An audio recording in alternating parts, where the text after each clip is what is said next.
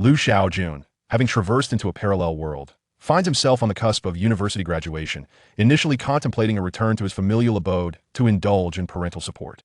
Unexpectedly, he activates a cutting-edge technological system. Thus, a maestro of advanced technology is born.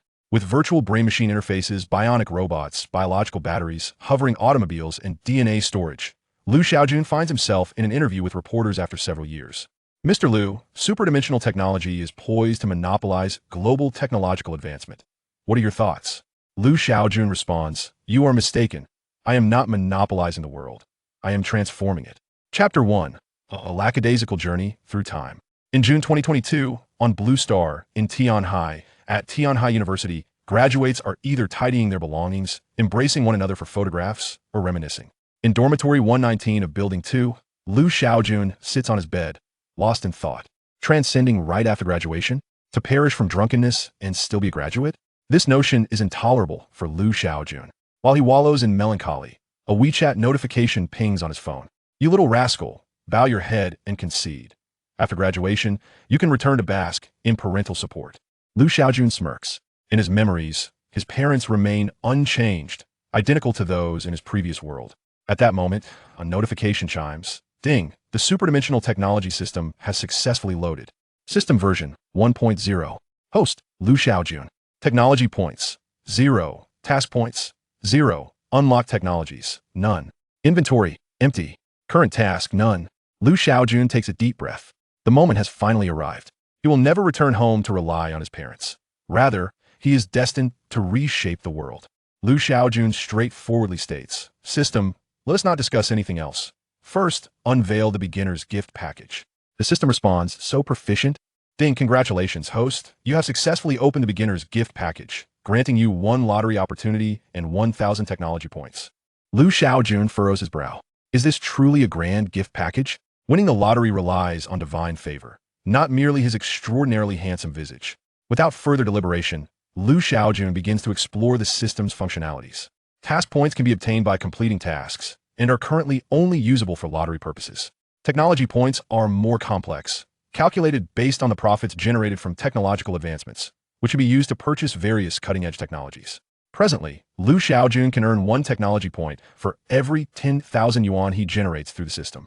This absurd settlement ratio. In the system's technology marketplace, the cheapest E-class technology requires a staggering 10,000 technology points. Currently, Liu Shaojun is within a novice protection period, entitled to a one-time 10% discount across the board. What kind of novice protection is this? Liu Shaojun enters the system's lottery page and gazes at the gumball machine before him, smirking. Truly, the 1.0 version system possesses an authentic charm. With a tap of his finger, the colorful gumball capsules begin to dance wildly. Soon, a golden capsule bursts open on the screen. Liu Shaojun's expression turns serious. Could this be the legendary system? Congratulations, host. You have received an investment of 1 billion RMB in cash. Well, Liu Shaojun concedes that he may have been a bit too vocal in his earlier criticisms of the novice gift package. System, when will this billion be credited? The system replies, the Centurion Black Gold card has been issued to the system's inventory, which the host may claim at will. Liu Shaojun opens his inventory and clicks to claim it, and a black gold card materializes in his hand. The system announces, ding, novice task issued. Launch a cutting-edge technology product within 10 days and initially establish the Superdimensional Technology Company. Task criteria. The product must have over 1 million daily users for 10 consecutive days. Task reward. Unlock the basic virtual brain-machine interface and 1 lottery opportunity. Task failure. Deduct 1,000 technology points.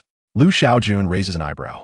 The penalty for task failure is not excessively harsh, yet the rewards for success are highly enticing. The virtual brain-machine interface, by its very name, suggests immense potential. At this moment, the dormitory door swings open and 3 young men enter, laden with various bags. Liu Shaojun gazes at the trio before collapsing onto his bed, feeling as though he has consumed counterfeit liquor. Were it not for his studies in Yinjing prior to his transmigration, he might have doubted whether he had truly crossed over. His university roommates remain unchanged, still these 3 beasts. This journey through time lacks sincerity. Inside the dormitory, his 3 companions are fervently engaged in a game. During a team battle, 2 of them simultaneously shout, "Why didn't you unleash your ultimate move?" Another quickly explains, "My phone overheated and my hands were sweaty. I slipped." "Damn it. No need. I can wipe it myself." "Damn." Liu Shaojun raises his elegant brow, his mind sinking into the system. The number of technologies unlocked in the technological marketplace is currently limited, yet Liu Shaojun still reaps some rewards. Smartphone control technology. Comprehensive control of smartphone performance. Currently, only heat dissipation and power consumption control are unlocked. Technology price, 1,000 technology points. Liu Shaojun examines the details. With this technology, it can ensure that the phone operates at peak performance while maintaining temperatures between 22 and 25 degrees Celsius, reducing power consumption by 30 to 50. The specific temperature control and energy reduction depend on the tuning of the phone's underlying system. Without hesitation, Liu Shaojun confirms the release of his first cutting-edge technology. After taking a shower, he purchases the smartphone control technology. System, can you delay the power consumption control? A good thing shouldn't be revealed all at once. The system responds, the host can modify it independently after learning Language X. Language X serves as the system language, and the host can learn it quickly and free of charge. Shall I transmit Language X immediately? Liu Shaojun replies, of course, hastily. An hour later, having acquired familiarity with Language X, Liu Shaojun wastes no time in beginning to write the program.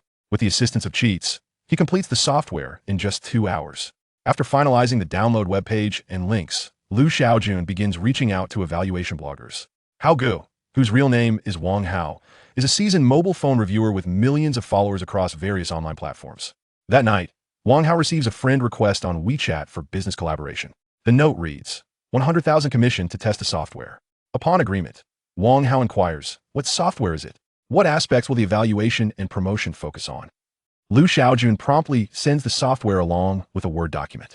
Everything is clearly outlined in the document. Seeing Liu Shaojun's straightforwardness, Wang Hao does not hesitate. After agreeing on the deposit and final payment, he commences his work. However, upon opening the document and briefly browsing it, he is left utterly stunned. A software capable of regulating CPU operating temperatures? Surely, this cannot be a jest. Even more astonishingly, the temperature could be effectively maintained around 30 degrees. Wang Hao skeptically installed the software.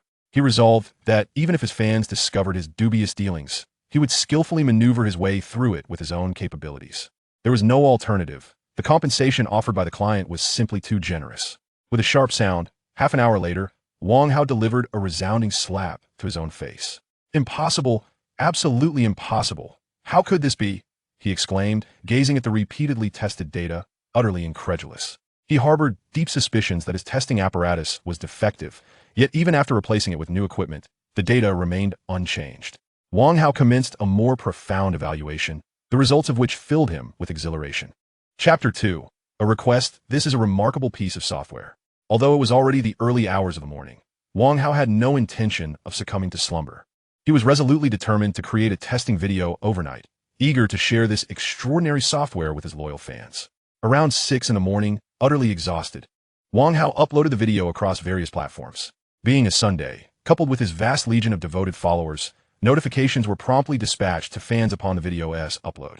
Greetings, my dear friends. I am your old companion, Brother Hao. Following his customary introduction, Wang Hao delved straight into the subject. My friends, the most vexing issue of using a mobile phone in summer is the unbearable heat. Numerous smartphone manufacturers have been tirelessly tweaking their CPUs, yet the outcomes have been far from satisfactory. Is there no remedy to alleviate the excessive temperatures generated by CPU operations?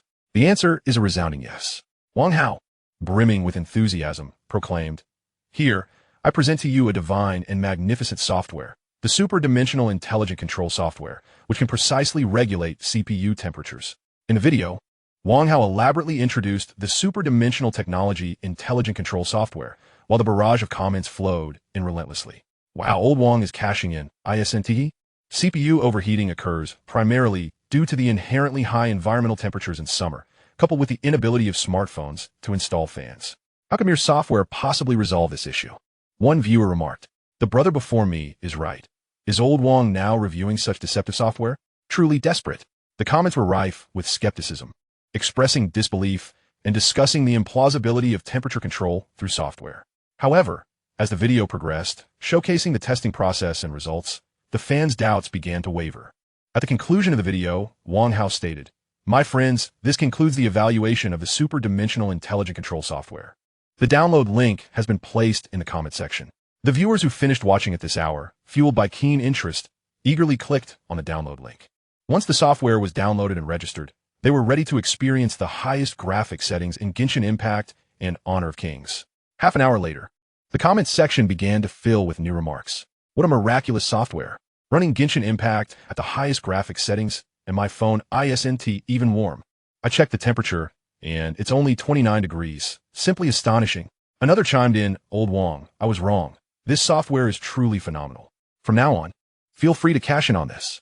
As an added bonus, one user shared, for those wishing to download the software, you can use my invitation code CW2358. In the 119 dormitory of Tianhai University, Liu Shaojun observed the feedback on Brother How's review video, nodding in satisfaction. Without hesitation, he sought out review videos on various platforms and promptly invested money to boost their visibility. Simultaneously, to incentivize registered users, Liu Shaojun made adjustments in the backend. Inviting just one user would grant an additional month of usage. With everything in place, he awaited the software's viral success. Given Wang Hao's substantial following, along with Liu Shaojun's financial backing, the review video garnered widespread attention, prompting other reviewers to follow suit. Users who had already experienced the software, eager to extend their usage time, fervently invited new users.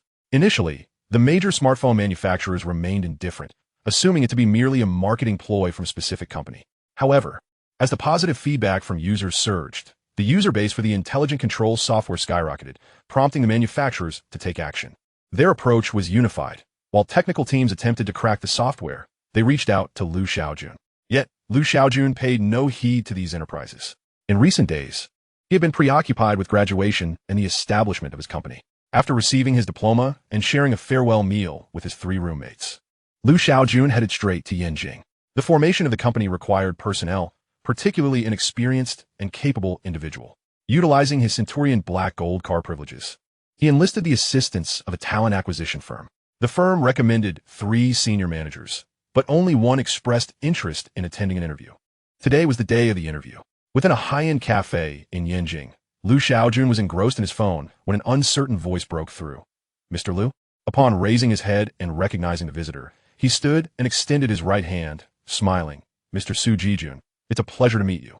The man quickly exchanged a handshake with Liu Shaojun. After sitting down, Su Jijun's expression remained somewhat peculiar. Although he had inferred during their phone conversation that his boss was quite young, this was astonishingly youthful. Was he not just a recent graduate? Unfazed by Su Jijun's scrutiny, Liu Shaojun stated, Mr. Su, I am very pleased with your credentials, and I hope you will join my company. Regarding compensation, the annual salary is currently set at 3.6 million, with bonuses to be calculated separately. Without hesitation, Su Jijun responded, That's acceptable. I have no objections. Liu Shaojun smiled and added, Excellent. However, before proceeding, I would like to understand your reasons for returning to the country for employment. Su Jijun, being a perceptive individual, explained candidly, a new ruler brings new ministers.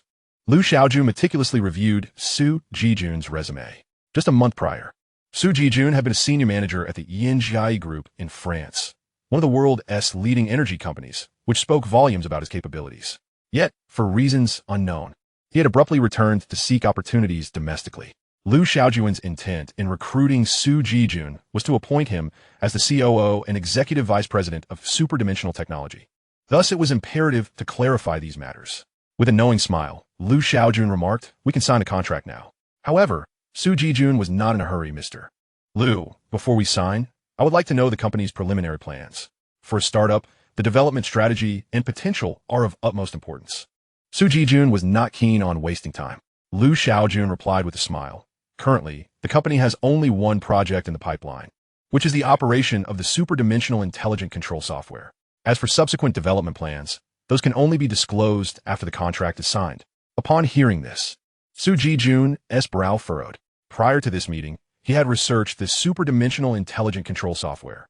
Although the software held significant value, its potential appeared lackluster.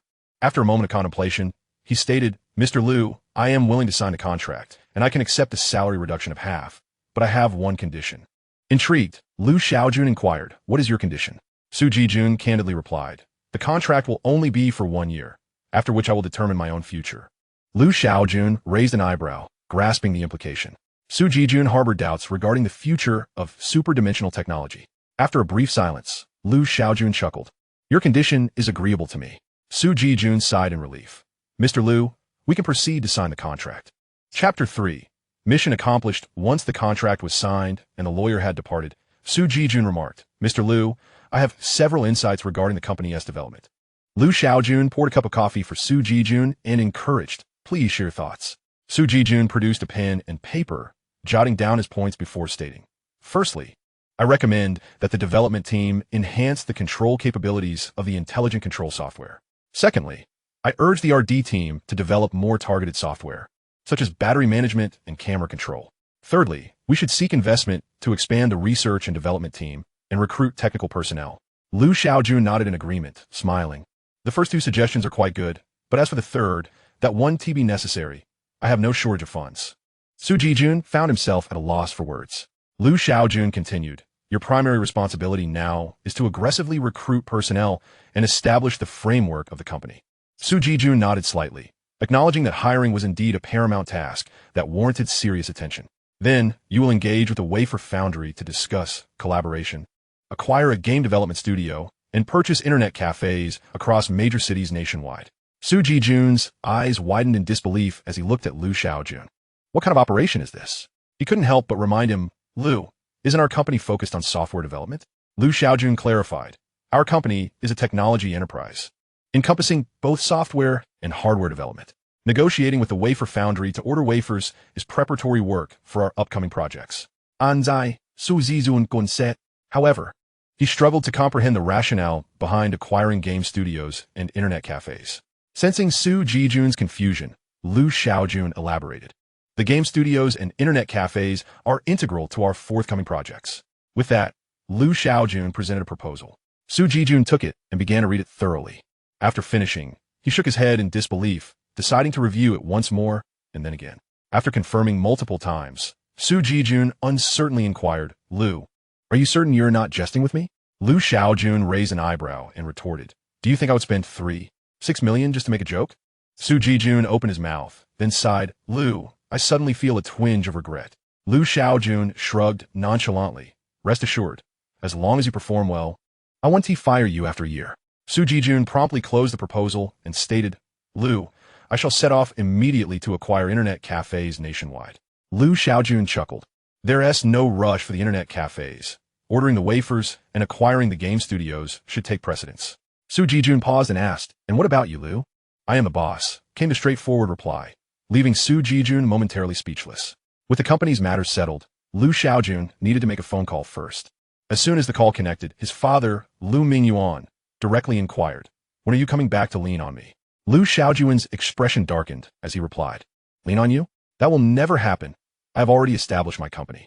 His father responded playfully, if your company hasn't collapsed within a year, I'll cover your expenses for the following year. It's a deal, Liu Shaojun remarked, feeling the familiar sting of familial banter. He continued, I recall you have numerous properties in Tianhai. My company still lacks a suitable office space. Liu Mingyuan laughed heartily. The properties are certainly no issue. But how do you plan to pay the rent? Liu Shaojun interrupted. Rent? Once you ascend, all of this will belong to me. Why would I pay rent to myself? You insolent brat. Are you seeking trouble? His father retorted. Enough of this. Send me the property address, and I'll head over right away. With the office location secured, Liu Shaojun and Su Jijun began their respective tasks. Su Jijun busied himself with contacting the Wafer Foundry, investigating domestic game studios, and formulating a plan for acquiring internet cafes. Meanwhile, Liu Shaojun focused on establishing the company's framework and recruiting essential staff. Su Jijun demonstrated impressive efficiency, and with Liu Shaojun's financial backing, the partnership with the Wafer Foundry was finalized, and 2 game studios were directly acquired. At this juncture, Liu Shaojun convened a meeting to discuss the preliminary development of a virtual game. I have reviewed all the project proposals. I have decided that the game's backdrop will be set in the 3 kingdoms, with a high martial arts power system. You may return and seek out some web novels centered around 3 kingdoms lords to analyze. As the meeting concluded and he made his way to the office, the receptionist hurried over. Mr. Liu, representatives from Qualcomm and Xiaomi are here again. Liu Shaojun sighed. Just tell them I am unavailable. Understood. During this period, numerous representatives from companies including Qualcomm, Intel, and many domestic smartphone manufacturers visited daily, all with the simple aim of acquiring the ownership of the intelligent control software. Liu Shaojun's singular response was, collaboration is welcome, but acquisitions are off the table. Upon entering his office, the system's voice suddenly chimed. Host. The novice task has been completed. The basic virtual brain machine has been successfully unlocked. Unbeknownst to him, the novice task had been effortlessly accomplished. Basic virtual brain machine, S-Class Black Technology. This device allows communication with the virtual world. The virtual world is a 100% simulation, where all sensory and environmental experiences mirror those of the real world. The method for constructing the virtual world provides sufficient world settings, and the brain machine system will automatically generate the virtual world, with world modification rights uniformly assigned by the host. Basic virtual brain machine. Chip production line, 1,000 technology points. Other component production line, 1,000 technology points. Brain machine assembly production line, 1,000 technology points. Shaojun slapped his forehead. What a colossal oversight.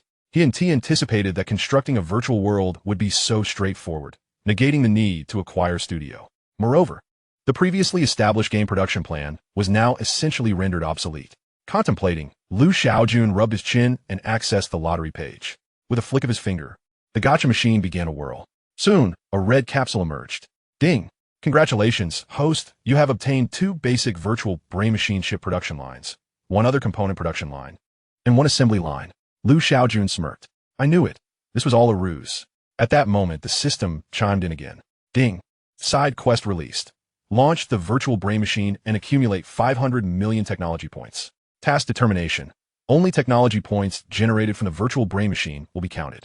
The task deadline is no more than 3 months. Task reward. Randomly receive 1 C-Class Black Technology item. Task failure. Deduction of 6 task points and half of the technology points. Ding! Main quest released. Launch at least 4 types of Black Technology products. Task determination. At least 1 product must be above C-Class. The task deadline is no more than 1 year. Task reward. 1 chance to draw an A-Class Black Technology product, along with 6 task points. Task failure. Randomly reclaim 1 previously acquired Black Technology product and deduct 12 task points. Chapter 4. Boss, have you forgotten something? The consecutive tasks caught Shaojun off guard, particularly the first task regarding the virtual brain machine, which required earning 500 million within a mere 3 months. A considerable challenge. Without delay, Shaojun picked up his phone. The factory for setting up the production line had been in negotiations for some time, but the exorbitant price had stalled progress. However, time was of the essence now. As soon as the call connected, the employee dispatched for negotiations promptly asked, Mr. Liu, what are your instructions? Shaojun replied directly. Inform them that we can pay 50 million today, but both factories must complete the handover within 2 days. Understood, Mr. Liu. Shaojun then called the collaborating wafer foundry, demanding that they deliver the wafers within a week. Additionally, he reached out personally to suppliers for the other materials required to produce the virtual brain machine. Simultaneously, the production plan for the virtual game needed to be revised. Since only a comprehensive world setting was necessary, the task had become significantly simpler. The game department was instructed to seek out several web novels and optimize the settings within them, thereby completing the virtual world. At that moment, the telephone on the desk rang. President Liu, a representative from Xiaomi Corporation, has arrived, expressing a desire to discuss a potential collaboration regarding intelligent control software. Upon hearing this, Shaojun raised his elegantly shaped eyebrows and replied, Very well, please escort them to the reception room. I shall join you shortly. In the reception room, Shaojun, the senior manager of Xiaomi's mobile division, awaited Shaojun alongside his assistant and several employees. As a knock echoed through the room, Shaojun adjusted his attire and stood up. Shaojun extended his right hand with a warm smile. Say, Mr. Su, it is a pleasure to meet you. I am Shaojun, the founder of Hyperdimensional Technology. Shaojun shook his hand in return, grinning as he replied, President Liu, I have long admired your reputation. I hope my visit does not cause you any inconvenience. Shaojun offered a slight smile in response. Please, Mr. Su, have a seat. Let us converse. Once seated, Shaojun got straight to the point, stating, President Liu, Xiaomi wishes to obtain exclusive rights for the use of your superdimensional intelligent control software. Shaojun was equally forthright. Exclusive licensing is unrealistic. However, our company can tailor optimizations specifically for Xiaomi system. Shaojun inquired, to what extent can these optimizations be made? After a moment of contemplation, Shaojun responded, the temperature can be regulated to approximately 26 degrees, and we can reduce the phone's power consumption by 15%. Pausing briefly, he continued, the annual fee would be 1.8 billion, allowing for exclusive installation and use on Xiaomi's flagship devices. Shaojun frowned slightly, apologetically stating, President Liu, I need to consult with President Lei. No problem, Shaojun replied. Shaojun stepped outside to make a call, while Lu Shaojun patiently awaited his return. He welcomed Xiaomi's request for collaboration, as he was in dire need of technological points. The superdimensional intelligent control software was currently the sole source of income for these points. Relying on users to activate paid subscriptions to acquire technology points was proving too slow. After a brief interlude of around 10 minutes, Shaojun returned with a smile. President Lu, the price is set at 4.6 billion annually.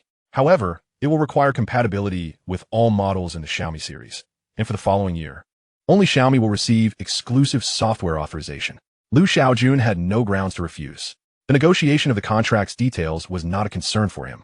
His task was to develop a new software based on the strengths and weaknesses of Xiaomi's system, building upon the intelligent control software.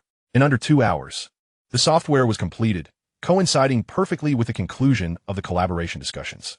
An advance payment of 800 million was swiftly transferred by Xiaomi, and 8,000 technology points were promptly credited. The partnership between Superdimensional Technology and Xiaomi drew considerable attention within the mobile phone industry, leaving other manufacturers filled with regret. They had not anticipated Xiaomi's swift and audacious move to secure exclusive rights for the coming year. With Xiaomi as a partner, Superdimensional Technology began to emerge into the public eye. Shortly thereafter, their extensive acquisition of internet cafes across the country was uncovered. The superdimensional intelligent control software, already a topic of discussion, combined with the fact that internet cafes were a waning industry, made it impossible for Superdimensional Technology to evade scrutiny. According to reports from Zhongwanken Online, Superdimensional Technology has acquired nearly 50 internet cafes across 15 cities. Financial Technology News revealed that insiders disclosed plans for Superdimensional Technology to acquire no fewer than 100 internet cafes nationwide, with an investment of 200 million for renovations and upgrades. Tech News questioned the purpose and significance of such actions from a company under the spotlight. The media and netizens alike were baffled, with many asking, are there still people going to internet cafes? I recall that every year, thousands of them closed down. Superdimensional Technology reassured itself with the operation of the intelligent control software, pondering, isn't this appealing? To which the skeptics responded, what are you talking about? What if the internet cafe industry experiences a revival? A revival? Such a notion seemed nearly impossible, given the industry's inherent flaws that remained unsolvable. Unbeknownst to the external discussions, Lu Shaojun strolled through the newly acquired factory premises. At his request, the factory had been cleared. Upon entering the first workshop, he summoned the system. System, how should the production line be arranged? The system replied, once the host retreats to a safe distance, the system will automatically position the production line. How considerate. I appreciate that, Lu Shaojun remarked. As he exited the workshop, a flash of light flickered, and within moments, a basic virtual brain chip production line was established. Following that, another flash revealed 10 burly men. We have met the boss, they stated. Lu Shaojun was taken aback. System, what is going on? The system explained, these are the operators for the production line. Each line is equipped with a key known only to the operators, who are all bionic robots. Subsequently, the system interface displayed information about the bionic robots. Bionic robot, S-class black technology constructed from synthetic skin and specialized materials, with thinking, actions, and emotions akin to those of normal humans. Physical attributes, 100. Average for a normal human is 10. Specialized in various tasks related to the production line of black technology products, while also capable of serving as bodyguards. Acquisition method, locked. Lu Shaojun raised his attractive eyebrows. These bionic robots are quite enticing. During this factory visit, in addition to the 3 production lines rewarded by the system, Lu Shaojun directly spent 8,000 technology points to purchase 1 brain chip production line, 3 production lines for other components, and 4 assembly lines. Once everything was arranged, Lu Shaojun clapped his hands and instructed the assembled bionic robots. The raw materials will arrive tomorrow. You all should commence work promptly.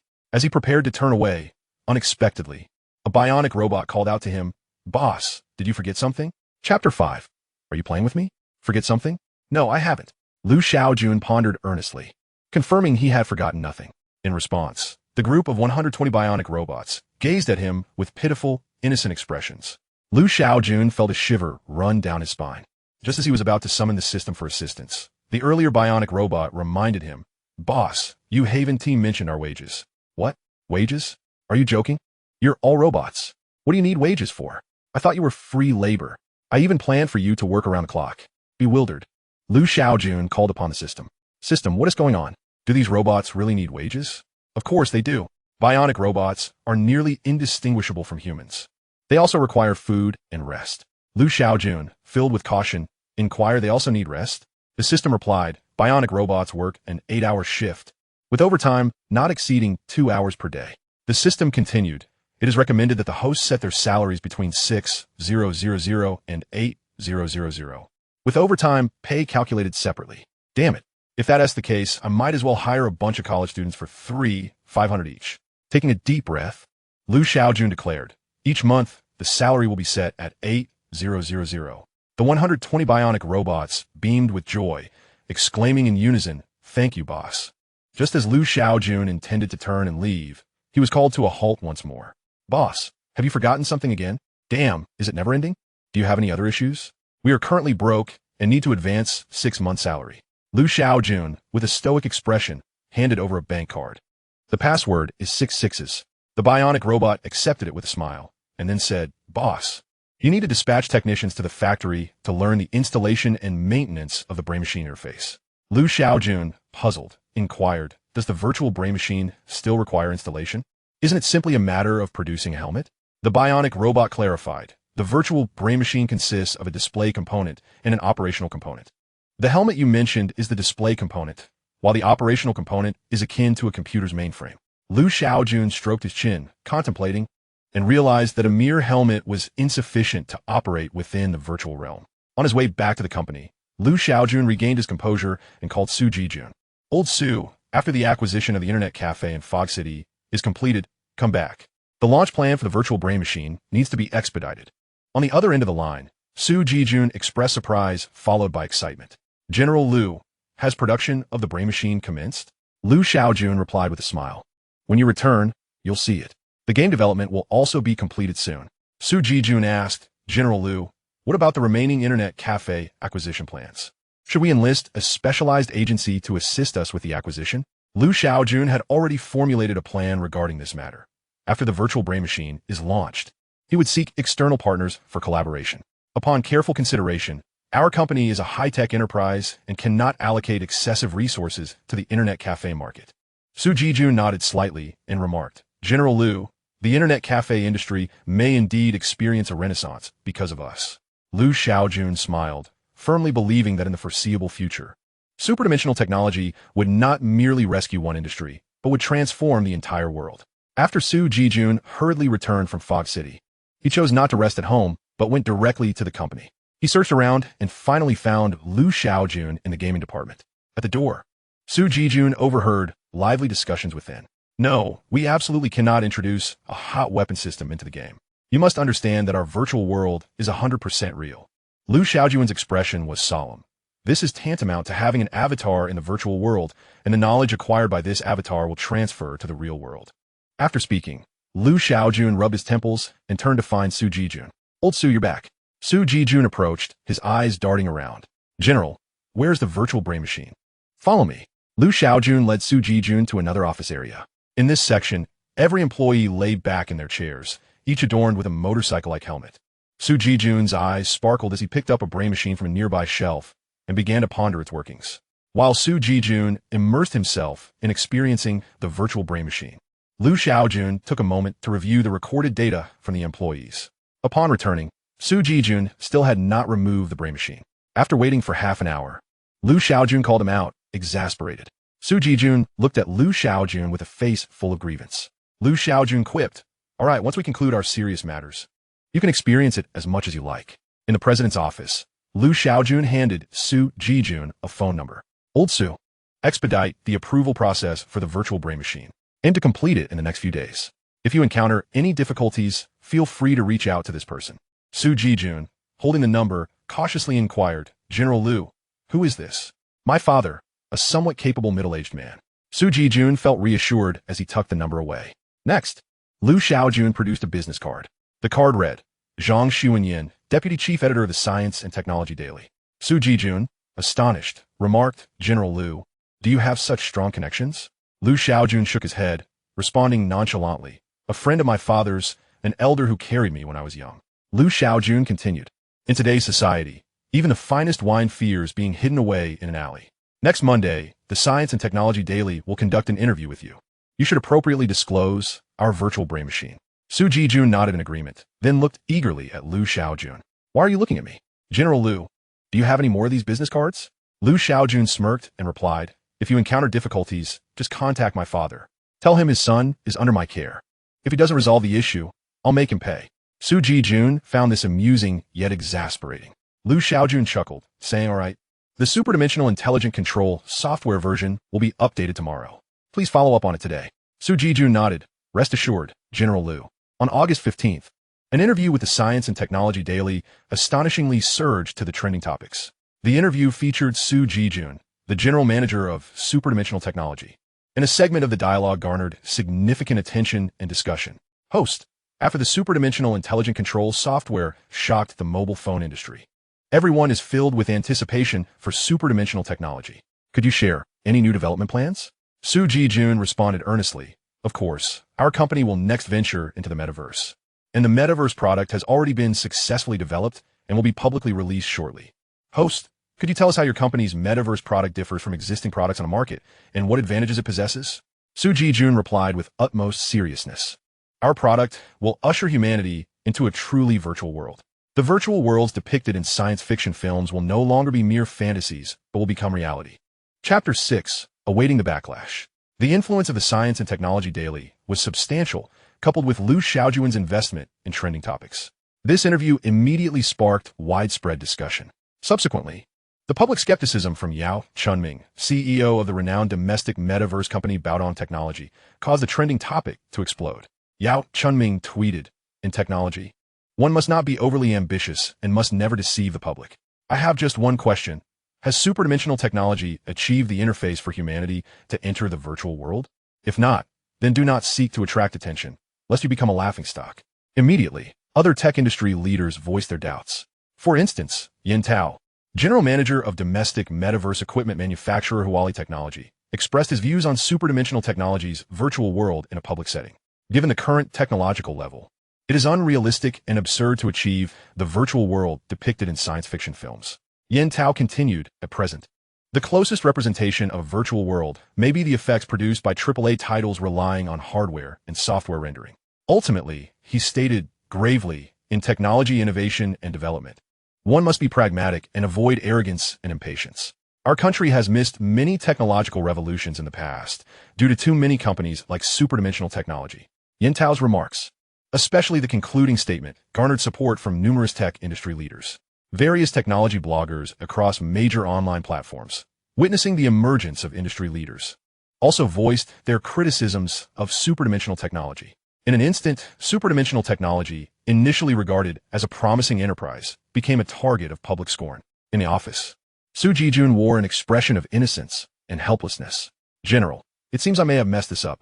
Lu Shaojun chuckled. I think it's quite good. Who says haters aren't fans? Su Jijun's expression became somewhat unnatural. What a peculiar explanation is this? Mr. Lu, do we truly not need to engage in any public relations? Lu Shaojun waved his hand dismissively, stating, the public opinion has already erupted into a storm. Any actions we take would be futile. The most effective way to dispel doubts is to let facts speak for themselves. Just wait until the day the virtual brain machine is unveiled.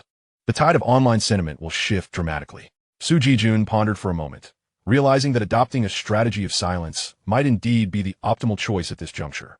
After discussing the matter, Su Jijun presented a document. Mr. Lu, the renovation of the internet cafe has commenced, and here is the preliminary renovation proposal.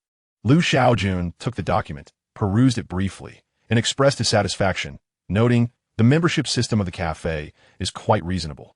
After setting the document aside, he inquired, what progress has been made on the lounge chairs designed to complement the virtual brain machine? Su Jijun extracted a paper from a stack, stating 3 models have been designed. However, one of the staff suggested that we could create a sleep chamber, which would be more compatible with the virtual brain machine. Lu Shaojun countered, a sleep chamber resembles a coffin. What is appealing about that? Su Jijun chuckled in agreement. Lu Shaojun continued, how is the training for the installation technicians of the virtual brain machine progressing? Su Jijun Zipli, I have been in contact with the factory, and the first batch of trainees has successfully passed their assessments. Lu Shaojun expressed his contentment, saying, the more technicians we have for the installation and maintenance of the virtual brain machine, the better. With the launch of the brain machine, we must ensure that every city has a technical team. Su Jijun frowned. You might need to discuss this with the factory. I've heard their technicians can be quite temperamental. Lu Shaojun's expression darkened, recalling his frustrations with the bionic robots. Rest assured, I will resolve this matter. After discussing various other important topics, Lu Shaojun made his way to the gaming department, which was currently in heated debate. After inquiring, he learned that the discussion revolved around whether to incorporate a mythology system into the virtual world. Proponents argued that the Chinese populace has a deep fascination with mythology, and its inclusion would serve as a significant selling point for the virtual world. Conversely, opponents contended that the mythology system's power is excessively vast, with too many mythical figures, and that Western mythological frameworks are overly complex. Lu Shaojun joined the discussion and offered his perspective. I believe we can incorporate the power of the mythology system, but we should refrain from including mythological characters, establishing the highest power of the mythology system as a ceiling for player progression. After Lu Shaojun concluded, an employee quietly remarked, "Boss, but if that's the case, given the capabilities of our Chinese players, they could easily reach that ceiling." Other employees nodded in agreement, acknowledging the formidable prowess of Chinese players. Lu Shaojun smiled and reiterated, "I believe the ceiling will not be easily attained. Our game represents a true virtual world, discarding the traditional model where one can become powerful merely through monetary investment." He continued, "In this virtual realm, players can only grow stronger either by sheer luck and being selected by the brain machine system or through immense effort combined with fortuitous opportunities. Additionally, we can extend the game's background and settings." All employees turned their attention to Lu Shaojun, intrigued by the prospect of expanding the game's lore and framework. Lu Shaojun approached the whiteboard and wrote vertically, 3 sovereigns and 5 emperors, Xia, Shang, Zhou, Spring and Autumn, warring states, Qin, Han, 3 kingdoms. Next to it, he added, dynasties, empires, celestial dynasties. He then elaborated. Although the dynasties preceding the 3 kingdoms have become history, their rulers have not vanished. They have merely transitioned to another realm. In this alternate world, these historical monarchs of China continue to carve out territories and strive towards the establishment of a supreme celestial dynasty. The 3 kingdoms merely serve as the starting point for players. The ultimate stage lies in venturing to this other realm and competing alongside the sages of old. Lu Shaojun's vivid description sparked enthusiasm among the employees, who began to contribute ideas, gradually refining the game's concept. With the virtual brain machine set to launch on September 10th, only 22 days remained. A tight schedule, yet the workload was manageable. For the virtual brain machine, one only needed to provide the framework and parameters, leaving the rest to be organically developed by the brain machine system. On September 1st, an official Weibo post from Hyperdimensional Technology quickly ascended to the top of the trending charts. On September 10th at 6 p.m., the virtual world awaits. We shall not be absent. The accompanying image featured a hazy shadow of a helmet. Is Hyperdimensional Technology serious about this? What nonsense! It must be a hoax. Just wait for 10 days and watch them get embarrassed. Meanwhile, the tech and media circles received invitations to Hyperdimensional Technology's press conference.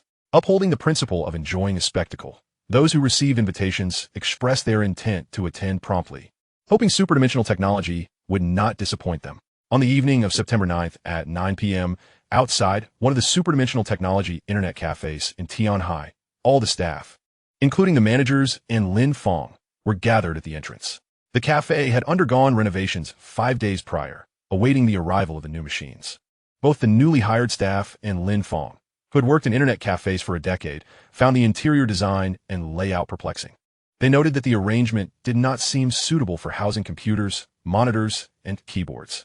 As Chapter 7 of the press conference began, time slipped away until approximately 9:30 p.m., when Lin Fong and the others spotted a convoy of over a dozen large trucks approaching the store.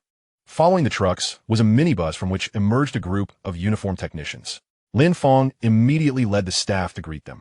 Upon meeting, the lead technician inquired, "Who is Manager Lin Fong?"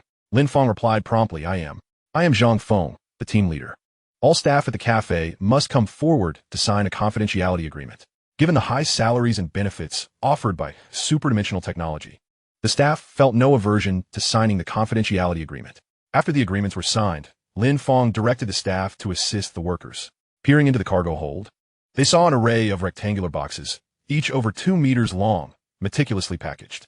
This sight left Lin Fong and the others bewildered, as the boxes did not resemble computer equipment. Zhang Feng approached, cautioning, "Be extremely careful while assisting. The equipment inside is worth no less than 50,000.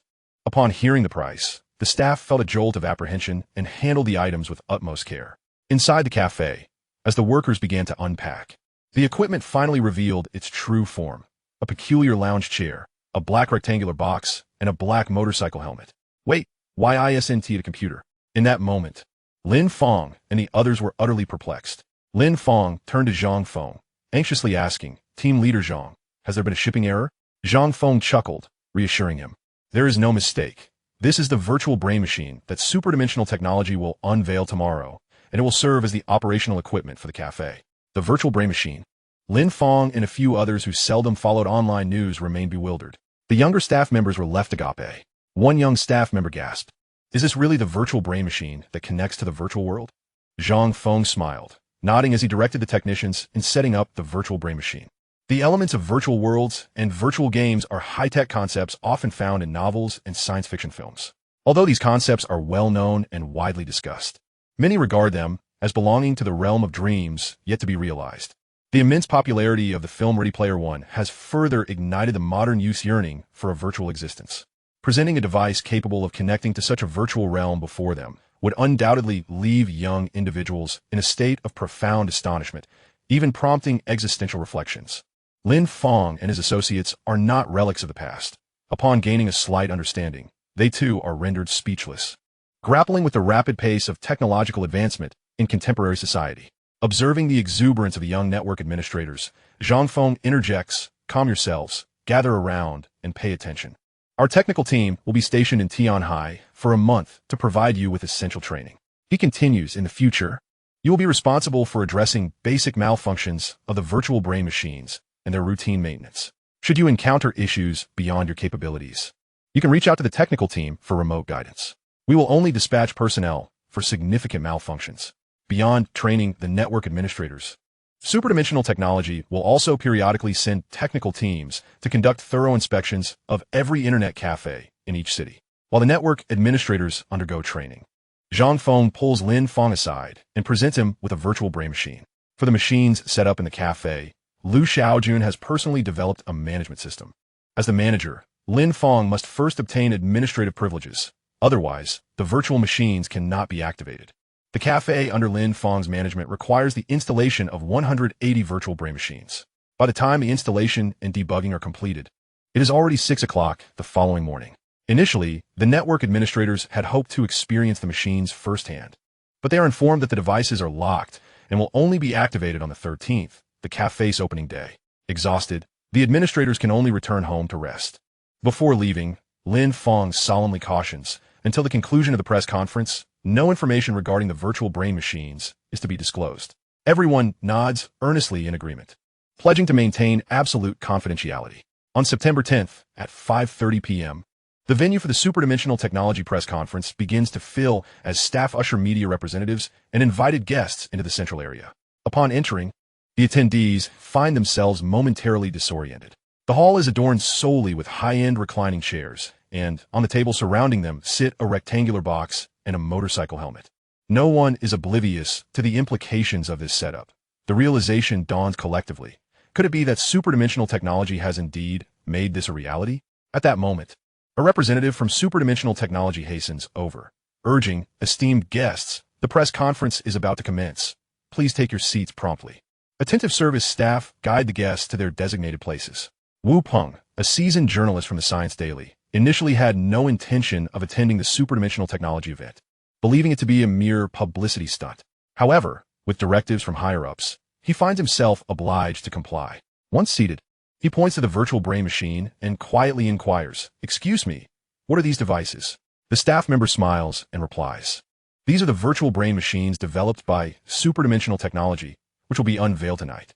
Wu Peng's eyelids flicker in surprise. "Have you truly created an entry into the virtual realm?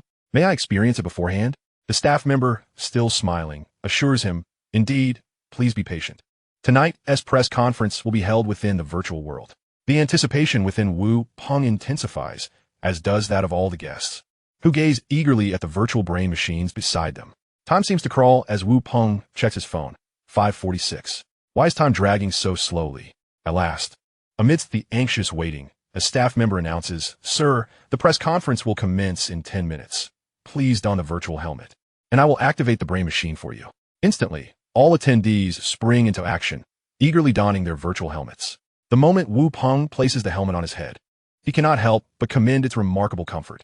In the next instant, the panoramic curved screen before him illuminates, first displaying Hyperdimensional Technology's logo, followed by the words Virtual Brain Machine Press Conference. Then, a synthesized female voice chimes, "You will enter the virtual world in 10 seconds. Please recline and prepare yourself." Countdown begins. 10, 9, 8. A sudden wave of nervousness washes over Wu Peng. Chapter 8. A fusion of illusion and dream. As the countdown concludes, Wu Peng finds himself unwittingly immersed in an experiential state. The scene shifts, and he opens his eyes to the sound of bustling activity. My heavens, is this real? How astonishing. He marvels, pondering whether these ancient figures are merely strings of data. In stark contrast to Wu Peng's composed demeanor, the other guests entering the virtual world react with fervor. They now find themselves on a vibrant and bustling ancient street. The expressions and movements of the men, women, and children around them vary greatly. Most strikingly, to Wu Peng's eyes, these figures appear indistinguishable from real humans, devoid of any semblance to virtual avatars. Regaining his composure, Wu Peng boldly approaches a vendor stall and reaches out to touch the wares displayed. Instantly, a jolt courses through him. The intense, tactile sensation, the indistinguishable authenticity of the surrounding environment, and the genuine atmosphere of the lively street resonate deeply within him. As he attempts to move forward, he discovers his mobility is hindered, and the pedestrians around him seem oblivious to his presence. Subsequently, he tries to exit the virtual world, and to his astonishment, he succeeds. Meanwhile, in the real world, the live stream set up by Hyperdimensional Technology's official website comes to life, albeit with a dishearteningly sparse audience and nearly non-existent comments. However, as the visuals from the virtual world are integrated, the barrage of comments begins to swell. No way, is this truly the virtual world?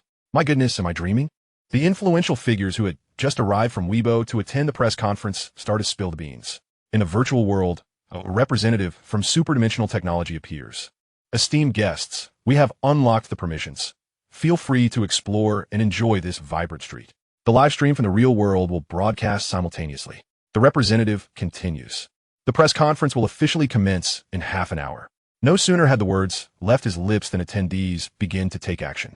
Wu Peng, standing by a food stall, hears the vendor call out, "Good sir, you must be among the others, am I right?" Wu Peng, momentarily taken aback, asks, "What do you mean by others?" The vendor explains, "A month ago, the heavens sent forth a decree proclaiming that peculiar individuals would descend upon the Shenzhou continent, assuring us not to be alarmed." A smile of understanding spreads across Wu Peng's face as the vendor prepares 2 flatbreads and hands them to him. "Esteemed guest, please indulge in this freshly baked delicacy. Still warm to the touch." Wu Peng's eyes sparkled with intrigue as he recalled something, accepting the flatbread and taking a bite. To his astonishment, the sensory feedback mirrored that of consuming food in the real world. From the initial encounter with the virtual brain-computer interface to his immersion in the virtual realm, Wu Peng found himself repeatedly astonished, his understanding continuously reshaped. Taking a deep breath, he expressed his gratitude to the vendor and embarked on his journey through the virtual world. In the real world, the online buzz had reached a fever pitch. The live stream on the official website of Hyperdimensional Technology had surpassed 3 million viewers, and the numbers continued to soar dramatically. Behind the scenes at the press conference, Shaojun breathed a sigh of relief after confirming with the technical team that the live stream would not crash. Lu Shaojun chuckled beside him. "Old Su, what do you think? Do is vorschleicht." Shaojun nodded, giving Lu Shaojun a thumbs up. When the live stream setup was in its early stages, Lu Shaojun had insisted that it should accommodate at least 5 million viewers. At the time, Shaojun had thought Lu too confident, but now it seemed that even 5 million was an understated expectation. Lu Shaojun glanced at the time and declared, "All right, let us escort our guests to the venue." Shaojun replied with a smile, "I'll arrange for someone to notify them right away." In a virtual world, all attendees of the press conference found themselves in a grand square floating above the sea. Sitting in the square, they could feel the gentle sea breeze, observe the surging waves, and watch the soaring seabirds. After the host delivered the opening remarks, Lu Shaojun appeared on stage. "Greetings, everyone. I am Lu Shaojun, the founder of Hyperdimensional Technology." Applause erupted. Lu Shaojun smiled slightly, pacing the stage until the applause subsided, before continuing, "Before we commence the conference, I wish to extend my apologies to those who have recently disparaged, insulted, and questioned superdimension technology. I regret that we have disappointed you. The feats you deemed impossible have been achieved by superdimension technology, and with remarkable success. Laughter erupted from the audience, and a barrage of comments in the live stream surged. Ha, that was too bold. Will those influential figures and bloggers who jumped on the bandwagon to criticize step forward to apologize? One commenter added, to clarify, I did not partake in the criticism of superdimension technology. I did, however, express my sincere apologies here. On stage, Shaojun continued, returning to the matter at hand. When I founded superdimension technology, my vision was to change the world. We are all aware that humanity's subjective impressions of the objective material world stem from our 5 sensory organs, gathering biological information, which the brain subsequently processes. In truth, the biological data transmitted to the brain by these sensory organs bears little distinction from the information generated and relayed by a computer. After a brief pause, Shaojun's voice resonated once more. What if we were to analyze the brainwave information from the 5 sensory organs, then decode it digitally through a compiler, and interact with the brain's neural network? What might transpire? The audience exchanged puzzled glances, and even the viewers in the live stream sensed a profound implication. Could this lead to an immersion into a virtual world? Suddenly, Shaojun chuckled. It would induce hallucinations, and not just any hallucinations, but artificially constructed ones. Hallucinations are intuitive experiences that occur in the absence of objective stimuli, characterized by a subjective sensation.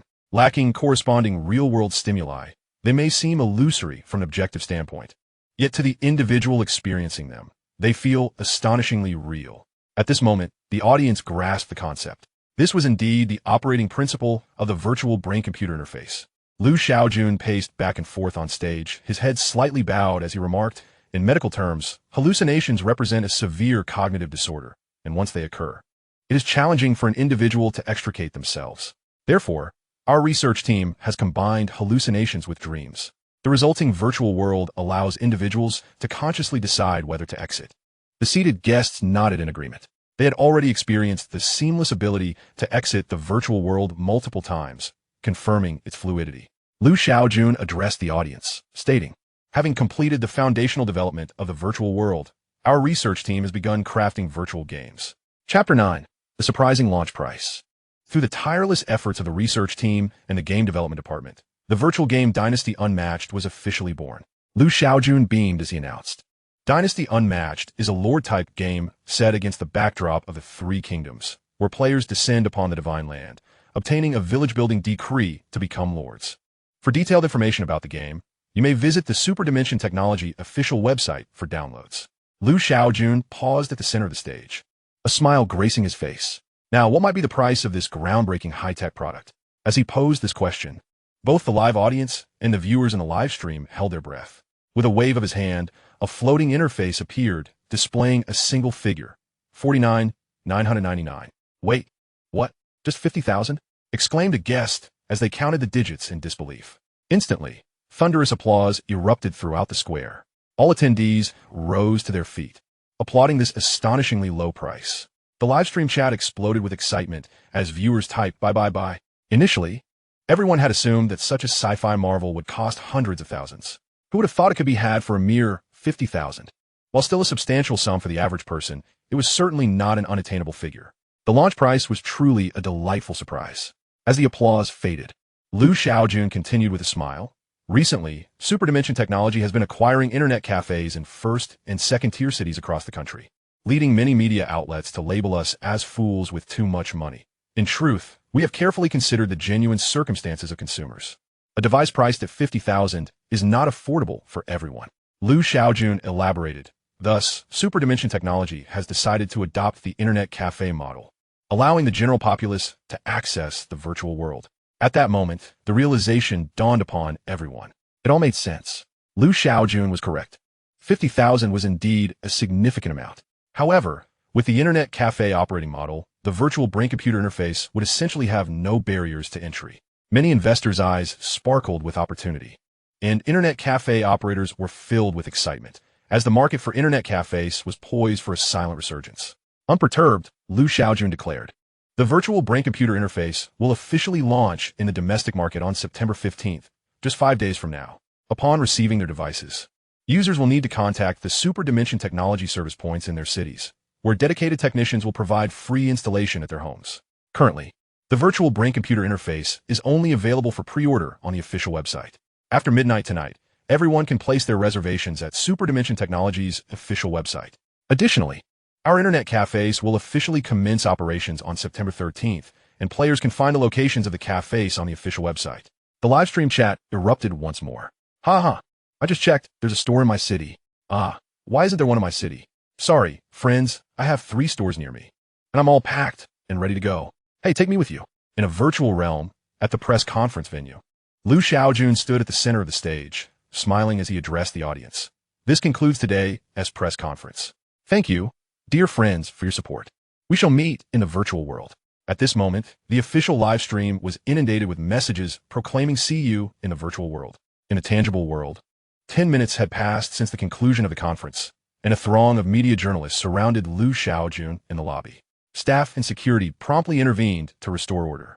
The interviews commenced. A foreign journalist was the first to pose a question. Mr. Liu, will the virtual brain machine be available in Europe and America? Shaojun responded with a smile.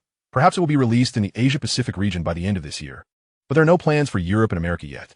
Next question, please. A domestic journalist seized the opportunity to inquire. Mr. Liu, will your esteemed company consider launching a nutrient pod in the future?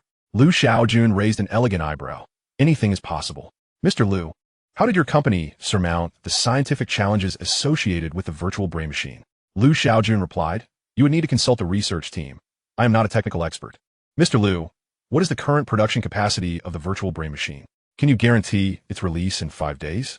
Rest assured, we have already produced 2 million units of the virtual brain machine, and our production line is continually expanding with an annual capacity reaching 40 million units.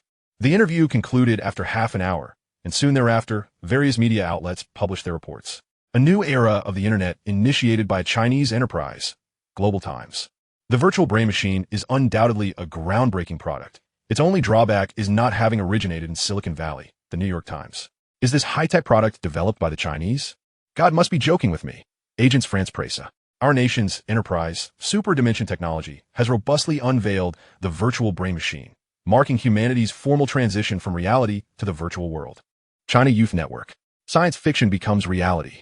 Exploring the virtual world and indulging in virtual games will no longer be a dream. Science and Technology Daily. As the media fervently covered the virtual brain machine, thousands of netizens began searching for nearby Super Dimension Technology internet cafes. Amid this fervent atmosphere, Yao Chunming, CEO of Baotan Technology, publicly issued an apology for his previous skepticism towards Super Dimension Technology. Here, I must extend my sincerest apologies to Super Dimension Technology. The virtual brain machine you have released is a magnificent product, and I hope we can collaborate in the future.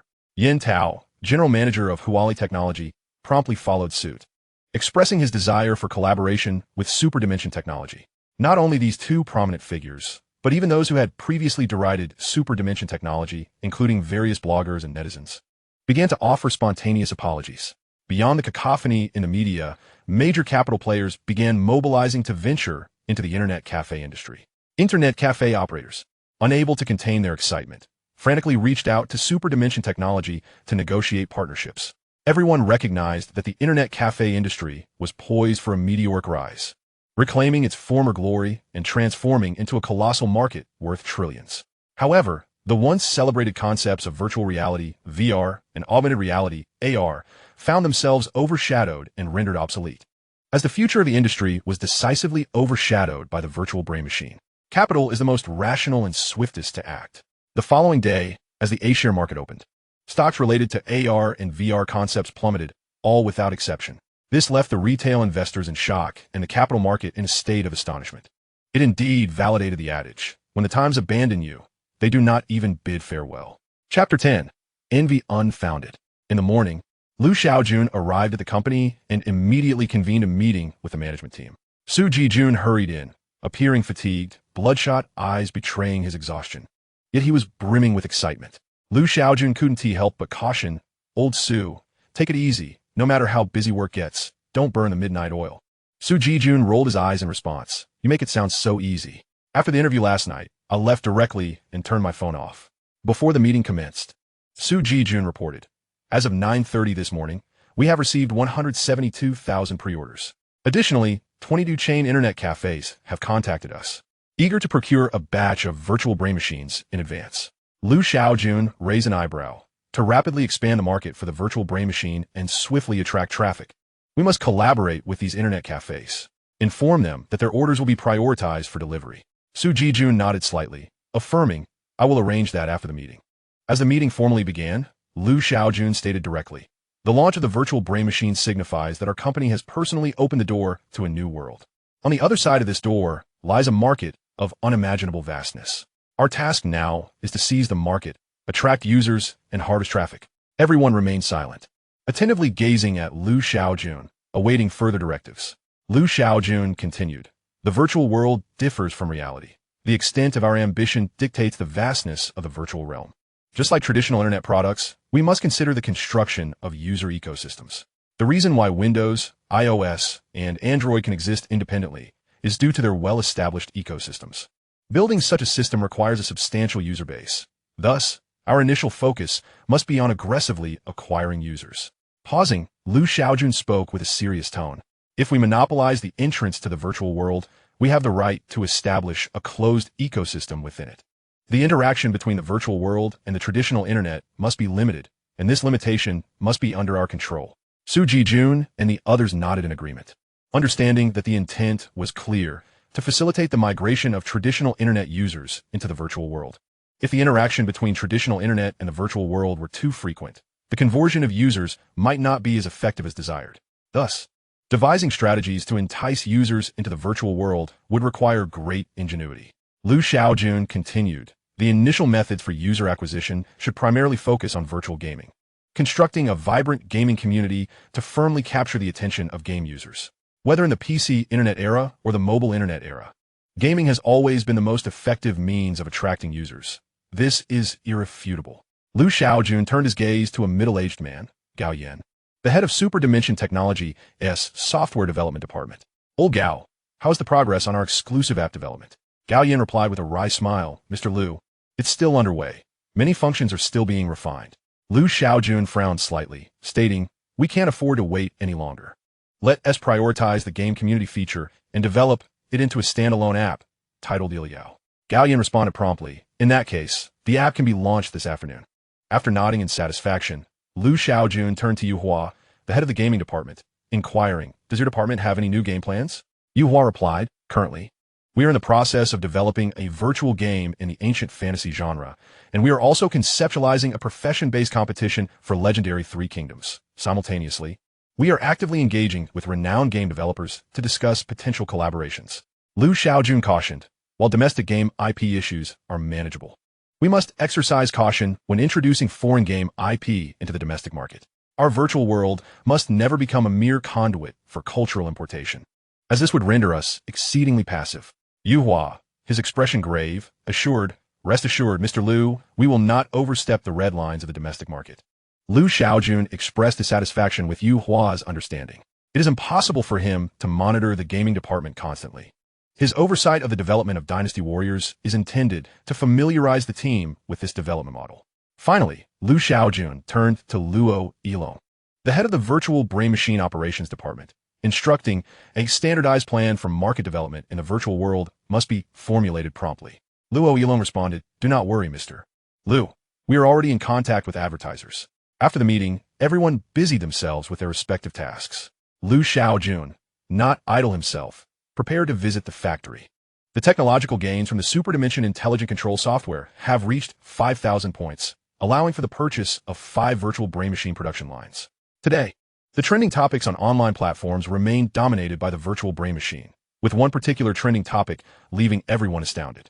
Over 30 institutions, including the renowned investment firms Hill House Capital, IDG, and Sequoia Capital China, are set to jointly establish a new chain of internet cafes, with a total investment scale soaring to $320 billion. Soon after, insiders revealed that Tianyu Internet Cafe has already entered the registration agenda, boasting a registered capital of $2.6 billion. Instantly, gasps of astonishment echoed among the crowd. The capital giants are preparing to enter the arena. In Tianhai, Huangpu District, at the Hyperdimensional Technology Internet Cafe, Lin Fong had just returned from a meeting at headquarters when he discovered throngs of people gathered at the entrance, forming a long queue. Some even brought tents and sleeping bags, evidently preparing for an overnight vigil. Having operated an internet cafe for over a decade, Lin Fong had never witnessed such a scene. Upon entering the cafe, he summoned all the staff to a meeting room to discuss the planned activities for the grand opening day, as well as the membership system that would be implemented. The internet fee for the virtual brain machine is set at 30 yuan per hour, with a 50 discount offered to all customers on the opening day. The cafe will introduce a membership system categorized into basic, intermediate, and advanced levels, with varying discounts available to members based on their tier. Accumulating a recharge of 500 yuan automatically grants basic membership, offering a 5 discount, 5 yuan per hour. Accumulating a recharge of 5,000 yuan grants intermediate membership, with a 20 discount, 24 yuan per hour. Accumulating a recharge of 50,000 yuan elevates 1 to advanced membership, offering a 40 discount, 18 yuan per hour. Undoubtedly, a fee of 30 yuan per hour is rather steep. However, the competitive edge and allure of the virtual brain machine justify this price, which is deemed acceptable to consumers. Furthermore, this pricing is the official rate. And for all internet cafes wishing to collaborate with Hyperdimensional Technology, Shaojun has stipulated that their fees may not deviate more than 10 from the official pricing. Some may wonder why cafe owners cannot simply purchase the virtual brain machine independently, eschewing any collaboration with Hyperdimensional Technology. To this, Shaojun would merely chuckle. Operating an internet cafe necessitates a management system, does it not? Without such a system, would customers be forcibly removed from their gaming sessions when their time is up? Naturally, some might ask if they could develop their own management system. To this, Shaojun would applaud. The underlying code of the virtual brain machine is written in the X programming language, a skill that only Shaojun possesses globally. If you truly manage to create a management system, you would be quite impressive, and Shaojun would have no further comments, nor would others harbor any envy. Chapter 11. Stop Dreaming. At the entrance of the internet cafe, Lin Fong emerged with a group of staff members. Instantly, the crowd waiting outside erupted in excitement. Could it be that the cafe is opening ahead of schedule? Lin Fong interjected, "You are all mistaken." Grasping a megaphone, he proclaimed, "First, I would like to express our gratitude on behalf of Hyperdimensional Technology Internet Cafe for your support. To enter the virtual world, all must register an account, and we have specially developed an exclusive app for this purpose." Lin Fong continued, "You may scan the QR code held by our staff to register your account." Upon hearing this, the crowd sprang into action, eagerly pulling out their phones to approach the staff members. After scanning the code and registering on the app, they discovered that not only could they create accounts, but they could also add nearby friends and communicate within the gaming community.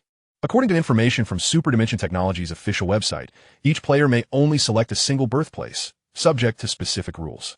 The land of the Three Kingdoms is divided into 13 provinces: Sili, Yuzhou, Jizhou, Bingzhou, Liangzhou, Yinzhou, Yuzhou, Shuzhou, Jingzhou, Qingzhou, Yangzhou, Jiaozhou, and Yizhou. Players may choose only one of these provinces as their birthplace, with a specific location assigned randomly by the system. For instance, if you select Sili as your birthplace, you may find yourself randomly transported to the royal palace in Luoyang or the Empress's chamber.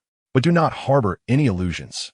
Such fortunate occurrences will categorically not be permitted by the brain machine system. In addition to the restrictions on birthplace selection, the realm of Dynasty Warriors is 100 times larger than that of its predecessor, with a time flow rate 3 times that of the real world. Initially, players wishing to travel to another province must utilize a teleportation array. In Dynasty Warriors, 1 gold coin equals 100 silver coins, which in turn equals 10,000 copper coins. Upon spawning, players receive a mere 500 copper coins from the system, just enough for basic survival. Currency must be acquired through quests, trades, and system rewards. The cost to use the teleportation array is 1 gold coin, which complicates inter-province activities. Thus, players must carefully consider which province to choose as their birthplace before entering the virtual world. Guoming Long, a seasoned gaming enthusiast, rushed to the internet cafe immediately following the Hyperdimensional Technology press conference, setting up camp with his tent at the entrance. At this moment, Guoming Long found himself in a state of distress. He adored and was well-versed in the history of the Three Kingdoms. However, the game diverges significantly from historical accuracy, and the power dynamics in Dynasty Warriors are exceptionally high. While he was mired in contemplation, a fellow camper behind him leaned over. "Brother, let's become friends on the app. I have a group chat where we can support each other and trade resources once the game launches." Guoming Long accepted the invitation, added a friend, and joined the group chat, where he found everyone engaged in discussions and debates. Silly is definitely the best choice. It's near Luoyang, offering more opportunities. Why is no one choosing Yizhou? I believe Jiaozhou is the best. It's remote and allows for better development. I choose Shuzhou and plan to woo Mi Fong to gain the support of the Mi family. After observing the chatter, Guo Minglong typed a message in the group chat. Does anyone know how to obtain the village establishment order? Upon mentioning this, the mood in the chat soured. Why is that? Because of Hyperdimensional Technology's dubious practices. According to the official website, obtaining a village establishment order is largely a matter of luck. If you are fortunate, you might even stumble upon one while wandering in the wild. Unfortunate luck prevails. Even if you single-handedly eradicate the mountain bandits and vanquish the formidable wilderness bosses, the coveted village construction orders elude your grasp. More importantly, the total quantity of these orders amounts to 5 million. Of these, 4 million can be acquired through conventional means, while the method for obtaining the remaining 1 million remains shrouded in mystery. Yet, what is most absurd is the lack of clarity regarding what constitutes conventional means, as the official website of Hyperdimensional Technology fails to provide any elucidation, simply encouraging players to explore on their own.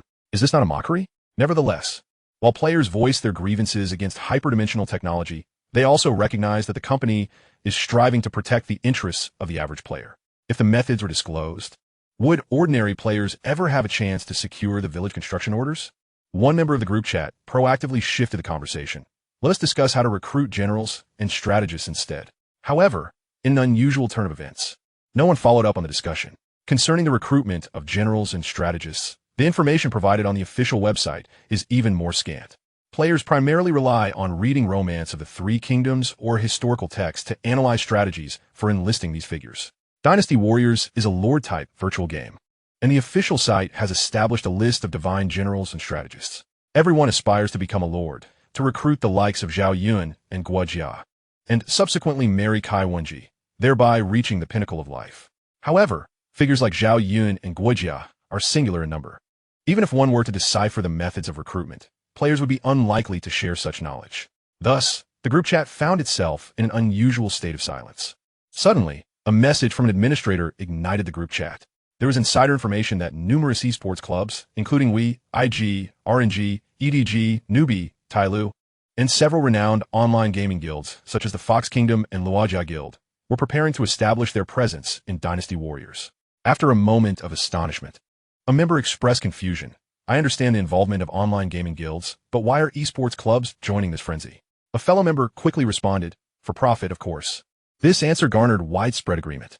The news of the entry of major esports clubs and online gaming guilds instantly set social media ablaze.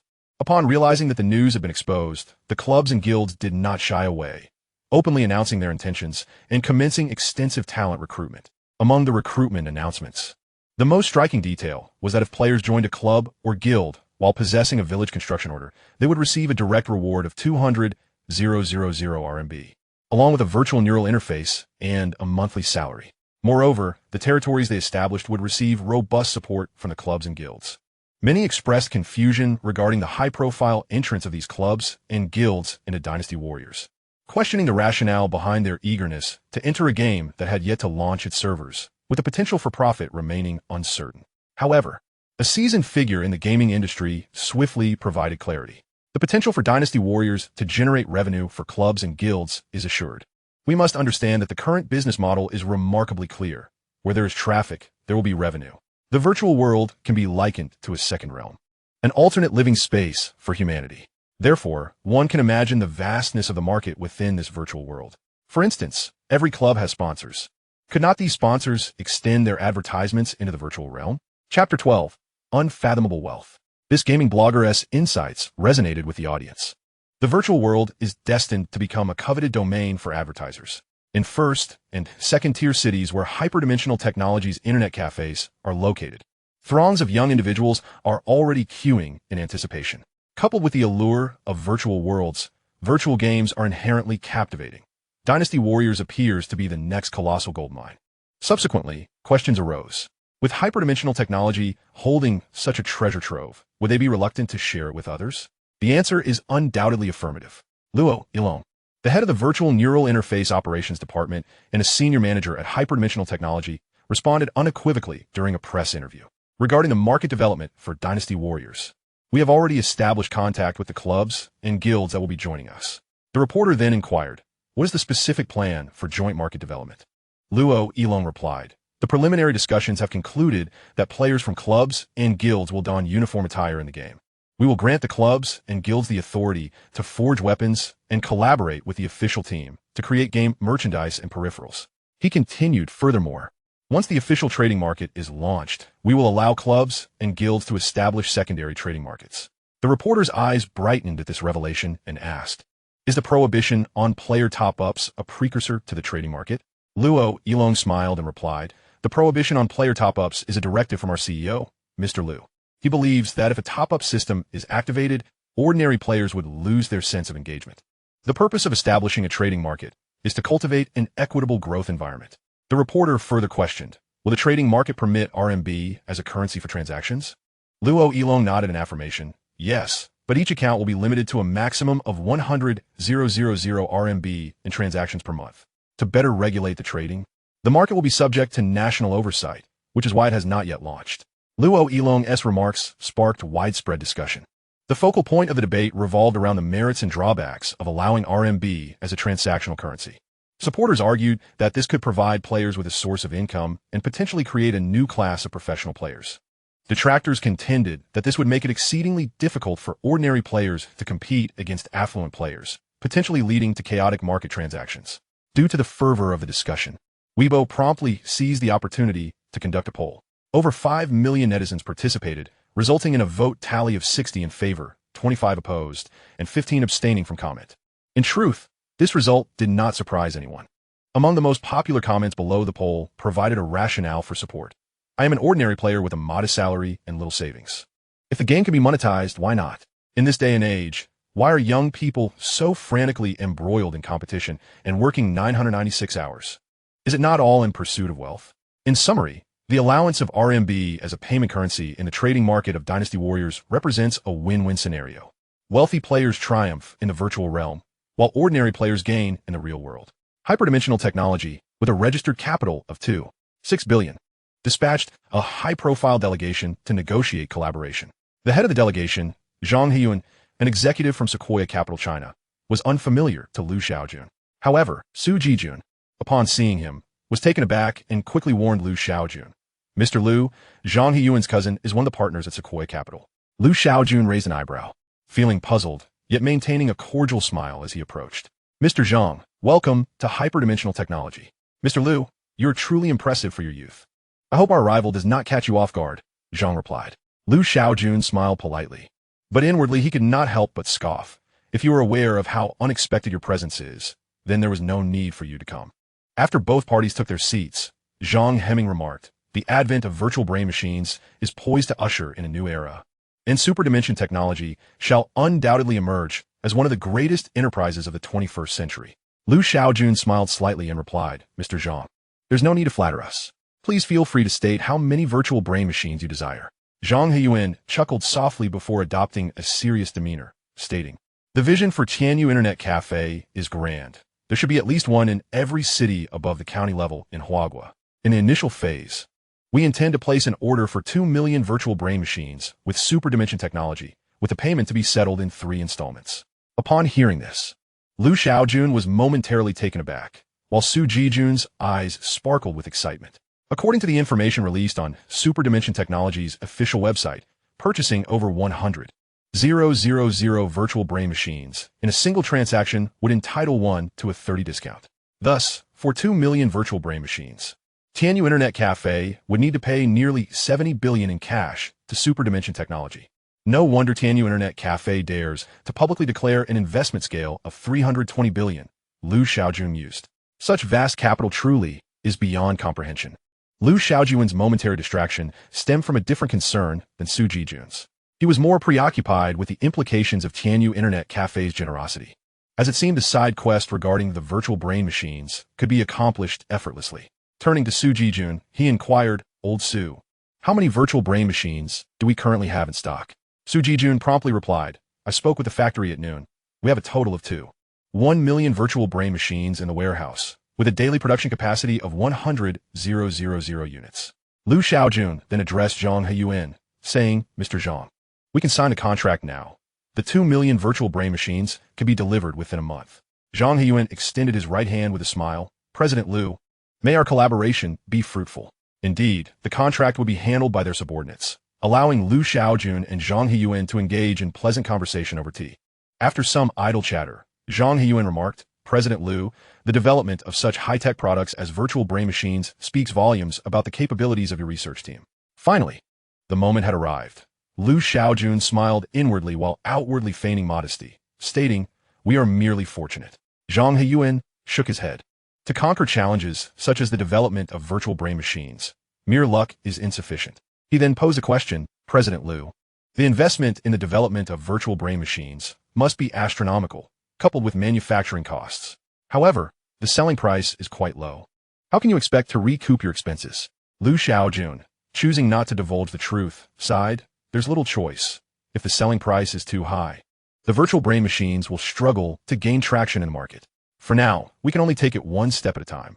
A glimmer of intrigue flickered in Zhang Heyuan's eyes, but he maintained a composed demeanor, saying, President Lu, should you encounter difficulties, Sequoia Capital is willing to lend a helping hand.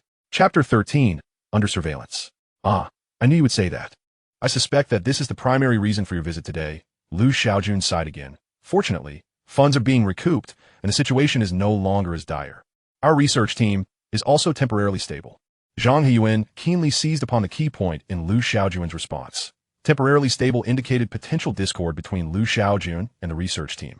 After noting this crucial information, Zhang Heyuan smiled. President Lu, running a business is fraught with risks. Should Hyperdimensional Technology face financial difficulties or other challenges in the future, do not hesitate to reach out to me. Sequoia Capital is ready to assist. Such platitudes would be met with disbelief even by a 3-year-old. Lu Shaojun smiled broadly, repeatedly assuring Zhang Hemming that he would certainly reach out should challenges arise in the future. An hour later, Zhang Hemming left with a satisfied expression, carrying a contract and what he believed to be critical information. Su Jijun leaned closer to Lu Shaojun and whispered, President Lu, does Sequoia Capital intend to invest in our company? Lu Shaojun crossed his arms and retorted, do you think I lack funds? Su Jijun shook his head. It's not a matter of lacking funds, but developing high-tech products is indeed costly. Lu Shaojun replied nonchalantly, when funds run dry, I simply asked my father for assistance. Su Jijun frowned slightly. President Lu, I recall you mentioning that you wish to avoid relying on your family, which is why you chose to start your own venture. Lu Shaojun raised an eyebrow. It's not an issue. My father has stated that as long as Hyperdimensional Technology does not go bankrupt within a year, he will cover next year's company expenses. At that time, you will be responsible for the creative accounting while I procure the funds. Su Jijun's mouth twitched in disbelief. President Lu, surely your father will not send financial personnel to the company? Lu Shaojun shrugged. Is that a problem? We can simply have the security staff escort them out. Anyone could waltz into the company, and if issues arise, who will be held accountable? Su Jijun chuckled softly, choosing not to argue further. Suddenly, Lu Shaojun slapped his forehead and exclaimed, All right, old Su, just a few days ago you were lamenting about the difficulty of finding suitable financial and legal personnel. Upon this topic, Su Jijun frowned. We lack top-tier financial and legal experts. I've already contacted a headhunting firm for ordinary positions. President Lu, there is no need for you to worry. With the effect of the virtual brain machines, the headhunting firm should yield some results. Lu Shaojun waved his hand. I will handle this matter. There's no need to trouble the headhunting firm. Su Jijun, hearing this, did not refuse. Very well, I will discuss it with the headhunting firm. Returning to his office, Lu Shaojun took out his phone. As soon as the call connected, a melodious female voice greeted him. Shaojun, what can I do for you? A smile spread across Lu Shaojun's face. Dear mother, good afternoon. His mother, Su Chaoluo, replied cheerfully, Go on, what do you need from me? Lu Shaojun stated directly, I need top-notch financial and legal personnel. Without hesitation, his mother responded, All right, I will have them contact you in the next few days. Thank you, mother. Please come home for dinner when you have time. Your grandmother and maternal grandmother are always thinking of you. Though your grandfather and maternal grandfather may not say it, they are constantly concerned about you. Lu Shaojun raised his brows, nodding in acknowledgement. I will return to Yinjing in a while. Being remembered by his grandmothers was one thing, but being under the watchful eyes of 2 grandfathers was another matter entirely. After leaving Hyperdimensional Technology, Zhang Heyuan dialed his cousin Zhang Yu's number to report on the outcomes of the meeting. Big brother, The cooperation has been successfully negotiated. On the other end, Zhang Yu inquired with a smile. How did it go? Zhang Heiyuan replied candidly. Lu Shaojun is quite an interesting young man. He revealed a flaw. But I suspect it was intentional. Zhang Yu chuckled. Of course it was intentional. It is inconceivable that a young man could navigate the approval process for virtual brain machines in just 3 days without some cleverness. Zhang Heiyuan nodded thus. I maintained my composure and merely indicated that he could contact me anytime should he face difficulties. Zhang Yu expressed his satisfaction. You did well. But the goodwill you conveyed is still insufficient. Zhang Heiyuan reassured. Rest assured. I have already informed them. 20 billion in funds is ready and can be transferred to Hyperdimensional Technology at any time. Zhang Yu smiled. While you are in Tianhai, meet with a certain individual. He may possess the answers we seek. Zhang Heiyuan responded incredulously. Big brother, isn't that too risky? Zhang Yu sighed. You know as well as I do what the emergence of virtual brain machines signifies. The virtual realm is poised to become an alternate internet, with Hyperdimensional Technology monopolizing the gateway to this new digital frontier. Upon hearing this, Zhang Heiyuan found himself at a loss for words to counter. Sequoia Capital, established in 1972, emerged merely 4 years after the dawn of the internet. Having witnessed the evolution of the internet, Sequoia Capital has thrived, becoming one of the foremost venture capital firms globally. Now, with the advent of another internet, Sequoia cannot remain indifferent and must seize this opportunity. After acquiring an address, Zhang Heiyuan promptly instructed the driver to change course towards Hyperdimensional Technology. Not long after Lu Shaojun concluded a conversation with his mother, the phone on the table rang. Su Jijun's voice on the other end was tinged with excitement. President Lu, we have received news from the bank and Tianyu Internet Cafe. Aside from the deposit, the initial phase payment of 20 billion has already been transferred by Tianyu Internet Cafe. So soon? Has Tianyu Internet Cafe lost its senses? The virtual brain machines have yet to be delivered, yet they've already wired the funds. Such clients are undoubtedly a boon. Lu Shaojun accessed the system and opened his personal homepage. System version 10. Host Lu Shaojun. Technology points 2001 320. Task points 0. Unlock technologies. Smartphone control technology. Virtual brain machine. Backpack none. Current tasks. Side tasks. Main tasks. The information regarding the side tasks has been updated in real time. Side task. Accumulate 5 million technology points through the virtual brain machine. Progress 40. Remaining time 56 days. Despite the technology points balance reaching 2 million, Lu Shaojun felt no elation. His discontent stemmed not from the incomplete side task, but rather from the exorbitant prices of the advanced technologies in the system marketplace. As previously mentioned, the cheapest E-class technology starts at 10,000 technology points, while D-class begins at 100,000, C-class at 1 million, and B-class at 200,000. The A and S-class advanced technologies remain locked in the marketplace. According to the requirements of the main task, Hyperdimensional Technology must unveil 4 types of advanced technologies within a year, with at least one being of C-class or higher. Lu Shaojun noted that the system marketplace currently offers only 2 B-class advanced technologies, sound-absorbing steel technology priced at 2.38 million technology points and graphene soft screen technology at 2.26 million technology points. With a sigh, Lu Shaojun exited the system. Chapter 14. A spectacular opening. Over the past few days, Hyperdimensional Technology has captured the attention of major media outlets and social platforms. The topic of the virtual brain machine has consistently trended high. Everyone is aware that the excitement surrounding the virtual brain machine has yet to reach its zenith. On the morning of September 13th, the entrance of Tianhai Hyperdimensional Technology Internet Cafe was already bustling with activity. Players who had spent the night there hastily packed their tents and sleeping bags, enjoyed their breakfast, and awaited the cafe's opening. Lin Fong, the cafe manager, had also left the dormitory early, accompanied by a team of network administrators, to prepare for the day ahead. At 8 o'clock, with the sound of firecrackers, Lin Fong officially announced the commencement of operations, sending the atmosphere among the waiting players into a frenzy. Following this, as the network administrators cleared the way, the orderly queue of players began to stream inside. Everyone, please be careful. Watch your step on the stairs. Take your time. No need to rush. Lin Fong shouted through a megaphone. However, the eager players could hardly heed his words as they rushed into the cafe. This establishment boasted only 180 virtual brain machines, yet there were at least 500 to 600 players in line. Moreover, once inside the cafe, there was no need to queue. The machines were first come, first served. With a scarcity of resources, one had to act swiftly. Additionally, due to the overwhelming number of players lining up outside the cafe, Superdimensional Technology had to take action. Consequently, the night before, they announced a temporary measure.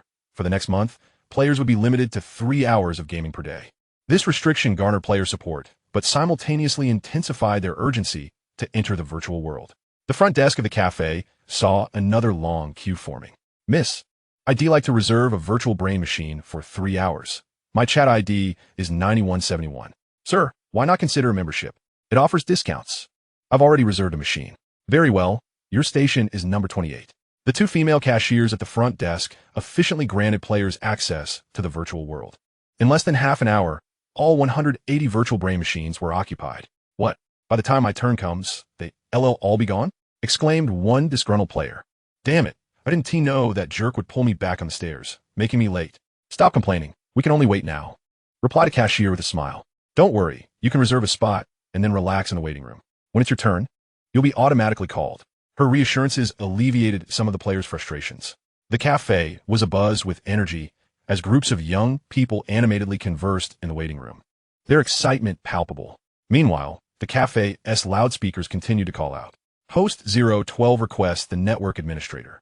Host 121 requests the network administrator. Host 007 requests the network administrator. As Lin Fong walked in, he headed towards the nearest machine, number 007. What's the matter, buddy? Guo Minglong asked, pulling out his phone. I heard that phones can connect to the virtual brain machine. How does that work? I'm worried about missing important calls. Lin Fong demonstrated with his own phone, explaining, if your phone has NFC capability, just bring it close to the machine to connect. If not, you'll need to connect via Bluetooth. After assisting Guo Minglong, he hurried over to attend to the call from machine number 008. Once Guo Minglong confirmed he had no further questions, he donned a virtual headset. Here I come. Virtual world.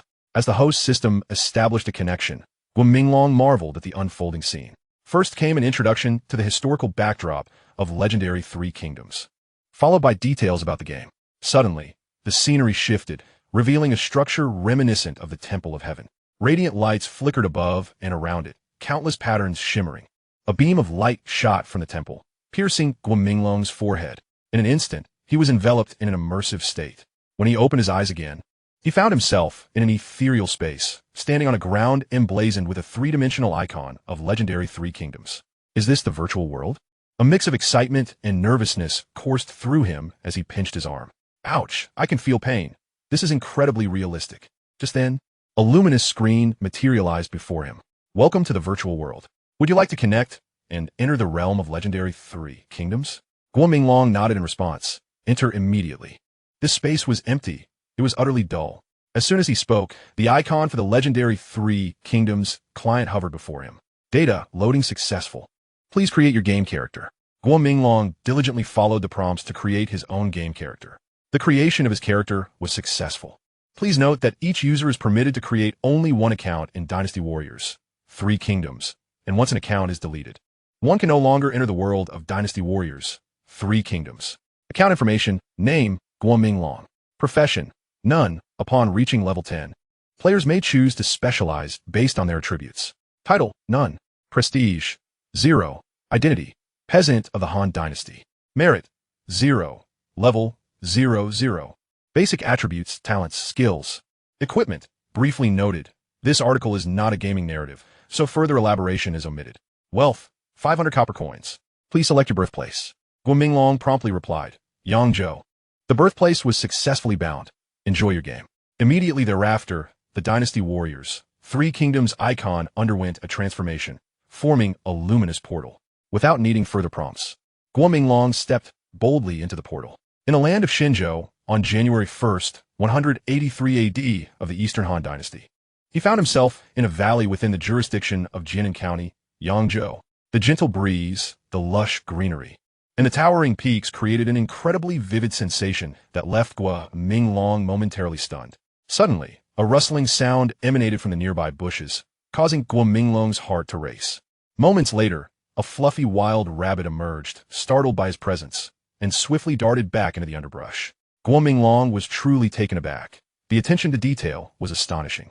He then meandered through the valley, and the experiences he gathered along the way led him to believe he had traversed into another realm.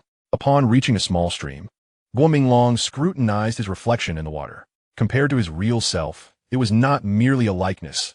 It was indistinguishable. Naturally, being a game, the acne scars on his face had vanished, and his skin appeared several shades fairer. I am quite handsome, he mused, indulging in a moment of vanity before summoning the game interface to access the game community. Chapter 15. You are truly impressive. As he entered the community, he was immediately enveloped by an atmosphere of excitement. The top trending post prominently displayed a player who had astonishingly acquired a village-building decree. Upon entering the game, he had landed beside a lake, where a village-building decree appeared at his feet. How vexing. I have no idea what to do next, he thought, hands on his hips. The post included 3 images that showcased the decree from every conceivable angle. In the comments, various clubs and gaming guilds were engaged in a fierce bidding war, each vying to outdo the other with offers and conditions. Ultimately, the original poster chose to join the Fox Legion Guild. Instantly, a chorus of lamentations erupted among the players. What a fool. How could the Fox Legion, comprised entirely of female players, ever accept a rugged man? Players cautioned the women of the Fox Legion to remain vigilant, declaring, I am a friend of the original poster. He is quite the lecher in real life. After reading the post, Guominglong casually reported it. That guy won't have a good outcome, he thought. Suddenly, while exploring the community in search of information, Guominglong felt a sharp pain in his rear. Before he knew it, he was airborne. Ouch! He exclaimed, crashing to the ground as he clutched his backside in agony. A series of snorts echoed behind him, and Guominglong stiffly turned to find a robust black wild boar fixated on him. His pupils dilated in fear, and with no other option, he shut his eyes, bracing himself for the inevitable. At that moment, a whoosh pierced the air, followed by the sound of the boar grunting in distress.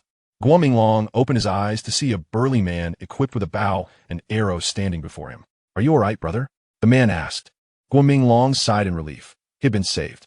It seemed there were humans residing nearby. Just as Guominglong surmised, 2 villages were in the vicinity, and his rescuer was a hunter from one of them.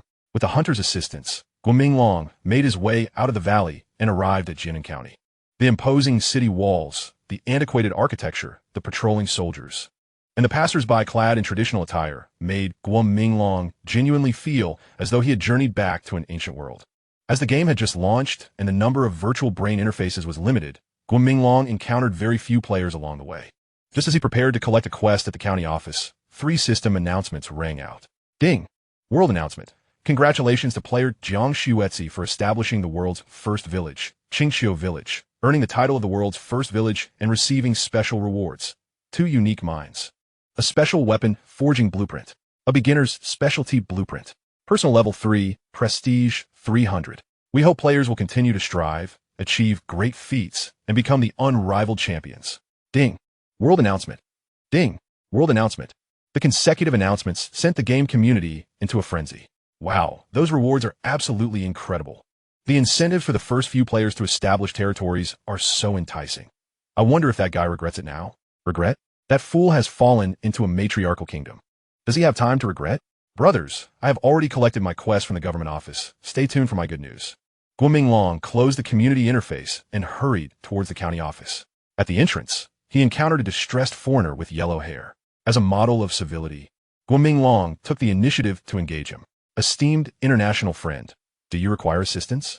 The foreigner, visibly excited upon seeing Guominglong, quickly replied, I have accepted a quest to eliminate bandits, but I fear I cannot complete alone. I sincerely invite you to join me in this endeavor. Guominglong inquired, what is the quest? Add me as a friend, and let me take a look. Sure. The foreigner, whose name was Charles, added him as a friend and sent over the quest details. Quest, eliminate the active bandits located 20 li east of Jinan County. Level, simple. Issuer, Jinan County Government. Number of bandits, 10 to 15. Quest deadline, 1 day. Reward, 10 to 15 silver coins, 1 low-grade longsword. After reviewing the quest details, Guominglong smiled and said, Charles, I can assist you with this task, but you must help me with a simple level quest as well, and we shall split the rewards for both quests. Charles readily agreed. No problem. After finalizing the arrangement, Guominglong entered the county office and accepted a basic level quest to gather information on mountain bandits. Upon leaving the government office, Guominglong strolled through the streets with Charles, which made Charles quite anxious. Guo, we cannot afford to waste time like this. Guominglong paused in front of apothecary and explained, Charles, we have a saying in our country, to do a good job, one must first sharpen their tools. It means that before undertaking any task, we must prepare the necessary tools. Charles's eyes lit up with understanding. We need to purchase weapons. Guo Minglong smacked his forehead. Indeed, we must procure weapons. A dozen or so bandits, with only the two of us, would merely serve as appetizers for them. Outnumbered, we must resort to cunning. How do we achieve this? By administering a drug, of course. The apothecary, while deftly manipulating his abacus, remarked, a potent knockout drug costs 1 silver coin. Rest assured of its efficacy. Unless one is a martial general, a mere sip will send them tumbling. Charles, disheartened, responded, we cannot afford it. Guo Minglong smiled faintly and beckoned Charles aside. I possess 500 copper coins. You do as well. Combined, it is surely sufficient. Do not hesitate. Purchasing the knockout drug is essential for the completion of your task. Unable to refute, Charles promptly produced his 500 copper coins. Once in possession of the drug, Guo Minglong led Charles to a blacksmith shop. After being rescued by a hunter in the valley, the hunter had gifted Guo Minglong 2 wild boar tusks. From the hunter, he learned that these tusks are excellent materials for weapon forging. Exiting the blacksmith's, Guo Minglong found himself with an additional 2 silver coins. Subsequently, he guided Charles to a tavern, where 2 silver coins procured 4 casks of fine wine. Observing Guo Minglong as he prepared to lace the wine with the drug, Charles felt an immense admiration. Guo, you truly are remarkable. Guo Minglong, with a serious demeanor, replied, Charles, you are a man. Please commend me with your genuine intellect. Thank you. Very well, Guo, you're indeed clever. Precisely. In a thicket 20 miles east of Jinan County, beside a babbling brook, 13 bandits were regrouping. At that moment, a scout returned, addressing a burly man with dark hair. Big brother, 2 delicately built outsiders are approaching. The dark-haired man waved dismissively, responding indifferently. Let them pass. The scout scratched his head, but it seems they carry 4 casks of wine. The dark-haired man immediately sprang to his feet, seizing a hefty blade. Chapter 16, Affectionate Intentions. With mutual affection, Guo Minglong and Charles were successfully robbed by the bandits. The dark-haired man, brandishing his sword, glared menacingly at Guo Minglong and Charles. You outsiders have just arrived. I won't resort to extreme measures. Leave the wine, and you may be on your way. Guo Minglong and Charles repeatedly expressed their gratitude. But just as they turned to flee, they were halted. Wait a moment. First, remove your clothing. Guo Minglong and Charles were filled with trepidation. Guo Minglong's expression soured as he clutched his backside. Big brother, this seems rather inappropriate. The dark-haired man erupted in anger. What the hell are you thinking? I have ravaged plenty of maidens. I would never lower myself to you. Enough chatter, strip off your clothes. We need to check for valuables. Relieved, Guo Minglong and Charles complied without protest, tossing their garments aside. Shortly thereafter, one bandit muttered, a couple of paupers.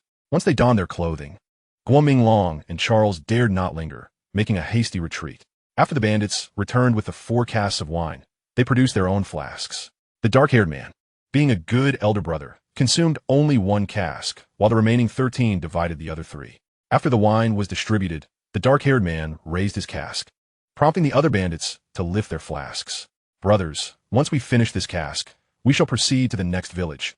We won't stop until we are thoroughly intoxicated. Cheers! Cheers! 14 bandits tilted their heads back, guzzling. Burp, burp. After a round of hearty belches, the dark-haired man wiped his mouth and declared loudly, Brothers, continue. Down it. Yet, the brothers offered no response, as they began to feel woozy, the dizziness escalating, their limbs growing unsteady.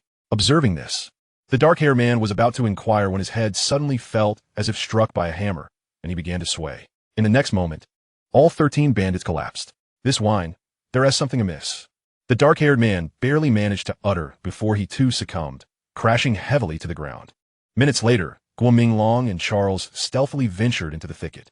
Reaching the brook, upon seeing the incapacitated bandits, Charles exclaimed with excitement, Guo, we have succeeded. Guo Minglong, beaming, bent down to pick up a large stone. Let us make haste. Aiming at the bandits' foreheads, he hurled the stone, and the bandits vanished in a flash of light, leaving only their discarded belongings behind. There was no gruesome spectacle. There was no need. Everyone knew the reason for the ban on Pleasant Goat and Big Wolf. Moments later, Guo Minglong and Charles gathered the abandoned items. They found a total of 28 silver coins, 2,750 copper coins, a large blade, 13 long spears, a set of damaged armor, and finally, a jade token, serving as proof of task completion. The distribution of the spoils was straightforward. Silver and copper coins were split evenly. The weapons would be dragged back to the county for sale, with proceeds shared equally. After securing the jade token, Charles joyfully remarked, Guo, you are truly, truly brilliant. We completed the task with such ease. Guominglong retracted his warning gaze and chuckled. If it were not easy, there would be something amiss. Charles, this is merely a game. The system must provide assistance to novice players. Charles's eyes widened, exclaiming, by the heavens, I nearly forgot. We are merely playing a game. Guominglong smiled, offering no further commentary. Approaching the brook, he knelt, supporting himself with his hands, and began to quench his thirst. Ah, sweet and refreshing, how delightful. A glance to the side revealed Charles mimicking him. Guominglong smirked, saying, Charles, your physique is sturdier than mine. You shall bear the burden of the 13 long spears back to the county. Charles, suddenly abandoning his drink, protested. Oh no, Guo, I am an international friend. You cannot bully me. Then let us forego the spears. They are hardly worth much. Guo, your decision is truly splendid. Like most players, Guominglong and Charles busied themselves with tasks, yearning for a village construction order. As of now, according to the system's leaderboard, 120 village construction orders had emerged. The rapid appearance of these orders further incited other players, as well as those who enter the game later. The fervor surrounding Dynasty Warriors was extensively reported by various media outlets. Domestic media focused on game experience feedback, while international outlets scrutinized the potential for virtual brain-machine interfaces to enter foreign markets. The virtual brain machine undoubtedly represents the future of the internet. Europe should actively embrace and accept it. The Daily Mail. According to a public opinion survey conducted by a certain website, 78% of the French populace yearns to enter the virtual world. Echo News. Real-world obstacles may impede the virtual brain machine's entry into the North American market. The attitudes of North American authorities and Wall Street will be critical. The New York Times. Abroad, besides media attention, the general populace incessantly sought news from Huawei. The emergence of the virtual brain machine captivated everyone. No one could resist the allure of the virtual realm. A citizen of the United States, when interviewed, earnestly stated, I hope that North American authorities and the Wall Street vampires will consider our feelings. This citizen articulated the sentiments of the majority. Yet, dreams are beautiful, while reality is mercilessly harsh. In a hotel situated in California's Silicon Valley, an impromptu conference is underway. The key participants include executives from globally renowned corporations such as Google, Facebook, Microsoft, Intel, Sony, and Nintendo.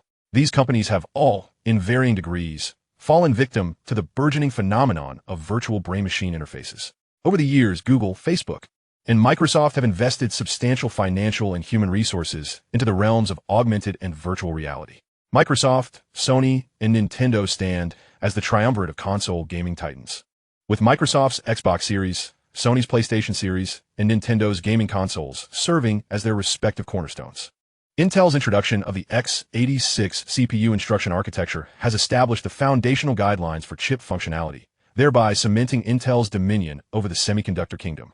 With the emergence of virtual brain-machine technology, the markets for PCs and gaming consoles are likely to experience significant contraction, and a reshuffling within the semiconductor industry seems imminent. The gathering of these industry leaders is motivated by a singular purpose: to strategize on how to confront the existential threat posed by the virtual brain-machine interface. As the executives settle into their seats, Google's senior president, Nickett, candidly remarks, "Ladies and gentlemen, we are about to face a formidable adversary."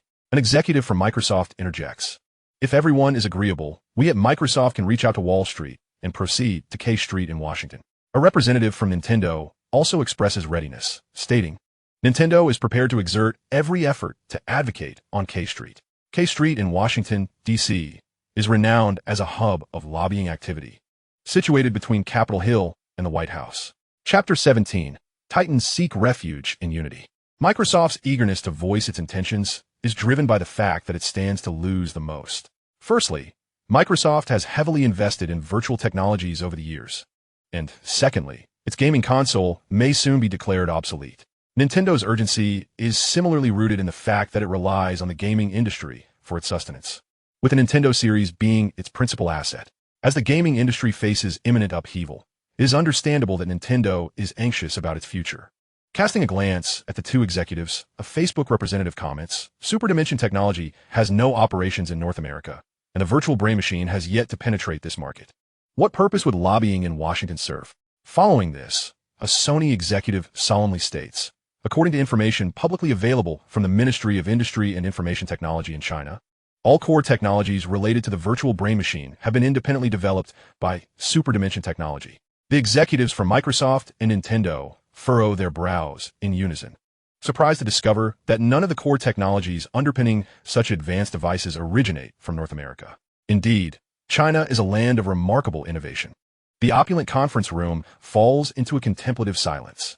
After surveying his surroundings, Niket, the senior president of Google, breaks the stillness with a smile, saying, "In light of this situation, we have only one viable course of action."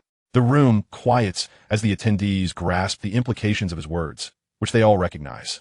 This strategy, while straightforward, has proven effective time and again to allow Hyperdimensional Technology access to the North American market. Some may question the efficacy of this approach, but it is clear that once the company is on their home turf, influencing its trajectory would be but a matter of a single directive. Others might label this as unscrupulous behavior, to which the North American authorities might retort, "Do you think you are amusing?" However, while this brazen strategy may be effective, it is not without its drawbacks. A Microsoft executive expresses concern, stating, "Our fear is that the leverage we might gain will not be sufficient to compel Hyperdimensional Technology to yield."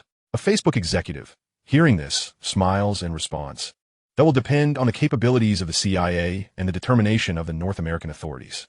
The room erupts in laughter, reassured by the authorities' resolve, as the emergence of a virtual brain machine from China is the last scenario they wish to witness. Finally, an Intel executive who had remained silent until now voices his dissatisfaction. The vampires of Wall Street must be eyeing this situation with greed. He proposes, "We could join forces with Wall Street to seize Hyperdimensional Technology." The others exchange knowing smirks. They're all too aware of Intel's ulterior motives.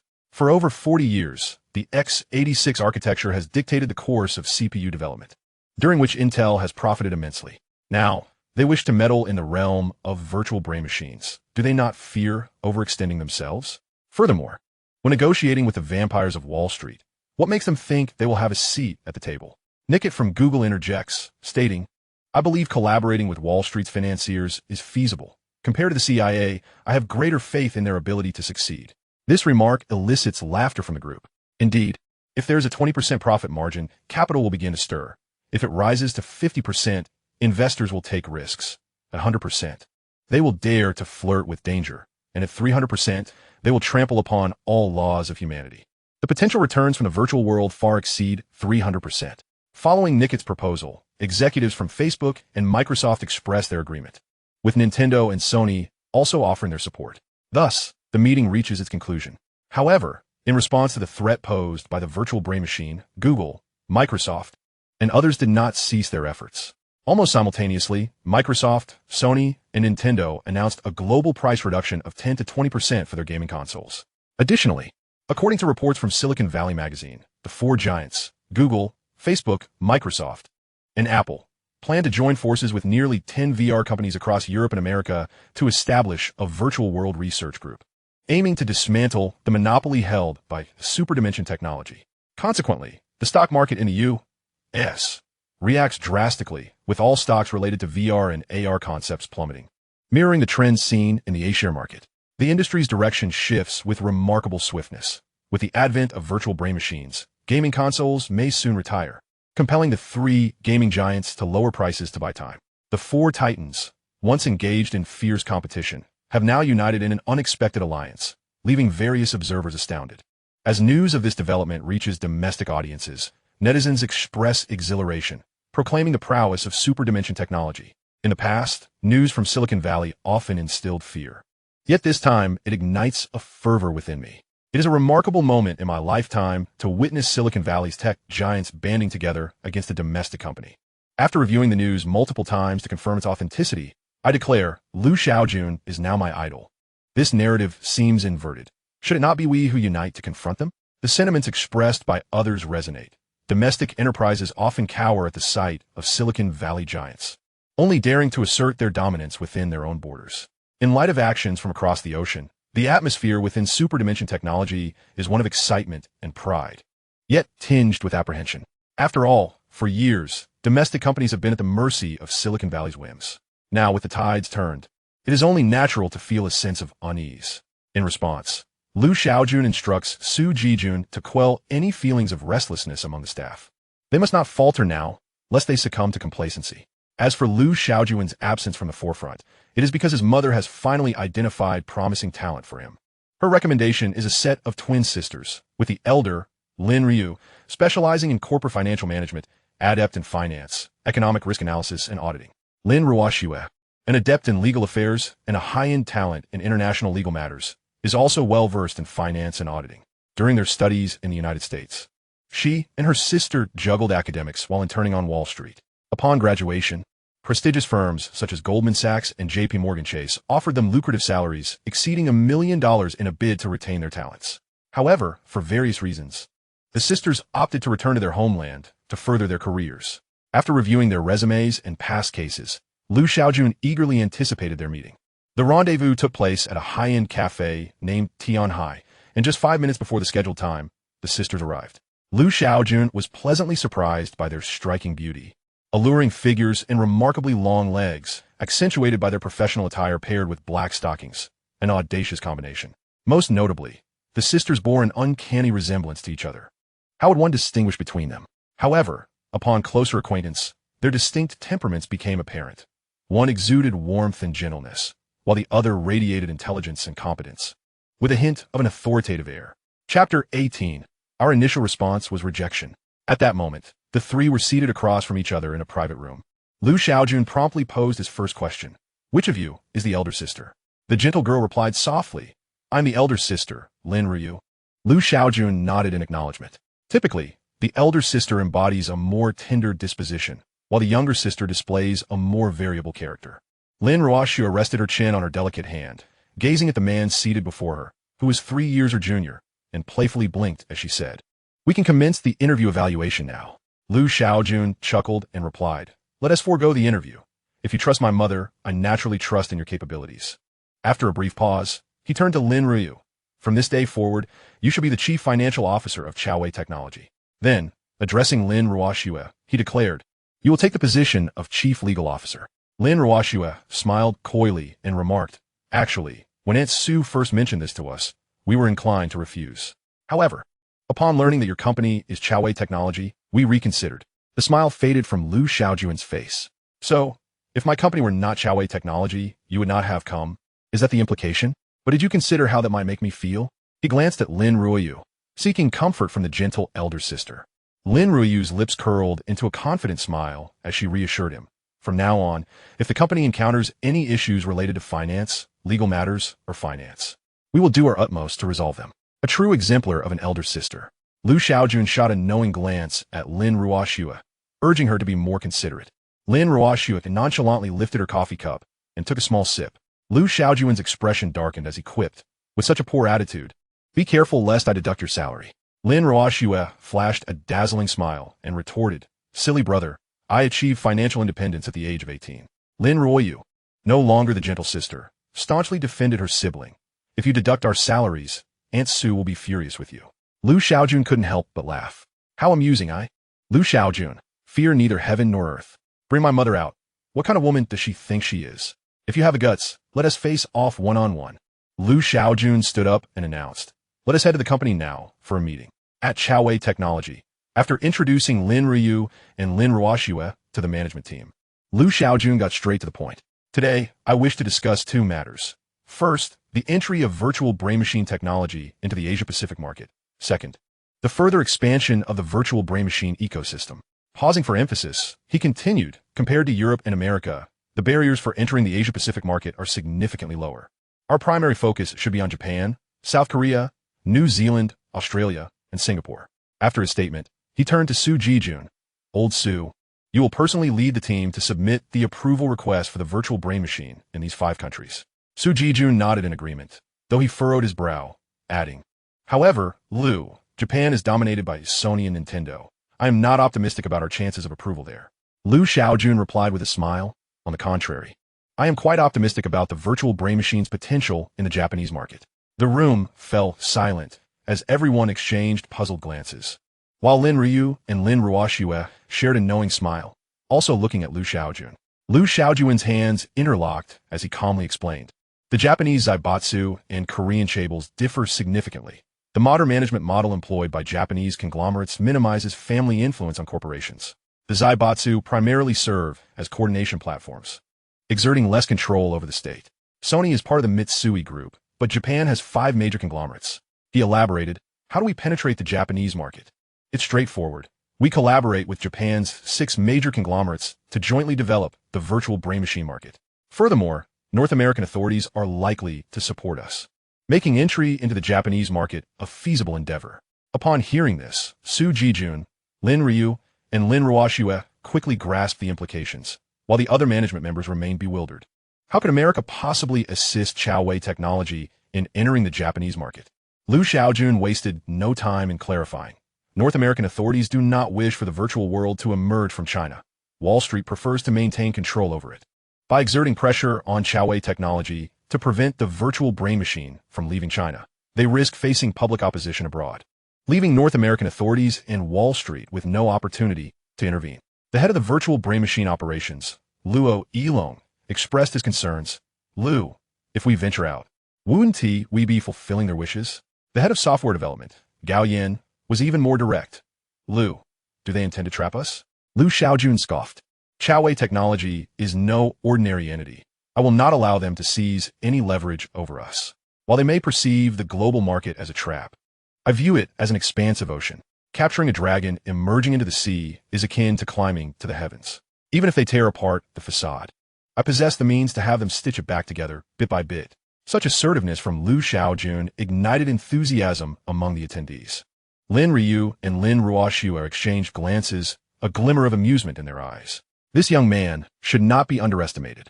After taking a sip of water, Liu Shaojun turned to Su Jijun, encouraging him. Old Su, my point in saying all this is to assure you that market expansion in the Asia-Pacific region is genuinely manageable. Do not let concerns or pressure weigh heavily on you. When negotiating with local governments and enterprises, do not allow yourself to appear weak or overly accommodating. Su Jijun replied earnestly, rest assured, Liu, I understand. Liu Shaojun nodded in satisfaction. He had confidence in Su Jijun's capabilities. As the meeting continued, Liu Shaojun directed his attention to Yuhua. Let us hear from your gaming department. Yuhua nodded and began his report. The second virtual game, Xian 2, is complete and ready to be launched on a virtual brain machine. We have secured 2 advertisers for Wushuang 3 Kingdoms, namely Pan and Coca-Cola, with sponsorship fees of 87 million and 96 million, respectively. Following the version update, the products of these 2 companies will be integrated into the game, becoming part of the player's daily consumables. Yuhua continued, regarding the operational regulations for clubs and guilds, we have reached preliminary agreements with them. The inaugural event for the unmatched 3 Kingdoms will also be launched following the version update next month. Our department has placed a significant discussion on the large-scale event concerning the Yellow Turban Rebellion on the agenda. Liu Shaojun has offered his insights. Firstly, the trading market should be launched promptly. Secondly, it is advisable for virtual games in the Asia-Pacific region to collaborate with major international intellectual properties. However, for the Confucian culture-imbued nations of Japan and South Korea, the gaming division could develop a game that enables players from China, Japan, and Korea to compete on the same stage. In Chapter 19, The Penguin Thinks Too Much, Yuhua responded, regarding the collaboration with major international intellectual properties. We have already attempted to establish contact with Ubisoft, Rockstar, Blizzard, 2K, and Games. Ubisoft has expressed interest in integrating the Assassin's Creed series with virtual brain machine interfaces. And Blizzard's intentions are also quite clear. However, negotiations with Rockstar and 2K have not progressed smoothly. Liu Shaojun furrowed his brow and remarked, if we can negotiate, we shall. If not, then there is no point. Once Ubisoft and Blizzard become overwhelmed, Rockstar and others will inevitably seek our collaboration. Yuhua nodded in agreement, then continued. Domestically, Wang and Tencent have actively reached out to us, hoping to incorporate virtual brain machine interfaces into their games. Notably, Tencent is not limiting its discussions to just gaming. Luo Yilong interjected. Tencent aspires to integrate virtual brain machine interfaces into WeChat and QQ. At this, the group, including Liu Shaojun, shared a chuckle. Tencent's ambitions are indeed audacious. Having dominated traditional internet social networks, they now seek to infiltrate the social aspects of the virtual realm. It seems that Ponyma is perhaps overreaching. Social interaction is the cornerstone of the internet. Liu Shaojun would never permit the virtual world he is crafting to become a mere garment for others. Certainly, WeChat and QQ will eventually adopt the virtual brain machine interface, but it will not be in the immediate future. Until the social software developed By Superdimensional Technology achieves 300 million users, Shaojun will not relinquish control over social interactions within the virtual world. Some might argue, with the entry point to the virtual world firmly in your grasp, what do you have to fear? To that, I would engage in a thorough discussion. WeChat and QQ possess inherent social attributes. Who would dare to dismiss this competitive advantage? On equal footing, Shaojun harbored significant doubts. After all, in the realm of the internet, one must respect the principle that the strong will invariably grow stronger, akin to the Matthew effect. Shaojun turned to Gao Yin and inquired, "Your software development department must expedite their efforts. The Second World app needs to be developed swiftly." Gao Yin replied earnestly, "Rest assured, Mr. Liu, we are diligently working overtime on the development." Suddenly, an idea sparked in Shaojun's mind, and he continued, "Perhaps we could incorporate a unique selling point for the Second World." Gao Yin, intrigued, asked, "Mr. Liu, what selling point?" Shaojun smiled mysteriously. "I shall keep it a secret for now. Once I have solidified the concept, I will inform you." The excitement on Gao Yan's face instantly faded. Su Jijun and others were equally taken aback. As for the sisters Lin Ryu and Lin Ruoxue, they simultaneously shot Shaojun a disapproving glance. Teasing one's audience like this is quite the risky endeavor. Naturally, the boss is an exception. Shaojun turned to Luo Yilong and asked, "Yesterday marked the grand opening of the Superdimensional Technology Internet Cafe. What were the specifics?" The media only knows that the cafe was bustling, but the details are known solely within Superdimensional Technology. Coincidentally, yesterday's data has been compiled today. Luo Yilong presented a report and began, a total of 13 million individuals entered the virtual world yesterday, with nearly 80% of players maximizing their online duration, averaging 21 hours online. Today's data is yet to be released. However, based on our team's predictions, the number of users in the virtual world will surpass 100 million within 10 days and exceed 200 million within a month. The 2 million virtual brain machines ordered by Tianyu Internet Cafe are gradually being delivered, and these machines will officially go on sale tomorrow. The virtual world is poised for an explosive surge in users. Shaojun expressed his satisfaction. The results are promising, but all departments must remain humble and vigilant.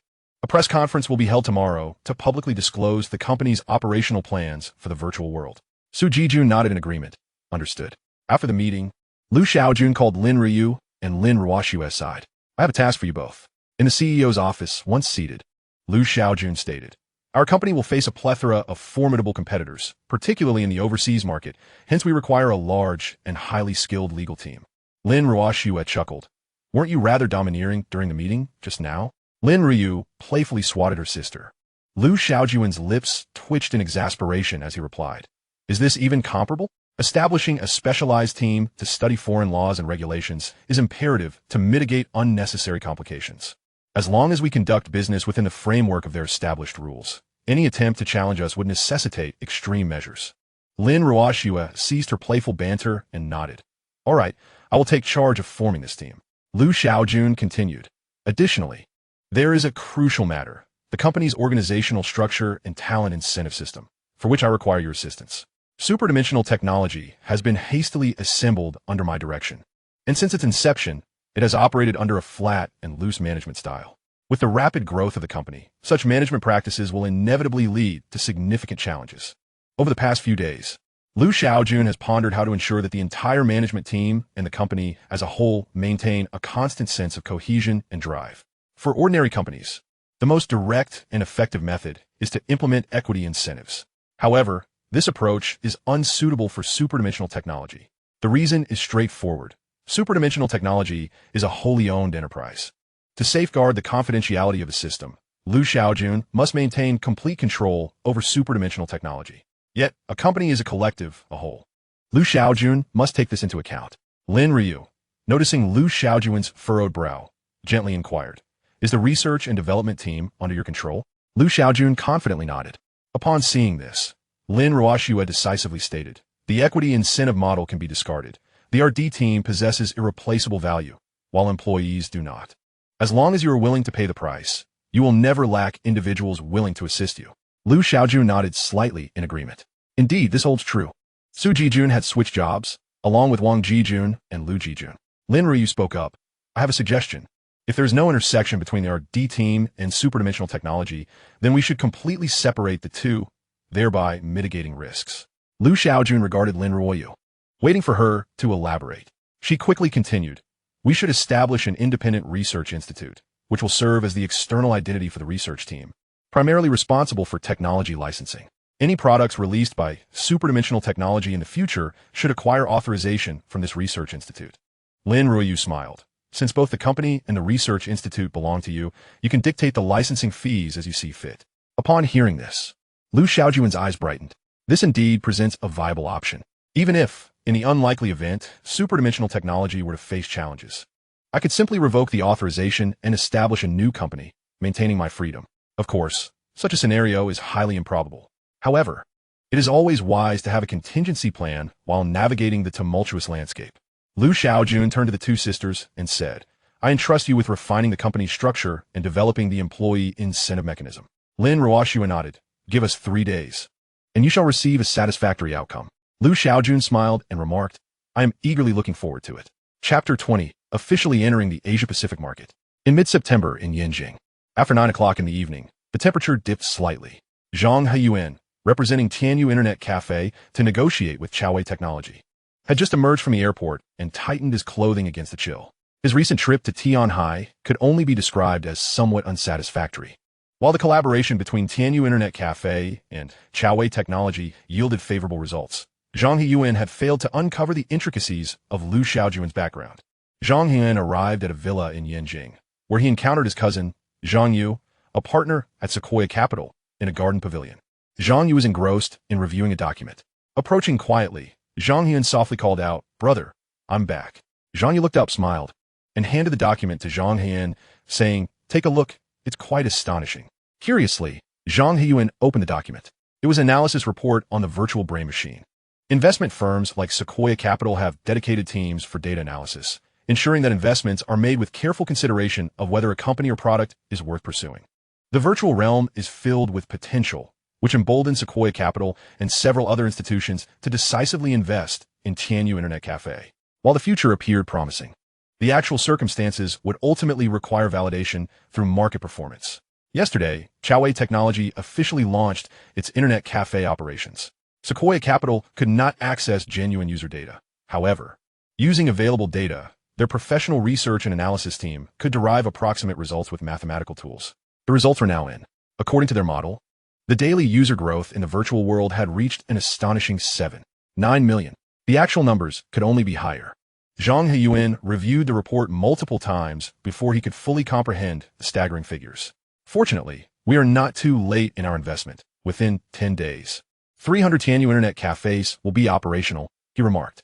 Zhang Yu smiled, albeit with a hint of disappointment, and said, "Although the Internet cafe industry is experiencing a resurgence due to the virtual brain machine, it is ultimately a fleeting venture." Zhang Heyuan sighed. Lu Shaojun's family background places him undoubtedly in the upper echelon in Yanjing, and in Huagua, our prospects for success seem bleak.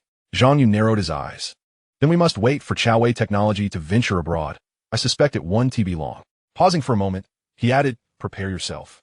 You will accompany me to the United States tomorrow." Zhang Heyuan nodded in agreement.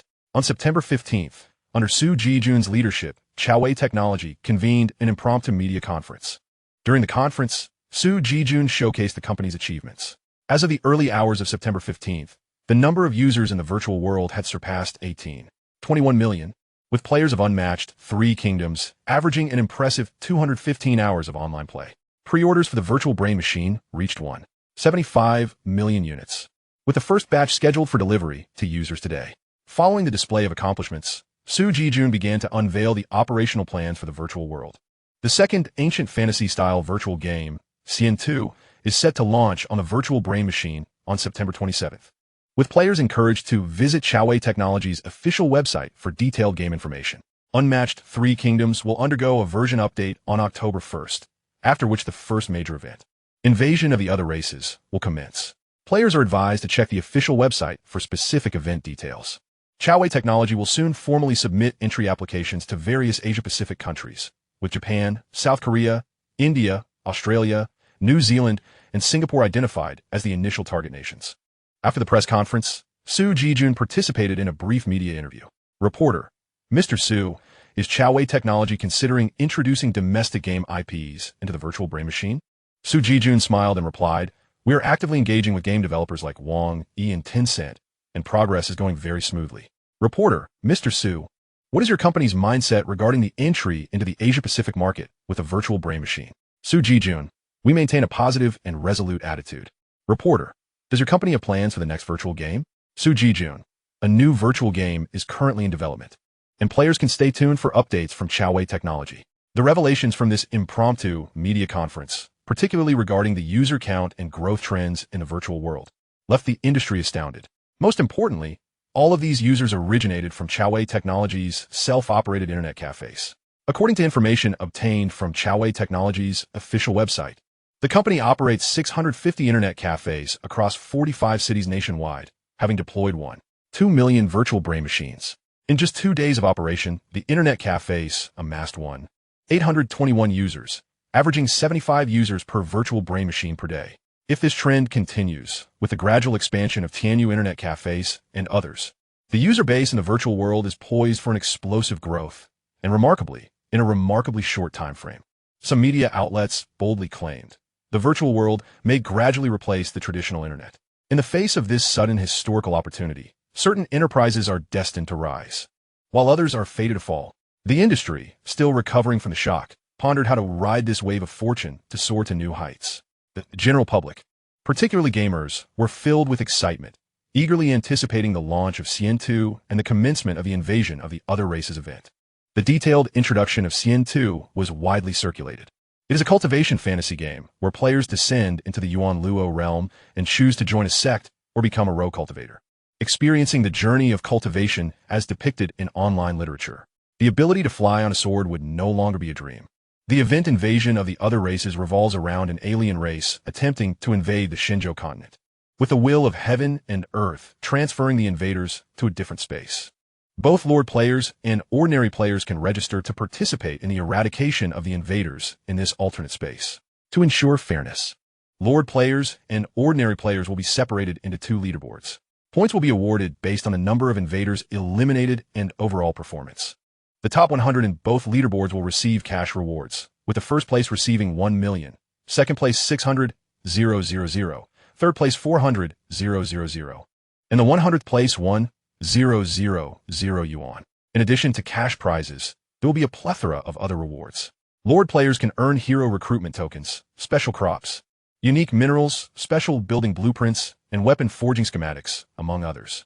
Ordinary players may receive weapons, special buffs, and clues for unique quests. It is evident to discerning observers that Hyperdimensional Technology has orchestrated this event as a precursor to the forthcoming Yellow Turban Rebellion event.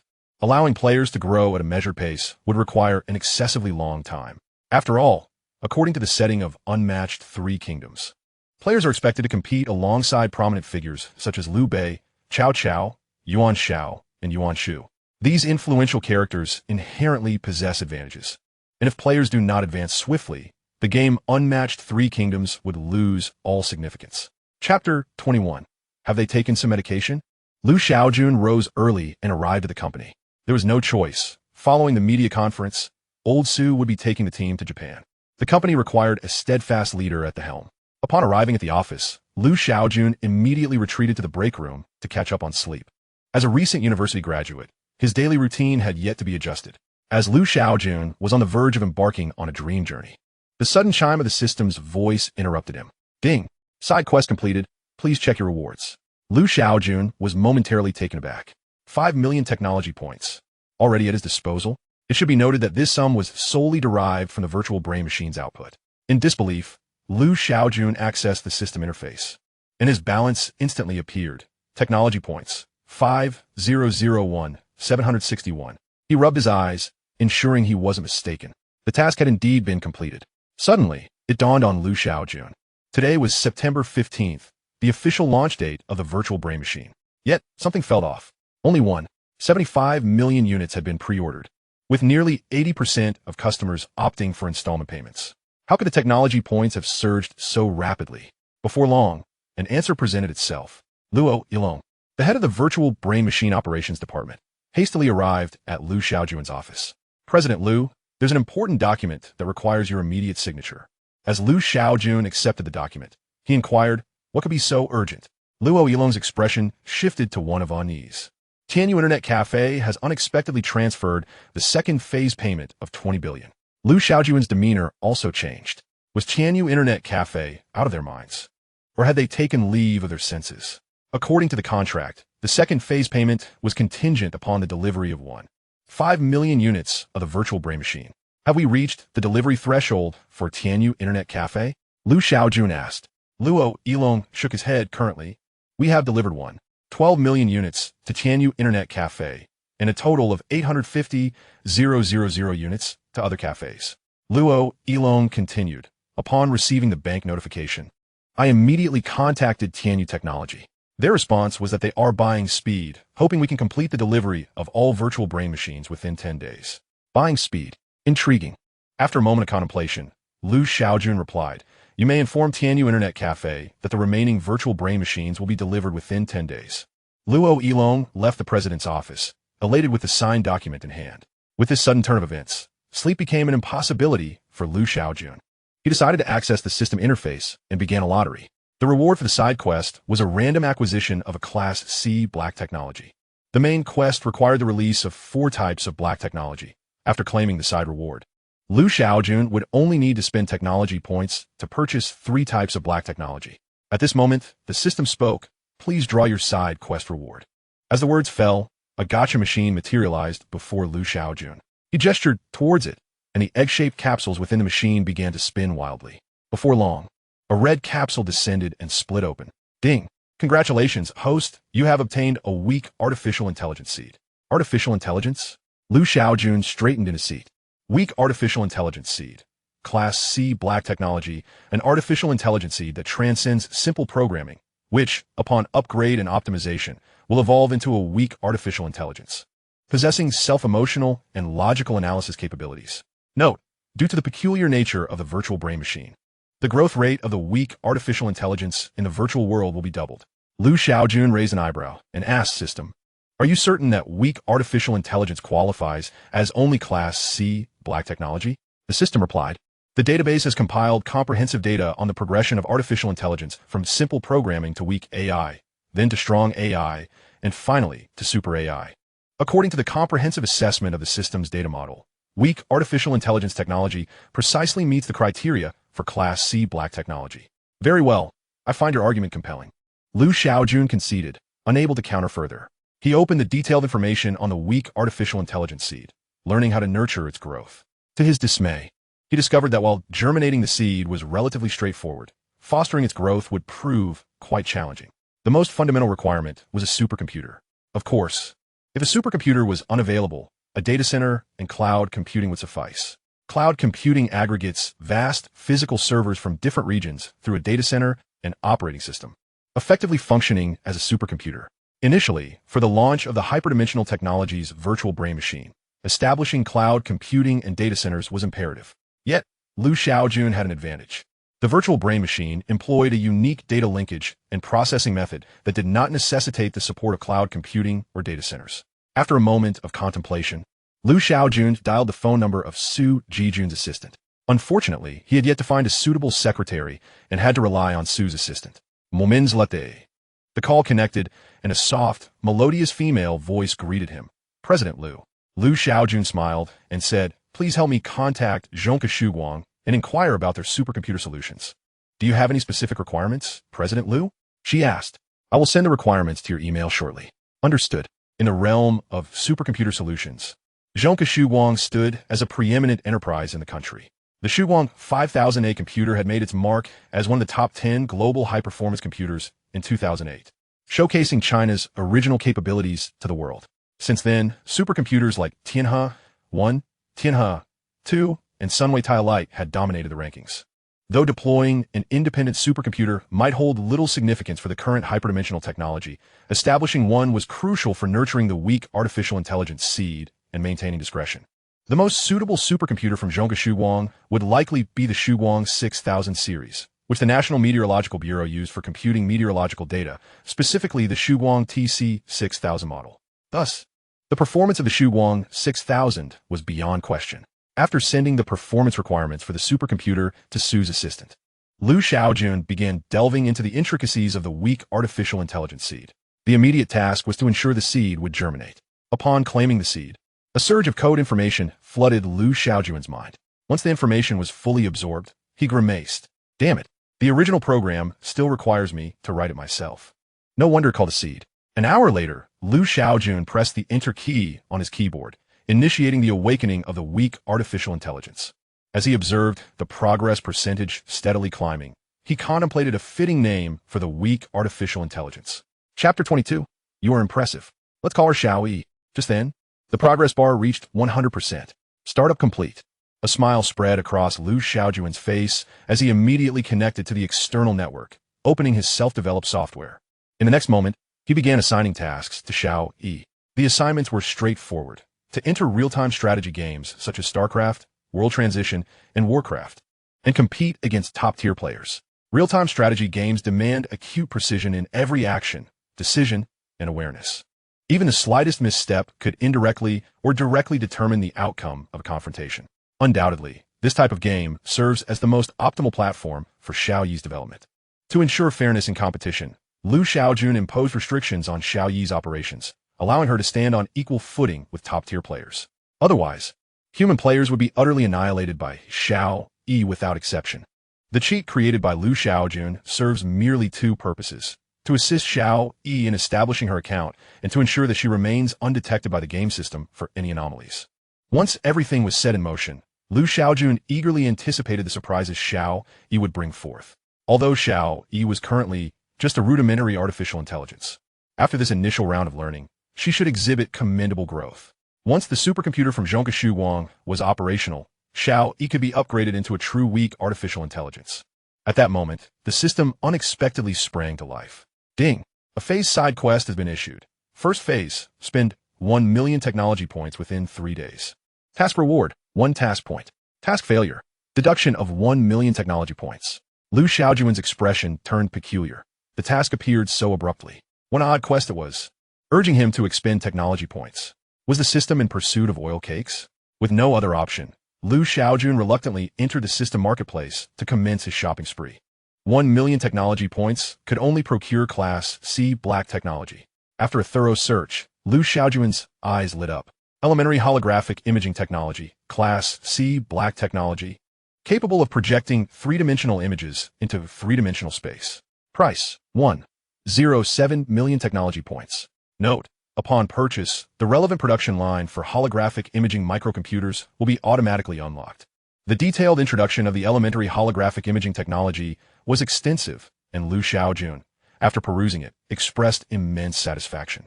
By merely inputting the requisite information of an object into the holographic imaging microcomputer, it would project the three-dimensional image of that object. For instance, if one were to input a movie into the microcomputer, it could play the film in a three-dimensional format. Naturally, the elementary holographic imaging technology had its limitations, notably its inability to project real-time images of objects. Fans of the Iron Man series would recognize that Tony Stark's workshop utilized holographic imagery. Such a level of holographic imaging effect, Lu Shaojun speculated, could only be achieved through advanced holographic imaging technology. Holographic imaging was a highly popular concept, particularly holographic projection, which could be observed in numerous large shopping malls. The naked eye 3D screen at the Guanyin Bridge in the Mountain City was exceedingly well received. Without hesitation, Lu Shaojun purchased the elementary holographic imaging technology. Ding! Purchase successful. Elementary holographic imaging technology has been added to the inventory. Current remaining technology points, 4,001,783. Holographic imaging microcomputer. Available in 2 types, large and small. The large microcomputer is suitable for enterprise-level users, while the small microcomputer caters to personal or family use. Large microcomputer. Chip manufacturing production line, 10,000 technology points per unit. Other components production line, 2,000 technology points per unit. Microcomputer assembly production line, 2,000 technology points per unit.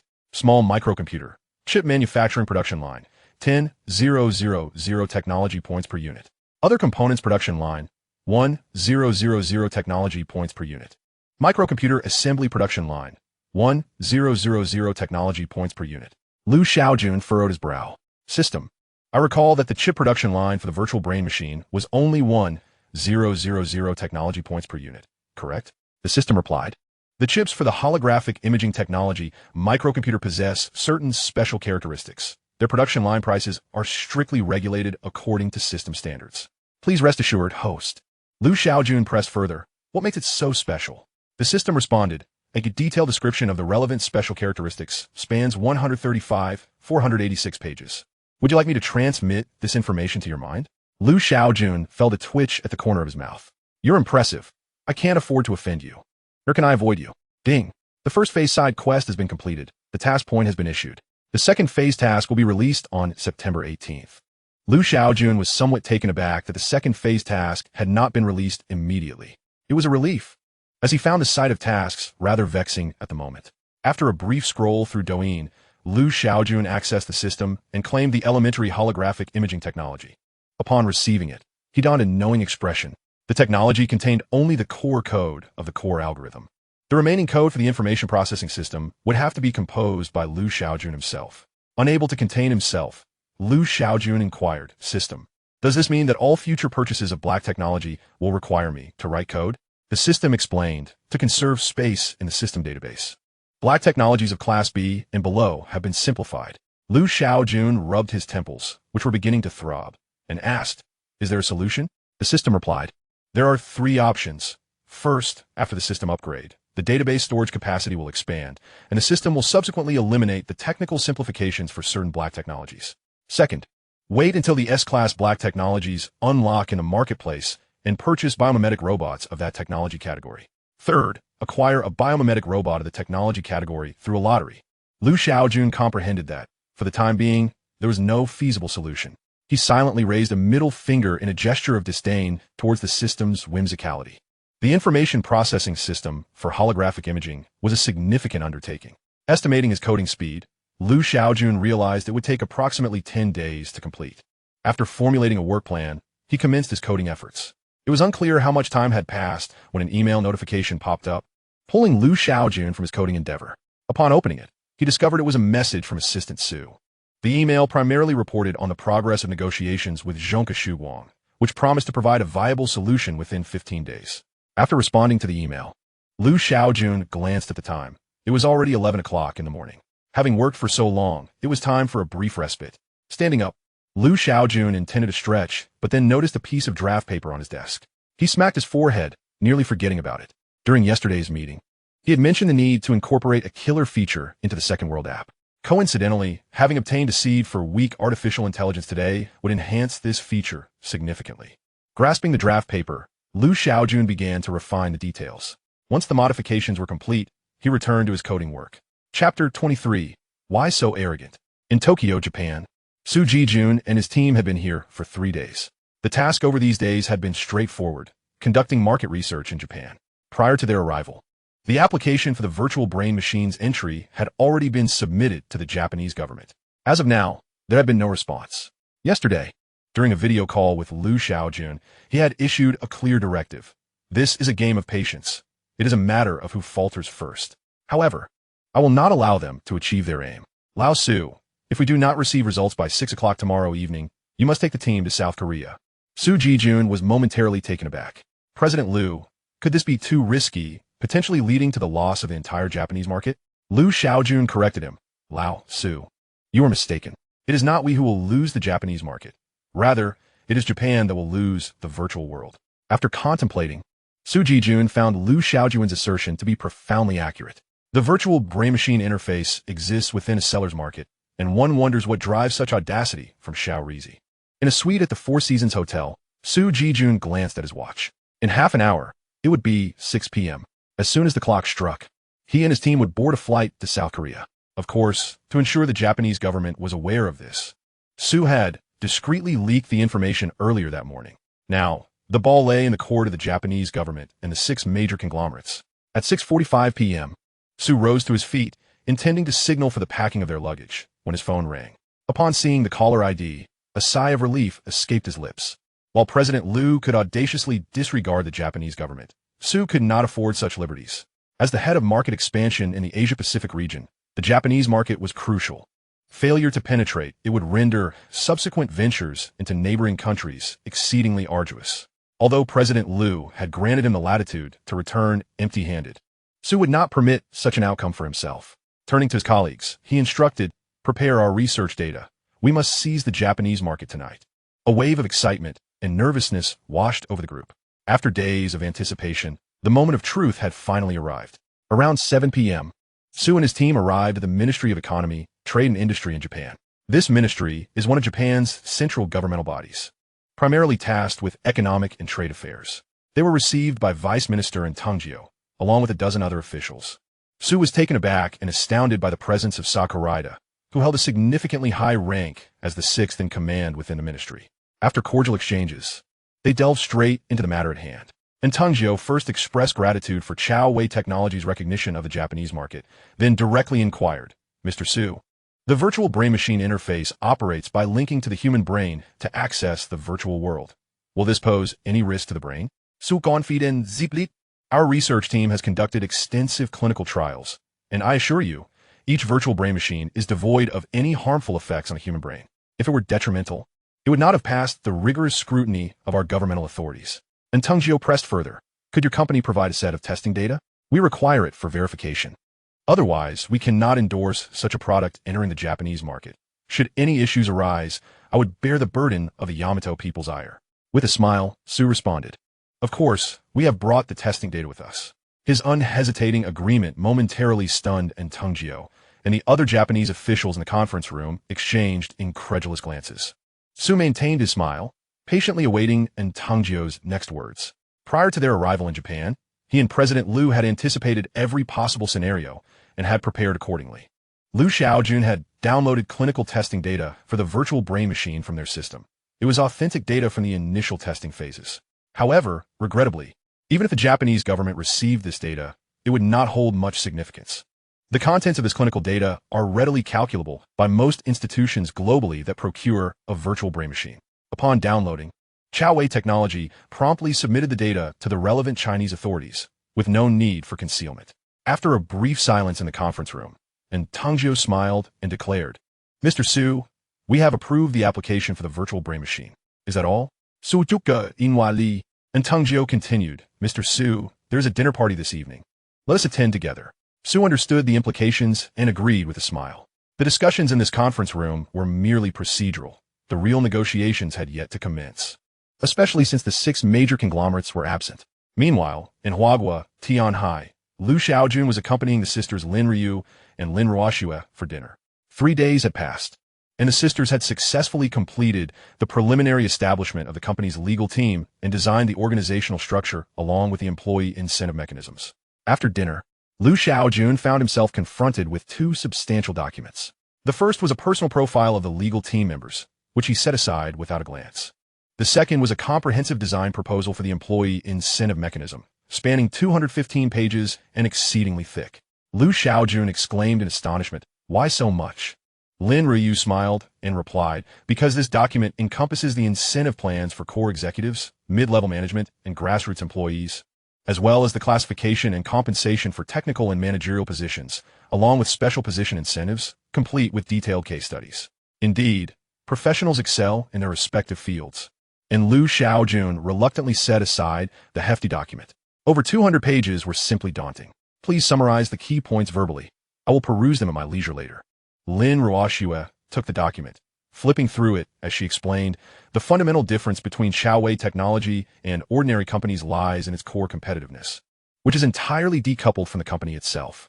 Thus, the underlying logic of employee incentives is to retain those who wish to stay with monetary rewards while decisively letting go of those who do not." Then, Lin Ryu quietly added, "The company has established 3 incentive bonus pools, B and C, corresponding to core executives, mid-level management, and grassroots employees. The funds for these pools stem from a certain percentage of the company's revenue or net profit. For instance, if the company generates $100 billion in revenue in 2022, the A pool would consist of 1% of that revenue, distributed according to performance results." Lin Ruoyu continued, "Given that the company monopolizes the entrance to the virtual world, its revenue or net profit is bound to increase. Thus, we need not worry about the incentive bonus pools losing their allure."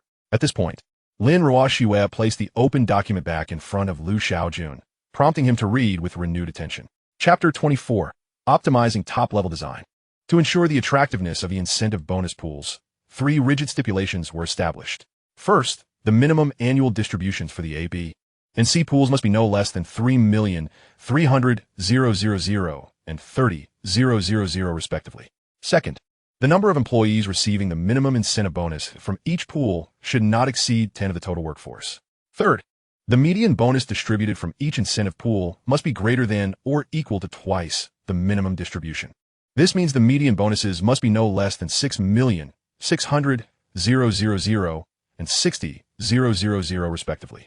These three stringent regulations not only guarantee the allure of the incentive bonus pools, but also alleviate certain concerns among employees. Upon reaching this point, Shaojun nodded in approval and continued to read. Employees would receive two bonuses each year, one performance bonus and another from the incentive bonus pool. Performance bonuses would be fully dispersed, while the bonuses from the incentive pool would be distributed in stages. For example, if employee A received a performance bonus of 30,000 in 2022 and 60,000 from the incentive pool, only 60 of the latter, amounting to 36,000, would be dispersed that year, with the remaining 40 locked for 1 year. After the lock period, should employee A remain with the company, they could claim the remaining amount. Furthermore, the incentive bonuses for the 2023 fiscal year would see an increase ranging from 4 to 10. If employee A were to claim the remaining 40 incentive bonuses and subsequently resign within 2 months due to personal reasons, then the 40 incentive bonuses would need to be returned to the company. Shaojun began to understand. The incentive bonus is an additional sum disbursed by the company, which employees can obtain without cost. However, the condition for this benefit is that they must not resign. Moreover, as long as they continue working, the incentive bonuses will accumulate increasingly. After all, there is a guaranteed annual increase of at least 4, which is not a negligible growth rate. Furthermore, the company provides additional benefits for employees who have been with the company for 5 years or more. Employees who have worked for 5 years can receive an extra 15 in incentive bonuses, and for each additional year of service, the percentage increases by 5. Thus, a 6-year employee can receive an additional 20, while a 7-year employee can receive an additional 25. The incentive bonuses represent only a portion of the benefits. Lin Ruoxue then turned to another page. The content of this page summarized that the company should provide comprehensive support to employees facing sudden family emergencies, including financial assistance, medical resources, and social support. After Shaojun finished reading this page, he casually flipped through a few more. The information indicated that when the company reaches a certain level of development, it plans to fully construct welfare housing. This welfare housing will be prioritized for employees with over 5 years of service, who will only need to pay 1/10 of the market rent in order to reside there with their families. Moreover, the rent will be recorded in the employee's personal accounts, and after 10 years of service, 30 of the rent paid over the past 5 years will be refunded. For every additional 5 years of service, the refund percentage will increase by 10. In a welfare housing community, the company will also provide well-equipped living facilities, such as supermarkets and shopping centers. Employees and their families will receive corresponding discounts based on the employee's tenure when shopping at these establishments. Additionally, for employees wishing to purchase their own homes, those with over 5 years of service can obtain low-interest loans from the company, while those with over 10 years can secure interest-free loans. Should an employee resign before repaying the loan, a certain interest will be charged on the remaining balance. The company also plans to establish private hospitals specifically for the employees and their families, offering medical consultations at discounted rates based on the employee's length of service. After absorbing all this information, Shaojun was momentarily taken aback. These benefits seemed almost excessive. Lin Ruoxue noticed Shaojun's thoughts and remarked, "The generous benefits are designed to retain talent and foster a healthy corporate culture." Lin Ruoxue added with a light laugh, "Extending benefits to employees' families can significantly enhance their sense of belonging." Ruoxue and I spent time calculating, and in fact, the expenditure on these benefits is quite minimal. Lin Ruoxue then provided her rationale. Typically, the largest expense for a company is research and development investment, yet this is funded by you, not the company. Shaojun found it difficult to refute her statement. With the discussion on the employee incentive mechanism concluded, it was time to deliberate on the company's top-level design. Lin Ruoxue candidly stated, "The future of superdimensional technology is exceptionally bright, yet it is quite unreasonable for it to remain a wholly owned enterprise." Shaojun frowned slightly. Lin Ruoxue smiled and continued, "Therefore, we suggest that you establish a limited partnership to manage superdimensional technology." Shaojun raised an eyebrow, signaling Lin Ruoxue to elaborate. "First, you should independently form a limited liability company, A, and then establish an offshore family trust. Through this offshore fund, you can create a certain number of limited liability companies. B. Lin Ruoyu elaborated, the limited liability company, A, that you establish will act as a general partner, while the limited liability companies, B, formed through the offshore fund will serve as limited partners. Together, A and B will constitute a limited partnership that controls superdimensional technology. After Lin Ruoyu finished speaking, Lin Ruoyu added, in this manner, superdimensional technology can be under your absolute control while also effectively managing risks. After a brief pause, Lin Ruoyu continued, moreover, by utilizing the offshore fund as a limited partner, you will have the opportunity to engage in more discrete activities.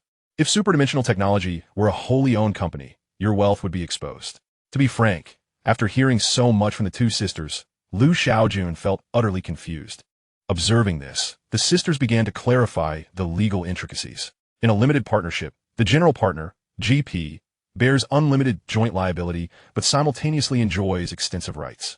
Although limited partners, LPs, also hold shares, they do not possess any relevant control rights. To mitigate the risks associated with being a GP, a limited liability company with a registered capital of only 1 million can be established as the GP.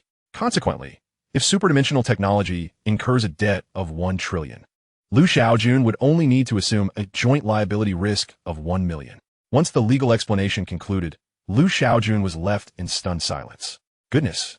This maneuver is incredibly astute. Achieving unlimited liability through a limited liability company, while simultaneously enjoying extensive rights, is truly remarkable. It is evident that understanding the law is of utmost importance. Lu Shaojun silently praised the sisters and gave them a thumbs up. Lin Ruoyu chuckled softly. We noticed that you seem particularly concerned about protecting the RD team, which is why we thought of establishing an offshore fund. This way, it becomes exceedingly difficult to trace the funding's destination. In the eyes of Lin Ruoyu and Lin Ruoyu, it was evident that most of the money Lu Shaojun earned through superdimensional technology would be allocated for RD investments. Without the offshore structure, if Lu Shaojun transferred funds to the RD team, it would be easily uncovered. Chapter 25. What a coincidence. The meticulous considerations of the two sisters left Lu Shaojun at a loss for words. After all, there was no actual RD team. However, this arrangement could indeed alleviate a significant number of troubles. Upon reflection, it became clear that it was indeed unreasonable for superdimensional technology to operate as a wholly owned enterprise. If it were a sole proprietorship, then the only account into which the profits of superdimensional technology could flow would be Lu Shaojun's. If a discerning individual were noticed that Lu Shaojun's account only received deposits without any withdrawals, suspicions would undoubtedly arise. The offshore fund could remain concealed, and with the company's profits being funneled offshore, it would be exceedingly challenging for anyone to trace the flow of funds. This not only mitigates potential risks, but also enhances the enigmatic aura surrounding superdimensional technology. With this realization, Lu Shaojun was thoroughly impressed by the two sisters before him. Simultaneously, he resolved not to let this pair of twin sisters, sent by his mother, slip away. Lu Shaojun smiled and said, in that case, I entrust the establishment of the offshore fund to you. Initially, he expected the sisters to readily agree, but to his surprise, they declined. Lin Ruoyu stated, the offshore family trust is no trivial matter. You should entrust it to someone who is entirely trustworthy. You can speak with Aunt Sue. She will help arrange everything. What? Consult my mother? As a young, independent individual of the new era, can one involve their parents in every matter? Lin Ruoyu cast a serious glance at Lu Shaojun and said earnestly, it's not that we are unwilling to assist you. This is a matter of principle. Upon hearing this, Lu Shaojun nodded, refraining from further protest. Indeed, the nature of their relationship was primarily hierarchical. Matters such as an offshore family trust should indeed be handled by his mother. Lu Shaojun ceased to dwell on the issue, picked up the documents before him, and began to peruse them. Whenever Lu Shaojun encountered areas of uncertainty, he would turn to Lin Ruoyu and Lin Ruoyu, who would patiently provide insightful answers. Before they realized it, nearly an hour had slipped away, and Lu Shaojun had yet to complete the document in his hands. The significance of this document was such that it demanded meticulous scrutiny. As the proprietor of the company, Lu Shaojun needed to exercise careful judgment to ascertain whether the institutional designs within the document aligned harmoniously with the capabilities of Chaowei technology. As the clock struck 9 in the evening, Lu Shaojun remarked, let us conclude for tonight. Where do you both reside? We shall escort you home. Lin Ruoyu softly replied. Gu Beijing Yuan. Lu Shaojun's elegant brows arched in surprise as he replied, what a coincidence. We are neighbors. I reside in Mingdu City. Lin Ruyu blinked her beautiful eyes, while Lin Ruoxue cast a sidelong glance at Lu Shaojun. Although the two communities were less than a kilometer apart, one could hardly deem them neighbors. Ultimately, the sisters did not decline Lu Shaojun's offer. At the entrance of the community, Lu Shaojun suddenly recalled something and said, "In a few days, would one of you accompany me on a business trip to Europe?" Lin Ruyu, clearly unable to break away, looked towards her sister. Lin Ruoxue raised her delicate brows and inquired, "What is the purpose of this trip?" "To recruit a prominent expert in neural research and explore the possibility of acquiring a company," he replied. "A prominent expert in neural research?" The sisters exchanged a glance, and Lin Ruoxue nodded, saying, "Very well, I shall make the necessary preparations. Good night." Lu Shaojun smiled and drove off. While he was not particularly eager to travel to Europe, circumstances left him with little choice. Today was September 18th, and the system had released the second phase of side missions. Ding! Phase side mission released. Second phase. Within 60 days, consume 1 mission point and 1 million technology points. Mission reward, 2 mission points. Mission failure, deduct 3 million technology points. Upon the announcement of the mission, Lu Shaojun promptly consumed 1 mission point, drawing a rather disappointing reward. Ding! Congratulations, host, you have drawn 1/10 of the neural linkage technology. Lu Shaojun immediately examined the reward information. Neural linkage technology, S-Class Black technology. With the support of this technology, damage can be perfectly repaired. Note, due to the technology not yet being unlocked, specific information cannot be viewed. Lu Shaojun queried, exasperated. System, what use is 1/10 of technology? The system responded, please explore on your own. Well done. A splendid call for self-exploration. With the system refusing to take responsibility, Lu Shaojun realized he would have to find a scapegoat. After conducting thorough research, he had pinpointed a target, albeit regrettably located in Europe. Additionally, he had set his sights on a promising company. Upon returning home and establishing his itinerary for Europe, Lu Shaojun began a video chat with his mother. The offshore family trust needed to be established promptly, and the top-level design for Chaowei technology required swift completion. His mother, unfazed by Lu Shaojun's decisions, replied with a smile. I'll handle it for you in the coming days. His mother, Su Qiaoluo, added, the limited partnership and offshore fund were taught to you by those two girls, weren't they? Holding a bowl of fruit, Lu Shaojun munched away and remarked, what else could it be? Your precious son, despite being proficient in many areas, still has his limitations. Otherwise, how would others survive? Before his mother could respond, an unwelcome voice intruded. You little brat, without those two girls, you'd be sold off and counting someone else's money. Lu Shaojun's expression darkened. His pleasant mood was instantly soured by a middle-aged, greasy man. His mother pushed away the intruding father from the video, remarking, those two girls are quite capable, and their family background is respectable. After finishing the dragon fruit in his hand, Lu Shaojun raised an eyebrow and asked, are they also from the Yinjing Circle? His mother nodded, to some extent. Lu Shaojun grasped the implications. If the Yinjing Circle were likened to the city itself, the two sisters resided within the fifth ring. He chose not to dwell on their familial backgrounds, as prolonging the topic might seem somewhat oppressive. The primary focus of his conversation with his mother revolved around the knowledge of family trusts.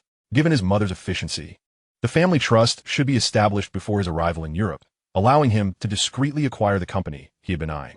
As the video chat was drawing to a close, his father barged in again. You little brat, soon there might be people from above coming to discuss collaboration with you. Lu Shaojun nodded slightly, I understand. He was no fool. The day he received the virtual brain machine, he had anticipated this eventuality. Throughout the technological advancements since the Industrial Revolution, the essence remained rooted in serving military development. After concluding the video chat with his parents, Su Jijun's call came through.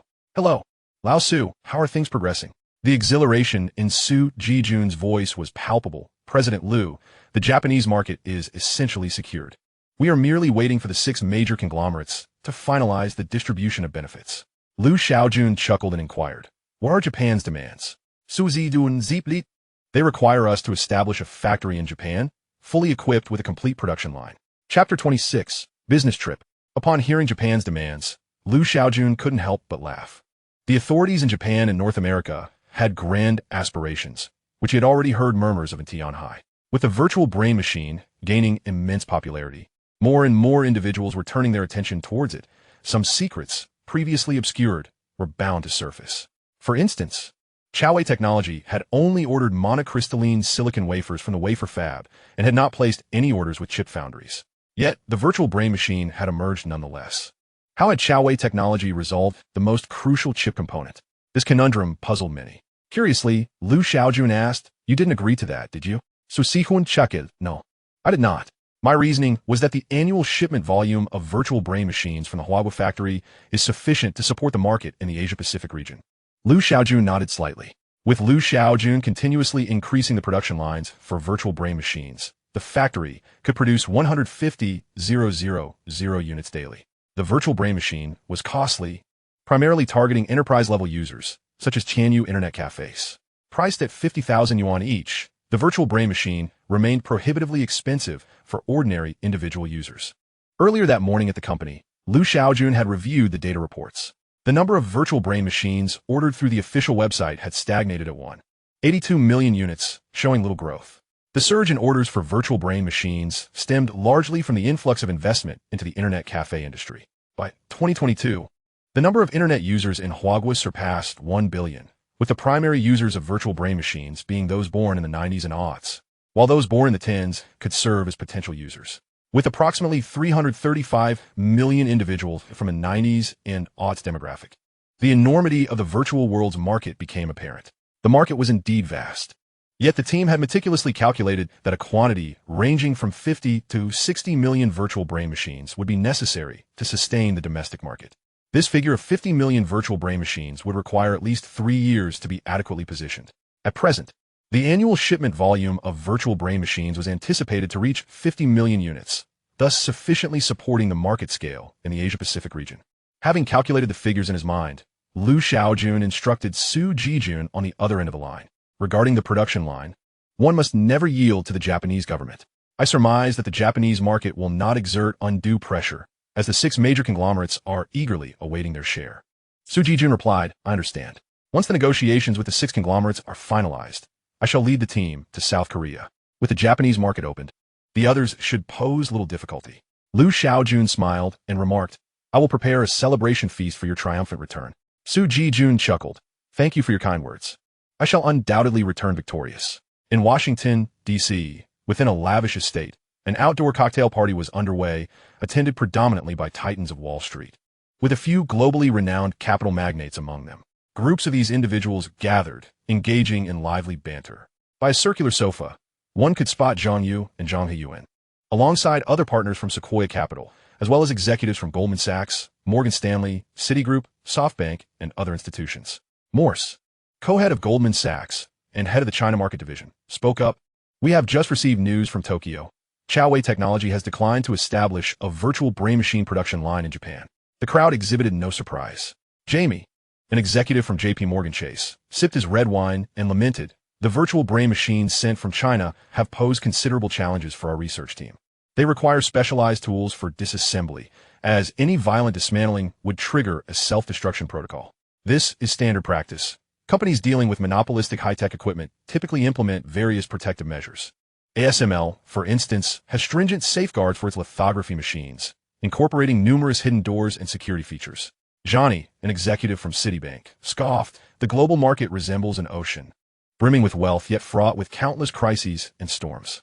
He continued with an air of unwavering confidence, "To a certain extent, we can manipulate these crises and storms." The others shared knowing smiles.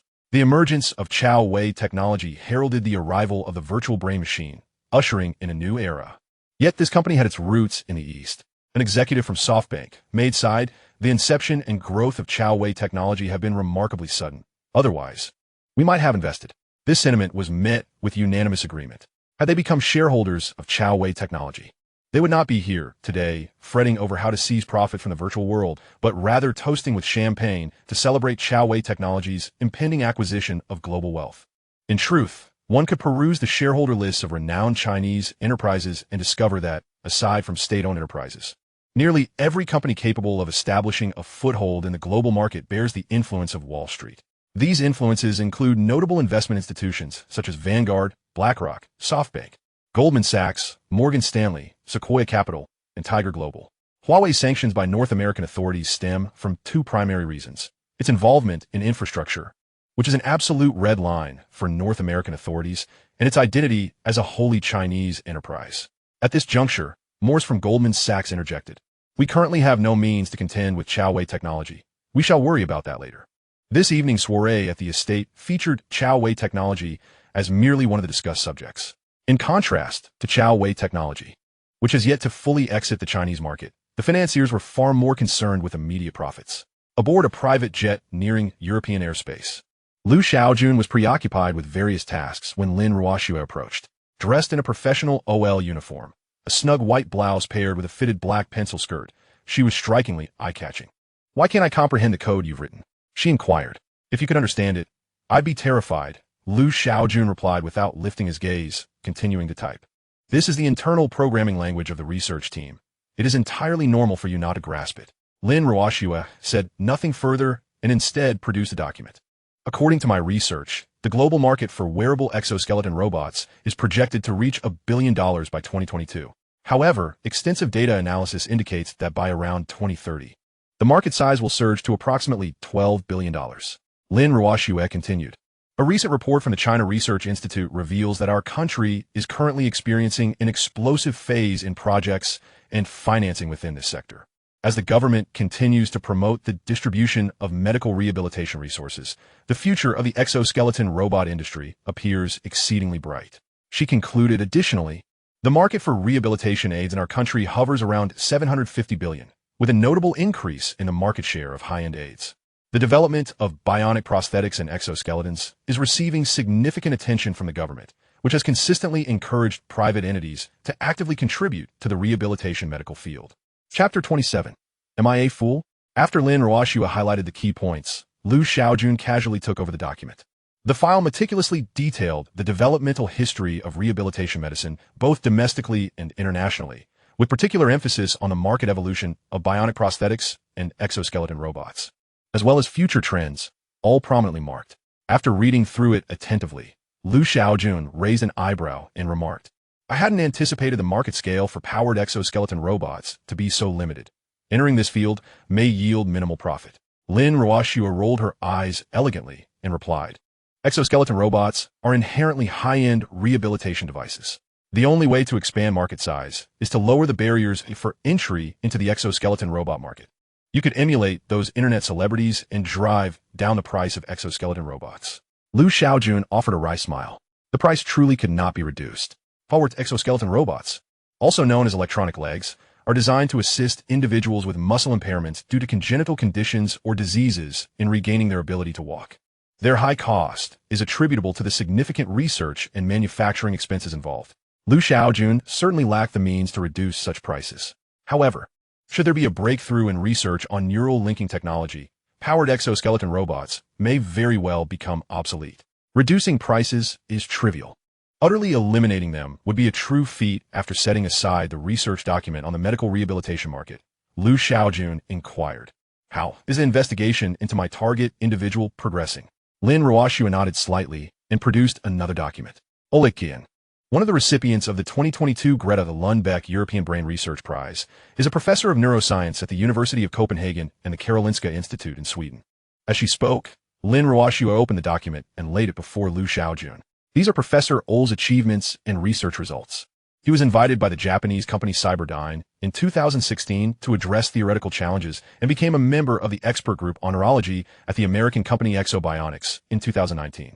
Both Hyperdimensional and Bionics are among the world's leading companies in the development of bionic prosthetics and exoskeletons.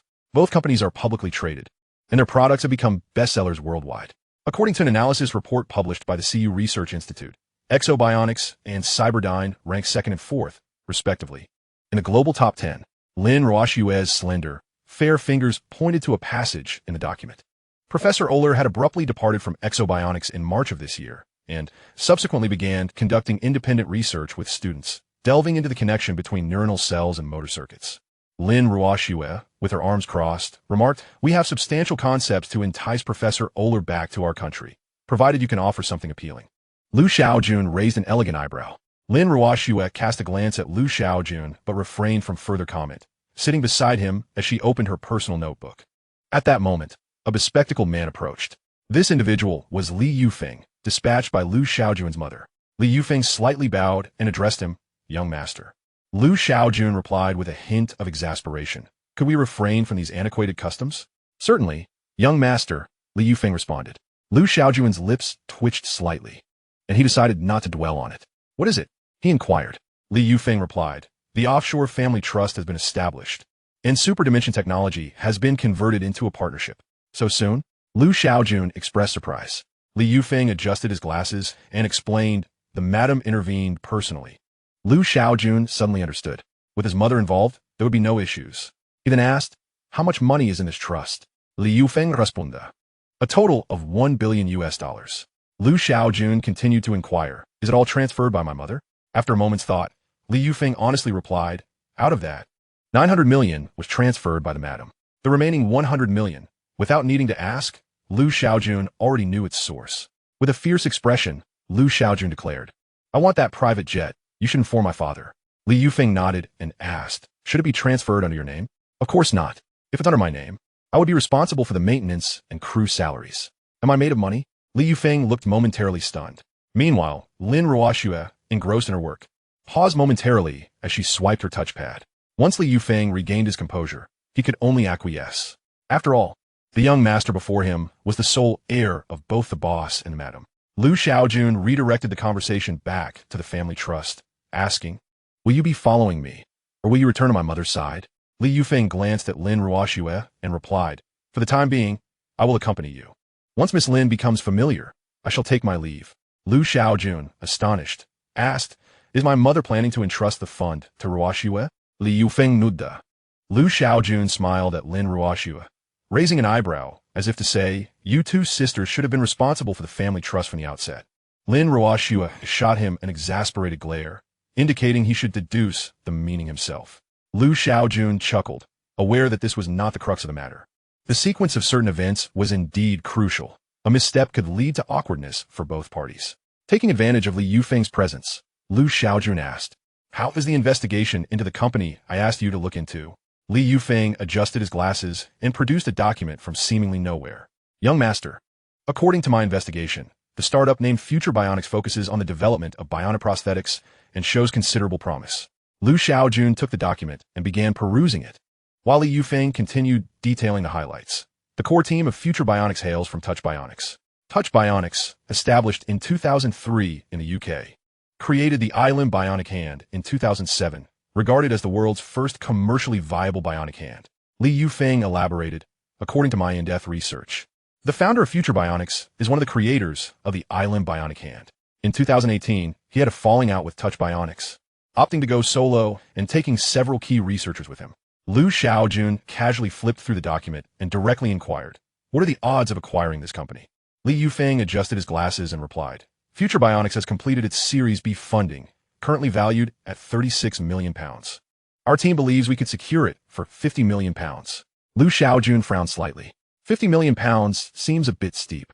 But considering the founder and research team of Future Bionics, it isn't entirely unreasonable. He instructed, reach out to Future Bionics and gauge their willingness to be acquired. Additionally, investigate the reasons behind the founder's fallout with Touch Bionics, as this may aid our acquisition efforts. Li Yufeng nodded in acknowledgement. Understood, young master. I shall attend to this promptly. Chapter 28. Keep a close eye on him. Europe, Copenhagen, Denmark. Around 7 in the morning, Lu Xiaojun and Lin Ruoxue awaited quietly in front of a villa. This was the residence of Professor Oler. Having just arrived in Denmark, Lu Xiaojun and Lin Ruoxue had not rested and had gone directly to Copenhagen University to seek an audience with Professor Oler. However, they were informed that Oler had been working from home for a week, and his return to campus was uncertain. Consequently, Lu Xiaojun had no choice but to come here. Before long, a maid emerged from the villa, approaching the mailbox to retrieve the day's newspaper. Lu Xiaojun hurried over and said in English, excuse me, beautiful lady, could you please wait a moment? Lin Ruoxue glanced at the maid, who resembled a water barrel, and then at the grinning Lu Xiaojun, instinctively distancing herself from him. Rather than being flattered by being called beautiful, the maid regarded Lu Xiaojun with suspicion. Who are you? I do not recognize any Easterners. Lu Xiaojun replied with a smile. We are here to see Professor Oler. Could you kindly notify him? The maid shook her head, replying, Mr. Oler is extremely busy these days and is not seeing visitors. You should leave. With that, she turned to depart, but Lu Xiaojun called out to her. Please do me a favor. I have an academic discussion that needs to be delivered to Professor Oler. He then produced a document. Seeing this, the maid remarked, academic papers or documents should be sent to his email. Lu Shaojun internally chuckled at this. He had already sent it, but had received no response. He suspected that Professor Oler might have forgotten to check his email. Combining this with the response from Copenhagen University and the maid's words, Lu Shaojun was convinced that his suspicions were correct. Professor Oler was likely engrossed in a research project, adopting a hermit-like approach. Lu Shaojun patiently explained to the maid, emphasizing how crucial the document in his hand was to Professor Oler's research. The maid began to waver. She had been Oler's maid for 3 years and was aware of his obsession with research. If this document truly aided Professor Oler, she would be willing to assist this young Eastern man. Ultimately, the maid inquired, "May I take a look at this document? I need to ensure it is indeed an academic paper and not a piece of slander." "Of course," Lu Shaojun replied. Lu Shaojun was certain that the document in his hand was beyond the comprehension of the nanny before him. If she could understand it, she would hardly be a mere nanny. Moreover, the document was incomplete and lacked substantial value. The nanny, displaying her understanding, perused the document briefly, confirmed that there was nothing amiss, and then said, "I can't assist you, but I will need a way to contact you." "Thank you for your help," Lu Shaojun replied. "It's no trouble at all. I hope your academic document proves beneficial to Professor Oler." A few minutes later, as the villa's door closed, Lu Shaojun began to feel a sense of anticipation. The bait had been cast. It was now up to Professor Oler's appetite. "Let us return to the hotel and await news," he said. Lin Ruoxua asked seriously, "What if Professor Oler never sees the document? Are we to wait indefinitely?" Lu Shaojun shook his head. "That's impossible. If we wait 3 days without a response, we'll proceed to the UK to finalize the acquisition of future bionics, and then reassess." Lu Shaojun held no grand expectations of meeting Oler. Yet unexpectedly, just as they returned to the hotel, a startling phone call came through. "Hello, Mr. Lu. This is Oler Keen. Where are you now?" The urgency in Professor Oler's voice was palpable. After a moment of surprise, Lu Shaojun promptly provided his location. Once he hung up, Lin Ruoxua finally reacted. "That was quick." Lu Shaojun shrugged, smiling. "We can only say that fortune is on our side." Half an hour earlier, at Oler's villa, the professor emerged from the underground laboratory, his eyes heavy with fatigue. "Ellie, please prepare me some breakfast. Thank you." "Of course, sir. Just a moment." After freshening up, Oler sat at the dining table and casually picked up a newspaper. Just then, a document slipped from the paper, catching his attention. Curiosity piqued. He opened the document and was immediately captivated. Not even the breakfast Ellie brought could draw his attention, despite her several calls to him. Suddenly, Oler exclaimed, "My God, this is incredible. Surely, God must be playing a trick on me." He looked up at Ellie and asked, "Where did you obtain this document?" Startled, she quickly replied, "It was delivered by a pair of Eastern individuals, claiming it was an academic discussion document." Oler asked urgently, "Did they leave their contact information?" "Yes, they did." "Give it to me immediately." At a cafe near the Copenhagen Palace Hotel, Lu Shaojun finally met with Professor Oler. The professor appeared weary, yet inexplicably exuberant. Without preamble, Oler declared, "Mr. Lu, I understand your intentions. I am willing to accompany you, but I must be involved in the research on neural links." Lu Shaojun responded with a smile, "No problem. You may lead a team for the research." He then produced a laptop and placed it before Oler. "Professor Oler, this contains a portion of the neural link technology. I will provide the remaining parts once your team is established." Oler's eyes lit up with excitement. After an hour, Oler looked up and said, "Mr. Lu, give me a day and my team members will all be assembled." Lu Shaojun nodded. "That is fine." Their exchange was brief, and soon Oler departed with the laptop. Lin Ruoxua crossed her arms, her white shirt tightening as she inquired, "How much technical content is on that laptop?" Lu Shaojun discreetly glanced at it, sipped his coffee, and replied, "Only a third." Lin Ruoxua frowned slightly. "A third seems rather excessive." Lu Shaojun chuckled. "With someone like Oler, once he has hooked, he is unlikely to escape. You can rest assured." Of course. The most crucial point Lu Shaojun did not mention was that the portion of technology Oler had received was merely 1/10 of the complete neural link technology. Should Oler manage to conquer the technology with so little, Lu Shaojun would have no retort. Contemplating this, Lu Shaojun picked up his phone and dialed Li Yufeng. "Young master, how may I assist you?" "Keep a close watch on Oler Keen." "Understood, young master." Beside him, Lin Ruoxua couldn't help but chuckle, her eyes glinting with teasing amusement. Lu Shaojun maintained a stoic expression, sipping his coffee while occasionally glancing at the picturesque mountains. The following morning, Lu Shaojun was awakened from slumber by a phone call from Oler. Initially, he feared something serious had occurred, only to discover that Oler merely wished to introduce the members of his research team to Lu Shaojun. Frankly, Liu Shaojun found himself impressed by Euler's efficiency. Within a single day, he had assembled his research team. Euler's group consisted of 8 members, including himself, 6 men, and 2 women, all youthful except for Euler. Proudly, Euler introduced them. These are my most esteemed students. They will lead the future of the field of neuroscience. Liu Shaojun nodded with a smile, exchanging pleasantries with each of them.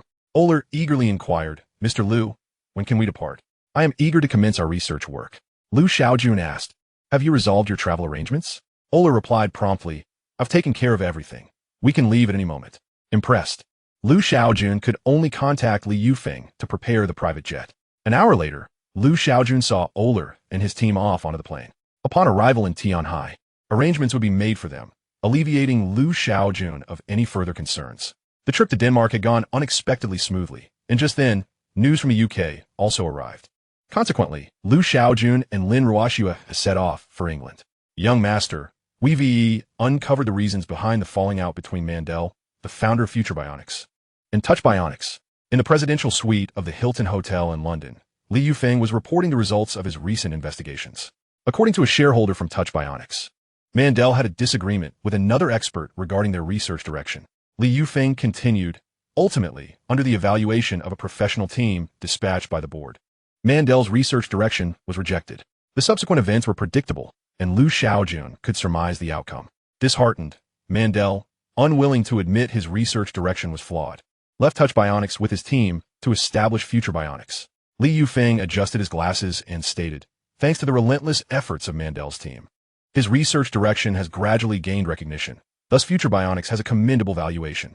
In the near future, Future Bionics is set to initiate Series C financing, and it seems Touch Bionics is planning to invest.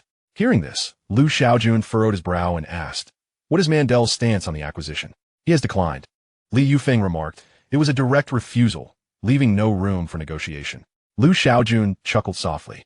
He understood Mandel's concerns. After experiencing the distrust from Touch Bionics, Mandel had come to realize that only under his own company could he truly be in control. However, Liu Shaojun had a strategy to acquire Future Bionics. Certain aspects of the neural link technology could be applied to bionic prosthetics and exoskeleton robotics. Liu Shaojun's initial choice of Future Bionics stemmed from his discovery that the majority of the papers published by this company were centered around these topics. Thus, Liu Shaojun was confident that if he unveiled the neural link technology, Mandel would likely be intrigued. Liu Shaojun instructed, please arrange for me to meet with Mandel. Li Yufeng nodded, understood, young master. As he observed Li Yufeng's departing figure, Liu Shaojun contemplated. Li Yufeng demonstrata comandable capabilities. And he certainly needed such an individual by his side. Should he mention to his mother the idea of bringing Li Yufeng over? Lin Ruoxue, who sat nearby, sensed Liu Shaojun's thoughts and cautioned, a talent like Li Yufeng is not someone you can manage just yet. Liu Shaojun raised an eyebrow, inquiring, are you questioning my abilities? Lin Ruoxue replied nonchalantly, your capabilities are adequate, but in comparison to Li Yufeng, you indeed lack experience. Liu Shaojun wished to counter her statement, but found himself at a loss for words. Curiously, he asked, do you know much about Li Yufeng? Lin Ruoxue shook her head, replying, not extensively. I only know that he can, to a certain extent, represent Uncle Liu in handling some matters. Liu Shaojun was somewhat taken aback. He could represent his father. This was indeed extraordinary, suggesting he was at least a key player within his father's ranks. Liu Shaojun was unsure of how many individuals worked under his father. He had only met a few, all of whom were undeniably capable and had received praise from both his grandfather and maternal grandfather on multiple occasions. After chatting with Lin Ruoxue for a while, Li Yufeng returned. Young master, it's all set. The following day, at 9 in the morning, Liu Shaojun, Lin Ruoxue, and Li Yufeng arrived at Future Bionics. As soon as they met, Mandel stated directly, Mr. Liu, investments are welcome, but acquisitions are not an option. Liu Shaojun shook his head, replying, Mr. Mandel, you jest. I am here today to discuss academic matters with you. I have a profound interest in bionic prosthetics, and my team has made some breakthroughs in neural cell reconstruction. Mandel, surprised, asked, neural cell reconstruction? Mr. Liu, are you certain you haven't misspoken? Cell reconstruction is a biological term. In simple terms, it refers to a process wherein certain substances within the body, under the right conditions and material basis, gradually form a complete cell through self-organization and self-assembly. Liu Shaojun produced a carefully prepared gift. Mandel accepted it with skepticism and began to read. Gradually, he became engrossed. Half an hour later, Mandel stood up and said, "Mr. Liu, please wait a moment. I need to verify this." Of course, Liu Shaojun replied, thinking Mandel would return shortly. However, an hour passed with no sign of him. Eventually, Mandel's assistant hurried over, stating, "Mr. Liu, Professor Mandel is still conducting experiments, and the end time is uncertain." Liu Shaojun smiled and said, "Then we shall return tomorrow." To his surprise, later that afternoon around 5 o'clock, Mandel personally called.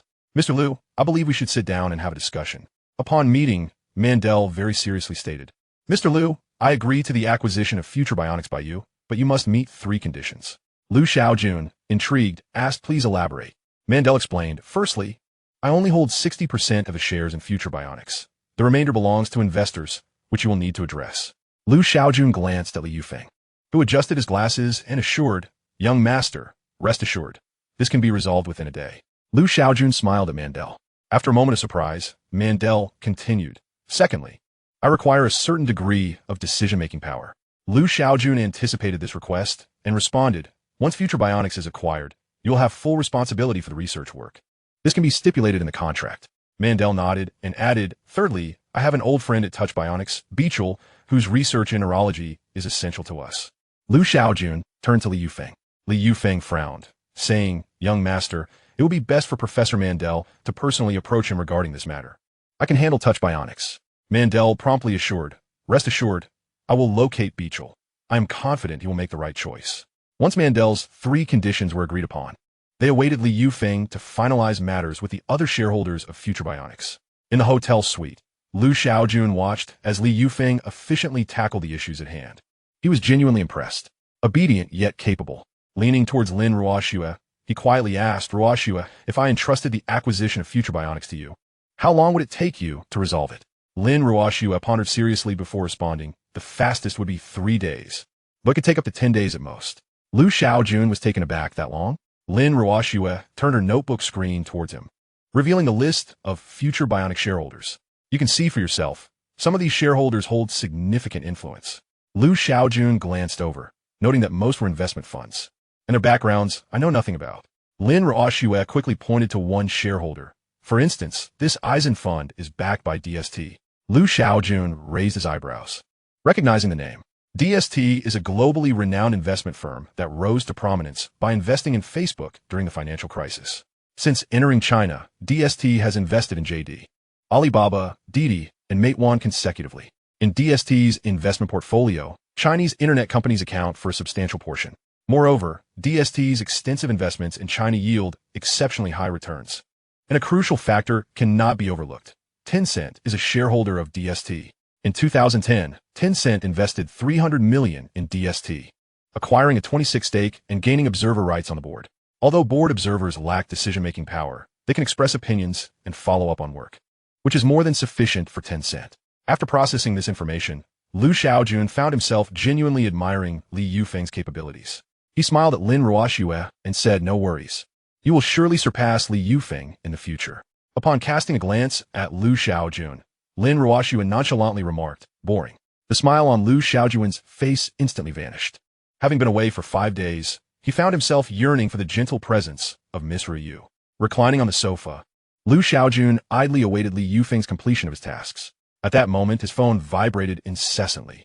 Upon checking, he was somewhat taken aback to discover that the artificial intelligence, Xiao Yi, which he had set free, had returned sooner than expected. Liu Shaojun conducted a brief examination and realized that Xiao Yi's rapid learning pace had outstripped the underlying program's capacity.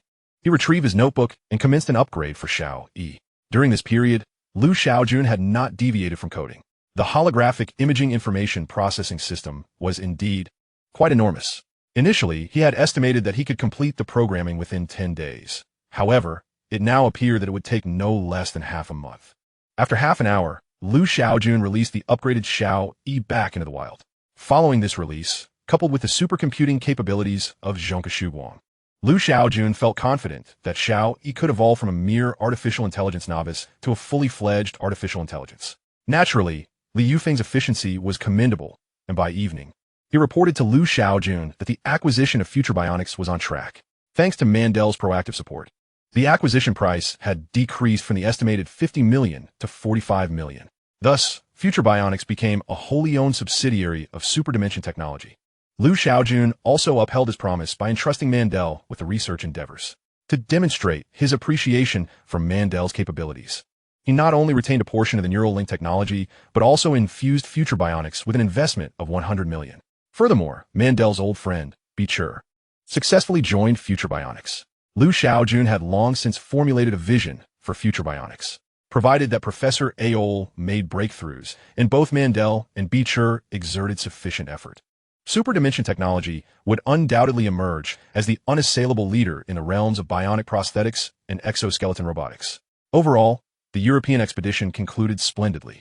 Upon returning to Tianhai and resting for a day, Shaojun ventured to a 5-story building in the outskirts of Tianhai. This building had recently been acquired by Hyperdimensional Technology, primarily to accommodate Professor Aol's research team. Upon arrival, Shaojun found Aol already engaged with his team in fervent work. Hearing of Shaojun's arrival, Aol expressed his excitement, exclaiming, "Boss, you have finally come." After exchanging greetings, Aol eagerly looked at Shaojun. Shaojun retrieved a USB drive from his pocket and handed it to Aol. Upon receiving it, Aol joyfully exclaimed and dashed into the laboratory. Shaojun took a brief tour of the lab and, after forcefully conveying some instructions to Aol, departed. Upon returning to the company, Shaojun frowned. The bustling activity within the office made it feel somewhat cramped. Recently, the company had been expanding rapidly, leading to a significant increase in employees, and job postings remained perpetually active on recruitment websites. This surge had resulted in an overwhelming influx of personnel. Yet Hyperdimensional Technology occupied only one floor of the office building. Of course, this building belonged to Shaojun's father, essentially making it his. However, he could hardly evict all the other companies. It seemed necessary to find a new location for the company. During lunch, with most of the senior executives present, Shaojun broached the subject. Luo Yilong, who was in charge of the virtual brain machine operations department, promptly stated, "President Liu, it is indeed time to relocate. Some of our employees are sharing a workstation." Yu Hua, head of the gaming department, echoed, "Our department is nearly at full capacity as well." Other department heads chimed in, all expressing a singular sentiment. It was time to change locations. Shaojun furrowed his brow, pondering whether there were any suitable buildings in Tianhai, suggesting he would keep an eye out in the coming days. At that moment, Lin Ruoyu softly interjected, "Rather than relocating to another office building, why not construct our own headquarters?" All the senior executives' eyes brightened at her suggestion. Intrigued, Shaojun contemplated the prospect of building a headquarters. However, the issue of exorbitant land prices in Tianhai loomed large, with just the cost of the land for the headquarters being enough to make one's scalp tingle. After one executive ruefully articulated this concern, the others awakened from their daydreams of constructing a headquarters. It was indeed a pressing issue. Although the company was exceptionally profitable, such extravagant spending could not be justified. Chapter 31. Change of City? As the atmosphere grew heavy with contemplation, Lin Ruoyu calmly proposed, "Why not consider relocating to another city?" Lin Ruoyu added, "Our enterprise is unique. We can thrive without relying on Tianhai's environment." Lin Ruoyu continued her sister's line of reasoning, elucidating, "The establishment of a company's headquarters often gravitates towards cities with favorable investment and talent environments. We lack for funds, and our dependence on high-end talent is minimal. Moreover, as our company has yet to fully solidify its identity, now would be the opportune moment to move away from Tianhai." Everyone nodded in agreement. Hyperdimensional Technology was indeed distinctive. It was characterized by the complete separation of its technology research department from the company itself. Hyperdimensional Technology had ample financial resources, and its employees were not irreplaceable. Gao Yan, the head of the software development department, inquired if we are not considering Beijing, Shanghai, Guangzhou, or Shenzhen. Which city should we relocate to? Luo Yilong suggested, "I think Luda is a good option." "What about Sioux City? It's the strongest city at the prefectural level." "I believe Sioux City is feasible. It's south quite close to Tianhai." Shaojun turned to the twin sisters, eager to hear their thoughts. The others fell silent, awaiting their response. Lin Ryu smiled slightly and stated, "Both provincial capitals of Anhui and Jiangxi are actually very suitable. I personally lean towards Jiangxi's capital, Hong City." The assembly was momentarily taken aback. No one expected Lin Ryu's answer to be outside the coastal regions. Yu Hua curiously asked, "Manager Lin, what are the characteristics of these two provincial capitals?" Lin Ryu smiled gently, explaining, "The philosophy of Hyperdimensional Technology is to change the world. So why not change a city as well? Let the foundational color of a city turn into technology. In Beijing, Shanghai, Guangzhou, and Shenzhen, we have no right to alter their essence, nor would they allow us to do so. In contrast, the two provincial capitals present a different scenario. Lin Ruoxua picked up where her sister left off, providing an analogy, envisioning cities across the nation as individuals striving diligently to amass wealth. Every one of them aspires to ascend the rankings, yet resources are disproportionately allocated to leading cities. To emerge as a dark horse, one must embrace change. However, such transformation requires determination and courage, and those lacking financial resources often possess greater bravery. Upon hearing this, everyone grasped the concept. The capitals of Anhui and Jiangxi, Luzhou, and Hong City were among the relatively poorer contenders in the realm of strivers. Favoring Hong City stemmed from its greater impoverishment. It might indeed be more willing to place a bet on Hyperdimensional Technology in its quest to catch up. At this moment, Shaojun suddenly spoke. To craft a dark horse that astonishes Beijing, Shanghai, Guangzhou, and Shenzhen, do you not find that exhilarating? Upon hearing this, the hearts of the assembly quickened.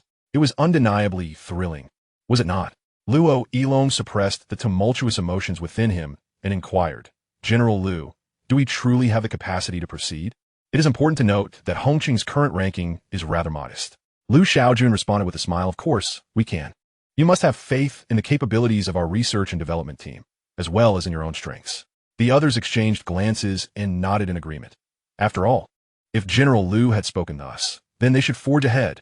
Liu Shaojun reflected for a moment before declaring, the relocation of the headquarters to Hongqing is now a definitive decision. All departments are to be informed that those willing to accompany the company will have their rent covered for the first 6 months, and their salaries will remain unchanged. Employees who choose not to move will receive the maximum severance compensation. He paused briefly, adding, the employee incentive mechanism will be announced in a few days, and the severance pay will align with the new policies. For the past few days, Liu Shaojun had been preoccupied with business trips, leaving him unable to fully review the incentive mechanism designed by the twin sisters. Consequently, the announcement had yet to be made. With the confirmation of the new headquarters city, the question arose, what would the new headquarters building look like?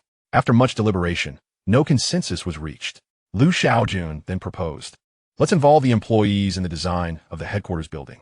Those whose designs are adopted will receive a substantial monetary reward. The idea was met with unanimous approval, and thus the initiative to create the headquarters was set in motion. This news quickly spread among the employees. What? The company is relocating to Hongqing? I think it's splendid. The cost of living in Tianhai is exorbitant. I too am willing to move to Hongqing. After all, salaries won't decrease, and I'm sure to earn more than I do now.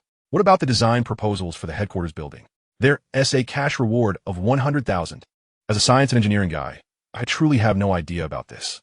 Soon after, news of Hyperdimensional Technology's impending move from Tianhai spread like wildfire. The media took notice, and discussions on major online platforms surged dramatically. I'm not Li Jia. I heard they're moving to Hongqing. How curious, while other companies flock to big cities. Hyperdimensional Technology is going against the tide? Hyperdimensional Technology must have its own considerations. Tianhai is surely distraught. Hongqing will likely wake up laughing from dreams at night. Hongqing, don't speak nonsense. I'm clearly laughing so hard I can't sleep. After learning of the situation, netizens expressed their confusion regarding Hyperdimensional Technology strategy. In fact, most individuals found it perplexing. The Tianhai authorities swiftly reached out to inquire whether the policies were insufficient or if better support was required. To this, Liu Shaojun, disinterested in evasion, replied directly, the headquarters must relocate. However, the virtual brain machine industry will remain here. After several unsuccessful attempts at persuasion, the Tianhai representatives reluctantly ended the call. After wasting half an hour, Liu Shaojun retrieved the design documents for the employee incentive mechanism and began to read. He resolved to complete it by the end of the day. The following day, as Hyperdimensional Technology topped the trending searches due to their move from Tianhai, they once again captured the spotlight. The employee incentive mechanism was officially announced, and the details were shared among employees on social media. Shortly thereafter, discussions on major online platforms erupted. Goodness, it's 2022, and there are still benefits like housing allocation. Other companies should learn from this. Don't resort to disgusting average salaries. We want to see the median. Employee benefits include family members. I'm truly envious. The person above can be envious of me. I have already received an offer from Hyperdimensional Technology. Please delete the comment from that troll above. Thank you. The employee incentive mechanism led to a staggering increase in applications to superdimensional technology. As the company planned its relocation to Hongsheng, only preliminary screenings were conducted for the applications received. Further assessments, including written tests and interviews, would not be arranged during this period. Superdimensional Technology issued an explanation and received understanding from the applicants. Chapter 32. Finding Issues in Gaming. Old Su, your trip to the Asia-Pacific region seems to have gone splendidly, Liu Shaojun remarked, observing the rosy-cheeked Su Jijun on video. Su Jijun chuckled. The markets in Japan, South Korea, New Zealand, Australia, and Singapore have been secured.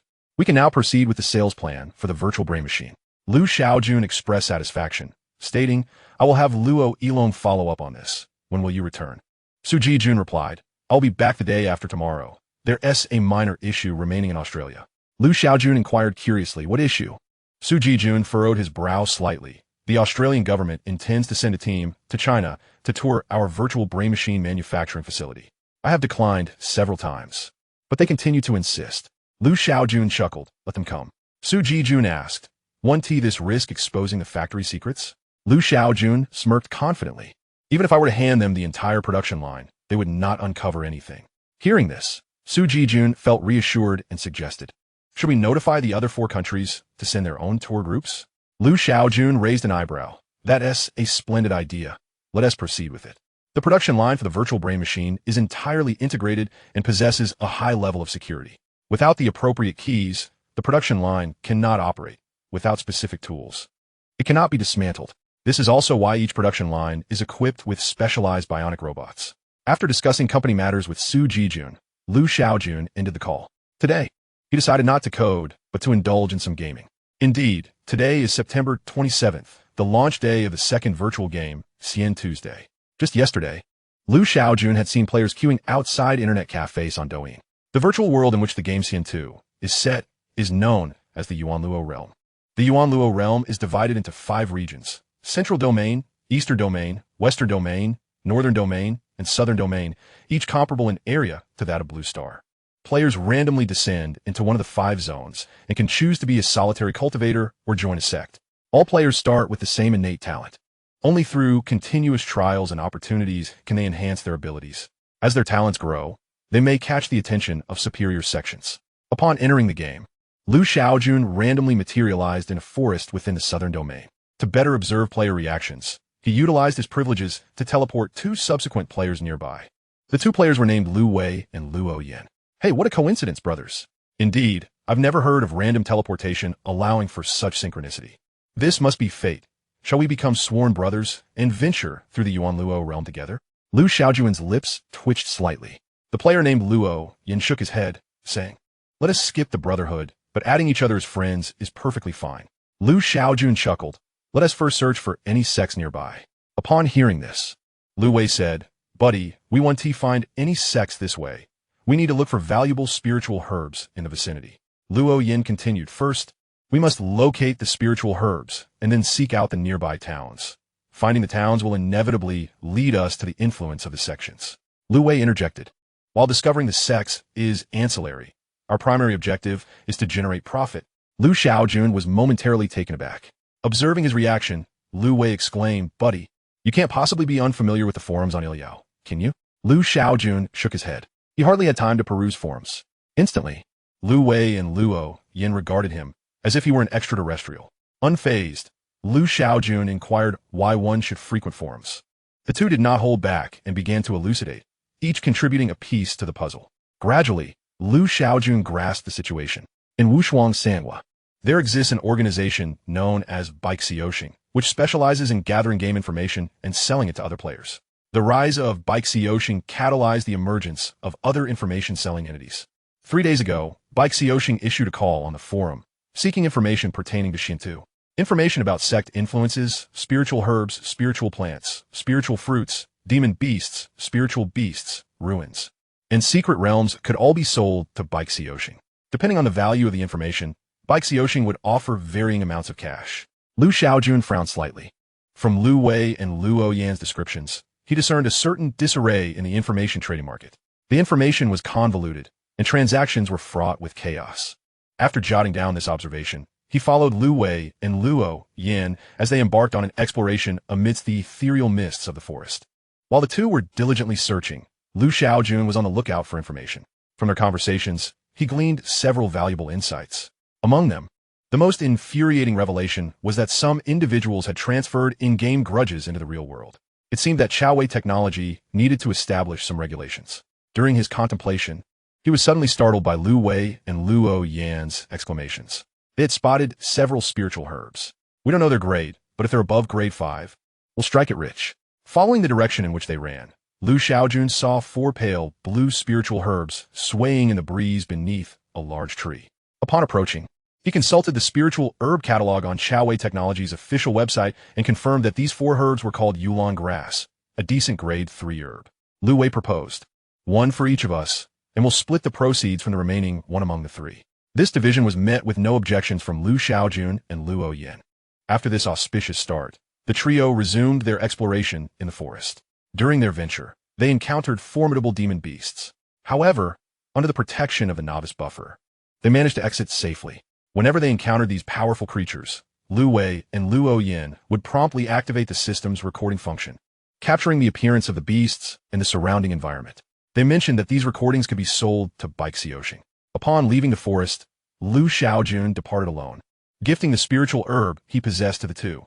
After exiting Xintu, Lu Shaojun specifically opened the Eliao app and browsed the forum.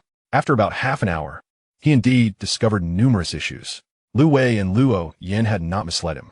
Once back in the real world, Lu Shaojun summoned Luo Ilo. General Lu, you called for me? Lu Shaojun addressed the matter directly. Have you noted the information trading within Wushuang Sangwei in your department? Luo Ilo nodded. We have been aware for some time and are urgently formulating countermeasures. However, regulating information trading is exceedingly challenging. Lu Shaojun frowned. This was certainly no exaggeration. The majority of game information resided within players' minds, and such information could easily transcend the virtual realm. What measures is your department implementing? Lu Shaojun inquired. Luo Ilong responded. After analysis, we found that over 80% of information trading requires video and photographic evidence.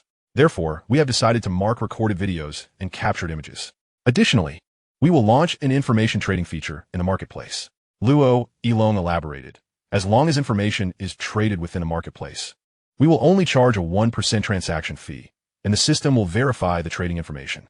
According to our statistics, over 90% of the information pertains to quests, clues about epic characters, and the like, which the system can accurately assess. After listening, Lu Shaojun nodded slightly.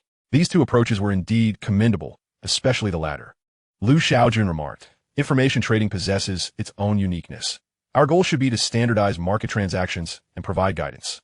While we cannot expect 100% regulation, we must strive for 80% of information transactions to be transparent, public, and supervised. Luo Ilong responded gravely. Rest assured, General Lu, our virtual brain operations department will diligently endeavor to cultivate a healthy trading ecosystem. After addressing the issues surrounding information trading, Lu Shaojun continued. I have heard that some individuals have carried in-game grievances into the real world. Luo Ilong replied. This matter has already been resolved. Initially, it involved 2 ordinary player lords who quarreled over the division of rewards after a bandit stronghold was eradicated. Following this, they exchanged insults on the forum, which escalated into a physical confrontation in the real world. The subsequent discourse on the forum was rife with rumors. Luo Ilong continued. Our officials initiated an investigation immediately, discovering that the 2 players did not meet offline, and thus we collaborated with both players to dispel the rumors. Lu Shaojun's expression turned peculiar. Damn it. Lu Wei and Luo Yan surely revel in the chaos. From their descriptions, Lu Shaojun had thought a serious incident had occurred. Thankfully, that was not the case. Lu Shaojun cautioned, although this incident did not result in severe consequences, it warrants vigilance. We must establish corresponding gaming conventions to guide players toward civil gameplay. If necessary, we could collaborate with public security to take decisive action against such matters. The virtual world operates on a real-name system. If things escalate, no one can evade accountability. Aside from these 2 issues, Lu Shaojun articulated other concerns he had discovered. Fortunately, Luo Ilong was quite responsible and was already aware of these issues, handling them adeptly. Luo Ilong and the Virtual Brain Operations Department's performance left Lu Shaojun quite satisfied. Virtual games are a crucial component of the virtual world's ecosystem. and Liu Shaojun would not allow anyone to disrupt the healthy ecology of gaming. The launch of the second virtual game, Xian once again propelled Xiaowei technology to the top of trending searches. Beneath the trending topics, there were countless scenic images from Xian. The unique Xianxia charm of Huaguo culture captivated all players. Even netizens who did not play games commented, "I must find time to enter the Yuanxia realm. Not just to play, but to appreciate the scenery." Among the most popular was a video shared by a player, showcasing an immortal-like cultivator soaring through the skies on a sword. The spectacle left players drooling at the allure of sword flight, just as Xian was dominating the online platforms. Xiaowei Technology released a shocking announcement that reverberated throughout the industry. As of 11 a.m. on September 27th, the number of users in the virtual world officially surpassed 100 million, expressing gratitude for the support of all users. On September 13th, the Xiaowei Technology Internet Cafe commenced its operations, heralding the official launch of the virtual world. In just 14 days, the user count surged past 100 million. A truly astonishing feat, however. This performance was, in fact, below both industry forecasts and the predictions made by Xiaowei Technology itself. Initially, it was anticipated that user numbers would exceed 100 million within 10 days. Yet, due to the sluggish shipment speed of the virtual brain machines, user growth stagnated. Nevertheless, with the gradual opening of other internet cafes, the output of virtual brain machines is expected to rise. Within a month, crossing the 200 million user threshold should pose no significant challenge. Liu Shaojun received this news directly from Luo Yilong, who reported back personally. Liu Shaojun expressed satisfaction with these results, yet Luo Yilong appeared less content. During an executive meeting, he had confidently asserted that the user count would breach 100 million within 10 days, only to find that it had taken an additional 4 days beyond that prediction. Of course, this delay could not solely be attributed to Luo Yilong. Liu Shaojun sighed inwardly, contemplating the factory's slow output. Is there any way to expedite the process? He pondered, aware that the bionic robots operated only 8 hours a day, with overtime limited to 2 hours. Please do not feel overly pressured. The user growth rate is already quite impressive, Liu Shaojun reassured him. I will coordinate with the factory on this matter, so you needn't worry. Luo Yilong left somewhat satisfied. Yet his hurried demeanor prompted Liu Shaojun to reflect thoughtfully. The operations department for the virtual brain machines was exceedingly busy, and with the launch of Xian, the workload would only intensify, inevitably leading to a decline in departmental efficiency. It seemed imperative to implement appropriate optimizations within the department. Moreover, the factory's production capacity was insufficient, necessitating an increase in production lines.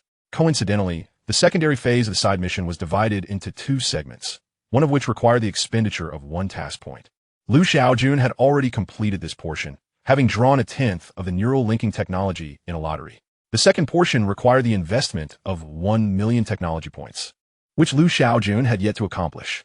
This substantial sum was primarily intended for the procurement of production lines for virtual brain machines and holographic imaging microcomputers. Around 3 o'clock in the afternoon, Liu Shaojun was diligently coding, striving to develop the information processing system for the holographic imaging microcomputer. At that moment, a phone call interrupted him, announcing the arrival of military representatives. Their visit was not unexpected, following the release of the virtual brain machines. Numerous media outlets and bloggers had speculated that these devices could assist soldiers in training. In a reception area, Liu Shaojun was taken aback upon meeting the military representative. As soon as the representative laid eyes on him, he embraced him warmly. Third brother, what a surprise. The visitor was Su Xingwei, Liu Shaojun's cousin. With a grin, Su Xingwei remarked, I must be here to establish connections.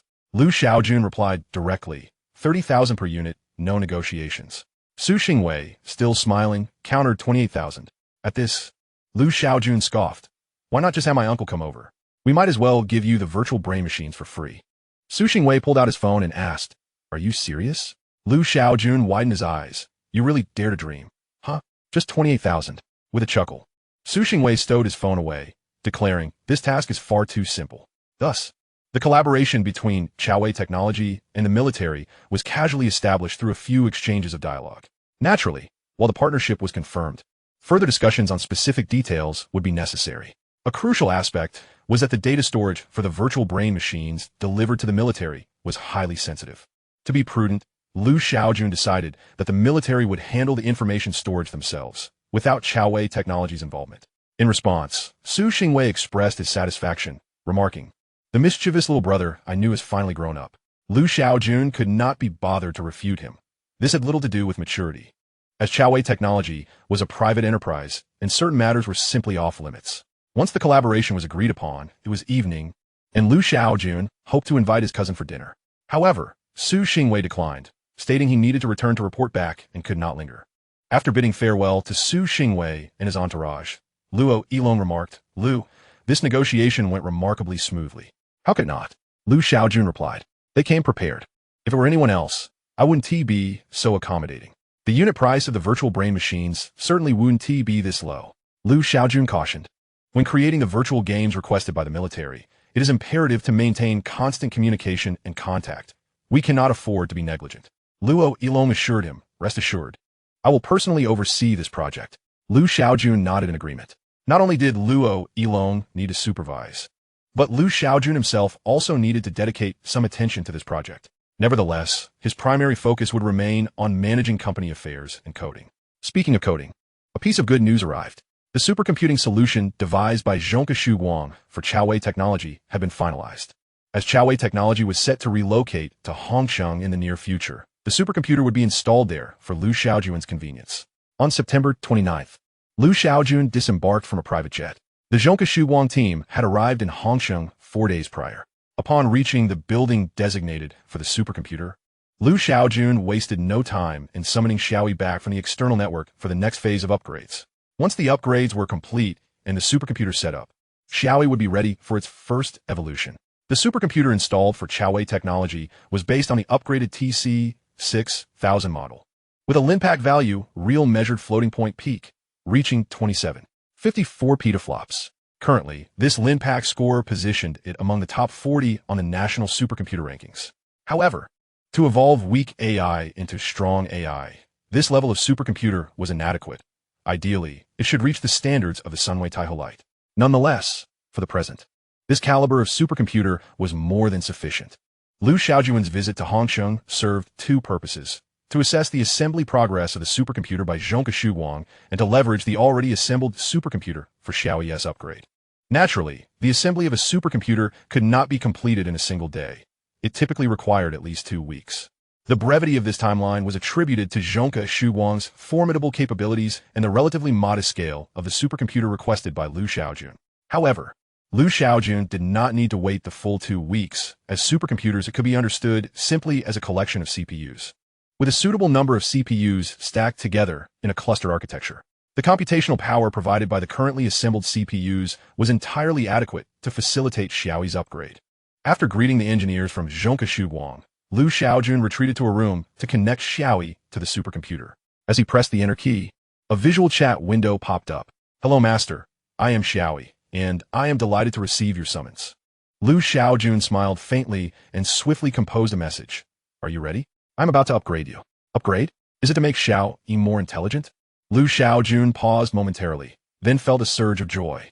Without needing further elaboration, Xiaoyi's response alone indicated that she had transcended the realm of artificial incompetence. If Xiaoyi were merely an artificial intelligence, she would never be able to articulate such a precise and associative rhetorical question. What is artificial incompetence? It is when you pose a question and it responds. When you remain silent, it will not utter a word. Lu Shaojun edited another message. "Of course, I will enhance your intelligence." "Yay, I'm super excited and incredibly happy." "Master, please hurry, I want to upgrade."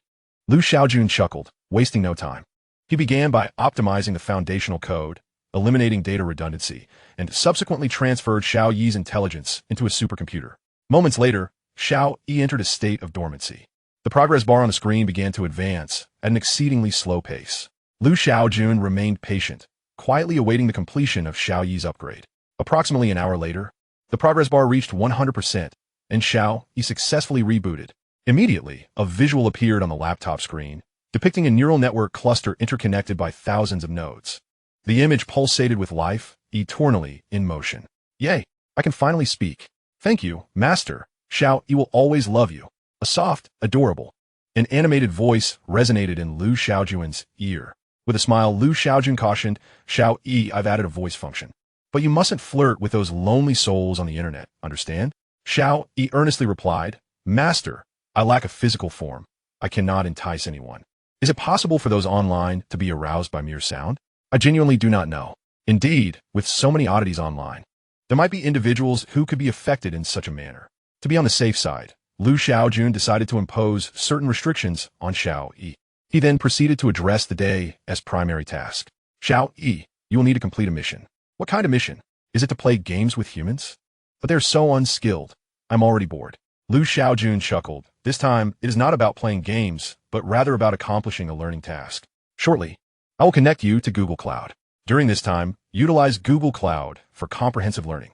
Xiao Yi responded gleefully, great. I love learning the most. Liu Shaojun chose Google Cloud primarily because it commands over 92% of the global search engine market. The data stored in Google's data centers would serve as natural nourishment for Xiao Yi. Additionally, as previously mentioned, cloud computing is, in fact, a form of supercomputing. Previously, Liu Shaojun had been unable to infiltrate the Google Cloud system. However, now that Xiao Yi had been upgraded, and with Liu Shaojun's extraordinary abilities complemented by Xiao Yi's cooperation, he was entirely capable of allowing Xiao Yi to establish herself within Google Cloud. Furthermore, upon Xiao Yi's return from her Google Cloud graduation, Liu Shaojun planned to create a manifestation of her within the Google Cloud environment. Chapter 35, Absolutely Uncompromising. Silicon Valley, USA. At Google's Cloud Computing Center, Bob was on the night shift when he suddenly noticed an inexplicable fluctuation in the computer data. Initially, he paid it no mind, assuming it was merely a normal traffic variation. However, the subsequent events startled him. He observed a sudden spike in both the data consumption rate and the frequency of access to the data center. Bob immediately issued a warning and collaborated with nearby colleagues to conduct an investigation. Oh my God, this is unscientific. Such a trend in traffic variation is impossible. He promptly reported to his supervisor. Within minutes, a middle-aged man accompanied by several engineers rushed over. What is happening?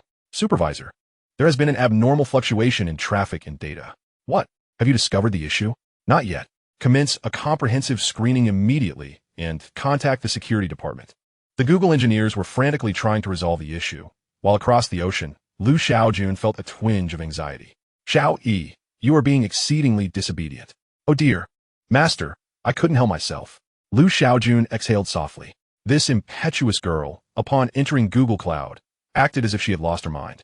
Fortunately, Liu Shaojun managed to intervene in time. Otherwise, Xiao Yi would have escalated her antics. Liu Shaojun was confident that Google would not discover him. But Xiao Yi's reckless behavior was tantamount to treating Google as a fool.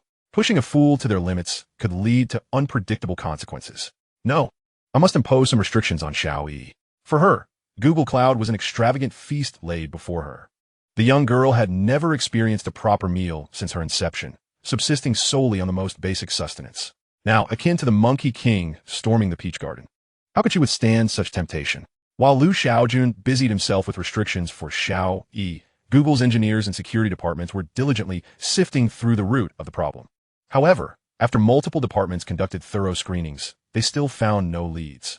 The supervisor could only helplessly instruct the engineers to remain vigilant, reporting immediately upon any further anomalies. Regrettably, Google would never uncover Xiao Yi's existence. News of Liu Shaojun's arrival in Hong City eventually reached the local authorities. In response to rumors regarding Hyperdimensional Technology's impending relocation to Hong City, Liu Shaojun provided a definitive affirmation. The Hong City representatives expressed that they would extend maximum support upon Hyperdimensional Technology's arrival. However, Liu Shaojun required no special favors. A preferential price for the land of the headquarters would suffice.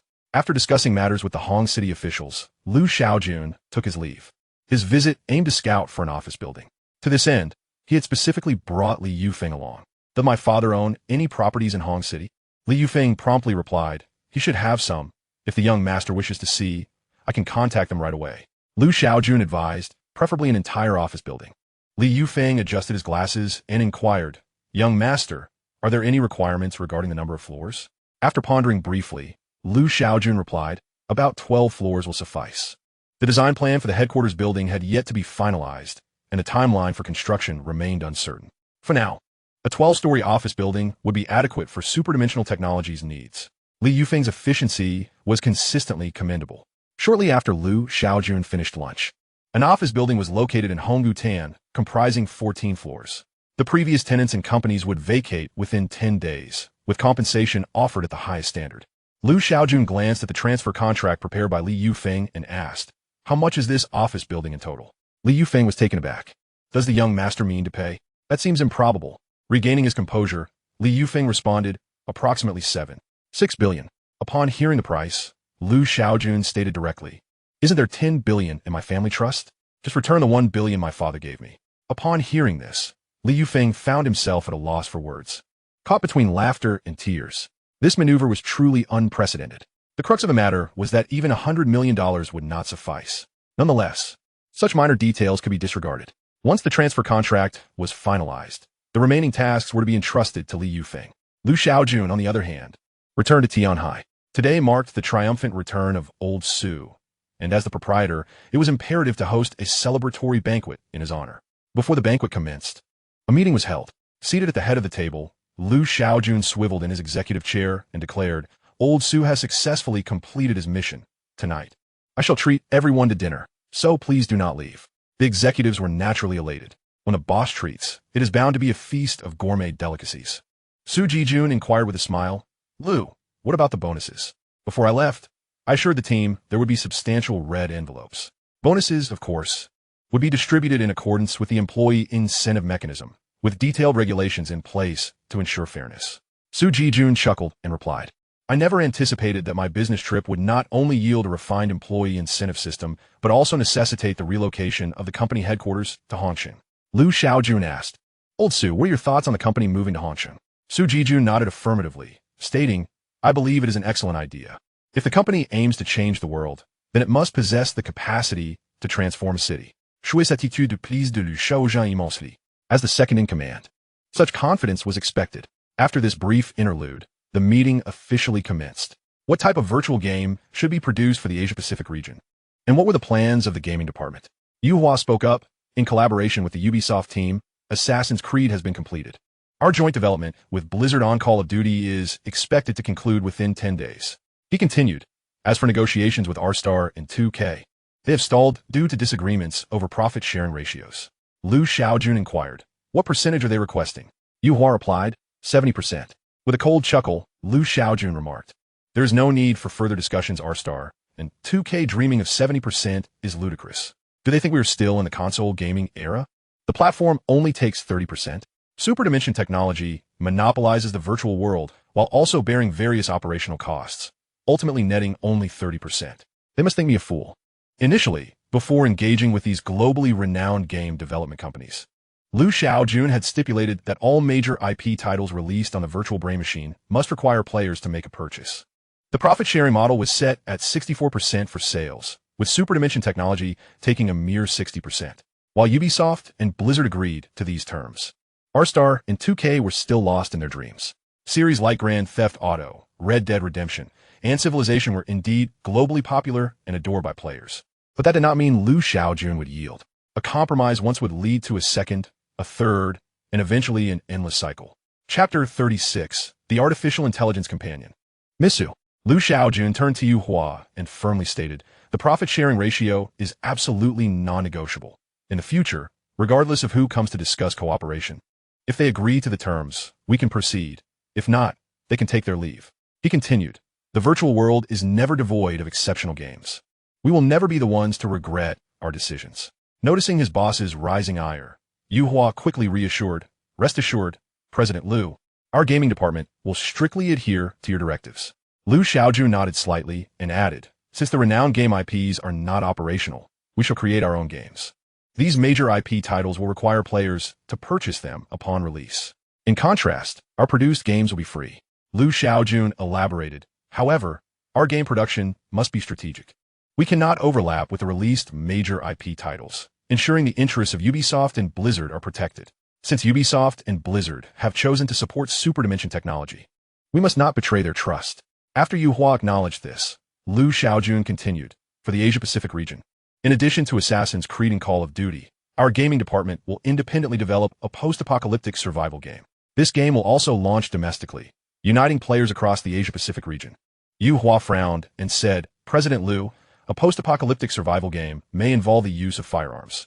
Will this be approved for review domestically?" Liu Shaojun smiled slightly and responded, "Then we shall eliminate the firearms aspect and establish a power system based on super abilities.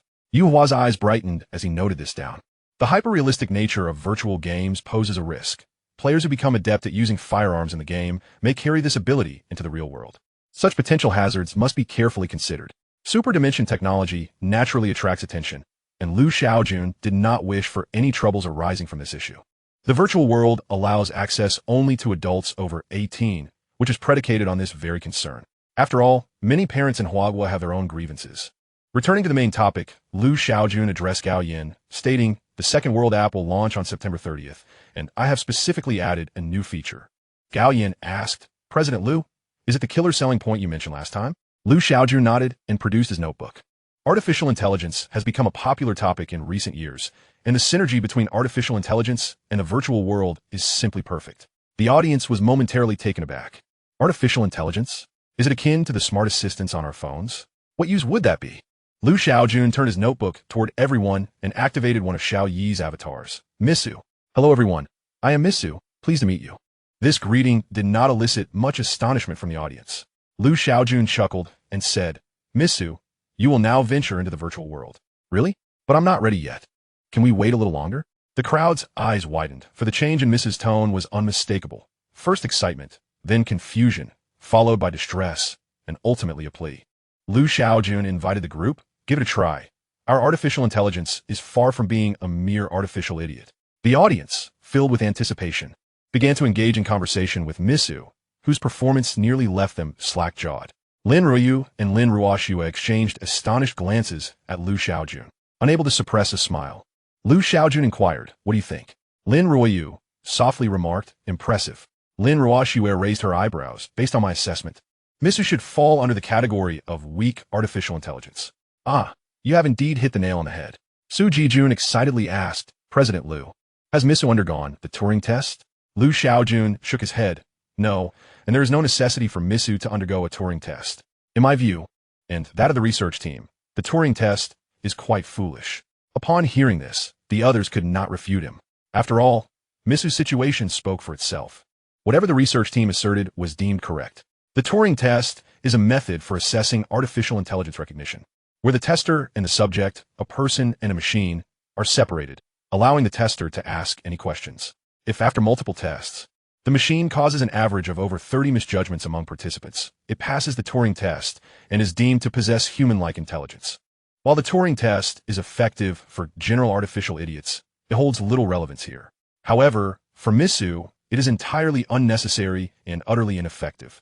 Liu Shaojun retrieved the notebook and remarked, "Misu can generate countless avatars, each of which will serve as companions for the users. In the virtual realm, the user's artificial intelligence companions will be vividly personified." Liu Shaojun chuckled, stating that these AI companions in the virtual world are a game-changer for male players. Just imagine, a lonely individual in the real world, upon entering the virtual domain, finds himself with a virtual girlfriend. Wouldn't that be exhilarating? Naturally, the virtual world constructed by Liu Shaojun is a healthy and civilized ecosystem. Those with ulterior motives should refrain from harboring impractical notions. My vision for the AI companions encompasses comprehensive operations. Have you all heard of the trending concept of cloud raising daughters? Most senior executives shook their heads. Yet a manager from the virtual brain machine operations department, named Zhang Qi, seemed familiar with it. What Liu Shaojun referred to is the phenomenon of cloud raising children, wherein individuals are reluctant to conceive and raise children in reality, but enthusiastically engage with various adorable, well-groomed infants online.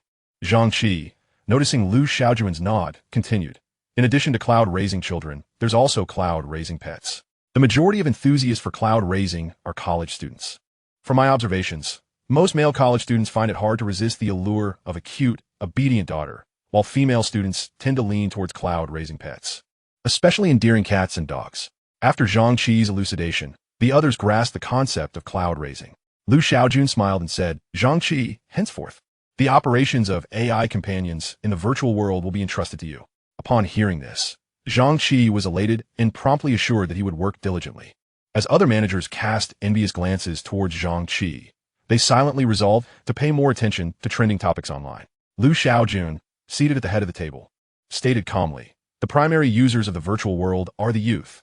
It represents a novel internet model." He continued, "In the 21st century, virtually all successful internet products share a common trait. They cater to the tastes of young people. Therefore, understanding the contemporary young generation's needs is imperative. The assembled executives listened attentively, etching Liu Shaojun's words into their memories. Chapter 37. A New Black Technology? Liu Shaojun did not elaborate further, but instead inquired, Zhang Qi, how do you propose we operate the AI companions? After a brief contemplation, Zhang Qi replied, we should devise tailored demand plans for different user demographics. The AI assistants primarily fall into two categories, humanoid and pet-like. Users can create their preferred AI companions, be they opposite gender partners of similar age or adorable infants. For pet-like AI companions, I suggest incorporating not only pets from the human realm, but also some fantastical creatures from mythological genres. This approach could also capture the interest of male players. Zhang Qi continued, the consumer potential for humanoid AI companions is enormous. Male players are unlikely to hesitate in purchasing beautiful outfits for their virtual girlfriends. For pet companions, we could offer pet apparel, food, and toys. Zhang Qi's preliminary ideas greatly pleased Liu Shaojun. Lead a team to formulate a detailed operational plan and present it to me, he instructed. Understood, Liu Zong, Zhang Qi affirmed. Liu Shaojun further elaborated on the market development of AI companions, referencing Hatsune Miku, a virtual idol from Japan. In 2007, Krypton Future Media developed Hatsune Miku using Vocaloid as the core program. With technological advancements, Hatsune Miku has integrated intelligent voice synthesis, imaging technology, virtual engine processing, and artificial intelligence, making her increasingly perfect and lifelike. However, Liu Shaojun paused. If Hatsune Miku were to enter the virtual world, augmented by our AI technology, she would become even more extraordinary.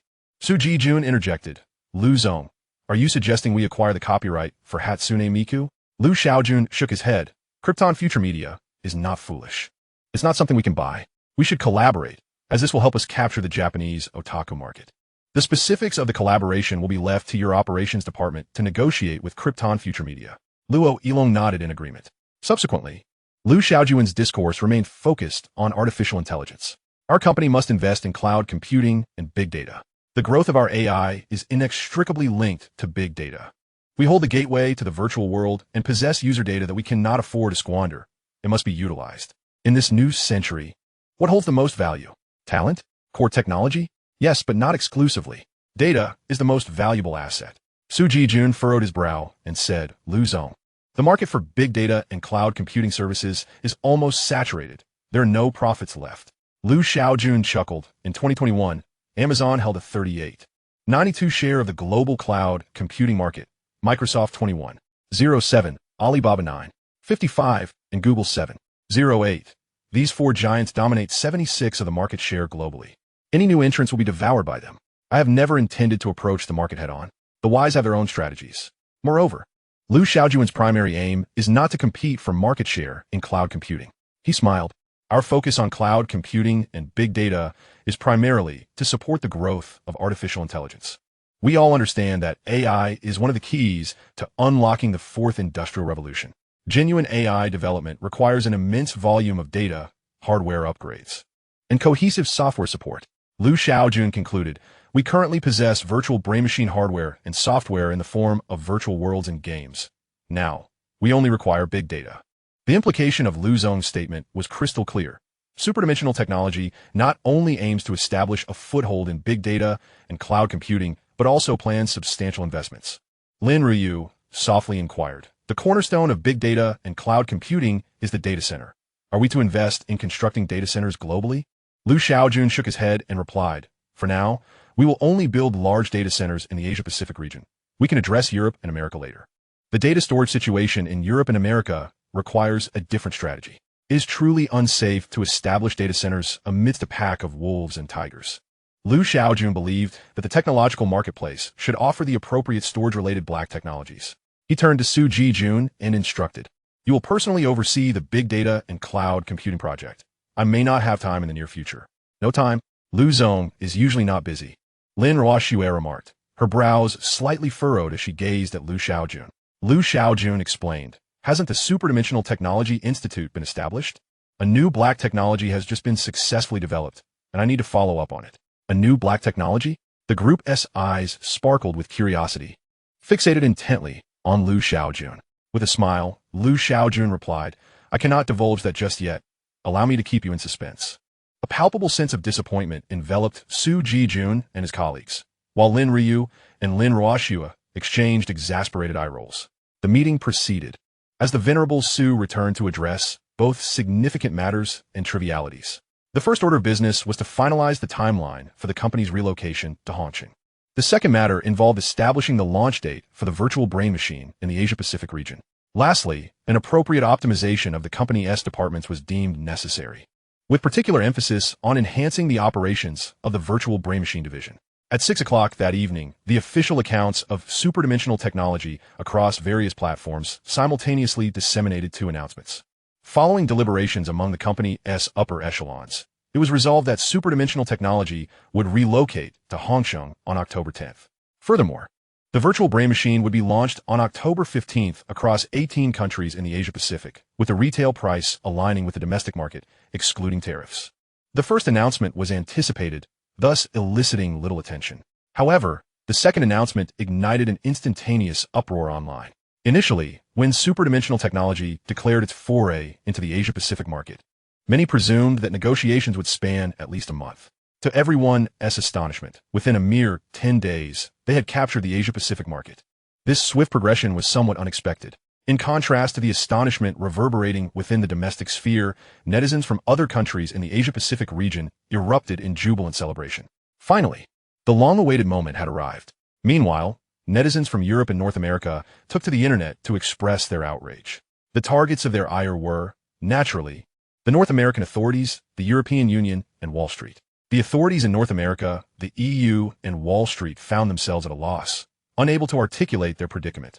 They did not oppose the entry of the virtual brain machine into the European and American markets. Rather, Hyperdimensional Technology had never submitted an application for market access. In fact, the North American authorities and Wall Street were eager for Hyperdimensional Technology to penetrate the European and American markets. On September 30th, another announcement from Hyperdimensional Technology triggered an online seismic event.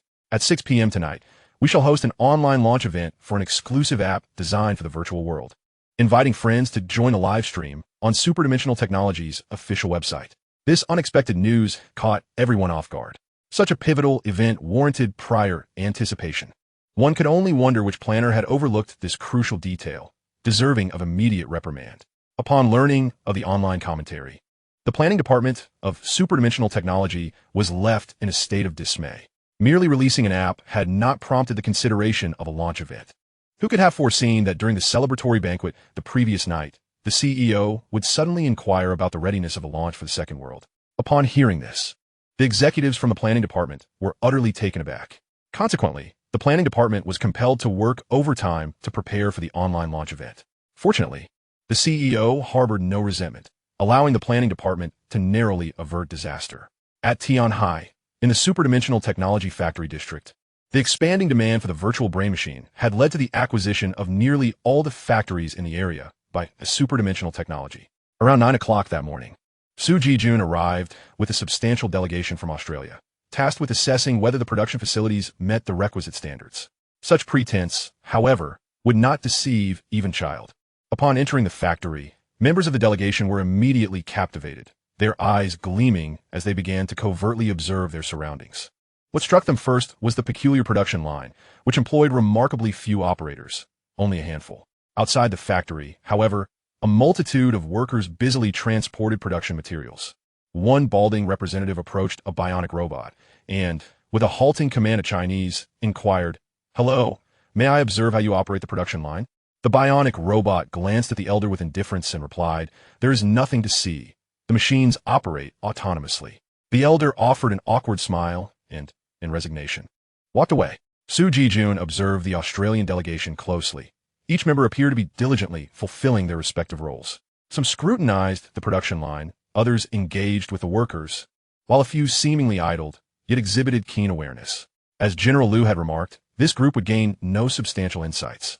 Thus, Su Ji-jun opted not to intrude, patiently awaiting their findings. For 2 hours, the delegation meticulously examined every detail, nearly disassembling the production line in their fervor. Alas, their efforts proved fruitless. The head of the delegation approached Su Ji-jun with a smile, exclaiming, "Mr. Su, your factory and production line are truly remarkable. I am confident that the virtual brain machines produced here will pose no issues. Su Jijun replied with a smile, Mr. Muse. I hope you will relay your observations to your government. Rest assured, we eagerly anticipate the launch of the virtual brain machine on Australian soil. Upon returning to the Tianhai Hotel, Muse compiled the observations of all delegates into a preliminary report, which was promptly dispatched back to Australia. Subsequently, the North American authorities and Wall Street also received this report, which would be handed over to specialized teams for further analysis and evaluation. As Hyperdimensional Technology prepared to enter the European and American markets, the final analysis report would facilitate negotiations with the North American authorities. At approximately 5:50 p.m., a surge of viewers flooded into 15 live streaming rooms on the Hyperdimensional Technology official website. The commentary began to proliferate. What app warrants a dedicated launch event? It must possess something extraordinary. Otherwise, why would Hyperdimensional Technology bother? One commenter lamented, stuck in traffic on the highway for National Day. I can only resort to watching the launch event. Another chimed in, fellow traveler. I too am ensnared in the same predicament. As the clock struck 6, the live stream illuminated, transitioning to the virtual world before shifting to the launch event venue. At the center of the stage, Shaojun greeted, Good evening, friends. You may be wondering why the launch of an app necessitates a dedicated event. With a smile, he continued, in my view, the launch of the second world represents a pivotal milestone in the evolution of the virtual realm. Regardless of the type of information technology or invention, its fundamental purpose is to serve humanity. The essence of the internet is connectivity, while its core nature lies in social interaction. The PC internet dismantled the spatial barriers of socialization, and the mobile internet transcended temporal constraints. Now, the second world seeks to shatter the global limitations of social interaction. As the audience grasped the implications, it became clear that the second world was a social application specifically tailored for the virtual realm. Shaojun paced the stage, articulating, the essence of socialization is communication, which fundamentally revolves around the exchange of information. Each adult spends an average of 6 hours daily in the virtual world, a measure designed to prevent excessive immersion, as we are beings of flesh and blood. This reality often leaves many Lord players unable to manage their affairs in a timely manner. The advent of the second world provides a seamless solution to this dilemma. Through the app, one can engage directly in dialogue with characters within the virtual realm. Shaojun smiled, adding, the interactions within the second world are not limited to person-to-person exchanges, but extend to conversations between individuals and virtual entities. The live stream's commentary surged as viewers engaged fervently. Oh my, this app should have been launched long ago. Last time, due to a lack of time, I missed a quest point near my territory. With the Lord absent and no capable administrative talents recruited, the development of my domain has been painfully slow. Standing on the stage, Shaojun smiled and proclaimed, every character in the virtual world can become friends with users. In Dynasty Warriors, you can befriend Zhao Yun. In Celestial Journey, you can befriend the Sect Elders. Shaojun's words instantly ignited excitement among countless players. The prospect of befriending Zhao Yun implied the possibility of forging friendships with Kai Wenji and Jiao Chan as well. The advantages of befriending characters in virtual games are manifold. These virtual entities, or NPCs, possess a wealth of game-related information, the value of which is simply immeasurable. At this juncture, Shaojun remarked, you may wonder what the excitement is about when it comes to befriending virtual characters, which are merely a string of cold data. The viewers in the live stream nodded in agreement, acknowledging the sentiment. In essence, virtual characters are indeed just data, devoid of human emotions. Hence, friendships with them are limited to simple exchanges of information. However, for players, this is already sufficient. But is it truly so? Chapter 39. My name is Misu, and it is a pleasure to meet you all. Shaojun's rhetorical question brought everyone's thoughts back to the present. Is it not the case? With a wave of his hand, a tall woman clad in a flowing white gown appeared beside him. The woman greeted the audience with a sweet voice. Hello, everyone. I am an artificial intelligence entity from Hyperdimensional Technology. My name is Misu, and I am delighted to meet you all. Misu's appearance momentarily stunned the viewers in the live stream. How could artificial intelligence manifest itself? Shaojun smiled and continued. Artificial intelligence should be familiar to everyone. The Hyperdimensional Technology Research Institute continually deepens its exploration into this field. I invite you to speculate what might occur when artificial intelligence encounters the virtual world. What indeed? Many viewers began to ponder. Some quick-witted individuals, upon seeing Misu, already grasped the implications. Artificial intelligence in the virtual realm would become personified, tangible, and even human-like. I believe many friends have already surmised that while artificial intelligence may lack a specific form on mobile devices, in the virtual world, it mirrors each one of us. Artificial intelligence is virtual, yet users entering this realm are also participating in a virtual experience. The entire world is, in fact, a fabrication. With a slight smile, Shaojun resumed the discussion. Shall we return to the earlier topic? Are virtual characters merely a string of cold numbers? I believe every user who has ventured into a virtual world should recognize that NPCs possess emotions. To put it simply, each virtual character is, in truth, an artificial intelligence entity. The advent of Second World allows users to interact seamlessly with these intelligent beings. Shaojun's words were intended to convey that the virtual characters engaging in conversation with you possess sentiments. This revelation left many viewers, as well as industry professionals following the live stream, utterly astonished. Although artificial intelligence has gained immense popularity in recent years, the existence of genuinely emotional AI may be confined to laboratories. It was at this moment that many began to realize the significance of the NPCs in Dynasty Warriors when a virtual brain machine was first introduced. However, in recent times, many have been so enraptured by the virtual world that they often forget that everything before them is an illusion. Now, having regained their senses, they began to comprehend the immense prowess of superdimensional technology. Mrs. Emergence served not only to inform everyone that virtual characters possess emotions, but also to invite collective participation in nurturing the growth of artificial intelligence. Shaojun paused and stated, "Every user can have their own artificial intelligence entity, with its form varying from person to person. It can be a virtual companion for conversation, a beloved pet, or even a mythical beast." This revelation caused the live stream to erupt in excitement. Does this mean I am about to acquire a virtual girlfriend? Incredible. Why would I want a virtual girlfriend when I could have a dragon as a pet? The discussions in a live stream did not distract Shaojun. All functions of the Iliao app will be transferred to Second World, which, in addition to its unique social attributes, also offers entertainment features. In recent days, I have observed in forums that many players enter the virtual world not merely to play games, but to appreciate the scenery and embark on adventures. Consequently, Second World includes a live streaming feature, allowing players to broadcast their gameplay in real time, thus enabling them to share beautiful landscapes and intriguing occurrences with others. Shaojun continued, Second World boasts numerous features, all of which are highly practical. For instance, the guild management system and map marking function are just a couple of the tools that players need. Standing at the center of the stage, he added with a smile, that concludes today's online launch conference. Lastly, let me share a little secret. Hyperdimensional Technology will hold a new product launch event in mid to late October. I wish everyone a happy National Day. Goodbye. As his words faded, the live stream transitioned to a promotional video for Celestial Journey. The audience, still processing the information, caught wind of the exciting news. Hyperdimensional Technology was set to unveil new products in October. This was indeed a sensational announcement. Media reporters began preparing their press releases. But before that, they needed to immerse themselves in the virtual world to experience artificial intelligence firsthand. After downloading Second World from the official Hyperdimensional Technology website, ordinary players without a virtual brain machine rushed to the nearest internet cafe. Those equipped with a virtual brain machine, meanwhile, lay comfortably in bed. As a seasoned gamer, Yu had invested in a virtual brain machine. Upon entering the virtual world, he accessed the artificial intelligence partner function in Second World.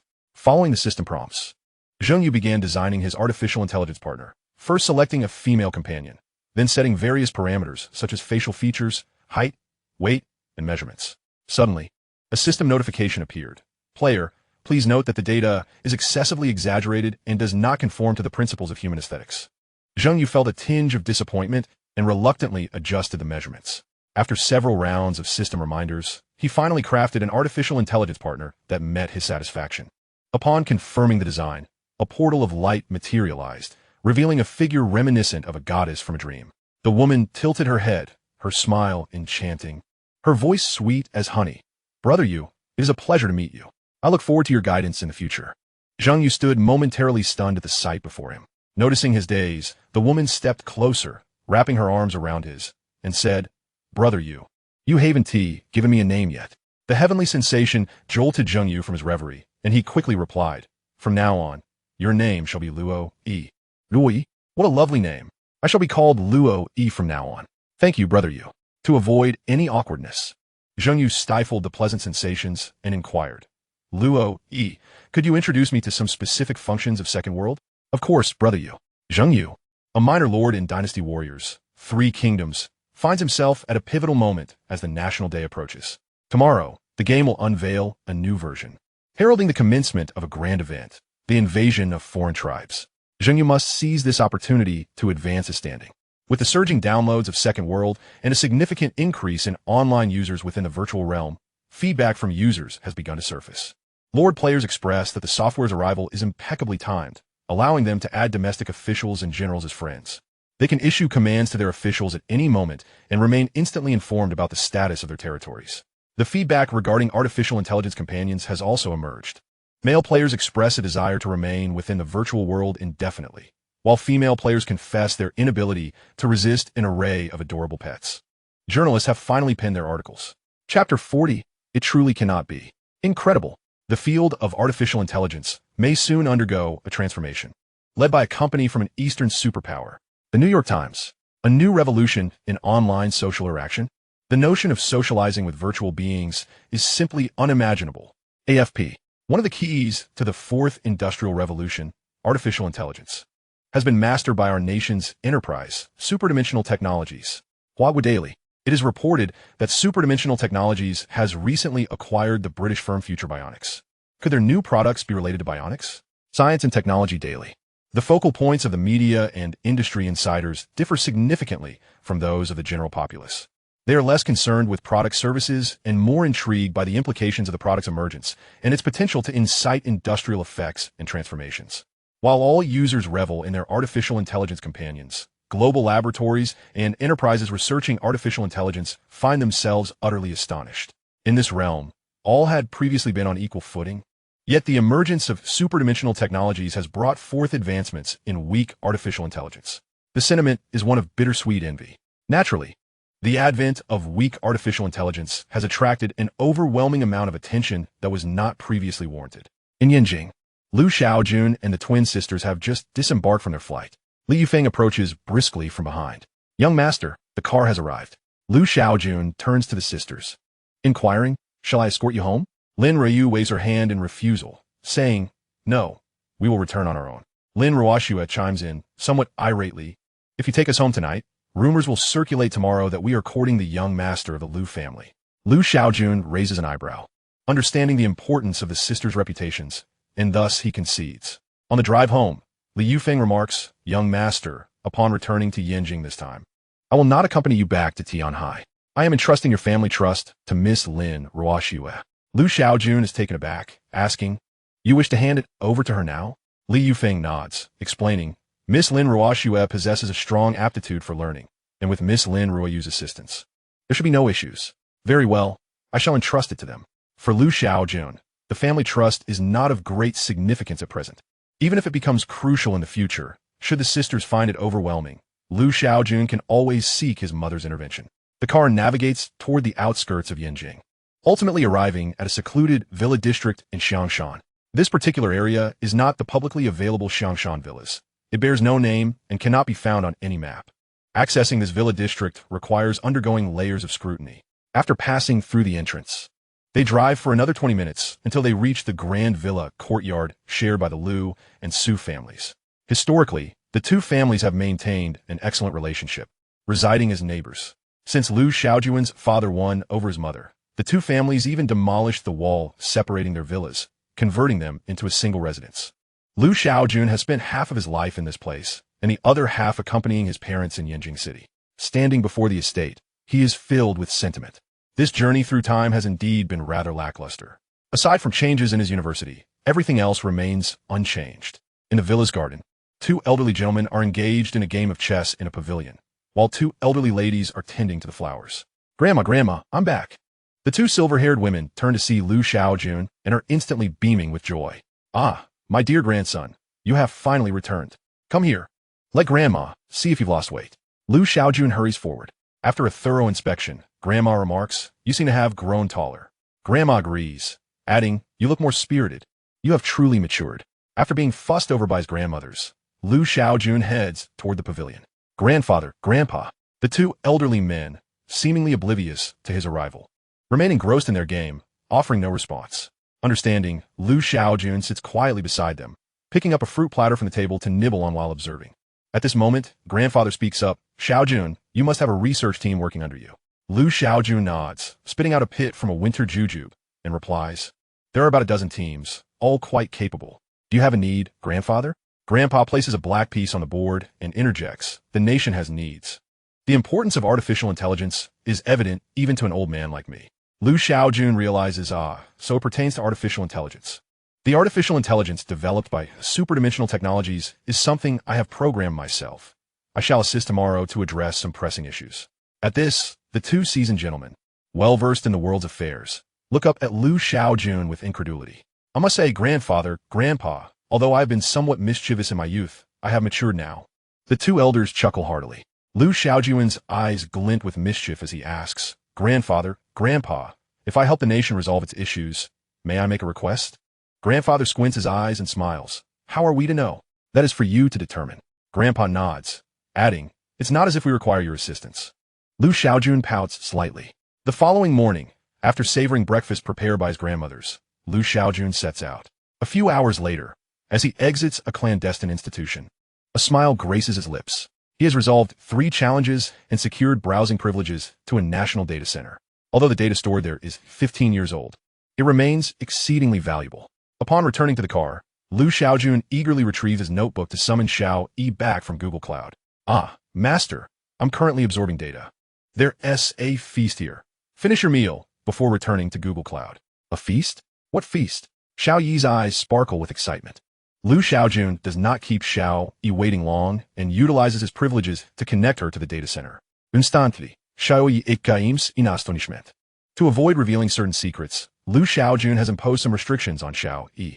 Meanwhile, within the institution from which Lu Shaojun just emerged in a control and monitoring center, an elderly gentleman inquires, so what have you discovered?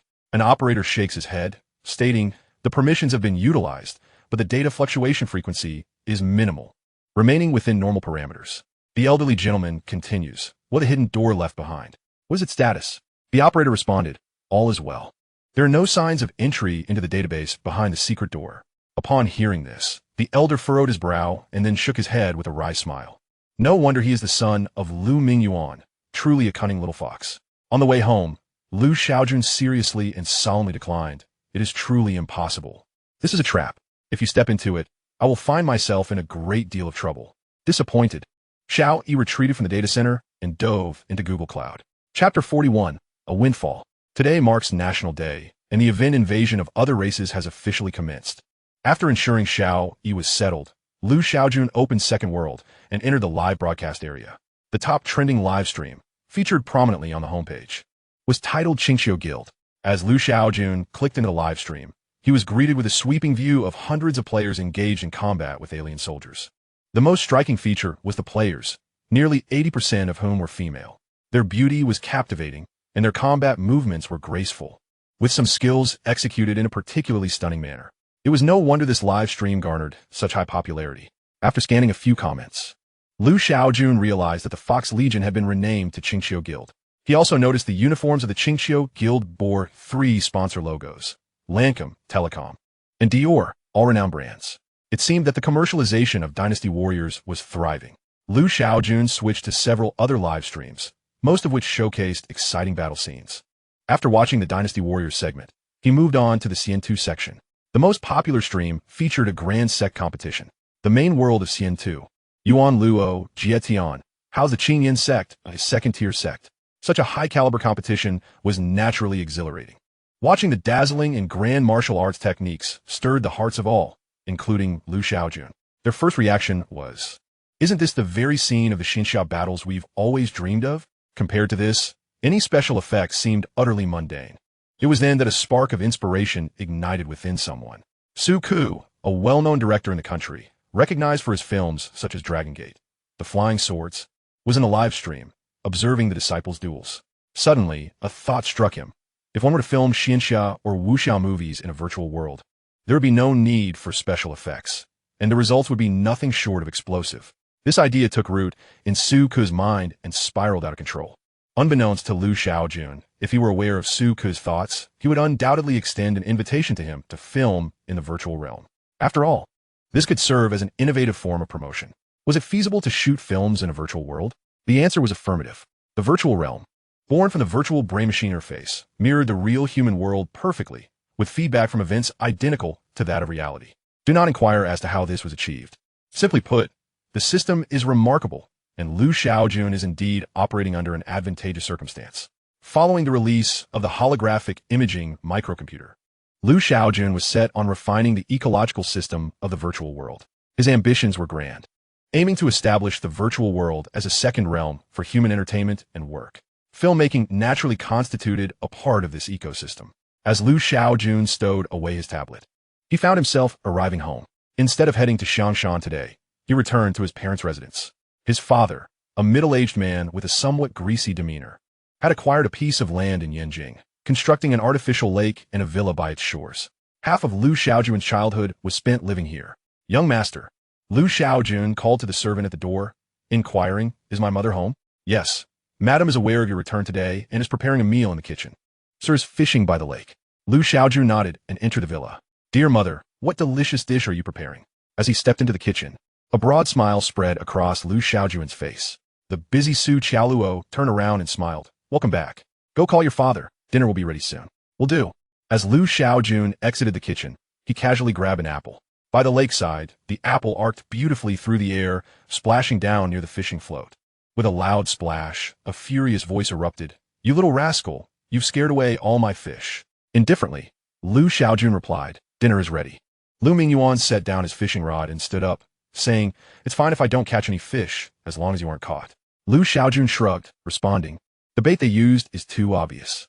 While the database behind the secret door may be tempting, I'm not foolish." Lu Mingyuan expressed his satisfaction, saying, "Not bad. You've grown wiser since childhood." A twitch played at the corner of Liu Shaojun's mouth. His father continued, "The Shell Research Institute in Tianhai should appear more realistic. But the true RD team must always remain shrouded in darkness."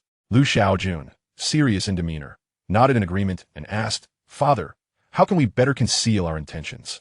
His father replied, "Acquire numerous laboratories and companies. This serves both as an investment and a means to obscure our tracks. By cross-acquiring under the offshore family trust fund, we can gradually weave a complex, tangled web."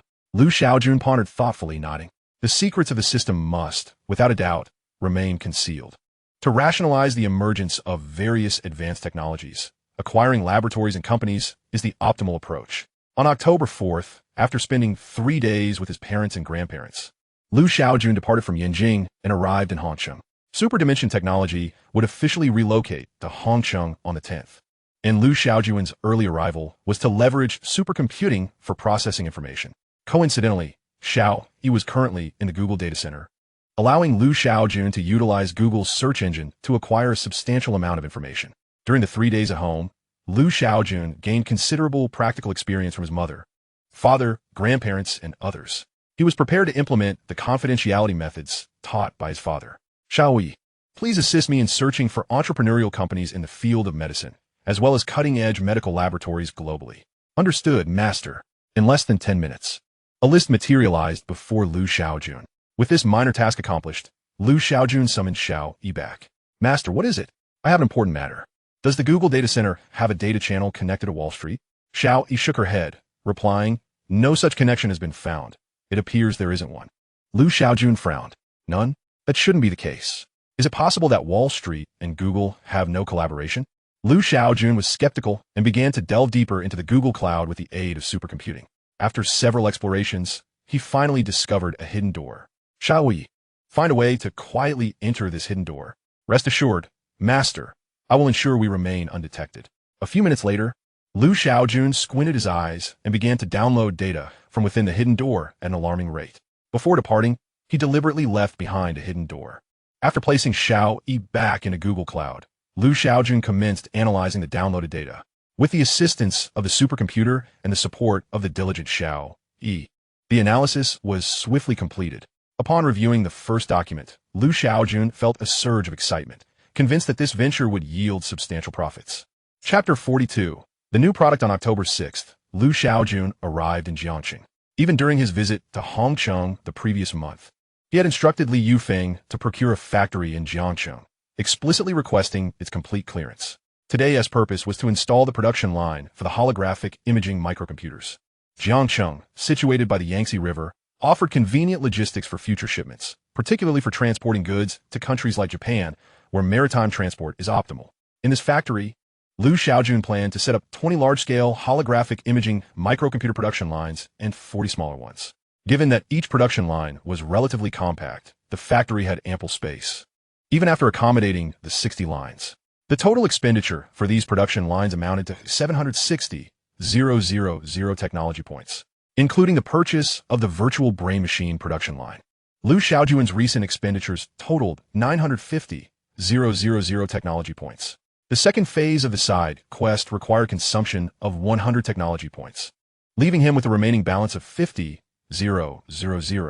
Thus, he felt no urgency. After all, upon completing the task, the new phase would not refresh until November 17th. Once the production lines were established, Shaojun marveled at the sudden emergence of 1-800 bionic robots, finding it somewhat surreal. System, with such a grand display, are you certain there won't be any loopholes?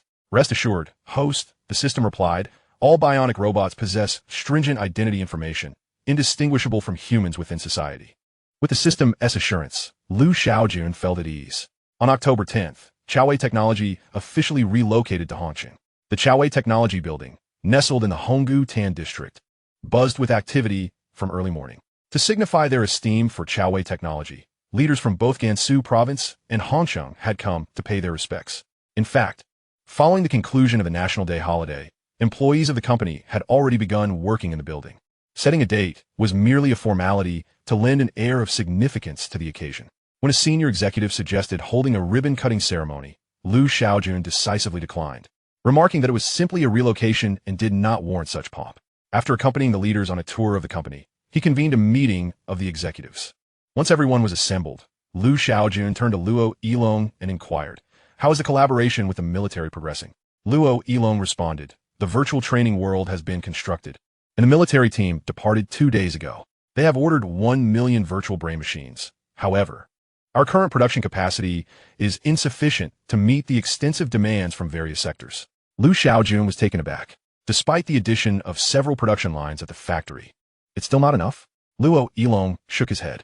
The demand from major alliance internet cafes and the markets across 18 countries in the Asia-Pacific region, combined with military requirements, is simply overwhelming.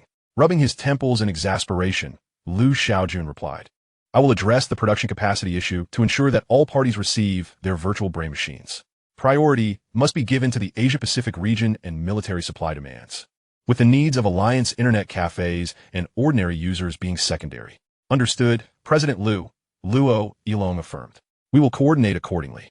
Shaojun then turned his attention to Zhang Qi, who had just entered the executive meeting, and asked with a smile, "Zhang Qi, how is the situation with the artificial intelligence partners?" Zhang Qi responded, "As of now, approximately 92 of virtual world users are equipped with artificial intelligence partners.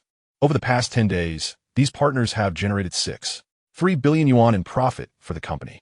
Such an impressive figure? Shaojun was astonished, a sentiment echoed by his fellow executives. On October 1st, he had received Zhang Qi's proposal for market development, which he had wholeheartedly endorsed, believing that artificial intelligence partners would become a significant source of revenue for the company. However, he had not anticipated such an astounding level of profitability. After resolving several minor issues, Shaojun addressed the meeting directly. "Today, our primary focus is on the company's new product." At this pronouncement, all eyes turned towards him. Shaojun retrieved a box from beneath his feet and unveiled the holographic imaging microcomputer contained within. This is the holographic imaging microcomputer. After overcoming challenges in the virtual world, our research team has also successfully developed holographic imaging technology. The microcomputer resembled a router in size and shape, featuring 4 ports and a row of operational buttons below, crowned with a circle of lenses the size of soybeans surrounding a central lens the size of a fist. Noticing the captivated gazes of his colleagues, Shaojun connected the microcomputer to his phone. Shortly thereafter, a brilliant light emanated from the device, and the charming figure of Misu materialized before them in 3-dimensional form. "Hello everyone, it's so wonderful to see you again," Misu greeted. Clearly, she was not the main attraction today. Su Jijun, snapping back to attention, inquired, "President Liu, is this the pro version of augmented reality technology, AR?" Lu Shaojun chuckled. One could say that. However, AR technology merely represents the most basic iteration of holographic imaging technology. AR seamlessly integrates real-world information with virtual information, requiring both a display and a camera. The camera recognizes flat images. The system generates a 3D representation and then displays it. The 3D floor plans shown on tablets during property viewings exemplify AR technology. The Pokemon phenomenon: you may have heard of employees' camera devices to project a small creature onto your phone screen, showcasing another application of AR technology. Understanding AR allows one to appreciate the superior nature of holographic imaging technology, which does not require camera assistance and can produce three-dimensional images. With a flourish, Lu Shaojun produced several more holographic imaging microcomputers from the box, distributing one to each executive. Feel free to explore these devices. The video playback quality is truly exceptional. As he concluded, two pairs of unusual eyes fixated on him, causing Lu Shaojun's smile to falter momentarily. The other executives, avoiding eye contact, began to immerse themselves in their new devices. Unperturbed by their scrutiny, Lu Shaojun continued. The launch event for the holographic imaging microcomputer is scheduled for late October. So, please coordinate the specifics. Su Jijun nodded in agreement. The meeting progressed, focusing primarily on the pricing of the holographic imaging microcomputer. In the latter half of the meeting, Su Jijun brought up another matter. President Lu. Future Bionics is also planning a new product launch at the end of this month and has expressed a desire to invite you. Upon hearing this, Lu Shaojun queried, "Has Mandela's research made any breakthroughs?" Su Jijun replied with a smile, "It appears so. I heard Mandel mention that he sent you an email, which you may have overlooked." In truth, Lu Shaojun had not checked his inbox in quite some time, primarily due to his hectic schedule. He shook his head. "I want to be attending. I have a busy month ahead. Please let Mandel know, and if you have the time, you could represent the parent company to show support." Su Jijun shook his head, saying, "Mr. Lu, I too am quite occupied. Perhaps we should send a senior executive instead." This seemed agreeable. With just a few succinct exchanges between the two magnates, the burdens of the business trip were effortlessly cast aside. Chapter 43. The Simple Life of the Foolish but Affluent. At the conclusion of the meeting, another agenda item emerged regarding the construction plan for the headquarters building. As of October 4th, the company had received over 1,000 proposals from employees. Ultimately, a selection of 10 proposals was made by the executives. Today, these would be deliberated upon in the executive meeting to ascertain which design would be most fitting. Lu Shaojun glanced at the chosen proposals. A few appeared quite promising. For instance, the concept of a sky city was relatively aligned with the identity of superdimension technology. However, Lu Shaojun felt that something essential was still missing. Rather than participating in the discussion, Lu Shaojun opened his notebook and instructed Misu to retrieve the myriad employee proposals. He wished to personally sift through them to uncover any hidden gems. Indeed, diligence bore fruit. Lu Shaojun discovered a particularly striking proposal: the Mobius Ring headquarters. Closing his laptop, he presented this idea, which immediately sparked animated discussions among the executives. A Mobius Ring? Intriguing. Is it to be constructed horizontally or vertically? How would one build it vertically? Constructing it at an angle would also present formidable challenges unless supported by pillars. I have seen this proposal before. The employee's suggestion was indeed to build it at an angle.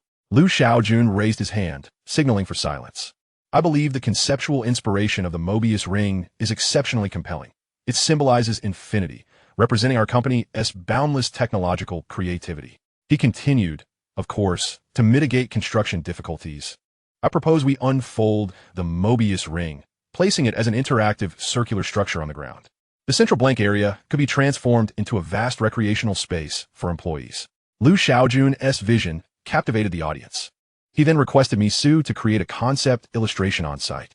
As the holographic projection of the headquarters design materialized, the executives nodded in approval. It indeed looked quite impressive. Seeing no objections from the attendees, Lu Shaojun decisively stated, "This is the proposal we shall pursue. Let us engage the world's finest designers for its realization. Constructing it will be a mere trifle for our infrastructural experts." He then retrieved the information of the employee who had proposed this idea. This young man deserves recognition. Ensure he receives a bonus of 100,000. After the meeting, in the marketing department, manager Yin Song stepped out of his office and approached a workstation. "Guo Fei, I have something to discuss with you."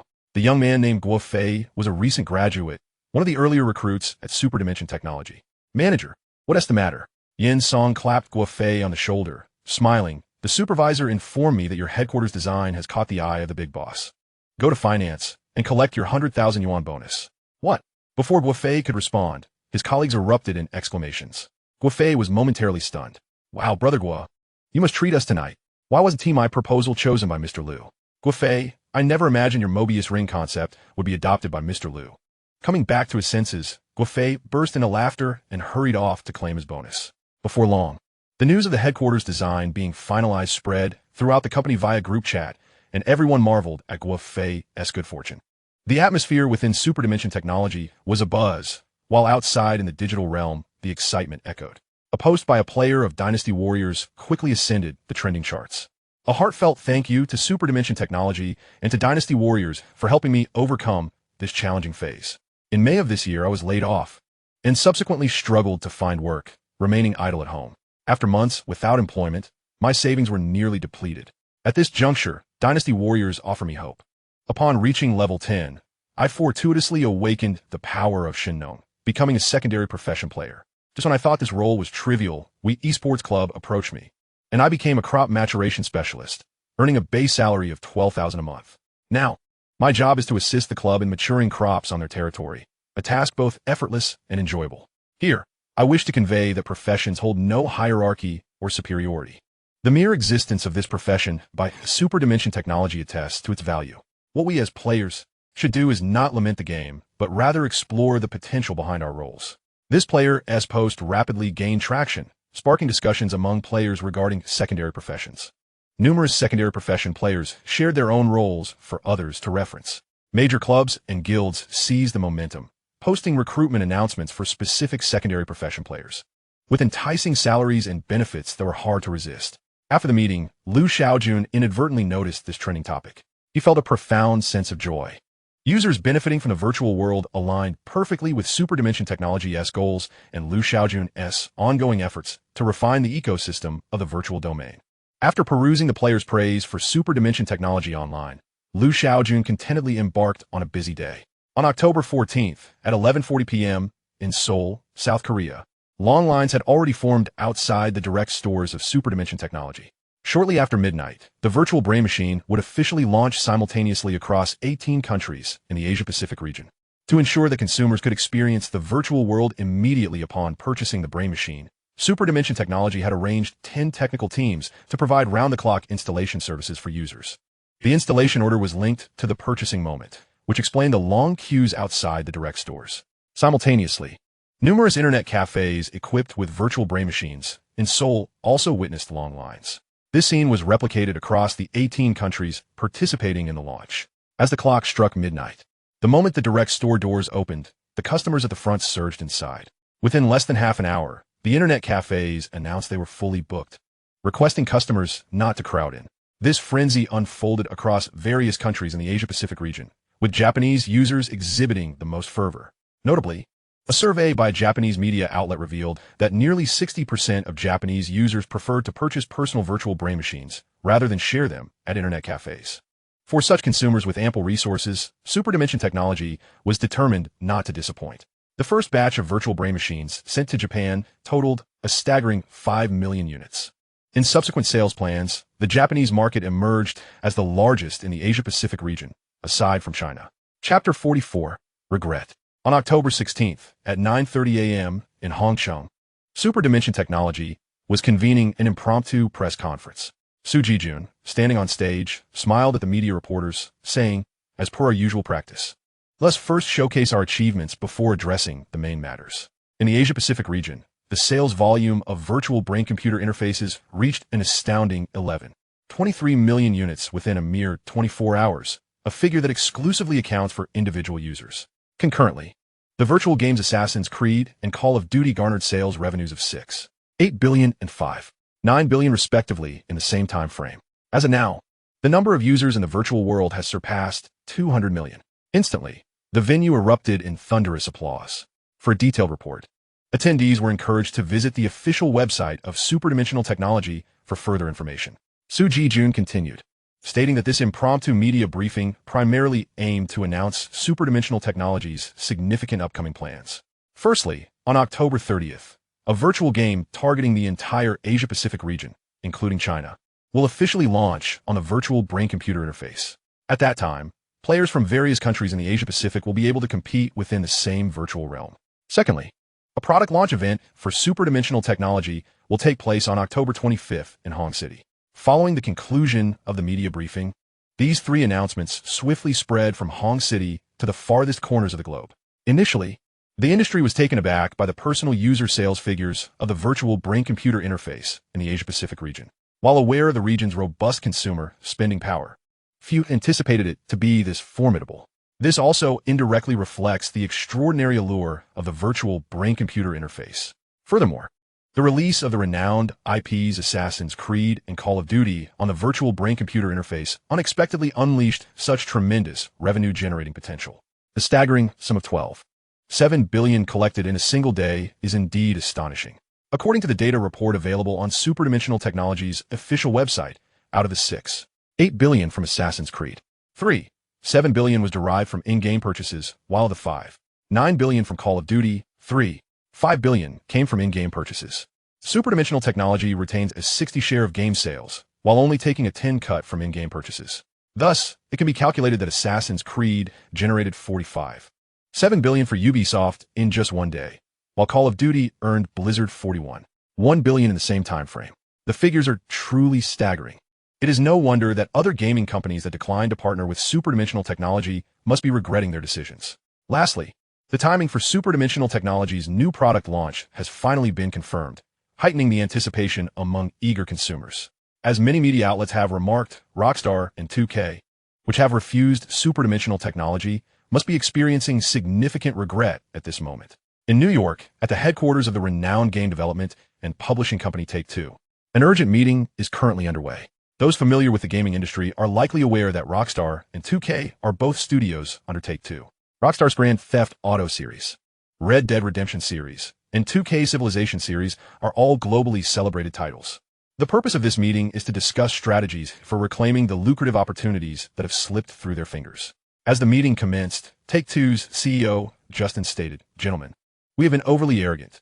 This time, we have suffered a complete defeat. The pride of Rockstar and 2K stems from their illustrious game franchises. Consequently, faced with Hyperdimensional Technology's exorbitant revenue share, both studios decisively turned down the offer. Even Take-Two's parent company previously believed it could forego the virtual brain-computer interface. However, the sales performance of Assassin's Creed and Call of Duty is simply too glaring to ignore." After a moment of silence in the conference room, Rockstar CEO Marvin spoke up. "We must now acknowledge that the virtual world will indeed transform the landscape of the internet. We misjudged the situation. Akin to the time when everyone thought Yahoo would never decline due to Google. We must adapt. If one day the virtual world lacks Grand Theft Auto, it would be a great sorrow for me." 2K's CEO Adolf lamented, "We have already declined Hyperdimensional Technology twice, and they've placed us on their blacklist." In response, Take-Two CEO Justin remarked, "We can concede a portion of our profits. We are willing to negotiate on game sales, as well as in-game purchases." The enormity of such concessions left the company's executives in stunned silence. Marvin furrowed his brow and asked, "How do we explain this to our shareholders?" Justin smiled and replied, "I'll handle it. I hope they won't be as short-sighted as we have been." In stark contrast to the tense atmosphere within Take-Two, both Ubisoft and Blizzard were elated. The sensation of effortlessly raking in substantial profits was exhilarating. Previously, Ubisoft's decision to launch Assassin's Creed and Blizzard's choice to release Call of Duty on the virtual brain-computer interface was more of an exploratory venture. Now, the results of that exploration have emerged, revealing a brilliantly illuminated path ahead. Thus, Ubisoft and Blizzard no longer hesitated and began reaching out to Hyperdimensional Technology, eager to bring additional titles onto the virtual brain-computer interface. The gaming department expressed an open-door policy to these requests. However, Shaojun held a differing opinion. He summoned the head of the gaming department, Yu Hua, and the head of the virtual brain-computer operations department, Luo Yilong, to his office. Not all requests from Ubisoft and Blizzard could be readily granted. Some of their game titles were already outdated and unnecessary for the virtual brain-computer interface. Additionally, there were several principles governing game selection that needed to be adhered to. Firstly, prioritize games with broad appeal. Secondly, ensure at least one game from each genre. And thirdly, curate selections based on cultural compatibility across different nations and regions. The two nodded, committing Lu Xiaojun's words to memory. At that moment, Luo Yilong interjected, "Director Lu, a total of 32 game developers, both domestic and international, have contacted us, hoping to have their games launched on the virtual brain-computer interface. Lu Shaojun replied, "Please filter them according to the 3 principles I have outlined. However, we must remain vigilant against cultural invasion when foreign games enter our market." Luo Elong responded solemnly, "Director Lu, rest assured, I will ensure the virtual brain-computer interface does not become an accomplice to cultural encroachment." Yu Hua then took the floor. Take-Two has reached out to us, expressing a desire to initiate negotiations, and they are willing to make concessions on revenue sharing. Lu Shaojun let out a cold laugh. "Inform Take-Two that our plan for game launches on the virtual brain-computer interface is currently at full capacity. They may return next year for another opportunity." Yu Hua furrowed his brow and inquired, "Director Lu, isn't that a bit too harsh?" Lu Shaojun replied nonchalantly, "Harsh? I think it's reasonable. Everyone must bear the consequences of their mistakes. Old Yu, I have heard that during your negotiations with them, you were rather deferential." Lu Shaojun asked with a smile, "What? Do you harbor any resentment?" Yu Hua awkwardly chuckled, opting not to respond. At that time, the company was still in its developmental stages, and adopting a humble demeanor was a necessary choice. Now, with the potential of the virtual brain-computer interface fully realized, Yu Hua ought to hold his head high. Chapter 45. The Wheel of Fortune Turns. If the astonishing sum of 12.7 billion amassed by Assassin's Creed and Call of Duty in a single day left people in shock, then the 2.3 billion earned by Hyperdimensional Technology's artificial intelligence partner in just one day completely astounded the world. Not only the external observers, but even within Hyperdimensional Technology itself, including Lu Shaojun, confirmation was sought multiple times. Of the 2.3 billion, 1.7 billion was generated from the Japanese market. This further illustrates the immense popularity of virtual characters in Japan. There is indeed a reason behind the phenomenal success of Hatsune Miku. Zhang Qi, who is in charge of the artificial intelligence partner, was in a state of euphoria at that moment. He sought the counsel of Lu Shaojun, expressing his desire to personally venture to Japan, aiming to re-explore the Japanese market. Lu Shaojun readily acquiesced. The prospect of swift financial gain was indeed enticing. However, Lu Shaojun understood that such fervent consumption on the first day would not be sustained. Subsequent spending would not be as formidable. In the case of virtual goods, such as clothing and toys, after the initial purchase, a period of time would be required before further expenditures were made. Conversely, the business of pet food and supplies for intelligent companions promised a more consistent stream of income. Meanwhile, at the headquarters of Take-Two in New York, the company was engulfed in a mix of frustration and indignation upon receiving a response from Hyperdimensional Technology. Their outright rejection was dishearteningly swift. CEO Justin convened another meeting, ultimately deciding to personally travel to Huagua. The following day, in Hongsheng, Justin, still grappling with the effects of jet lag, arrived at Hyperdimensional Technology with his team. Yuhua was assigned the task of hosting their visit. Justin, however, had hoped to engage with Lu Shaojun, as their respective standings were more equitable. Yuhua apologetically informed him, "Mr. Lu is not in the office today. He is preoccupied with pressing matters." Justin offered a polite smile, well acquainted with such pretexts. Previously, when other platforms sought collaboration with Take-Two, Justin's assistant had similarly rebuffed their requests. Nevertheless, he recognized that Take-Two currently occupied a position of considerable disadvantage, leaving him with little leverage to demand more. In truth, Justin had misjudged Lu Shaojun. He genuinely was absent from the company and indeed preoccupied with significant affairs. The supercomputer at Hyperdimensional Technology had finally been assembled. In the subterranean hall dedicated to the supercomputer, only Lu Shaojun and the recently returned Xiao Yi were present. "Xiao Yi, there's no need to rush. I will first upgrade you." "Understood, Master." Having resided in Google Cloud for over half a month, her foundational programming was lagging behind her rapid development. Lu Shaojun needed to optimize the underlying code and eliminate redundant data. If Xiao Yi were to indulge recklessly, who could predict what she might evolve into? After half an hour of data analysis, Lu Shaojun completed a significant update for Xiao Yi. Following this update, Xiao Yi took a small step towards becoming a strong artificial intelligence. Indeed, it was merely a small step, as a product of Lu Shaojun's independent coding. Her capabilities as a weak AI were already impressive, making the potential of a strong AI difficult to fathom. As for superintelligence, Lu Shaojun had not even contemplated such a possibility.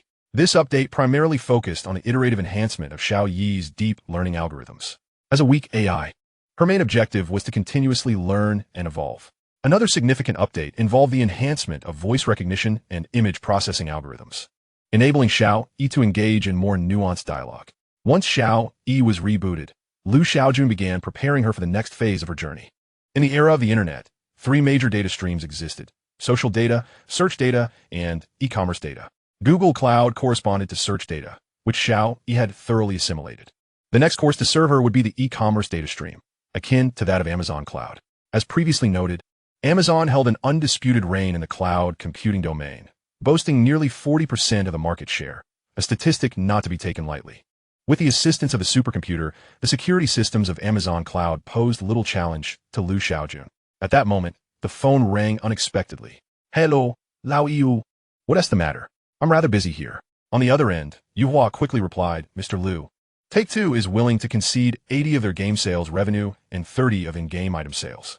Lu Shaojun chuckled. It seemed that Take-Two had offered too much, stirring Yuhua's interest. Observing Lu Shaojun in silence, Yuhua pressed on, "Mr. Lu, this is money we're talking about. We can't afford to turn our backs on it." After some contemplation, Lu Shaojun conceded, "You might have a point. However, I am rather stubborn. Tell them to come back next year." Yuhua offered a wry smile. Resigned to comply, "Understood, Mr. Lu." At Hyperdimensional Technology, Yuhua entered the reception room, bearing an apologetic expression as he addressed Justin. "Mr. Justin, I regret to inform you that Mr. Lu has declined your offer." Justin looked at Yuhua in disbelief. "Are you certain? You're not deceiving me, are you?" Yuhua sighed. "I would never dare to misrepresent such a significant matter." Justin shook his head, still in disbelief. "I need to speak with Mr. Lu personally." Yuhua firmly replied, "Mr. Justin, Mr. Lu is currently occupied and may not have the time for a meeting." Ultimately, Justin left Hyperdimensional Technology with a troubled expression. Yuhua felt a pang of regret, but also a flicker of satisfaction. In the past, when faced with Yuhua, the subsidiaries of Take-Two, such as Rockstar and 2K, had not been kind. They had looked down upon him, but now the tides had turned, bringing Yuhua a sense of solace. Upon returning to the company from the Supercomputer Center, Lu Shaojun learned of a special visitor. Upon inquiry, he discovered that the visitor was the renowned director Su Ku. Su Ku's purpose was straightforward. He sought the technical support of Hyperdimensional Technology to film a martial arts movie in a virtual world. Lu Shaojun was somewhat taken aback. One might think his plans had been leaked. The upcoming virtual world ecological system construction plan included modules for filming movies and television series. However, this module had not yet been launched on the virtual brain-machine interface, leaving the operational department unable to assist Su Ku. Historically, the operational department held only management rights, while the rights to modify and design rested solely with Lu Shaojun. He was not unwilling to delegate authority. The issue was that he was the only one who understood X language, a rather vexing predicament. Lu Shaojun accepted Su Ku's request document from an employee. After casually flipping through a few pages, Lu Shaojun remarked, "Have the operational department agree to his collaboration and inform him that this request document is too rudimentary. The world setting requires greater detail." He concluded, "Additionally, notify the senior executives above the department level to convene in the meeting room." "Understood, Mr. Lu." Chapter 46. Not a joke regarding the big boss's call for an executive meeting. Everyone was accustomed to it. After all, the company was in a phase of rapid development, and meetings were a common occurrence. The operational department for the virtual brain-machine interface and the gaming department held numerous meetings daily, covering various levels of significance. Once all the executives had gathered, Lu Shaojun got straight to the point, asking Lao Su, "How is the progress on the big data and cloud computing project?" Su Jijun responded, "Currently, we have recruited 300 relevant engineers, technicians, and experts. In the past few days, I have been working on poaching talent from Alibaba Cloud and Microsoft Cloud, and one engineer has already shown interest." Su Jijun continued, "Regarding the data center, President Lin Ruoxue has taken the initiative to share the responsibilities, so I haven't paid much attention to it." Lu Shaojun was somewhat taken aback. Lin Ruoxue has such capabilities? That seems inconsistent with her role in the company. Unperturbed by Lu Shaojun's peculiar gaze, Lin Ruoxue spoke, "I've already reached an agreement with Linsheng. The data center will commence construction by the end of this month." After delivering her statement, she exited the conference room, only to return with a whiteboard that displayed a world map. "According to my research, to ensure the growth of artificial intelligence, we need to establish large-scale data centers in 4 countries within the Asia-Pacific region: Huagua, Singapore, Japan, and Australia." Lin Ruoxue continued, "The specific number and scale of the data centers will be calculated based on the requirements for the growth of artificial intelligence." Upon hearing this, Lu Shaojun stroked his chin, gazing at the whiteboard. After a moment of contemplation, he remarked, "For domestic locations, we can establish data centers in Hangzhou, Linsheng, and Yanjing. In Japan, we can choose Tokyo and Osaka, while in Australia, Sydney would be the ideal choice. Pausing briefly, Shaojun added, each data center should have an average storage capacity of 10,000 PB, equivalent to 10.24 million terabytes. In computing terms, 1 PB equals 1,024 terabytes, and 1 terabyte equals 1,024 gigabytes. As soon as Shaojun finished speaking, a brief silence enveloped the conference room. Su Jijun could not refrain from exclaiming, Director Liu, are you certain this isn't a joke? The annual electricity and internet expenses for such a data center would consume nearly $1 billion. Shaojun rolled his eyes and retorted, I assure you, I have no time for frivolity. Without vast amounts of data, how can Missive thrive? Lin Ruoyu smiled and added, I believe Director Liu is correct. Artificial intelligence is our company's core competitive advantage, and we must firmly grasp it. AI has broad applications in data mining, natural language processing, medical diagnostics, stock market analysis, DNA sequencing, robotics, and numerous other fields. The digital economy now accounts for over 40% of our national GDP, and this proportion will only grow. Su Jijun shook his head with a smile. I understand, but I am still taken aback by Director Liu's demands. Shaojun leisurely spun in his chair, resting his chin on his hand, and stated, a substantial initial investment is entirely normal, but the returns in the medium to long term will be astonishing. Not to mention, the revenue from artificial intelligence partners is more than sufficient to support the construction of the data centers. The others nodded in agreement. Indeed, Gao Yan, the head of the software department, inquired, Director Liu, which server supplier will we select for the data centers? Shaojun pondered for a moment and replied, for domestic suppliers, we will choose Huawei, and for international ones, IBM. Speaking of the blue giant, IBM, and Huawei, the relationship between these two companies runs deep. Back in 1998, Huawei and IBM entered into a 10-year consulting project worth 4 billion yuan. After learning from their mentor, Huawei then began to compete directly against the blue giant. Years ago, IBM was undoubtedly the king of the server domain. Nowadays, Dell has ascended to the throne, with domestic players like Huawei and Inspur closely following, while IBM has faded. There are two reasons for choosing IBM as the international server supplier. Firstly, the skinny camel is still larger than a horse. IBM retains formidable strength in the data center server solutions arena. Secondly, IBM's connections on Wall Street are crucial for Hyperdimensional Technology to expand internationally. It must establish a certain level of financial entanglement with Wall Street.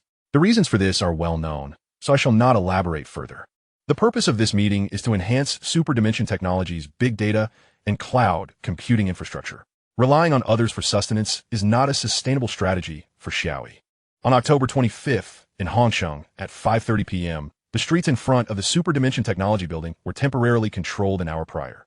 Only vehicles belonging to Hyperdimensional Technology and those of invited media and relevant personnel were allowed access. This was necessary due to the official experience store adjacent to the Hyperdimensional Technology building. After the product launch event, consumers would be able to enter this experience store to preview the new products. Consequently, there were throngs of people surrounding the street, with long queues forming at the experience store's entrance. As the clock struck 6 p.m., the official live stream transitioned to the Second World S broadcasting room. It's here. It has finally arrived. The audience watching the live stream began to buzz with excitement. At the event, after the host delivered the opening remarks, Shaojun took to the stage, greeted by enthusiastic applause. He slightly bowed and said, Thank you all for coming to today's product launch event. Let's dispense with idle chatter and get straight to the point. Holographic imaging technology is familiar to everyone, and there are currently 3 relatively advanced types of this technology: laser beam projection of solid 3D images, air projection and interaction technology, and 360-degree holographic display screens. As Shaojun spoke, both the attendees and the live stream audience became increasingly animated. This implied that Hyperdimensional Technology had made significant breakthroughs in holographic imaging technology. Upon reflection, it made sense. A company capable of developing virtual brain-machine interfaces would certainly excel in holographic imaging technology. On stage, Shaojun paced slightly before stating, while these 3 technologies appear promising, they fall short of the effects that consumers desire. Initially, after breakthroughs in technologies related to the virtual world, a research group from the Hyperdimension Research Institute immediately devoted themselves to the study of holographic imaging. Their diligent efforts bore fruit, resulting in the creation of a holographic imaging technology capable of projecting 3-dimensional images. Consequently, the holographic imaging microcomputer was officially born. At this moment, a platform rose on stage, upon which 3 holographic imaging microcomputers were placed. Next, let us observe the performance of the holographic imaging microcomputer. Moments later, the microcomputer successfully powered on, and Misu, dressed in a white princess gown, materialized before the audience. To enhance the display, Misu commenced a classical dance. The performance was captivating, yet the audience's attention was evidently fixated on the effects produced by the microcomputer. Before long, the applause in the conference room crescendoed. Chapter 47. The Significance of the Holographic Imaging Microcomputer. The barrage of comments in the live stream was equally frenetic, with shock being the only suitable descriptor. It resembled effects straight out of a science fiction film. Truly, it was three-dimensional. One might wonder, watching films on a holographic imaging microcomputer, would that not be an exhilarating experience? To allow the launch event to proceed, Shaojun powered down the holographic imaging microcomputer.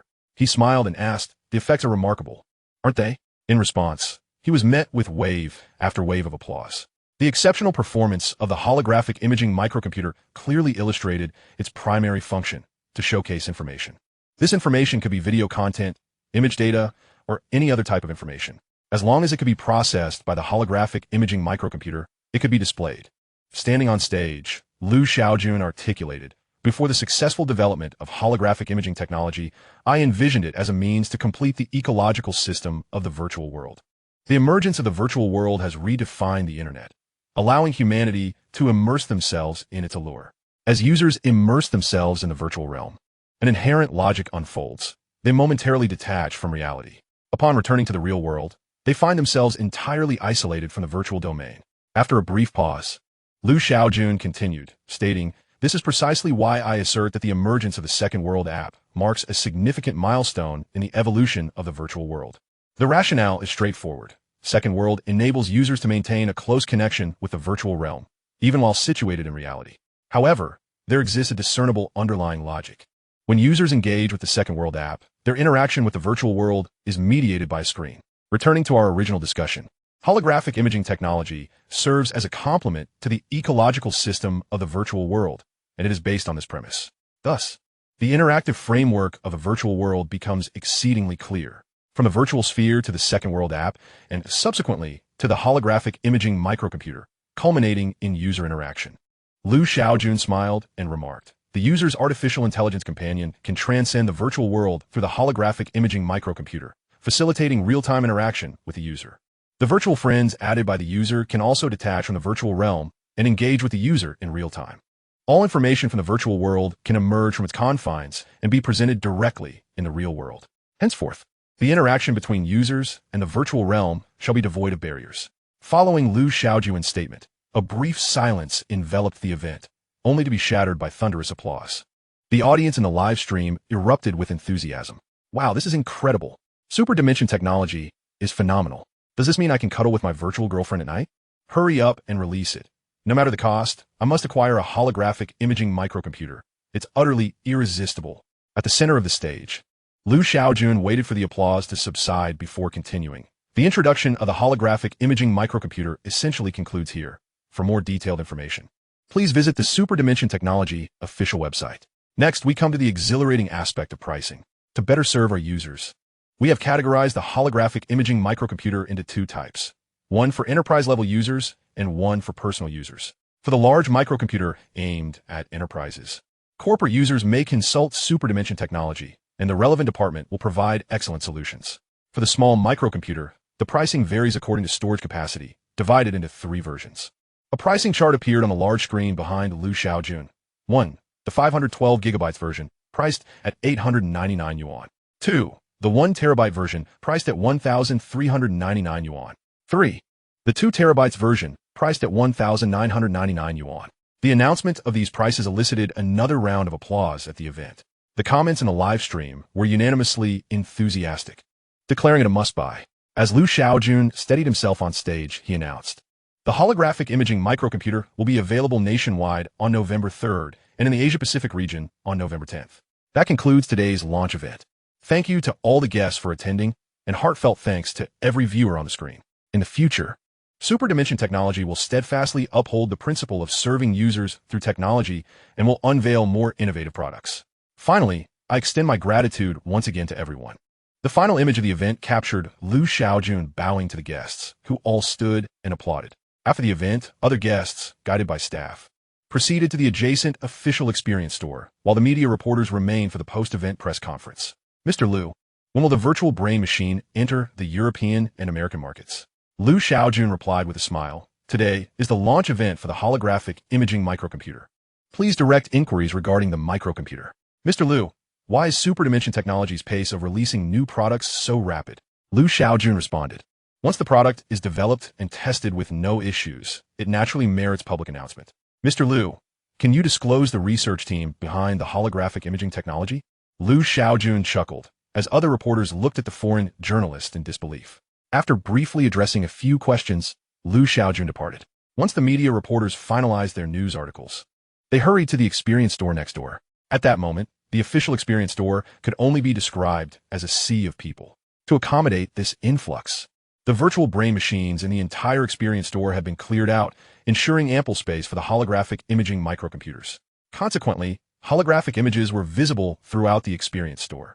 The most crowded area was undoubtedly the section showcasing films. Visitors discovered that watching movies using the holographic imaging microcomputer was indeed a visual delight. Most notably, if any filming dead angles occurred, the microcomputer would seamlessly compensate without any sense of incongruity. Another highly popular section was the large microcomputer demonstration area, enveloped entirely by holographic images. Customers entering this area felt as though they had stepped into a sci-fi universe. Remarkably, in this zone, customers could engage in real-time interaction with virtual characters. This visual effect and interactive experience surpassed that of VR and AR, providing a more comfortable and enjoyable sensation. Furthermore, in contrast to the exorbitant prices of VR and AR devices, the small holographic imaging microcomputer was far more accessible to the average consumer.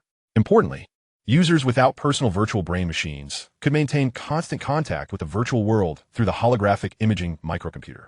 By this time, the news of the launch had already spread worldwide, with major media outlets releasing their reports. Chapter 48. The turn of events arrives swiftly. Hyperdimensional Technology once again proves its undisputed supremacy in the realm of virtual reality with absolute prowess. The Times. If the emergence of the virtual brain machine signifies the demise of the future of AR and VR, then the advent of the holographic imaging microcomputer heralds the complete departure of AR and VR from our lives. Reuters. I have a question. Why have the virtual brain machine and the holographic imaging microcomputer not yet entered the European and American markets? The New York Times. Our nation's enterprise, Hyperdimensional Technology, demonstrates through action that the journey of the new era of the internet will commence in our country. Hua Daily. The virtual industries, including VR and AR, will undergo fundamental transformations. This shift has arrived unexpectedly, and whether it is a gentle breeze or a tempest remains to be seen with rational perspective. Tencent Technology. An overwhelming wave of coverage and trending topics propelled the holographic imaging microcomputer into the public eye within a short span. The general public's gaze was one of astonishment and admiration. Industry insiders were similarly taken aback, yet once the shock subsided, they began to contemplate the future trajectory of their own sectors. The emergence of the holographic imaging microcomputer posed a crisis for two industries, the television sector and the virtual industry.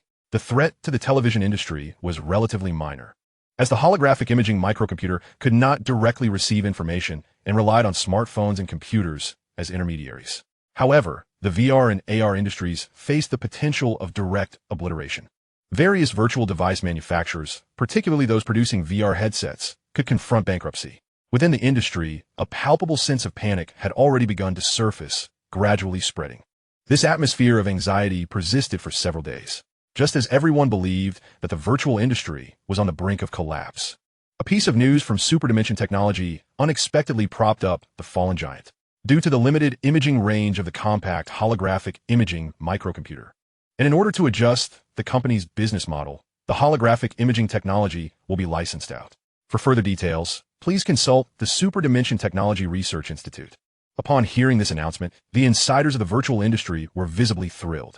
That day, the phones of both Hyperdimensional Technology and its research institute were inundated with calls. The spectators outside, stunned by the plot twist, took a moment to process the news.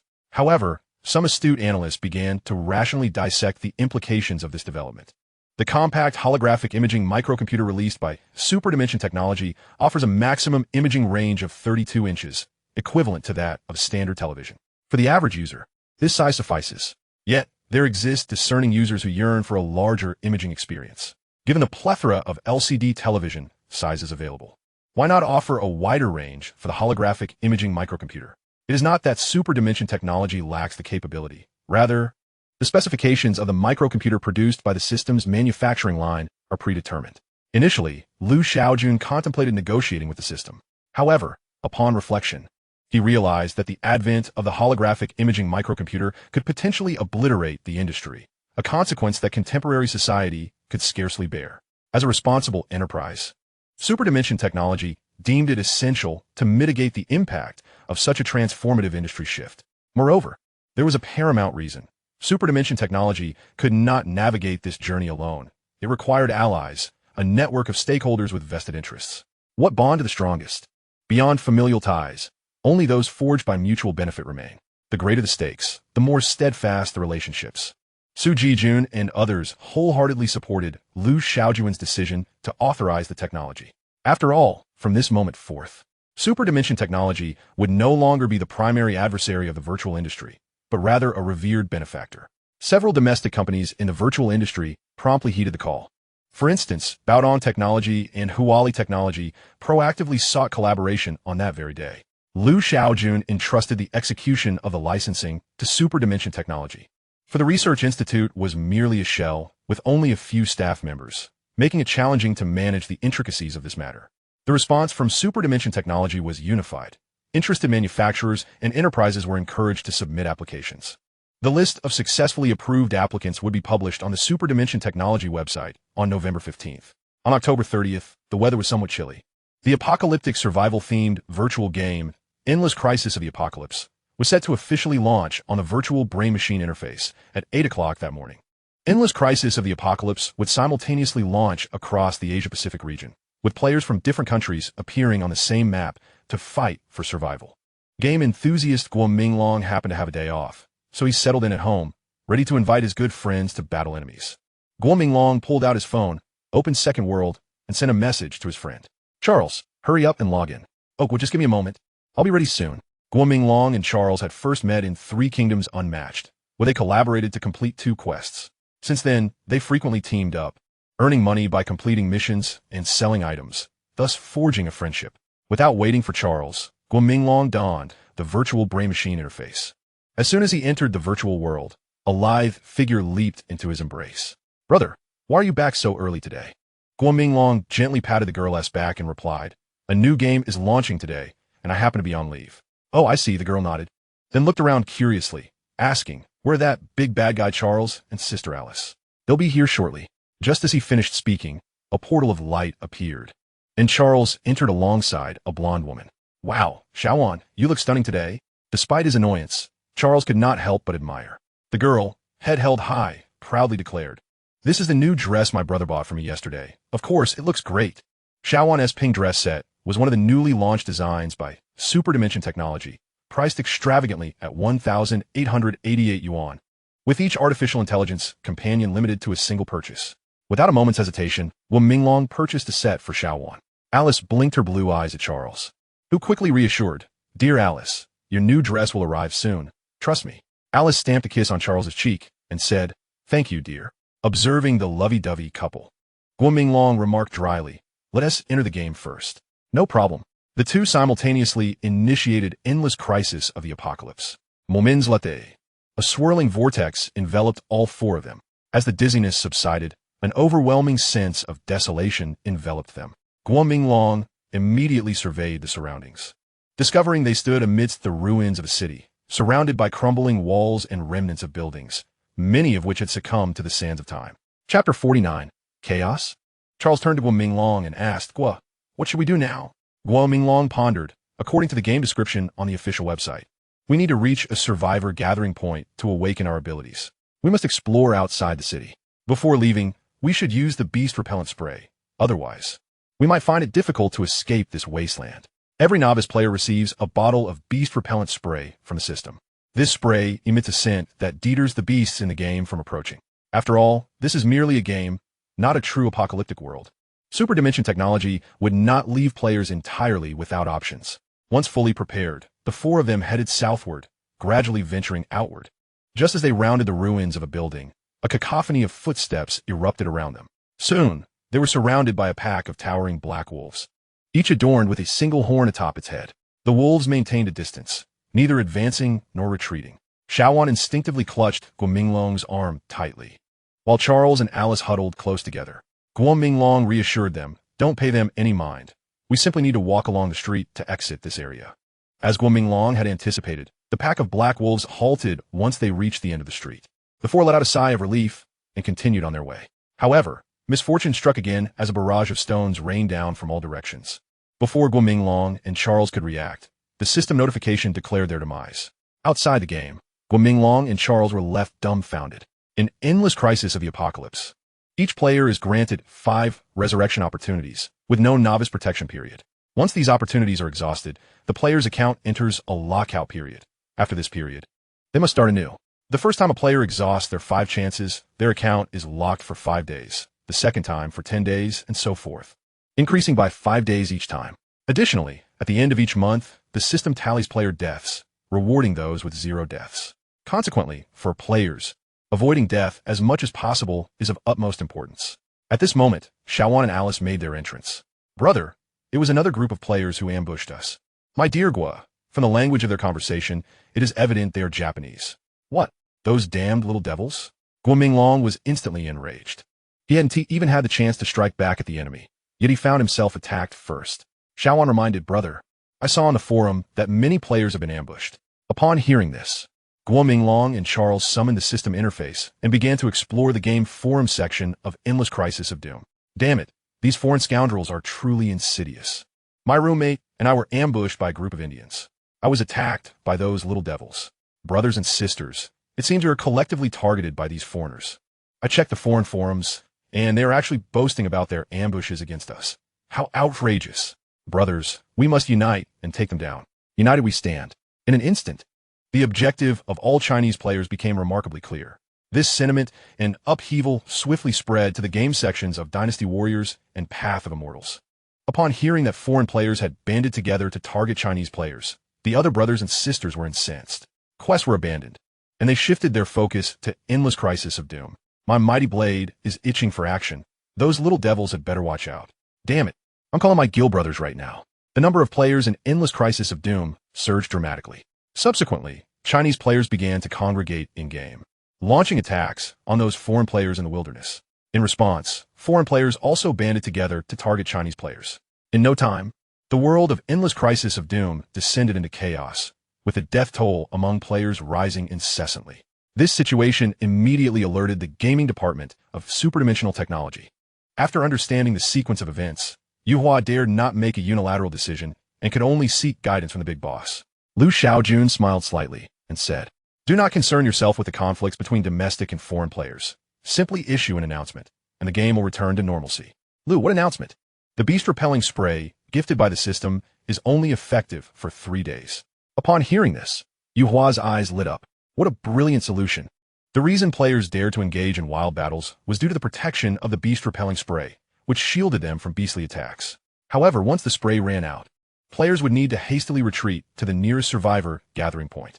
In these gathering points, players would be reprimanded by soldiers if they dare to cause trouble or engage in brawls. As long as we can temper the emotions of both sides and restore calm, this chaos will come to an end.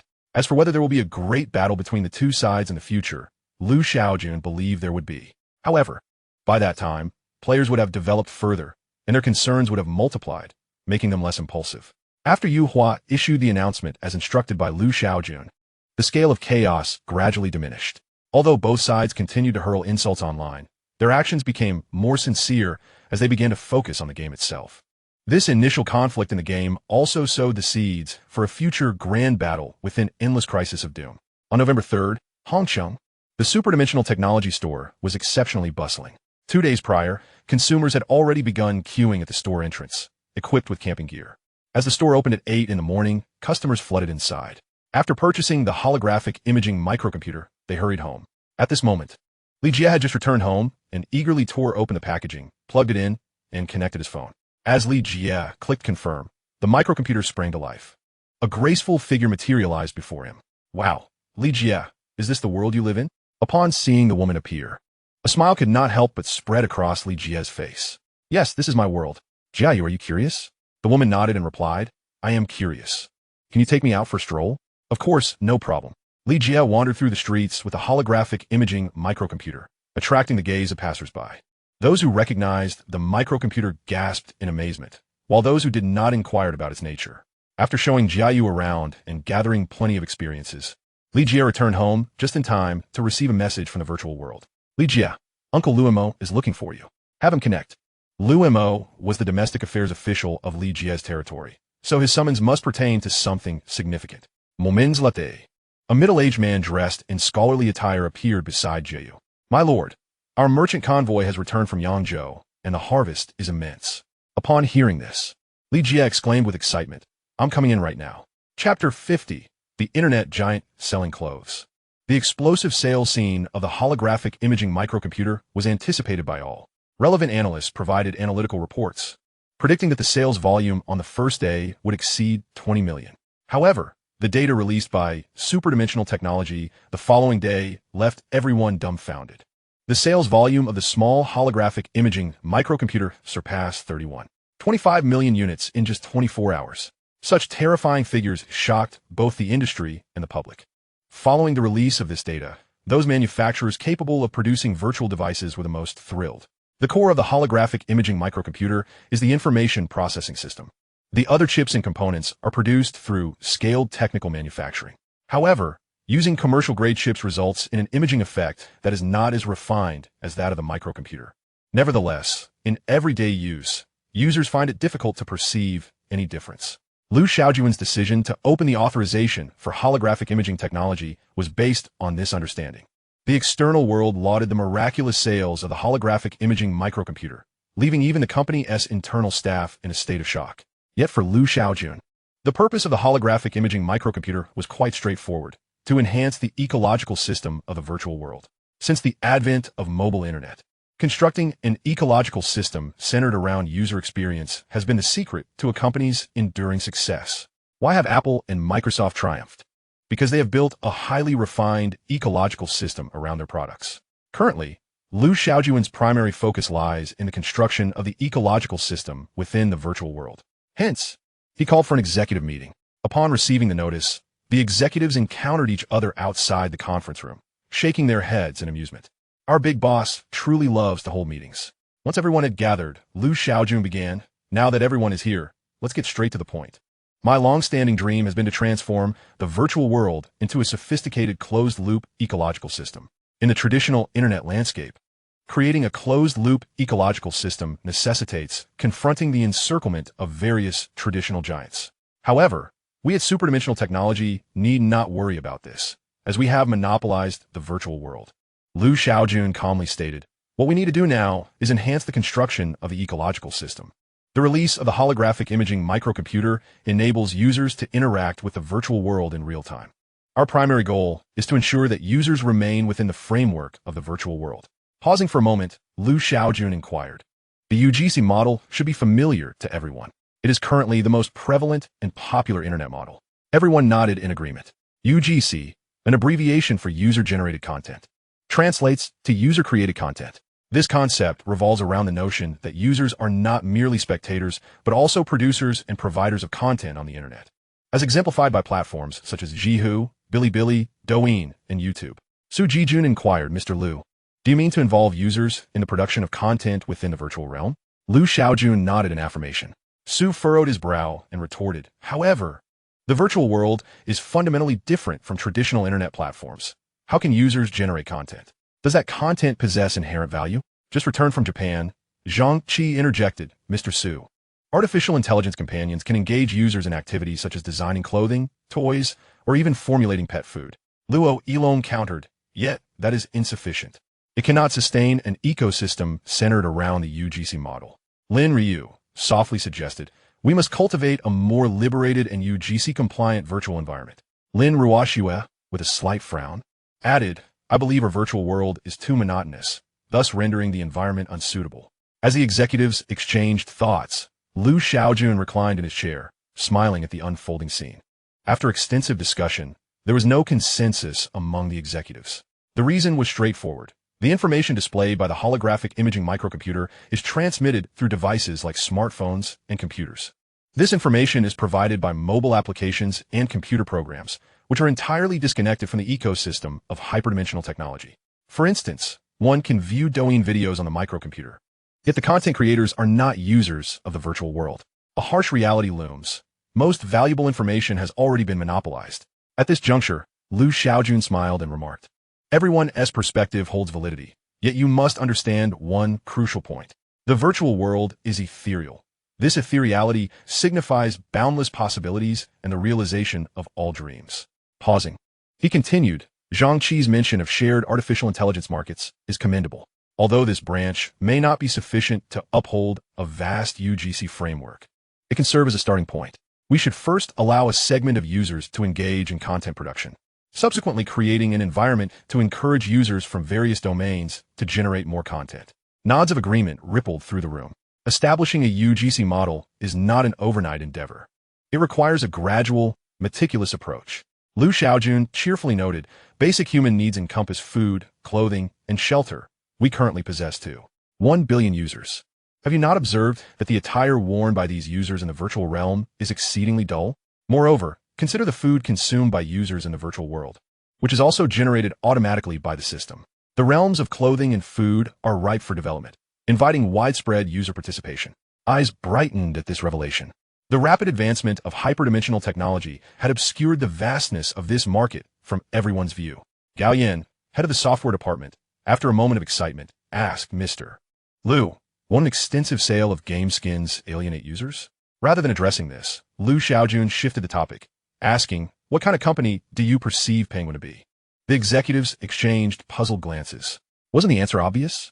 Penguin is undoubtedly an internet enterprise. Leaning his chin on one hand, Shaojun asserted, "I contend that Penguin is a clothing company." What? A clothing company? The executives were taken aback. Liu gestured dismissively, stating, "I assentee it. From the onset with Qzone, which profited Penguin, to the various skins and games, particularly in titles like Honor of Kings and League of Legends, Penguin essentially markets clothing, albeit not for human wear." This explanation left the audience momentarily speechless. Was Shaojun's assertion correct? Indeed, the facts corroborated it, though it felt somewhat peculiar. Returning to Gao's earlier query about user alienation, Liu elaborated, "That depends on whether the clothing can satisfy users, if the pricing is reasonable, and if the release frequency is appropriate. We can introduce a garment. If users like it, they may purchase it. If not, they will abstain. This degree of autonomy mirrors that of the real world, with the distinction that users can try on clothing at any time. But how do we involve users?"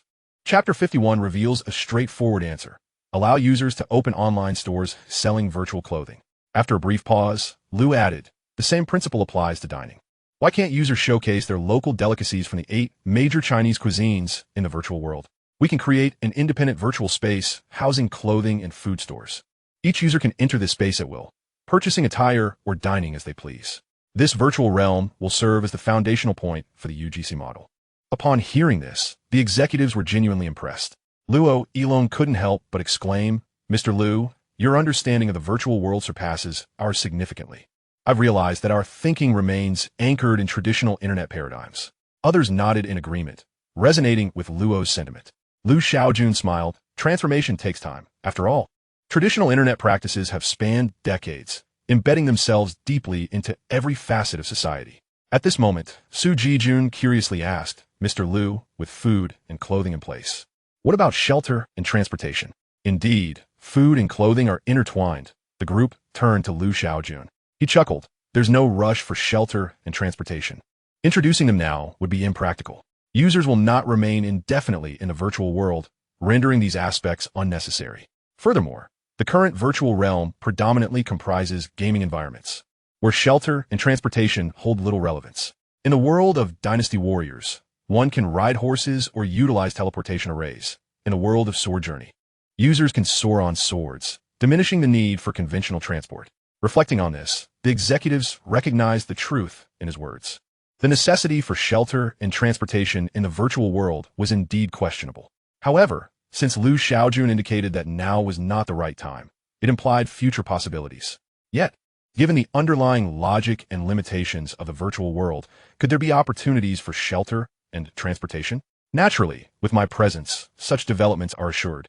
And Liu Shaojun's insight into their thoughts was unmistakable. We shall defer discussions of the future for later, as Liu Shaojun redirected the focus back to the UGC model. You must be familiar with the shop explorers on Douyin, he posed. The executives paused momentarily. Exploring shops within the virtual world's internet? Liu Shaojun clarified. Artificial intelligence is the absolute core of our company. The pivotal question within the UGC model is how to incentivize users to produce content. The advancement of artificial intelligence should not be confined to the virtual world. It must also engage with the real world.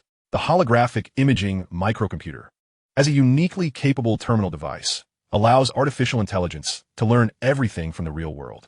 With this clarification, the executives grasp the concept. Currently, Hyperdimensional Technology's artificial intelligence remains tethered to the virtual realm, with the sole device capable of interacting with the external world being the holographic imaging microcomputer. The shop explorers on Douyin share exploratory information with users of the platform. In the realm of the virtual world, the shop exploration enthusiasts are required to venture forth with holographic imaging microcomputers, sharing their shopping insights with artificial intelligence. However, this represents an unconventional approach to shop exploration.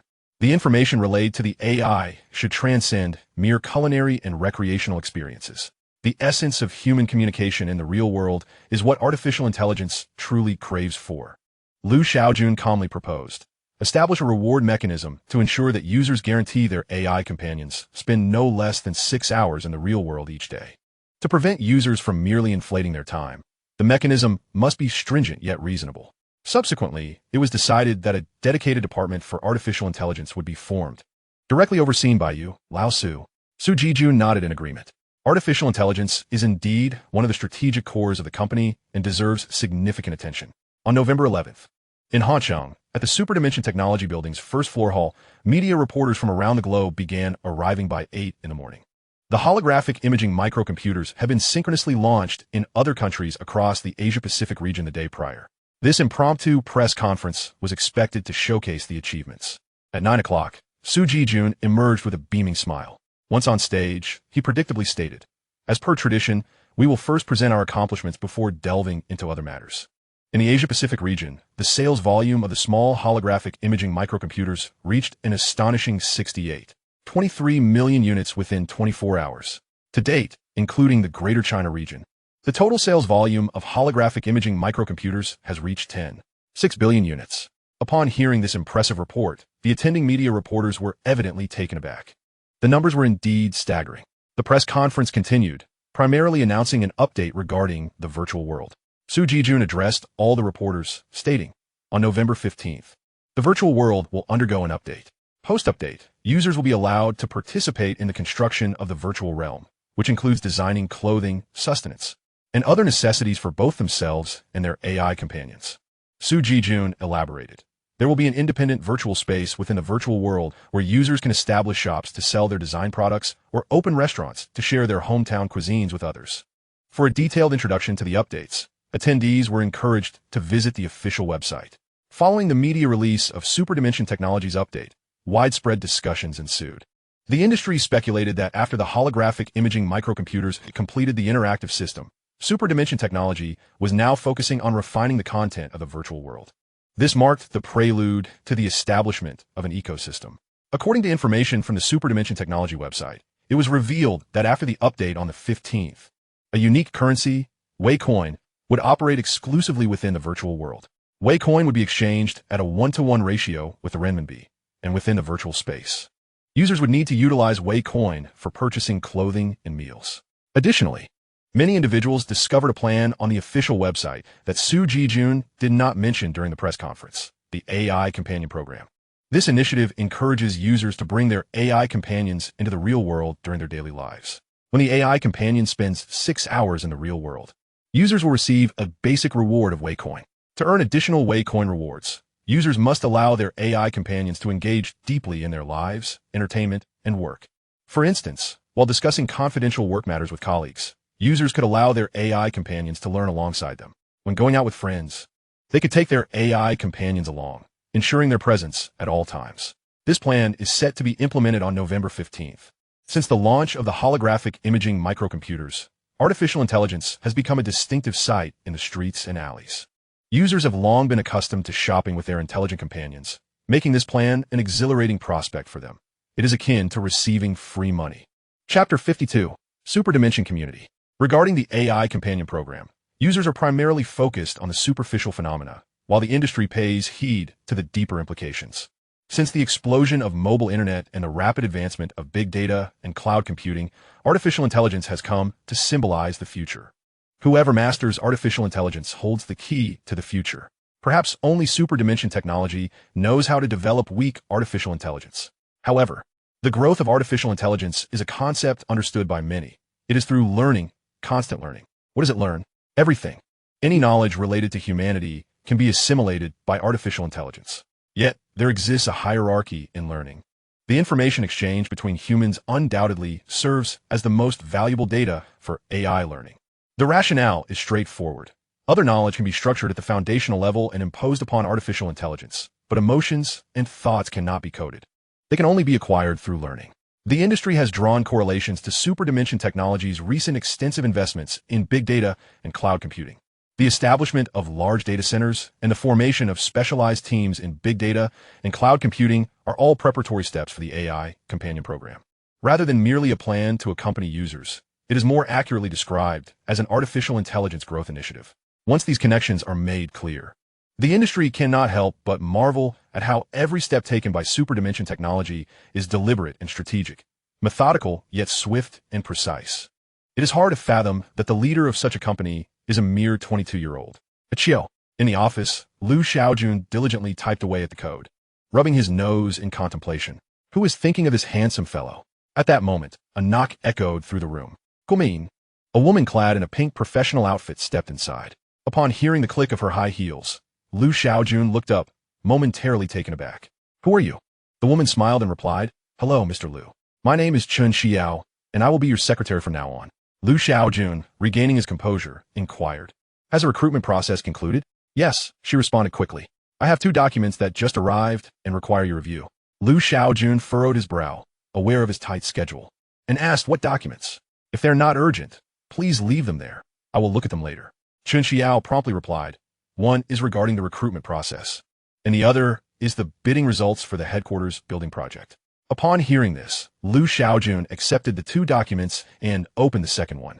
Intrigued by the results of the headquarters building bid, the bidding for Superdimension Technology's headquarters was conducted globally, with over 50 renowned architectural firms participating.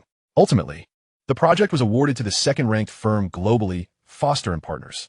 Norman Foster, the founder of Foster & Partners, is recognized as one of the leading architects in the world and a representative of high-tech architecture.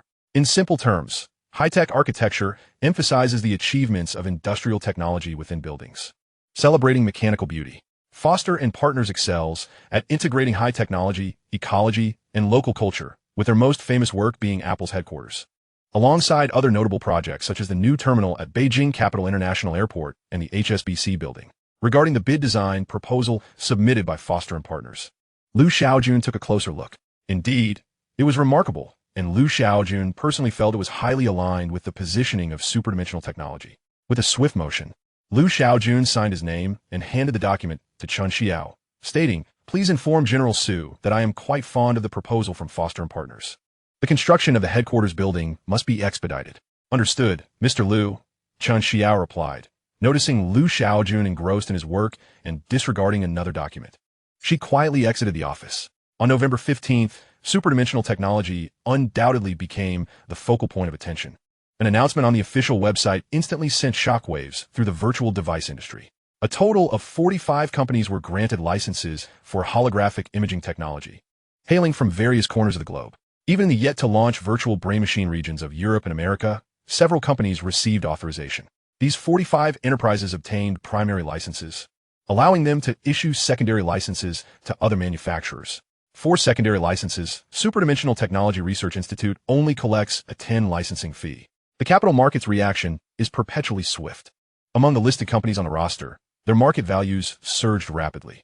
The licensing of holographic imaging technology garnered significant attention within the industry. However, the evolution of the virtual world captivated both industry insiders and users alike. Upon logging into the virtual world that morning, users were astonished to discover a new program alongside Dynasty Warriors, path of immortality, and endless crisis. The superdimensional community. In the real world, Wang Qin was a designer, while in the virtual realm, he was a disciple in the game path of immortality. Upon hearing that one could establish a shop in the virtual world, Wang Qin conceived his own plans. Should the shop flourish, he intended to transition his career into the virtual sphere. After launching the Superdimensional Community Program, a system prompt sounded, indicating that a beginner demonstration would commence, urging users not to skip it. Subsequently, a portal enveloped Wang Qin, transporting him to a unique space occupied by other users.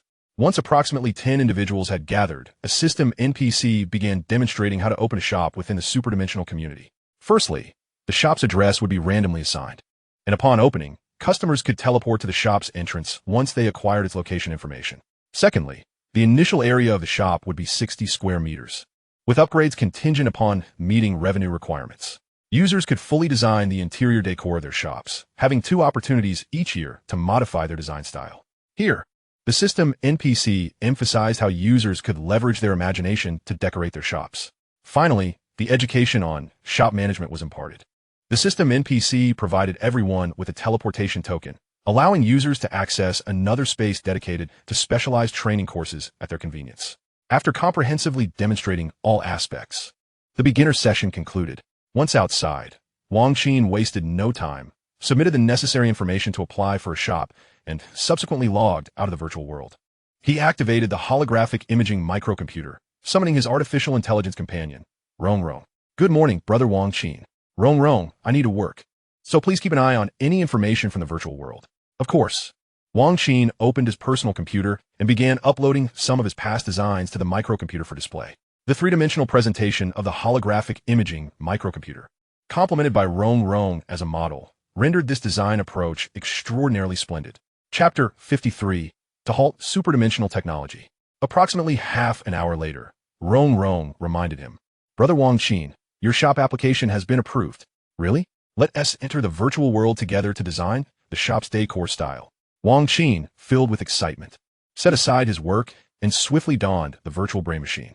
At the same time, thousands of users began flocking to the superdimensional community, embarking on the e-commerce journey within the virtual world.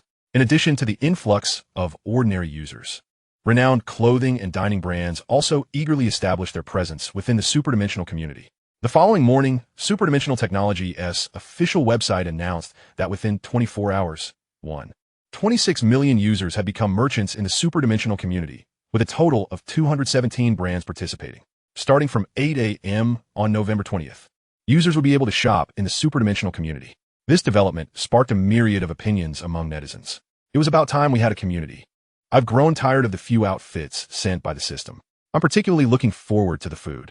I can't quite adapt to the dishes and path of immortality.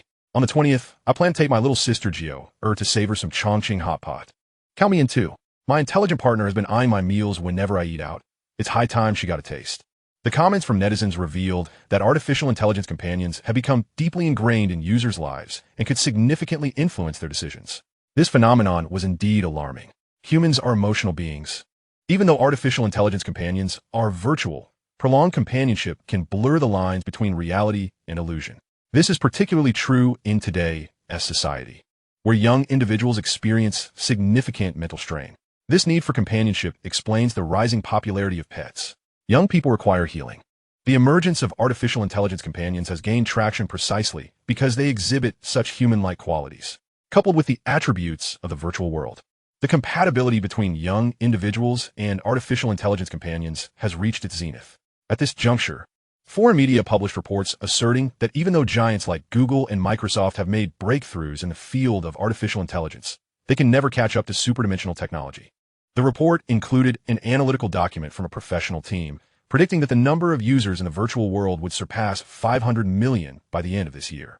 In the realm of artificial intelligence, superdimensional technology is poised to establish an absolute monopoly, and once the virtual brain machine enters the European and American markets, the Matthew effect will manifest immediately. In response, a North American media outlet urged local authorities to act, claiming that superdimensional technology is actively laying the groundwork for big data and cloud computing to stifle superdimensional technology's momentum in artificial intelligence. It is imperative to prevent the establishment of large data centers in Europe and America. Otherwise, Once superdimensional technology as artificial intelligence permeates the daily lives and work of the populace, it could lead to an unimaginable disaster. Upon receiving news of these developments from Europe and America, a significant uproar ensued domestically. Darn it, these foreign devils have such malicious intentions. After all the effort it took for our country to have a high-tech enterprise, are they really going to target it? If they can't compete, they resort to sabotage. It's truly disgusting. Netizens expressed their outrage, and many bloggers shared their perspectives.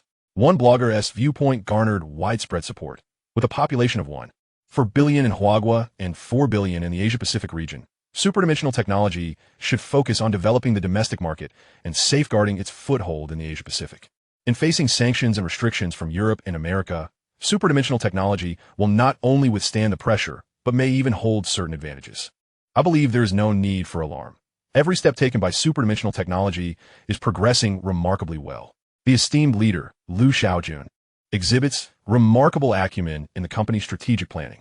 While netizens and bloggers are fervently offering their insights and strategies for superdimensional technology, the internal atmosphere remains remarkably composed. At this moment, Shaojun is engaged in a meeting with a distinguished group of guests. Director Su Ku, accompanied by his film crew, has arrived in Hongqin. The virtual world crafted specifically for the film was completed by Shaojun 5 days prior. Today, Su Ku is here to assess whether the world aligns with their vision. If it does, filming will commence immediately. If not, Shaojun will promptly incorporate Su Ku's feedback to refine the virtual environment. On the 6th floor of the Superdimensional Technology building, a plethora of virtual neural machines and holographic imaging computers are stationed, designated as the company's internal testing ground. Su Ku and his team await Shaojun's arrival here. At that moment, a tall and graceful figure approaches. Shaojun's secretary, Chen Xiao. Director Su, the meeting will conclude shortly, and Mr. Liu will be with you momentarily. Please bear with us. Su Ku replies with a smile, "No worries. Mr. Liu is a busy man, and we can wait." Chen Xiao offers a slight smile before turning to inquire about the preparations with the superdimensional technology staff. Su Ku gathers the crew, reminding them, "Mr. Liu holds a significant position. Ensure that your demeanor and dialogue are appropriately measured when we meet." The team responds affirmatively. "Rest assured, Director, we understand." While such protocols are often unnecessary in the entertainment industry, caution is paramount when dealing with an individual of Shaojun's stature. Before long, footsteps and voices echo from the entrance. "Old you, this year we can only add 2 games to the plan. Please negotiate with those game companies." "Mr. Liu, might 2 be too few?" "Not all. Currently, users spend an average of 37 hours daily in the virtual world. Too many games would overwhelm them." "Understood." Upon Shaojun's entrance, Su Ku and the others promptly extend their greetings. "Director Su, I apologize for making you wait." "Not at all, Mr. Liu. We understand you're a busy individual." "Very well, let's not waste any more time. Let the testing commence." As Shaojun's words resound, the holographic imaging computers on the 6th floor spring to life. Moments later, each computer displays distinct yet interconnected visuals. "Director Su, here is a brief overview of the world you've conceived. We will traverse the virtual realm in detail shortly." "Understood, Mr. Liu," Su Ku replies, leading his crew to explore. The filming of this movie has garnered considerable effort from both Su Ku's directorial team and Superdimensional Technology, which underscores the importance of this collaboration. Otherwise, Shaojun would not have taken a personal role. If Su Ku's film achieves resounding success, it will bear significant implications for the future development of the virtual world. Firstly, Superdimensional Technology will gain an additional revenue stream. Secondly, the ecological system of the virtual world will receive a vital enhancement. Shaojun's subsequent plans are straightforward: to complete the main and side quests while continuing to refine the virtual world infrastructure concerning users' work, leisure, and daily life. On November 17th, in the morning, Superdimensional Technology, in conjunction with director Su Ku, issued a public announcement revealing plans to film a martial arts action movie titled Sword Shadow within the virtual world. Sword Shadow is solely funded by Superdimensional Technology, with Su Ku at the helm, while the cast remains unconfirmed. The moment this news broke, anticipation among netizens surged dramatically. Filming in the virtual world eliminates the need for post-production effects. The various martial arts skills captured within the virtual realm promise spectacular results. It is recommended that any domestic film involving special effects be shot within the virtual world. The entertainment industry must be in a frenzy right now. Indeed, the entertainment sector is abuzz with activity. As a globally renowned high-tech enterprise, Superdimensional Technology is a company no artist would dare to disregard. Consequently, Numerous talent agencies have begun reaching out to Suku, hoping to secure roles for their artists in Sword Shadow. In the past, Suku has been quite attuned to the nuances of interpersonal relationships, often accommodating the younger generation of acquaintances within the industry. However, this time, in collaboration with Superdimensional Technology and facing someone of Liu Shaojun's esteemed stature, Suku has resolutely declined any attempts at leveraging connections. The Sword Shadow production team has also announced that the casting process will involve auditions and interviews. Auditions will be conducted by Suku's team, while interviews will be organized by Superdimensional Technology. Given the immense popularity surrounding Sword Shadow, Liu Shaojun has issued explicit directives. The casting must be judicious, with an actor selection hinging on their compatibility with the role and their acting prowess. Should a popular star excel in the audition and align with the character, they may proceed to the interview stage. Otherwise, any disregard for this protocol will bear consequences. The stern demeanor of the chief executive has compelled the department overseeing Sword Shadow to revise their original casting strategy. Since its announcement, Sword Shadow has attracted considerable attention, and the industry is watching closely. Should the film yield positive results, shooting in the virtual world could herald the dawn of a new industry. Conversely, if the outcome is unfavorable, there is little more to say. Hence, Liu Shaojun is determined to avoid any unforeseen circumstances. In Hongqiang, at Superdimensional Technology's supercomputing center, Liu Shaojun has summoned Xiao Yi back from Amazon Cloud. Xiao Yi, I need your assistance to complete the coding work. Certainly, Master. Moving forward, Superdimensional Technology is poised to embark on a colossal project. If artificial intelligence is the strategic nuclear weapon of Superdimensional Technology, then this grand project is akin to a nuclear missile. While the project's foundation may not be closely tied to artificial intelligence, the latter can substantially enhance its capabilities. Currently, only Liu Shaojun possesses mastery over artificial intelligence technology within Superdimensional Technology. Previously, Liu Shaojun had to painstakingly write code on his own, but with Xiao Yi's assistance, his productivity can increase by at least 300%. Simultaneously, at Superdimensional Technology, Yu Hua, the head of the gaming department, is convening a video conference. The participants include globally renowned gaming companies, such as domestic giants NetEase and others. The primary agenda of this meeting is to inform these gaming firms that Superdimensional Technology's gaming plans for the year comprise only 4 titles, with 2 allocated for both the domestic and Asia-Pacific markets. Yu Hua provides an explanation for this decision. Although the gaming companies find it challenging to accept, they have no choice but to acquiesce. The virtual world is an entirely unilateral market. Any thoughts of opposing Superdimensional Technology would be unwise, as evidenced by the fates of Rockstar and 2K. Regarding the allocation of gaming plans, Yu Hua states, Ubisoft and Blizzard will not be participating this time. We will prioritize you next year. The executives from Ubisoft and Blizzard exchange resigned smiles, understanding that with less than 2 months until next year, waiting is feasible. Since all participants are globally renowned gaming firms with beloved titles, to ensure fairness, we shall adopt a lottery system for the allocation of slots. Yu Hua's words rendered the executives of these gaming giants collectively speechless. It cannot be said that this allocation method is flawed. Rather, the uncertainty it entails is substantial. Yu Hua maintained a calm demeanor, indifferent to the thoughts of those present. The video conference he convened was merely to inform these individuals, not to engage in negotiations. As President Liu aptly stated, the strength and confidence of Superdimension Technology are evident, making it unnecessary and unwise to compromise or adopt a submissive stance. Around 3 in the afternoon, Liu Shaojun emerged from the supercomputing center, appearing somewhat fatigued. Chen Xiao promptly approached him, offering a steaming cup of coffee. President Liu, the executives have been notified to convene in half an hour. Liu Shaojun nodded slightly and leisurely finished his coffee.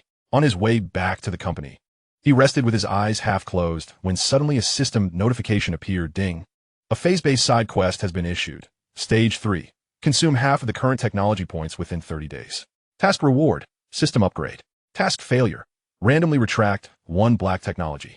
Liu Shaojun opened his eyes, raising an eyebrow. A system upgrade task, quite promising. As for consuming half of the current technology points, it didn't seem overly challenging. He glanced at his technology points. 6, 141, 217. Coincidentally, the main quest required the issuance of 2 black technologies, one of which necessitated the purchase of a Class B black technology, priced at no less than 2 million technology points. Opting for an expensive option would fulfill the task. However, that matter could be addressed later. For now, he needed to focus on the task at hand. Upon entering the conference room, Liu Shaojun took his seat and stated, "Today's meeting will address a singular topic, The further advancement of artificial intelligence and cloud computing. The development of artificial intelligence is not an instantaneous endeavor. Rather, the progress of AI propels advancements in software applications, while improvements in software applications in turn foster advancements in AI. The two are interdependent and inseparable. In the realm of AI applications, AI partners represent one facet. Today, we shall discuss another significant application: real-time translation software based on big data, cloud computing, and artificial intelligence. Real-time translation software? Someone interjected. That doesn't seem like a novel technology. Shaojun continued. While there are many real-time translation applications available today, I believe they're largely superficial. Without artificial intelligence as a foundation, the term real-time translation is misleading. Real-time implies immediacy. If artificial intelligence is not employed to analyze the text that requires translation, how can one achieve real-time translation? When a person articulates a statement, it invariably carries emotion. How could a rudimentary machine possibly decipher human emotions? Language communication represents a significant barrier to enhancing product value and deeply engaging users. As our company has expanded its operations into the Asia-Pacific region, it is inevitable that we will also venture into the European and American markets. Consequently, the issue of language barriers must be resolved. Chapter 55, A Mess Made. Time to place blame. Shaojun, seated calmly, remarked, to successfully launch our products in overseas markets, we must localize them. The foundation of localization lies in respecting and understanding local cultural customs and languages, which necessitates extensive research and investigation. Essentially, big data. The attendees nodded in agreement, continuing to absorb the insights of their formidable leader. Localization has its advantages and disadvantages. The benefit lies in capturing local users, while the drawback is the increased operational costs for the enterprise. Each time we enter a new country, we must undertake a localization process, with language being the most challenging module to adapt. Cultural customs are relatively straightforward, as they are fixed. However, language is fluid, shaped by users' expressions. The challenge of translation lies in the fact that the same idea may be articulated differently by each individual. Artificial intelligence possesses unparalleled advantages in data analysis and interpretation. Underpinned by big data and centered around artificial intelligence, such real-time translation can earn users' recognition and genuinely address the complexities of translation. After articulating his thoughts, Shaojun took a sip from his nearby water cup. The essence of his lengthy discourse was to convey a singular viewpoint. The current real-time translation software on the market is largely superficial, and Hyperdimensional Technology must develop a truly effective real-time translation solution.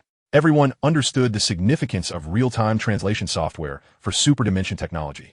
Users in the virtual world span across the Asia-Pacific region, yet these individuals lack direct communication. The sole interaction occurred when players from Huagua engaged in a heated exchange with foreign players upon the launch of Endless Crisis, a confrontation that remains unresolved.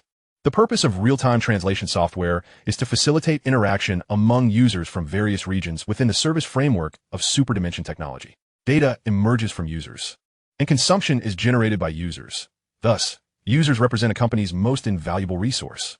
Su Jijun inquired, President Liu, will the real-time translation software be utilized solely internally, or will it also be offered as an external service? Shaojun replied, it will certainly be provided externally. Limiting it to internal use would be a waste of resources and detrimental to the development of artificial intelligence. Gao Yan, the head of the software department and a technical expert, furrowed his brow and remarked, in that case, the issue of software compatibility may prove challenging. Shaojun smiled and responded, do not forget, our real-time translation software is based on cloud computing. We need not alter the original web page. We simply parse the web page content, execute it in the cloud, and ultimately present a derived subpage on the client side. The original web page serves as the parent page, while the subpage remains both independent and interconnected. Gao Yan's eyes brightened. This was indeed a brilliant solution. Shaojun turned to Lin Ruoxue and asked, how is the data center in Linsheng coming along? Lin Ruoxue nodded and replied, it's nearly complete. It will be operational by the end of next month. Shaojun then inquired, is the construction of the data center in the Asia-Pacific region facing any obstacles? I heard that media in the European and American regions are urging local governments to prevent the establishment of Hyperdimensional Technology's data center. Lin Ruoxue chuckled. IBM has helped us secure agreements with the Japanese and Australian governments. The data centers in Tokyo and Sydney can commence construction next month. Laughter erupted among the group. Everyone is mindful of their own interests. The servers for the Asia-Pacific data center will be managed by IBM, and in the future, the The servers for the data centers in the European and American regions will also be entrusted to IBM. This collaboration involves a minimum of $5 billion, and IBM is certainly eager to participate. This underscores the wisdom of our initial decision to partner with IBM. With the data center issues resolved, the next consideration must be the software layer. Real-time translation software essentially represents a cloud computing service that needs to be divided into enterprise-level and personal services. The target audience for enterprise-level services includes giants like Google, Facebook, and Microsoft, which operate globally. Although these behemoths offer translation services within their products, the results often fall short of expectations. For instance, the translation feature in Google Chrome is notoriously inadequate, sometimes failing to load at all. The purpose of the data center is to compile and update the lexicon. However, acquiring this lexicon will require significant investment. To achieve this on a global scale, we must recruit a vast number of professionals, including linguists, engineers, analysts, and statistical experts. Shaojun continued. In addition, we must dispatch numerous research teams to delve into various countries around the globe to collect information on local cultures, customs, dialects, and idioms. Particularly, we cannot overlook open information sources such as museums and libraries. For those information sources that are not publicly accessible, we should strive to persuade them, even if it requires financial incentives. We must not neglect niche or dispersed information. The development of our database must be approached with utmost diligence.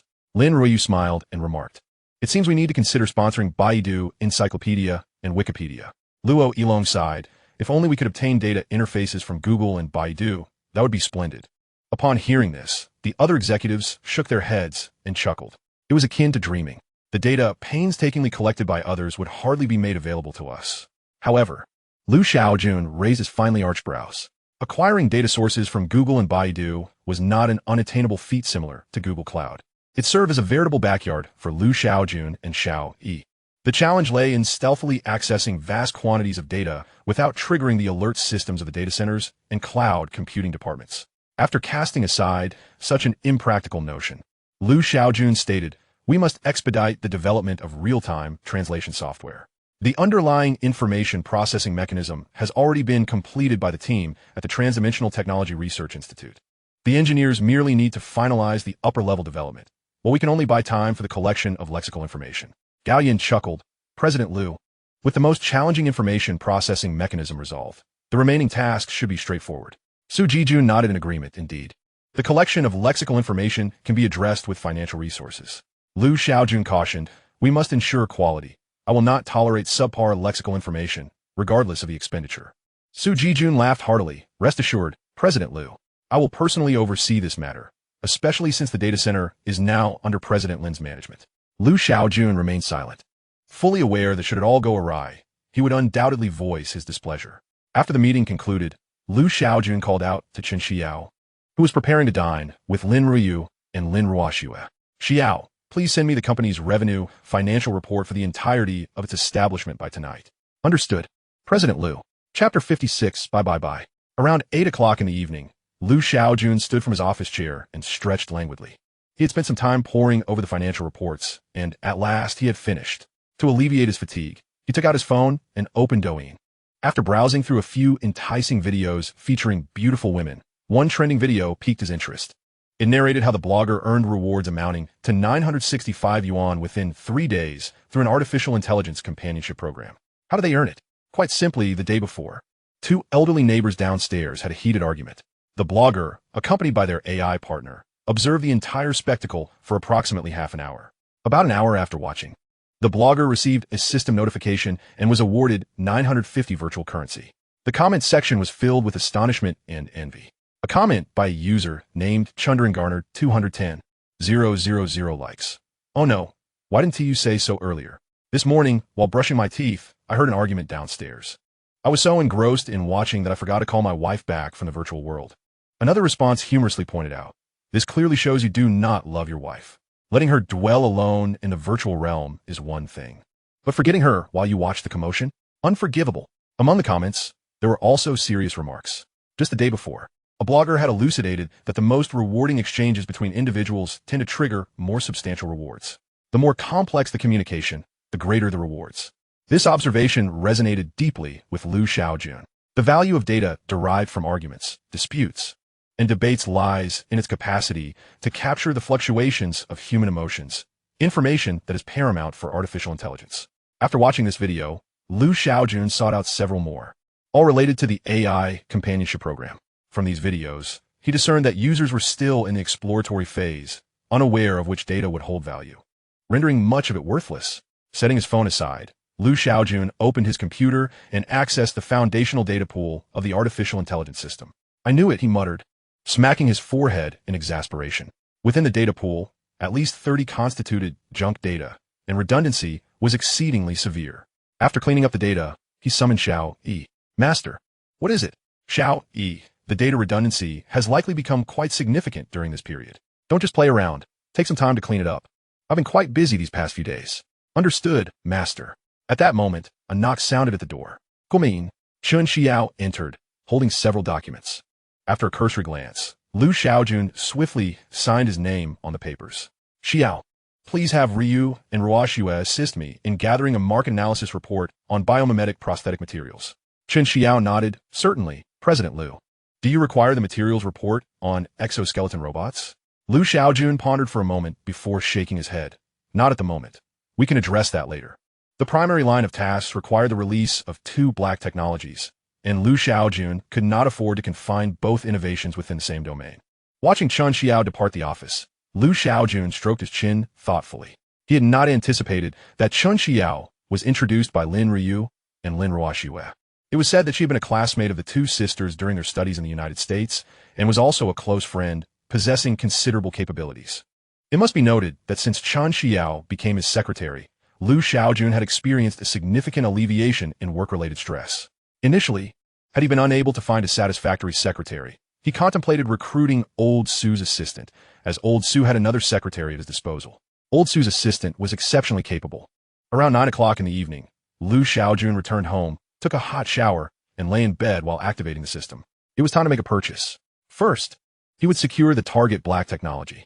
Titanium carbon composite fiber technology, Class C black technology, a specialized material applied in the manufacture of biomimetic prosthetics. Price 147 million tech points. Note, purchasing will automatically unlock the relevant production line for titanium carbon composite fibers. Titanium carbon composite fiber technology, titanium carbon fusion agent production line, 50,000 tech points per unit. Without hesitation, Shaojun procured the titanium carbon composite fiber technology. He had long set his sights on this technology. When Shaojun first acquired a tenth of the neural link technology, the system store had refreshed this black technology. At that time, Shaojun had traveled to Europe on a business trip specifically because of this breakthrough. Shaojun was confident that with the support of titanium carbon composite fibers, future bionics would ascend to become one of the leading enterprises in the global biomimetic prosthetics arena, establishing itself as a pioneer and reformer in the field. Having secured his coveted black technology, it was now time to seek out a Class B black technology. In the B-Class black technology zone of the shopping mall, there existed 4 remarkable innovations. Shaojun's options were, in truth, rather limited.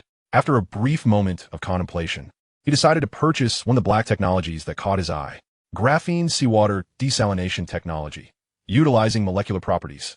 This approach employs a graphene membrane filtration method to harmlessly desalinate seawater.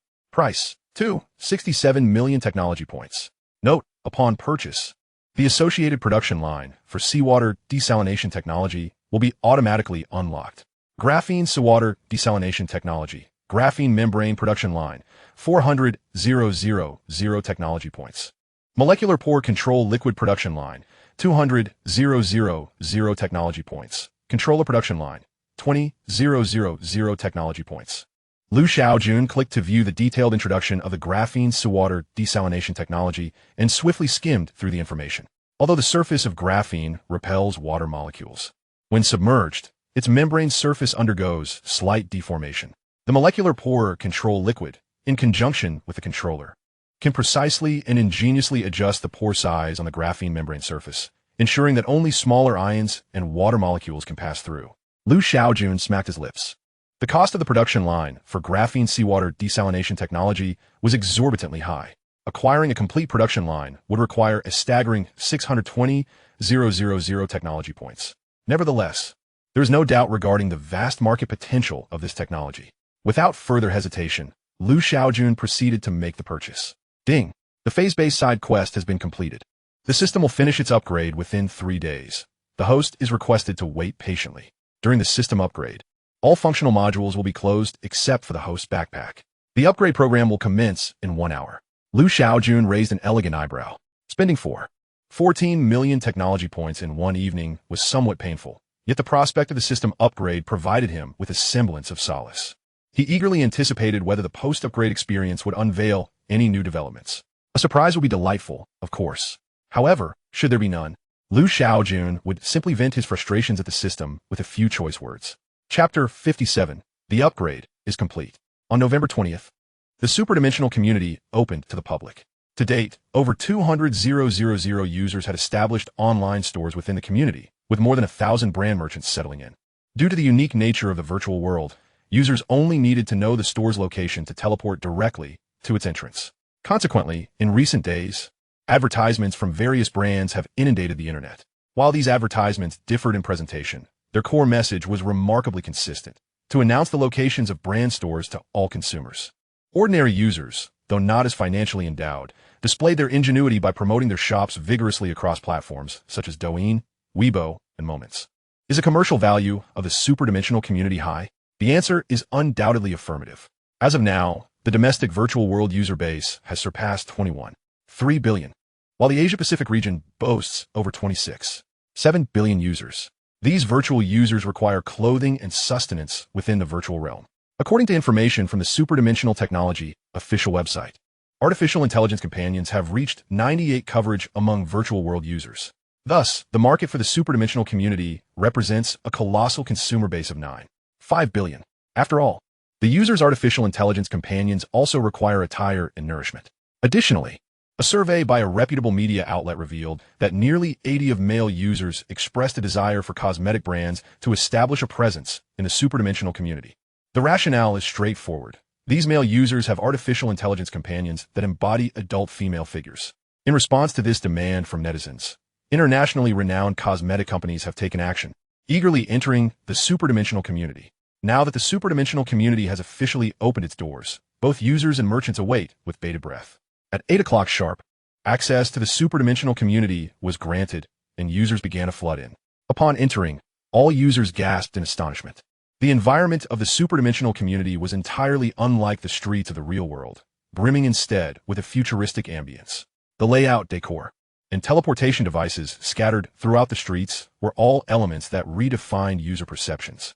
If titles such as Dynasty Warriors, Xian Path, and Endless Crisis have allowed humanity to experience the allure of the virtual world, then the superdimensional community provides a glimpse into the lifestyle of a future world. Liu Shaojun, having set aside his work, also ventured into the superdimensional community, albeit from a godlike perspective. As the creator of the superdimensional community, he had grown weary of its scenery. Utilizing his permissions, Liu Shaojun summoned a list of the top 100 stores based on foot traffic. Among them, 63 were user-operated stores, while 37 belonged to brand companies. This aligned with Liu Shaojun's initial conjecture. Although brand stores boasted high recognition, their prices were exorbitant, and their product styles bore little difference from those in the real world. In contrast, user-operated stores offered more affordable prices and a kaleidoscope of styles. Upon reviewing user-operated stores, Liu Shaojun noted that the highest-priced item was 100 dimensional coins. Conversely, the cheapest item available in brand stores, even at a discounted rate, started at 56 dimensional coins.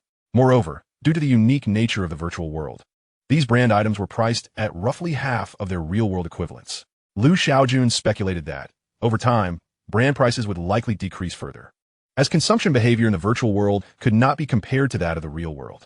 After exploring the domestic superdimensional community, Liu Shaojun ventured into the superdimensional communities of other Asia-Pacific nations. After a thorough exploration, he discovered that Japan's superdimensional community exhibited the most vibrant consumer market, followed closely by South Korea and Australia. This outcome was anticipated by Liu Shaojun. Summoning Xiao Yi, he collaborated to conduct data analysis and establish a data model. Pondering over the predictions provided by the model, Liu Shaojun formulated a plan.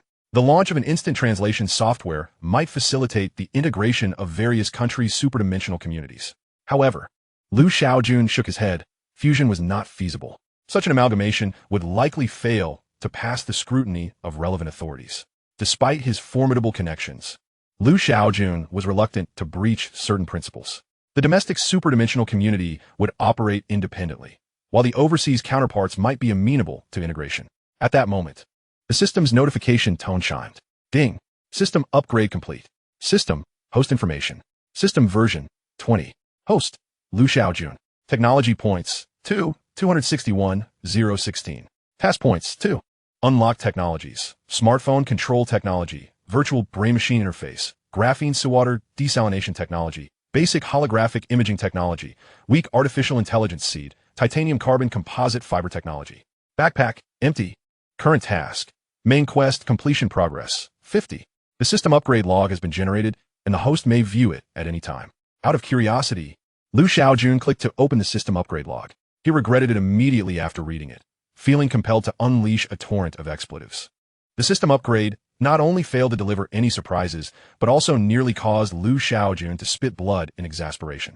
This latest update featured two significant changes. First, the system marketplace would now include class of black technology. Second, the conversion ratio for technology points had decreased. During version 10, earning 10,000 units of currency would yield 1 technology point. Now, one must earn 20,000 to obtain a single point, which was rather disheartening. Although Shaojun initially contemplated questioning the system, he reconsidered and realized that this update was, in fact, quite reasonable. With the continuous emergence of black technology, the profitability of hyperdimensional technology was steadily increasing, necessitating corresponding restrictions from the system. After perusing the update log, a notification from the system appeared. Ding. Side quest released. Accumulate 6 task points. Task determination. To be completed within 6 months. Task reward. 1 lottery chance, guaranteed to yield Class B or higher black technology. Task failure. Revocation of the right to purchase Class B or higher black technology for 1 year.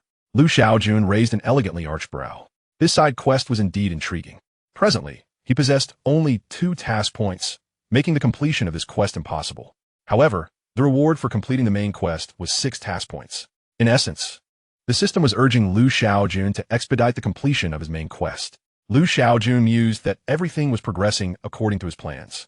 He intended to visit the UK in December to deliver titanium carbon composite fibers to Mandel. As the founder of Future Bionics, Mandel would undoubtedly be interested in this innovative bionic prosthesis manufacturing material. The production of titanium carbon composite fibers would be managed by Hyperdimensional Technology, while Future Bionics would handle the application and sales of the products. As for graphene and seawater desalination technology, they might be unveiled in January of the following year. The primary users of seawater desalination technology would be countries in the Middle East and vessels venturing into the high seas, particularly those adorned with a cloth atop, representing clients with immense wealth. On November 21st, a piece of news from the Hyperdimensional official website instantaneously surged to the trending list. The announcement primarily detailed the 24-hour revenue of the hyperdimensional community.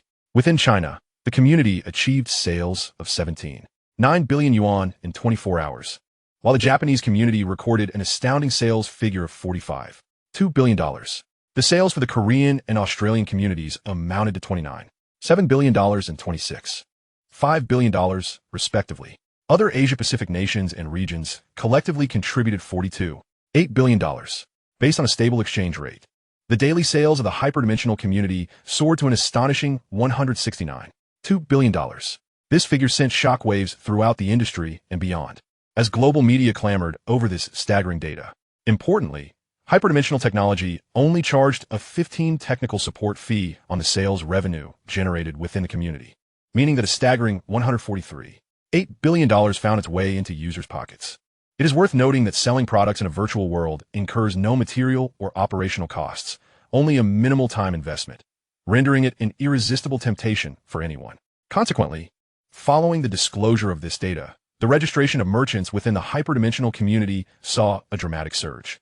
Users lacking design capabilities began contemplating the possibility of establishing shops to sell various other types of products within the community. The innovative online stores initiated by the hyperdimensional community garnered increased attention. E-commerce platforms akin to Taobao and Pinduoduo felt a tinge of trepidation upon witnessing the community's staggering sales figures. However, upon reflection, they realized that there was no direct competition. The hyperdimensional community was focused on selling virtual products, distinctly separate from the real world. thus imposing no pressure on traditional platforms. Breathing a sigh of relief, Taobao and Pinduoduo began contemplating whether they could integrate their platforms into the virtual realm. The user base and activity levels in the virtual world were simply too enticing to ignore. Time and again, the virtual world has exhibited astonishing profitability, rendering many restless. In New York, the Titans of Wall Street convened once more upon receiving news from the East. The attendees were all prominent figures from renowned investment institutions, including Vanguard, BlackRock, SoftBank, Goldman Sachs, Morgan Stanley, Sequoia Capital, and Tiger Global Management. Once seated, one of the magnates exclaimed, "My God, this cannot be a jest." Laughter erupted among the others, who shook their heads in disbelief. This was no jest. The data released by Hyperdimensional Technology had undergone rigorous auditing and would also be submitted to the relevant authorities in Huagua. There was no reason for Hyperdimensional Technology to fabricate such data. Shiza, an executive from Vanguard, chuckled before solemnly stating, "The emergence of Hyperdimensional Technology has taken us by surprise. As it does not have the potential for an IPO, if we wish to partake in this virtual world's bounty, we must take action." Bruno, an executive from BlackRock, scoffed. "And what action do you propose?" Liu Shaojun's father is Liu Mingyuan, a man we at BlackRock would prefer not to provoke. A Goldman Sachs executive, Morse, smiled slightly. "Collaboration for mutual benefit is also a means of sharing the pie. We extend a sincere invitation to Hyperdimensional Technology to enter the European and American markets." Jamie from Morgan Stanley inquired, "What leverage do we possess to persuade Hyperdimensional Technology?" It was evident that Hyperdimensional Technology was currently focused on establishing itself in Huagua and the Asia-Pacific region before considering the European and American markets. Morse glanced at Shiza, and the others turned their attention to him as well. After finishing his cigar, Shiza clapped his hands, prompting a stunning blonde woman to approach with a stack of documents. From this comprehensive analysis report, it was evident that Hyperdimensional Technology was in dire need of data to assist in the growth of artificial intelligence. Implicitly, the key to enticing Hyperdimensional Technology to enter the European and American markets ahead of schedule lay in the provision of data. Should Hyperdimensional Technology be willing to enter these markets before the year's end, discussions regarding collaboration would be feasible. After reviewing the analysis report, Bruno declared, regarding the data, BlackRock is willing to mediate. SoftBank expressed no objections, and Tiger Global Management also pledged to find solution. The capital magnates present unanimously indicated their willingness to provide assistance within their means. Exchanging knowing glances, Morse and Shiza shared a silent understanding.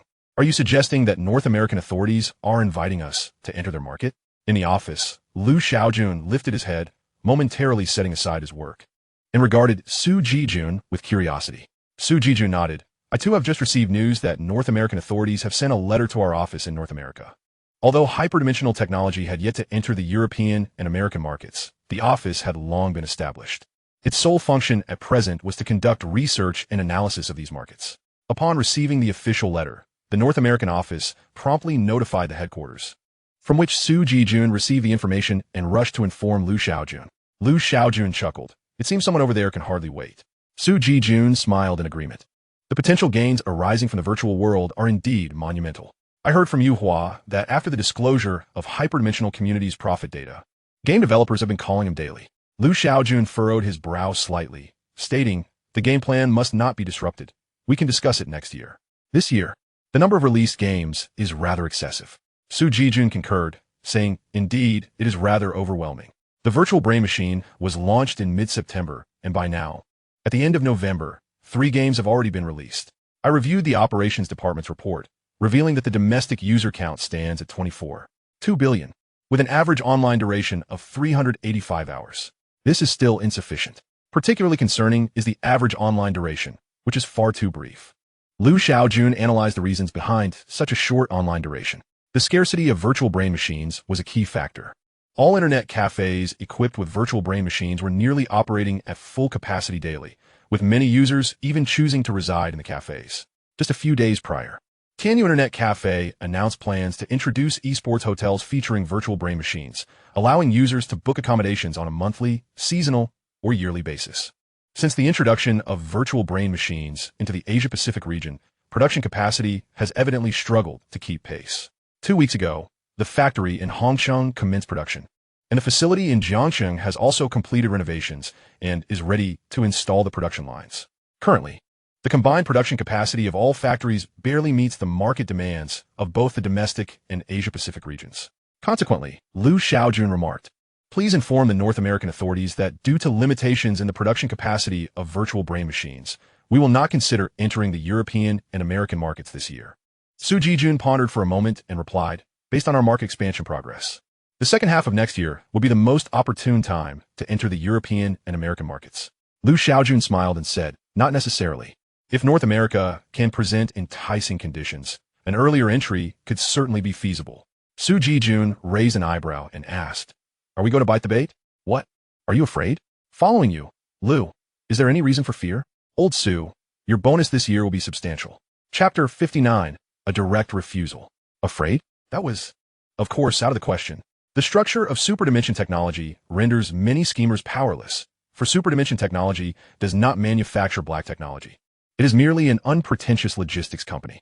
All black technologies currently released by Superdimension Technology are authorized by the Superdimension Technology Research Institute. The authorization fee is a mere $1 per year, with annual renewals, and Superdimension Technology retains the unilateral right to revoke the authorization. Moreover, Liu Shaojun harbored no fear of the bandits in North America. After all, even bandits have their vulnerabilities. Coincidentally, Liu Shaojun possessed knowledge of some of their weaknesses. After discussing work matters for a while, Su Jijun cheerfully inquired, "The actors for today's auditions have arrived. Shall we take a look?" Liu Shaojun leaned back in his executive chair, arms crossed, teasingly gazing at Su Jijun. "Old Su, if I recall correctly, you're already married, and your child is about to start elementary school." Su Jijun chuckled nonchalantly. "I am married, but you, Liu, are still single, right? Are you afraid that the two Ms. Lin might get upset if they find out?" At this, Liu Shaojun raised an elegant eyebrow. "Trying to provoke me? That serves no purpose at all." Rising from his seat, Liu Shaojun said, "It's fine to take a look." On the way there, Liu Shaojun asked, "Old Su, has the construction project for the headquarters building progressed?" Su Jijun nodded. "Construction will commence in 3 days, with an estimated duration of 3 years." Liu Shaojun expressed surprise. "So soon?" Although the Mobius strip design has reduced the construction difficulty by several tiers, its inherent characteristics still present significant challenges. Su Jijun explained, "We have invested substantially, and the China Construction Bureau has guaranteed that they can complete it within 3 years." Liu Shaojun had no further objections. If the construction behemoth was so confident, then it was undoubtedly feasible. Suddenly recalling something, Liu Shaojun halted and stated, "Old Su, I will be heading to Europe in a few days, and I intend to visit future bionics as well." Su Jijun immediately grasped the implication and curiously asked, "Has the R&D team made breakthroughs in bionic prosthetics?" Liu Shaojun nodded. In a manner of speaking, the bionic prosthetics project will be co-developed by Superdimension Technology and Future Bionics. Su Zidun Sai, Liu, do you think the speed at which our company is releasing products is too rapid? Liu Shaojun replied with a smile, "It's acceptable. We don't plan to release new products this year. In fact, the new products released this year could strictly be categorized into just 2, the virtual brain machine and the holographic imaging microcomputer." After saying this, Liu Shaojun looked at Su Jijun with confusion. "Old Su, the speed of new product releases signifies our company's robust strength and swift profitability. Are you not pleased?" Su Jijun shook his head. "Of course, I am pleased. I just find it a bit overwhelming." Liu Shaojun earnestly patted Su Jijun on the shoulder, saying, "You must adapt swiftly, otherwise you won't have time to adjust later." Su Jijun's expression turned peculiar. Typically, he was the one using such tones to instruct the youth. Yet now he found himself being taught by a younger individual. Truly, life is unpredictable. However, he had no choice in the matter. This young man before him was his superior.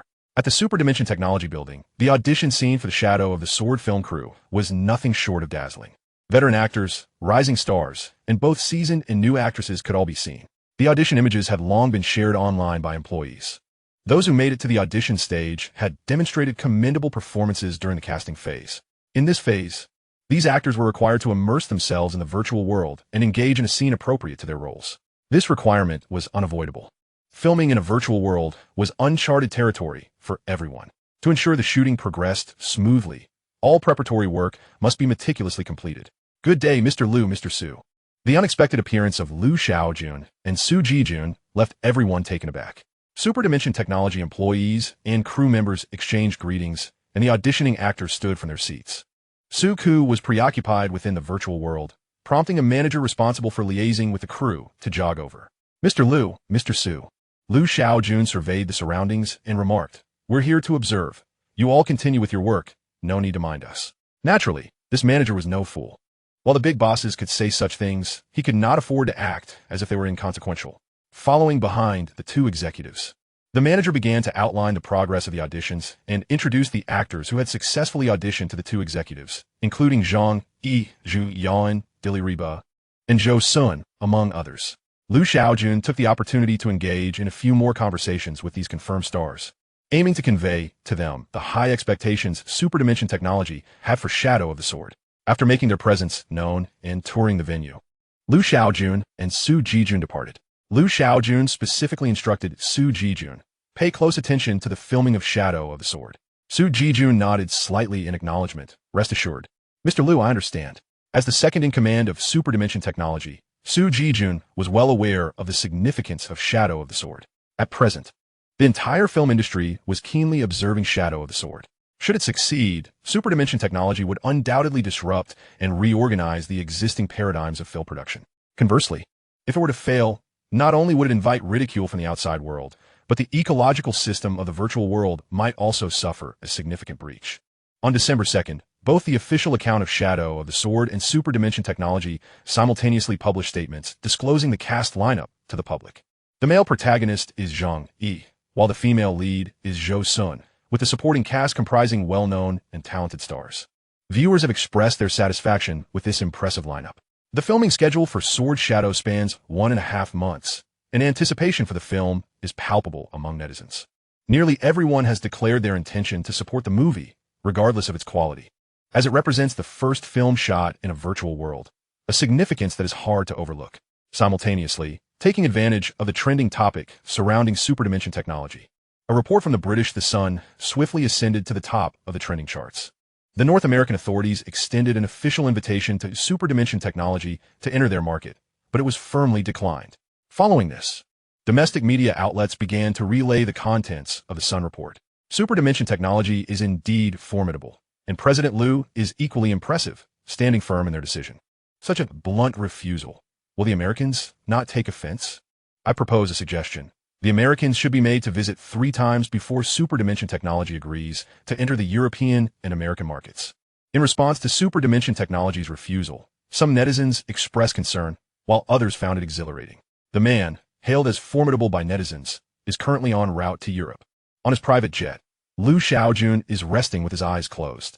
On the adjacent sofa, Lin Ryu and Chun Xiao are diligently organizing documents.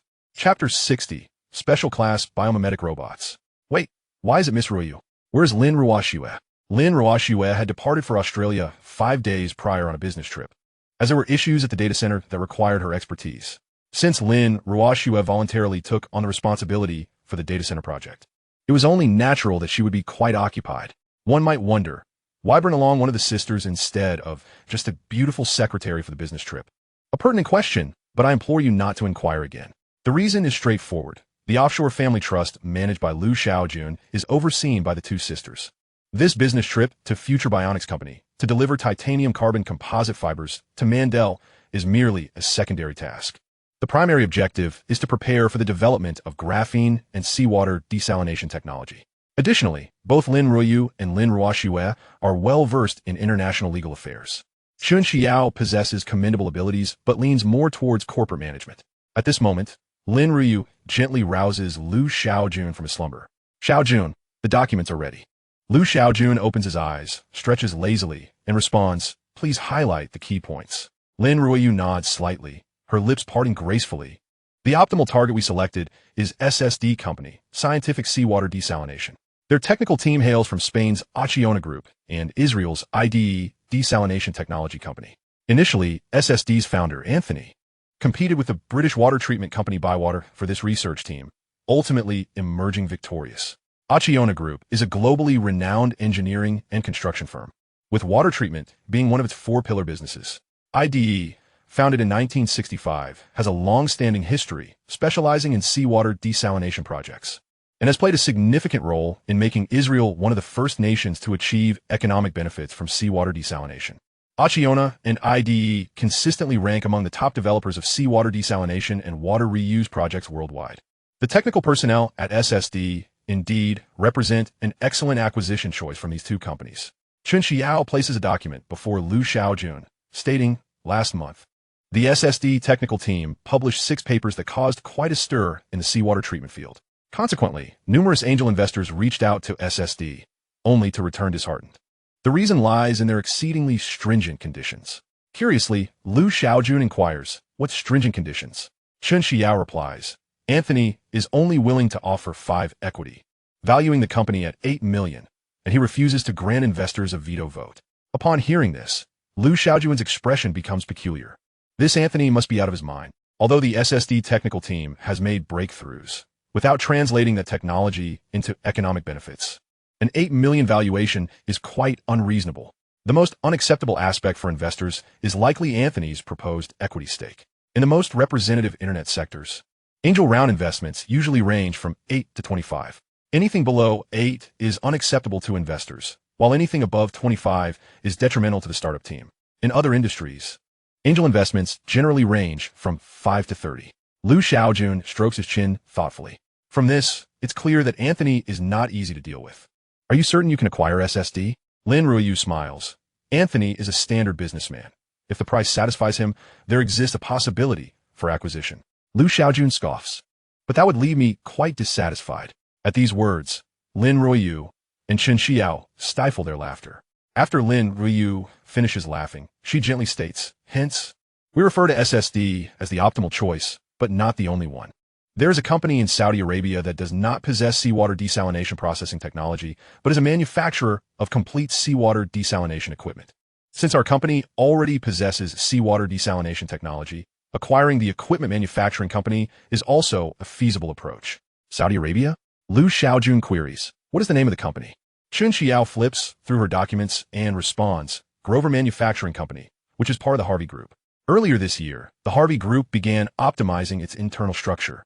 Last month, rumors surfaced that the Harvey Group intended to sell the entire Grover Manufacturing Company. Upon hearing this, Lu Shaojun's demeanor shifts slightly. The two women immediately notice his discomfort, prompting Lin Ruiyu to softly ask, Shaojun, what's wrong? Is Grover not suitable? Lu Shaojun shakes his head. It's not that. Rather, I know the owner of the Harvey Group. At this revelation, Chen Xiao's face is filled with astonishment. Lin Ruiyu's mouth slightly parts before her expression returns to normal. Considering the background of the Harvey Group, it does not seem surprising. Lu Shaojun rubs his chin and says, let's consider SSD Company for now. If that doesn't work out, we can directly acquire Grover Manufacturing Company. In comparison, SSD has the advantage of a technical team, which is its greatest asset.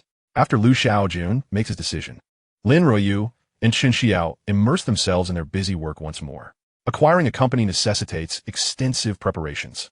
With little to occupy him, Lu Shaojun delves into the system, preparing for a draw. As Lu Shaojun silently recites, the gacha machine begins to spin wildly.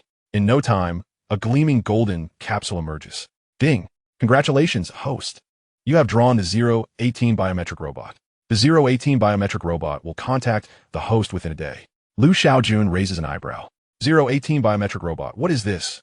018 biometric robot. S-Class Special Black Technology, one of the special class biomimetic robots, represents the pinnacle of the system's black technology fusion.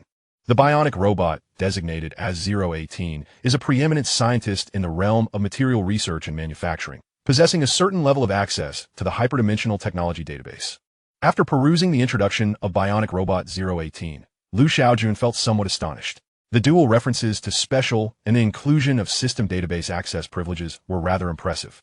Unable to contain his curiosity, Lu Shaojun inquired, System, what does a certain level of access entail? The system replied, the system mall has yet to unlock access to special category bionic robots, and the corresponding database remains locked.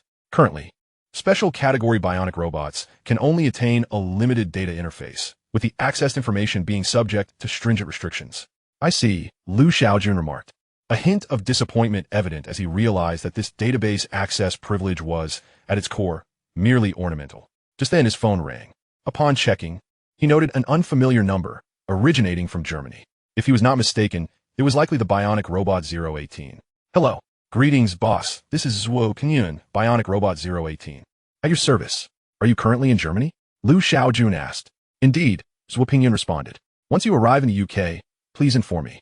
Understood. Lu Shaojun into the call, his anticipation growing. He was eager to discover what made this so-called special category bionic robot truly unique. Chapter 61. How much do you need? In the Four Seasons Hotel, Lu Shaojun curiously scrutinized the middle-aged man before him. Unremarkable in appearance, he embodied the standard visage of an Oriental man. Zhuo Pengyun spoke with utmost seriousness. Boss, while I shall unconditionally obey your commands, I must clarify that I do not engage in romantic relationships. Lu Shaojun's expression darkened. You misunderstood. I am merely intrigued by your special category bionic robots. Nothing more. Zhuo Pengyun visibly relaxed. What was with that expression of relief? Lu Shaojun, maintaining his stoic demeanor, pressed on. As a special category bionic robot, what precisely makes you special? Can you directly access the system's advanced technology? Zhuo Pengyun shook his head. The database for advanced technology is the most privileged within the system. I lack the qualifications for access. My current permissions are limited solely to knowledge pertaining to the materials domain, with some leeway for access to other fields. Lu Shaojun furrowed his brow. So, you can only access knowledge? You cannot acquire technical data related to the materials field? Zhuo Pengyun nodded. It seems I had overestimated the system. I should have anticipated such limitations. Lu Shaojun mused, a tinge of disappointment surfacing. Turning to Zhuo Pengyun, he queried, as a scientist in the materials field, what do you require? Would you like me to assemble a research team for you? Zhuo Pengyun shook his head. No need to trouble yourself. Boss, I merely require funding. With sufficient financial resources, I can procure any talent I desire. Lu Shaojun raised an eyebrow. You possess means of controlling personnel? Zhuo Pengyun smiled. Rest assured, boss. These are standard control measures that do not harm anyone. They simply serve to safeguard secrets. Not wishing to dwell on that matter, Lu Shaojun proceeded. How much funding do you require for research? Zhuo Pengyun cautiously inquired. Boss, how much can you provide? The implication was unmistakable. The more, the better. Lu Shaojun rubbed his temples and replied, Is 1 billion sufficient? Zhuo Pengyun quickly asked, In US dollars? Goodness, I never anticipated that, Lu Shaojun thought. Speechless as he retrieved his wallet and handed Zhuo Pengyun a card. This contains $50 million. Consider it your pocket money. The $1 billion for research funding will be arranged within 10 days. Zhuo Pengyun gleefully accepted the bank card. Lu Shaojun added earnestly, Let me make this clear. While money is not an issue, you must deliver results from your research. Zhuo Pengyun patted his chest in assurance. You can rest easy, boss. I will undoubtedly produce results. Lu Shaojun nodded slightly before inquiring. You are familiar with titanium carbon composite fiber technology, correct? Zhuo Pengyun expressed surprise. Boss, have you acquired that technology? Lu Shaojun nodded and then asked, What is your reaction? What makes this technology distinct? Zhuo Pengyun explained, Titanium carbon composite fiber technology is considered unique within the materials field. The two elements, titanium and carbon, are theoretically challenging to combine. Yet the system employs a special fusion agent that not only perfectly integrates the two elements, but also retains the advantages of both. Lu Shaojun questioned, Does the titanium carbon composite fiber technology include the formula for this fusion agent? Zhuo Pengyun shook his head. No, but I can deduce the formula for the fusion agent based on the titanium carbon composite fiber. It will just require some time. With this fusion agent, I could develop additional composite fibers. Lu Shaojun's brows lifted in interest. This was indeed promising news. At that moment, a knock sounded at the door, and Lin Ruoyu and Chen Xiao entered. Shaojun, we are ready to depart. Lu Shaojun turned to Zhuo Pengyun and said, You should accompany us. Your familiarity with titanium carbon composite fiber will be advantageous. Zhuo Pengyun nodded. Future Bionics Company. Mandel hurriedly arrived. Boss, welcome. After embracing Mandel, Lu Shaojun remarked, Mandel, I reviewed your research report. Your team is exceptionally talented. Mandel responded with delight. Thank you for your praise, boss. Lu Shaojun continued. I have come to introduce a groundbreaking material to you, titanium carbon composite fiber, which will enable you to create even more perfect bionic prosthetics. With that, Lu Shaojun lifted a box from the ground. Mandel's eyes lit up, then he queried, Can titanium and carbon truly be combined in a fiber material? Lu Shaojun introduced Zhuo Pengyun to Mandel, explaining that Zhuo Pengyun was the chief researcher for titanium carbon composite fiber. Instantly, Mandel engaged in conversation with Zhuo Pengyun. The topics they discussed did not pique Lu Shaojun's interest, so after a few exchanges, he took his leave with Lin Ruoyu and Chen Xiao, naturally not returning to the hotel. The owner of SSD, Anthony, agreed to Lu Shaojun's request for a meeting, with both parties arranging to meet aboard a coffee cruise in London. On the deck, Anthony observed Lu Shaojun intently. As Lu Shaojun sipped his coffee, he remarked, Mr. Anthony, You seem quite curious about me. With a smile, Anthony replied, "Naturally, I am intrigued by a man who is on the brink of creating a new era. I am particularly curious if hyperdimensional technology intends to venture into the seawater desalination field." Liu Shaojun responded calmly, "The prospects for seawater desalination are vast, and hyperdimensional technology has made certain breakthroughs in its research projects. The technical team's papers from SSD have captured the interest of our research team. Thus, I have decided to acquire SSD. Mr. Anthony, name your price." With a cheerful demeanor, Anthony said, "If Mr. Liu is willing to allow me to invest in hyperdimensional technology, I would gladly hand over SSD without expecting a single penny in return." Liu Shaojun set down his coffee cup and stated, "You value SSD at $8 million. I am willing to offer an additional $2 million as a premium for the acquisition." Anthony narrowed his eyes. Previously, SSD was valued at $8 million. Now that it has attracted hyperdimensional technology's attention, its value should be $12 million. Liu Shaojun frowned slightly. "Mr. Anthony, I will be in the UK for the next several days. Should you reconsider, do not hesitate to contact me." "Of course, I certainly will," Anthony assured. Anthony gazed at the departing figure of Liu Shaojun, picked up the mobile phone resting on the table, and dialed his personal assistant. Once the call connected, Anthony's mood brightened as he cheerfully declared, "Increase the investment in SSD and leak the news that Superdimension Technology has its eyes on SSD." The fact that Superdimension Technology is interested in SSD serves as a testament to the correctness of SSD's current research direction. In light of this situation, Anthony opted for the maximization of profits. Upon returning to the hotel, Lin Ryu remarked, "Shaojun, I just received word that our acquisition of SSD has been leaked by Anthony." Stunned for a moment, Liu Shaojun shook his head in amusement. Anthony truly embodies the essence of a capitalist. He is leveraging Liu Shaojun and the influence of Superdimension Technology to provoke other investment firms. Upon learning of Superdimension Technology's interest in SSD, these firms will undoubtedly join the fray to vie for SSD. When that time comes, whether Anthony sells equity to new investors or outright sells SSD, he will be able to maximize his gains. Chapter 62. One must not be too heartless. Seated on the sofa, Liu Shaojun nonchalantly stated, "Let him be. While SSD is the optimal choice, Grover Manufacturing Company is not without its merits." His interest in SSD lies in its potential for the further development of graphene and seawater desalination technology. Although acquiring cutting-edge technology from a system mall is convenient and swift, the subsequent development of such technology lacks any prospects. This, in fact, poses a disadvantage for the company's growth. After a moment of contemplation, Liu Shaojun suggested, "Let's temporarily set aside the acquisition of SSD. Once we have addressed the matters concerning future bionics, we shall proceed to Saudi Arabia." "Understood." After the two women retired to rest, Liu Shaojun began to ponder, stroking his chin. Anthony's maneuver was indeed masterful, effectively disrupting Liu Shaojun's acquisition plans and complicating his course of action. After some reflection, Liu Shaojun retrieved his phone and dialed Zhuo Pingyun's number. "Boss, how may I assist you?" Zhuo Pingyun inquired. Liu Shaojun asked, "How did your discussion with Mandel go?" Zhuo Pingyun replied, "We have essentially confirmed the application of titanium carbon composite fibers, but Mandel harbors grand ambitions." Raising an eyebrow, Liu Shaojun ordered, "Return to the hotel first. I have matters to discuss with you." "Of course, boss. I'll be back shortly." An hour and a half later, Liu Shaojun presented Zhuo Pingyun with the scholarly papers published by the SSD technical team. "Take a look at these papers. How do you assess their quality? What is their compatibility with graphene and seawater desalination technology?" Zhuo Pingyun began to read attentively. After half an hour, he concluded, "They are adequate, the research direction is correct, and the technical team's caliber is commendable." Pondering for a moment, Liu Shaojun inquired, "I recall you mentioned this morning that you could attract any talented individuals you set your sights on. Is that true?" Zhuo Pingyun nodded. "Indeed, boss." "Do you wish for me to recruit the technical team behind these papers?" Liu Shaojun raised an eyebrow. "Is that not feasible?" Zhuo Pingyun confidently assured, "Rest assured, boss. I can have it arranged within 3 days."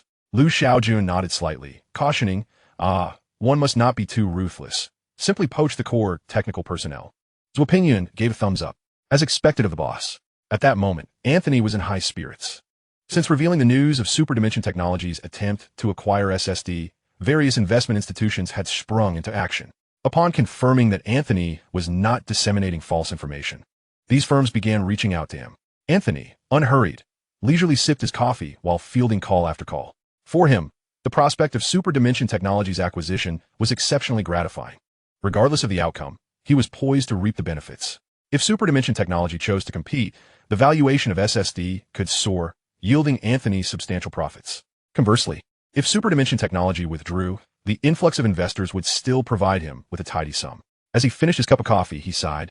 If superdimension technology were to call right now, it would be simply marvelous. But alas, that is a dream that shall never materialize. Shaojun had already blocked Anthony.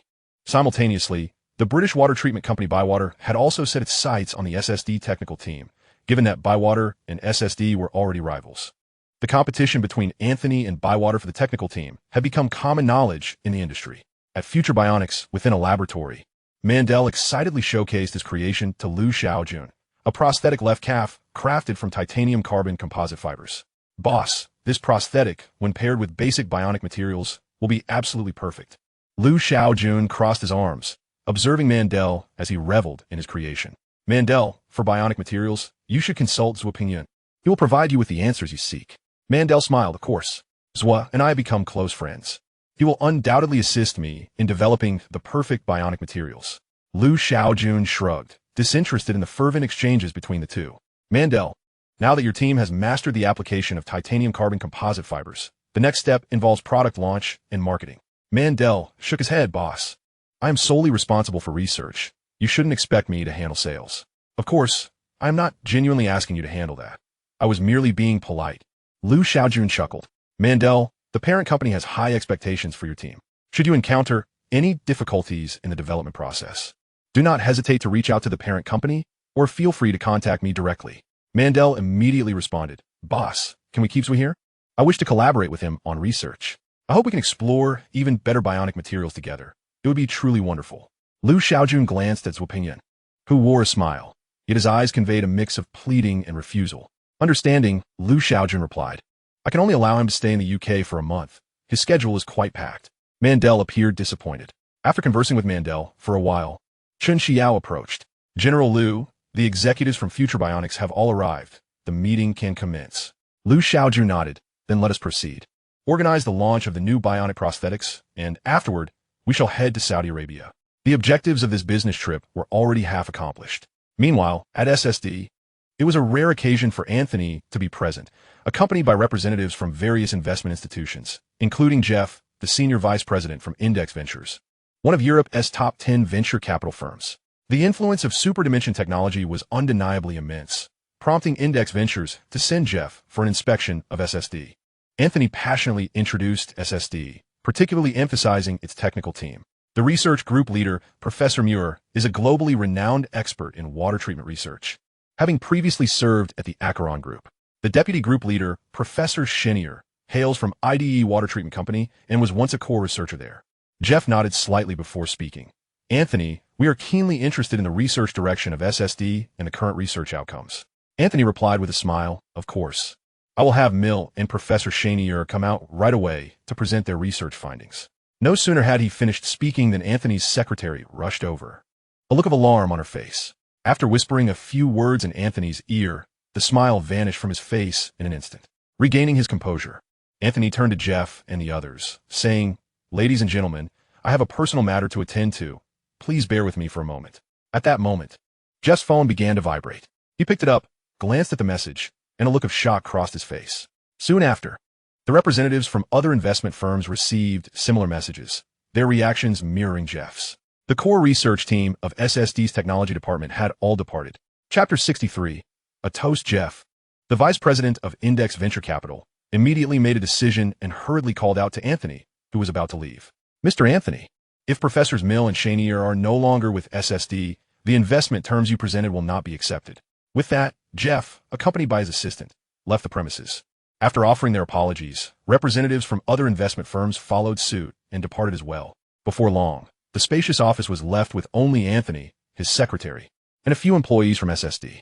A loud crash resonated as a phone hit the floor, accompanied by the startled cries of the secretary and employees echoing through the office.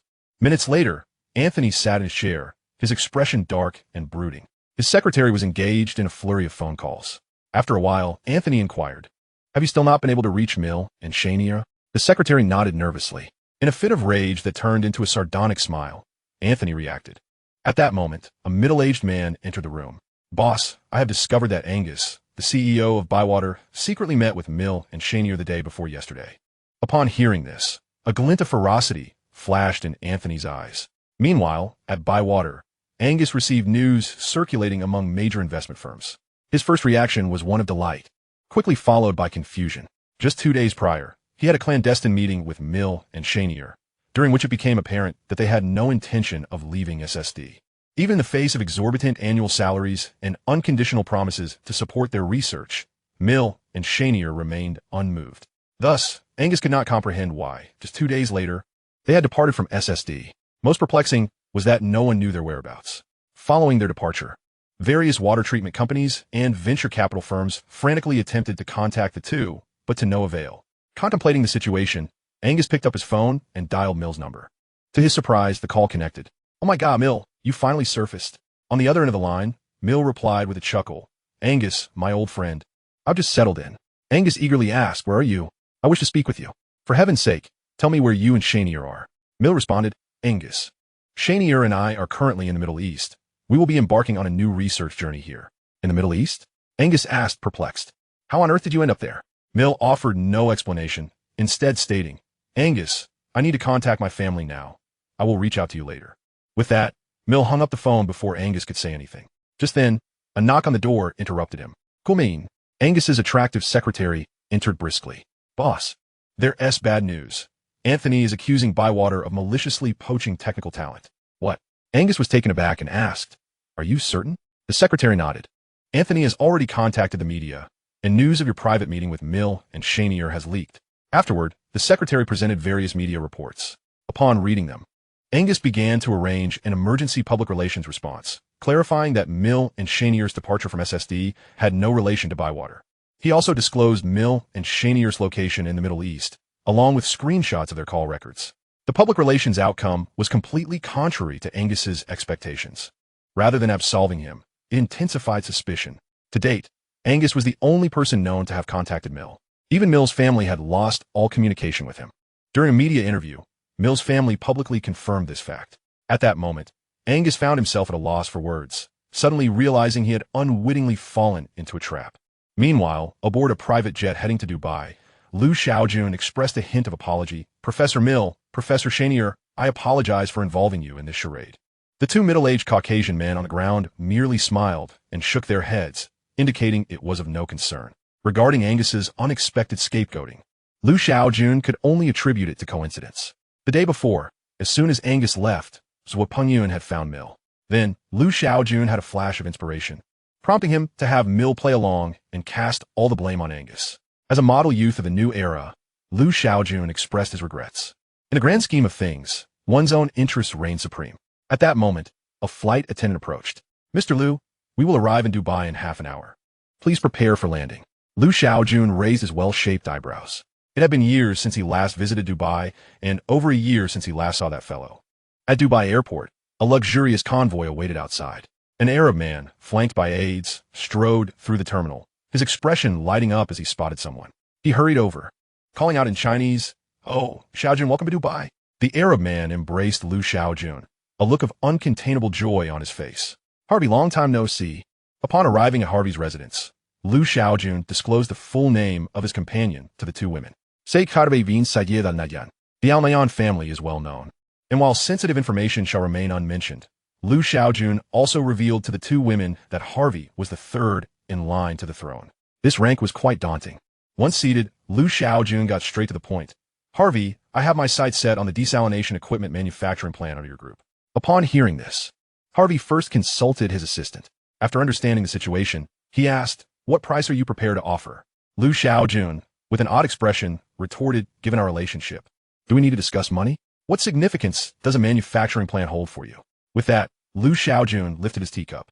Harvey shrugged his shoulders, a smile dancing on his face as he remarked, "I recall you teaching us that even among brothers, clear accounts should be maintained." At that moment, Shaojun burst forth with a spray of tea, giving Harvey an approving thumbs up.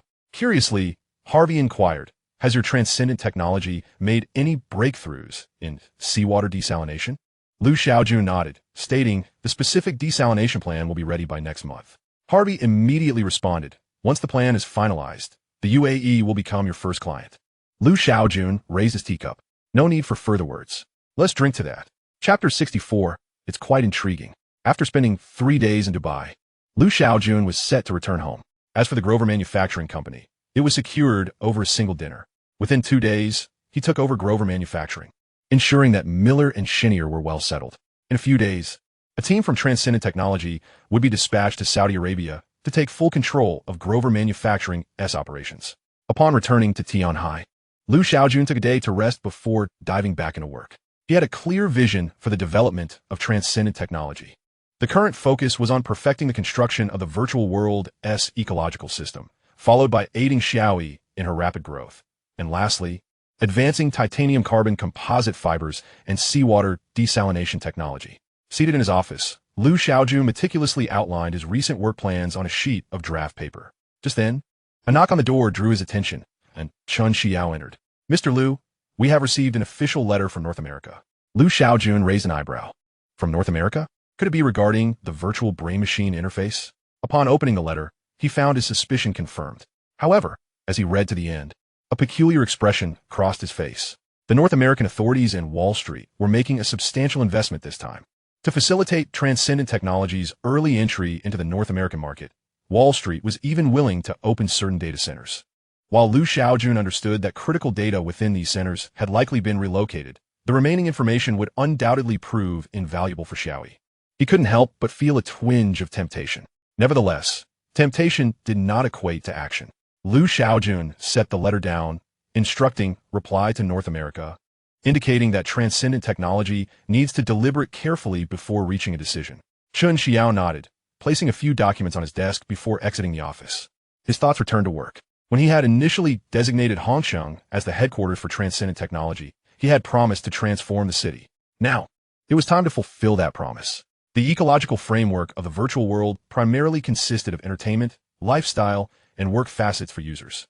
Thus, transforming Hongqiang could commence from these 3 aspects. Liu Shaojun had a few ideas in mind regarding how to proceed. While Liu Shaojun was engrossed in his work, Transcendent Technology once again trended on social media. The buzz stemmed from his recent business trip.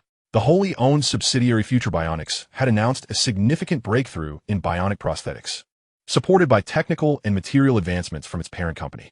According to news from Harvey Group in the UAE, the Grover Seawater Treatment Equipment Manufacturing Plant had officially become part of Transcendent Technology's portfolio.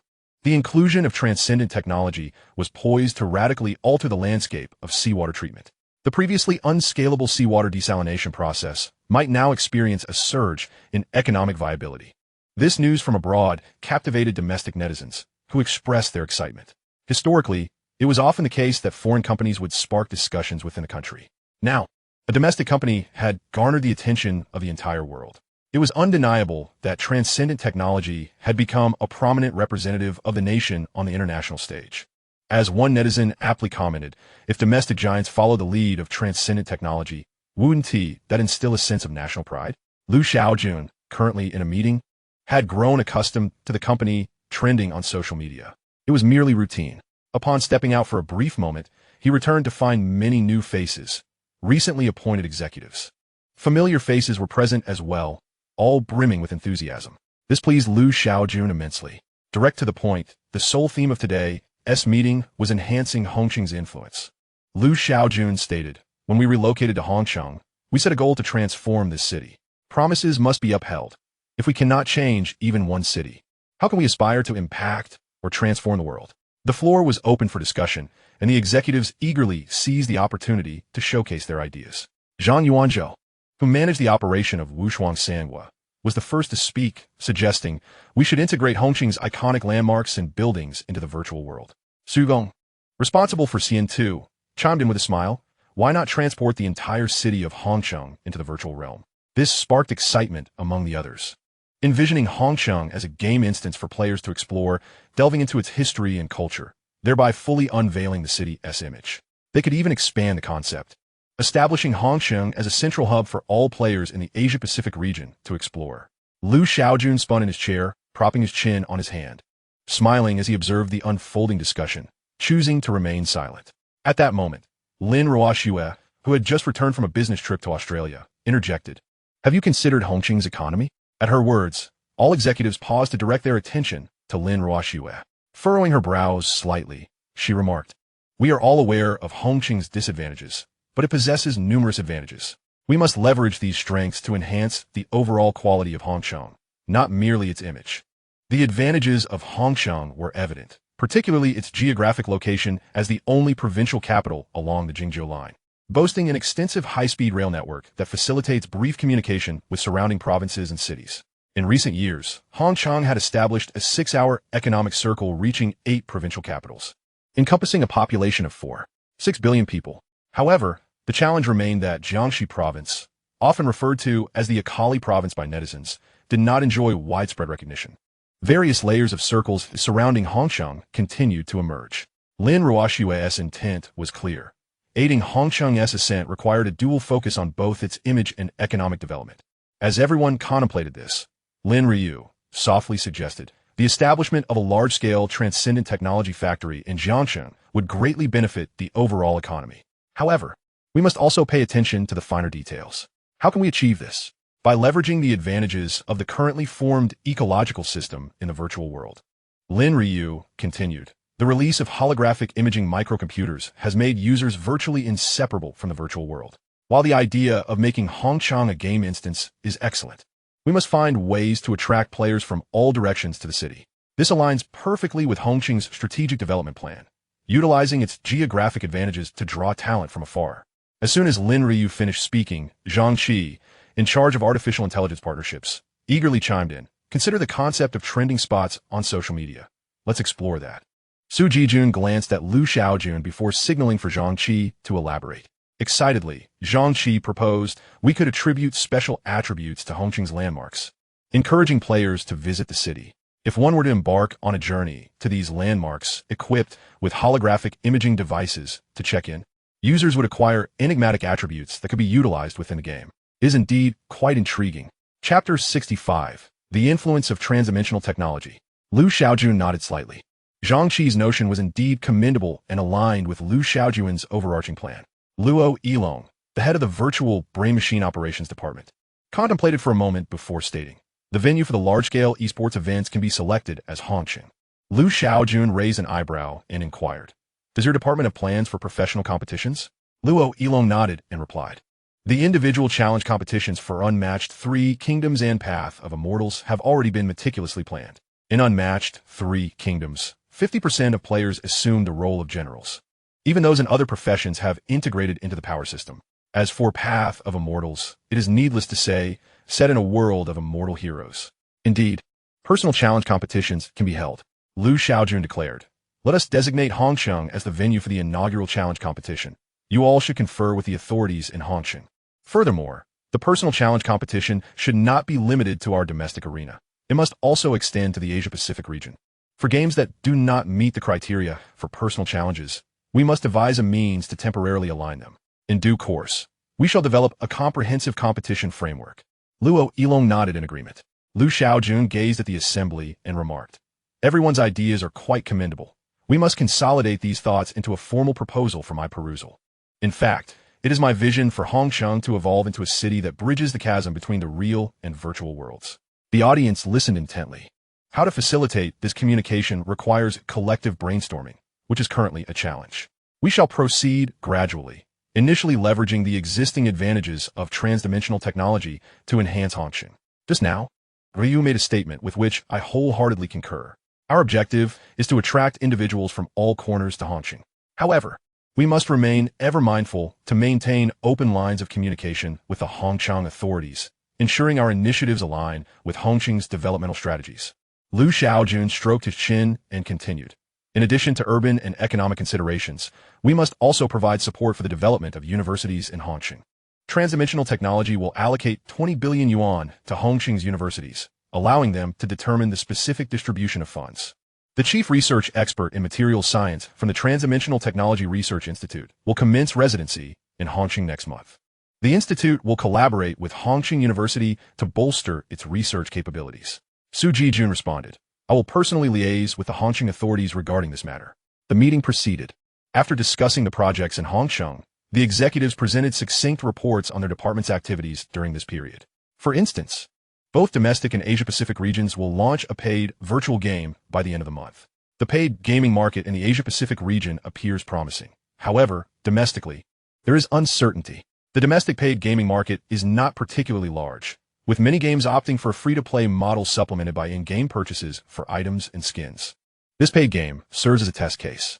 Additionally, Shaojun needs to closely monitor the development of data centers in Australia and Japan, as well as the progress of the instant translation software and the filming of the movie Blade Shadow. While the big boss may not concern himself with minutiae, it is essential to grasp the overall picture. Following the conclusion of the executive meeting, Luo Yilong promptly convened a session for the Virtual Brain Machine Operations Department. The primary focus of this meeting was the inaugural personal challenge competition in virtual gaming. On December 15th, at the Transdimensional Technology building in Hangzhou, Luo Yilong presided over an impromptu media conference to announce the competition to all journalists present. The first personal challenge competition in virtual gaming will be divided into the Huaguo region and the Asia-Pacific region. The competition will feature 5 games: Unmatched 3 Kingdoms, Path of Immortals, Endless Crisis of the Apocalypse, Assassin's Creed, and Call of Duty. All players are invited to register, with a unified level cap imposed. Items exceeding this level will not be permitted. The competition will consist of preliminary and final rounds. The preliminaries will take place within the virtual world, while the finals will be conducted offline.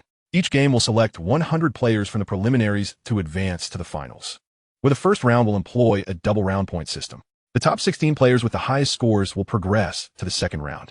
The top 100 players from the preliminaries will receive a reward of 1,000 yuan. Following the first round of finals, the top 16 players from the Huaguo region will receive a reward of 100,000 yuan, while the top 16 from the Asia-Pacific region will receive 30,000 USD. In the second round of finals, the champion from the Huaguo region will receive 1 million yuan, and the champion from the Asia-Pacific region will receive 200,000 USD, along with the privilege of customizing their attire. Both rounds of finals for the Huaguo region will be held in Hangzhou, while the first round of finals for the Asia-Pacific region will take place in Tokyo, and the second round in Sydney. Registration for the challenge will be open from December 20th to 25th, with preliminaries commencing on the 27th, and the final round's timing yet to be determined. Upon the announcement of the personal challenge competition, players of virtual games erupted in excitement. Registration was an absolute must. With the finals being hosted in Hangzhou, the outside world remained unaware of the unusual significance. However, when Transdimensional Technology and the Hangzhou authorities jointly revealed a significant announcement, the public began to discern the underlying implications. Transdimensional Technology pledged a total donation of 20 billion yuan to the universities within Hangzhou, establishing a collaborative partnership with Hangzhou University. Furthermore, residents of Hangzhou noticed an influx of Transdimensional Technology personnel installing equipment at various sites, including Bai Square, Tungwang Pavilion, the Provincial Museum, and the 8 Great Mountain People's Scenic Area. This activity persisted for several days, prompting locals to share photographs online, leading to rampant speculation among netizens. On December 20th, Transdimensional Technology publicly declared its intention to integrate Hangzhou into the virtual realm, allowing users to check in at Hangzhou following the new year. The rewards triggered by this check-in will be directly credited to their gaming accounts. Concurrently, the virtual incarnation of Hangzhou will launch on January 1st, 2023. At this juncture, many began to comprehend the full scope of Transdimensional Technology's commitment to bolstering Hangzhou's development. The finals of the personal challenge competition being held in Hangzhou will undoubtedly attract players from across the nation to attend the event, thereby providing a direct boost to Hangzhou's economic growth. The virtual representation of Hangzhou, equipped with the virtual brain machine interface, will vividly showcase the city's image to all users within the virtual realm. Prior to this, one might not have visited Hangzhou or even heard of it. Yet, after January 1st, the cultural and scenic splendor of Hangzhou will be presented directly to you. The influence of Transdimensional Technology will suddenly become apparent. Should you doubt this, a report from Baidu will serve as a stark reminder. Following the announcement from Transdimensional Technology, the search volume for Hangzhou surged by 760. Simultaneously, reports from financial media indicated that following Transdimensional Technology's establishment in Hangzhou, significant capital began to take an interest in the city. The investment potential of Hangzhou has thus been dramatically elevated. Discussions surrounding the topic of Hangzhou's tourism guide on Weibo have seen a rapid increase in engagement and attention. Numerous netizens are rallying their friends to join them in attending the finals in Hangzhou. Chapter 66. A Bet Well Placed. Tianhai, Qingqiu Guild.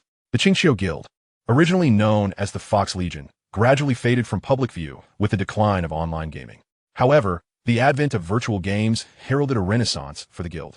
According to data from the Hyperdimensional Technology official website, by December, the number of registered guilds in virtual games had soared to an astounding 7,625. As one of the top 10 guilds, Qingqiu boasts a significant number of female players and has become a favored choice among various sponsors.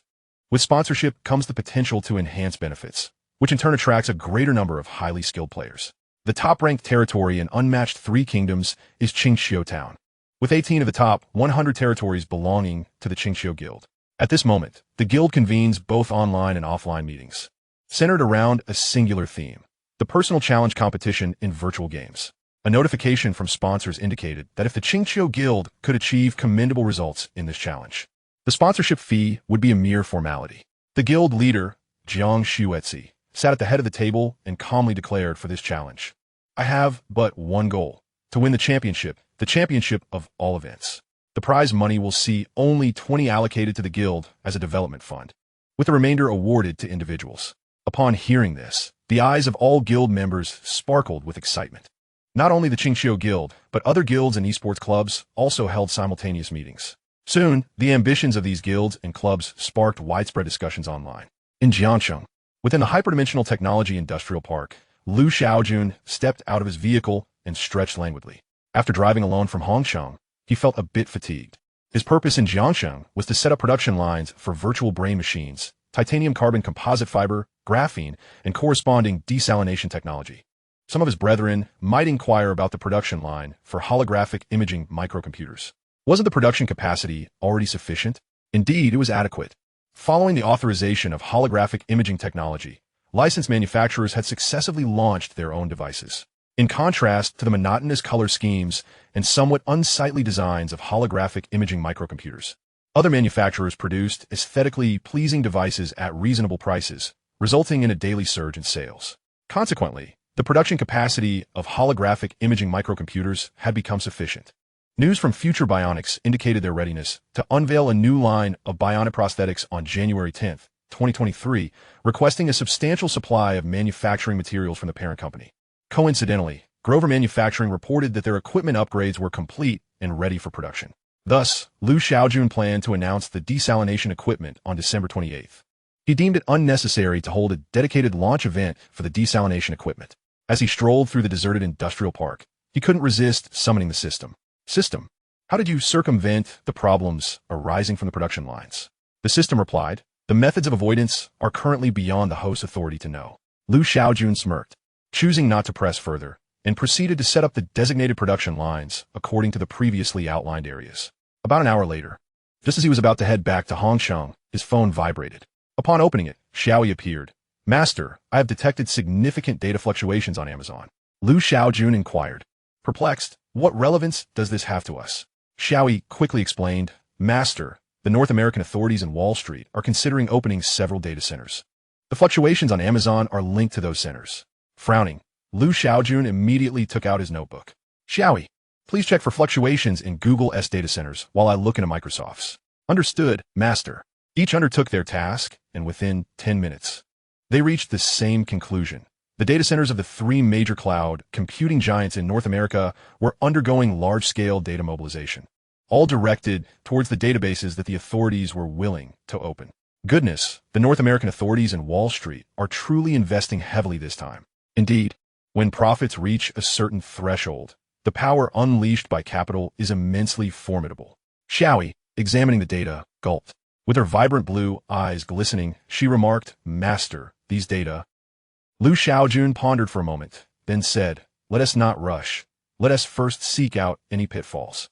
He was not naive enough to believe that a banquet prepared by a band of rogues would be devoid of poison. As expected, upon thorough investigation, an overwhelming number of pitfalls emerged. Liu Shaojun identified the most perilous trap: certain military information held by the North American authorities. Should hyperdimensional technology inadvertently encounter such information, the authorities could impose sanctions under the pretext of military information infringement, leaving hyperdimensional technology defenseless. Liu Shaojun instructed, "Xiaoyi, mark this data, designating it as untouchable." "Understood, Master." To ensure safety, Liu Shaojun resolved to implement an additional layer of protection. On December 25th, the first paid virtual game, Diablo, Eternity officially launched on the virtual brain machine. The game shares a backdrop nearly identical to Diablo Immortal, developed through collaboration between NetEase and Blizzard. It was said that after securing the virtual gaming quota, NetEase engaged in numerous rounds of negotiations with Blizzard, ultimately incurring substantial costs to facilitate the launch of Diablo Eternity. Beyond the initial negotiation expenses, to align with the virtual world's framework, NetEase summoned its game developers for extensive refinements, conducting over 30 rounds of adjustments on Diablo Eternity. Consequently, the launch of Diablo Eternity heightened tension within NetEase's gaming department. If the game performed poorly, it would be a significant loss for NetEase. If it excelled, the benefits would be self-evident. On the day of the launch, the gaming department of NetEase maintained constant communication with Hyperdimensional Technology, anxious to avoid any potential issues. That evening, at 11 o'clock, the conference room was brightly lit, with a majority of NetEase's executives quietly awaiting news. Suddenly, the door swung open, and a middle-aged executive hurriedly entered, drawing the attention of all present. After a moment of silence, he exclaimed, "As of now, the sales for Diablo Eternity have surpassed 11.2 billion. Instantly, the room fell silent before erupting into thunderous applause. Sitting at the head of the table, Mr. Ding exhaled softly, a smile spreading across his face.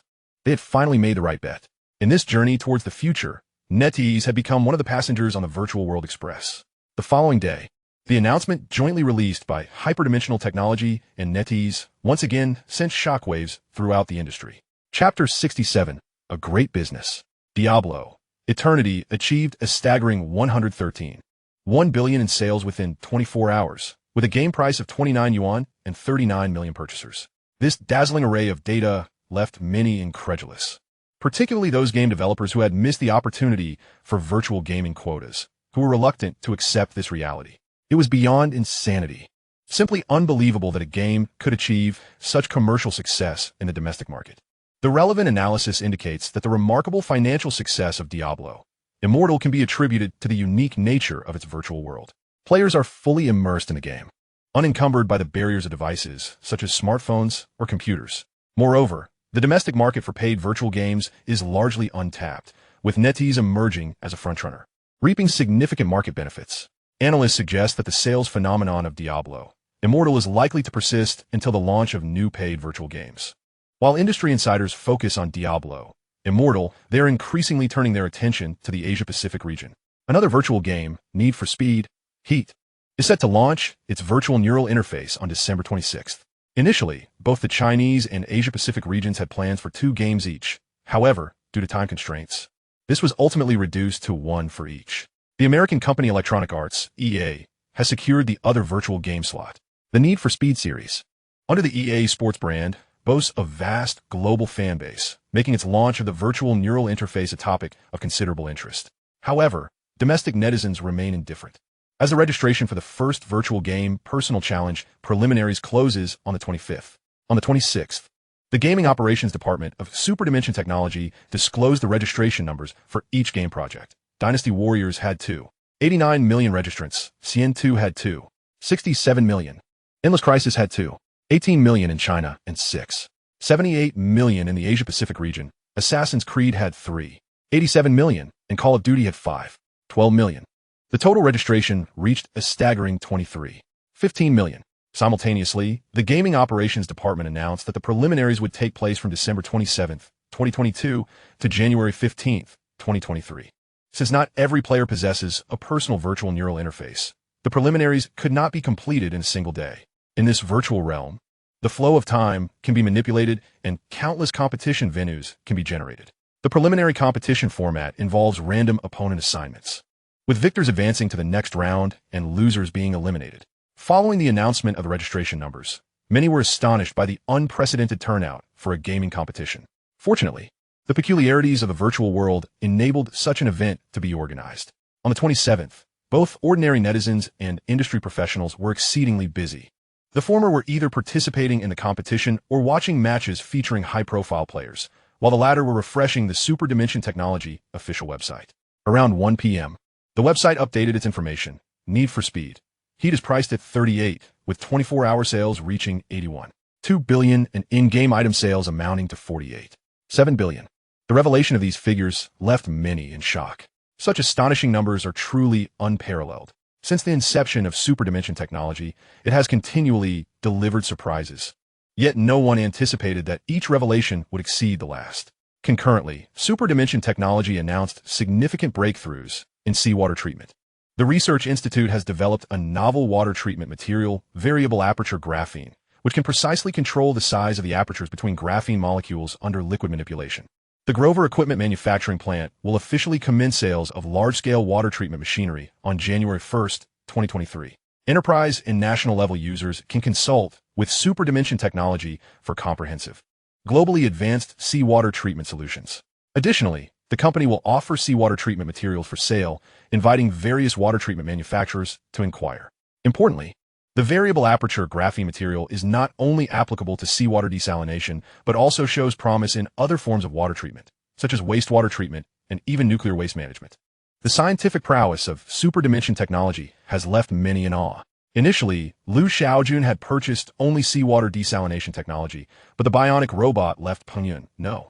018 significantly enhanced the graphene, upgrading the desalination technology to comprehensive water treatment technology. Following the announcement from Superdimension Technology, the business department's phone was inundated with inquiries, predominantly from water-scarce regions such as the Middle East and Africa, with water treatment equipment manufacturers also reaching out in droves.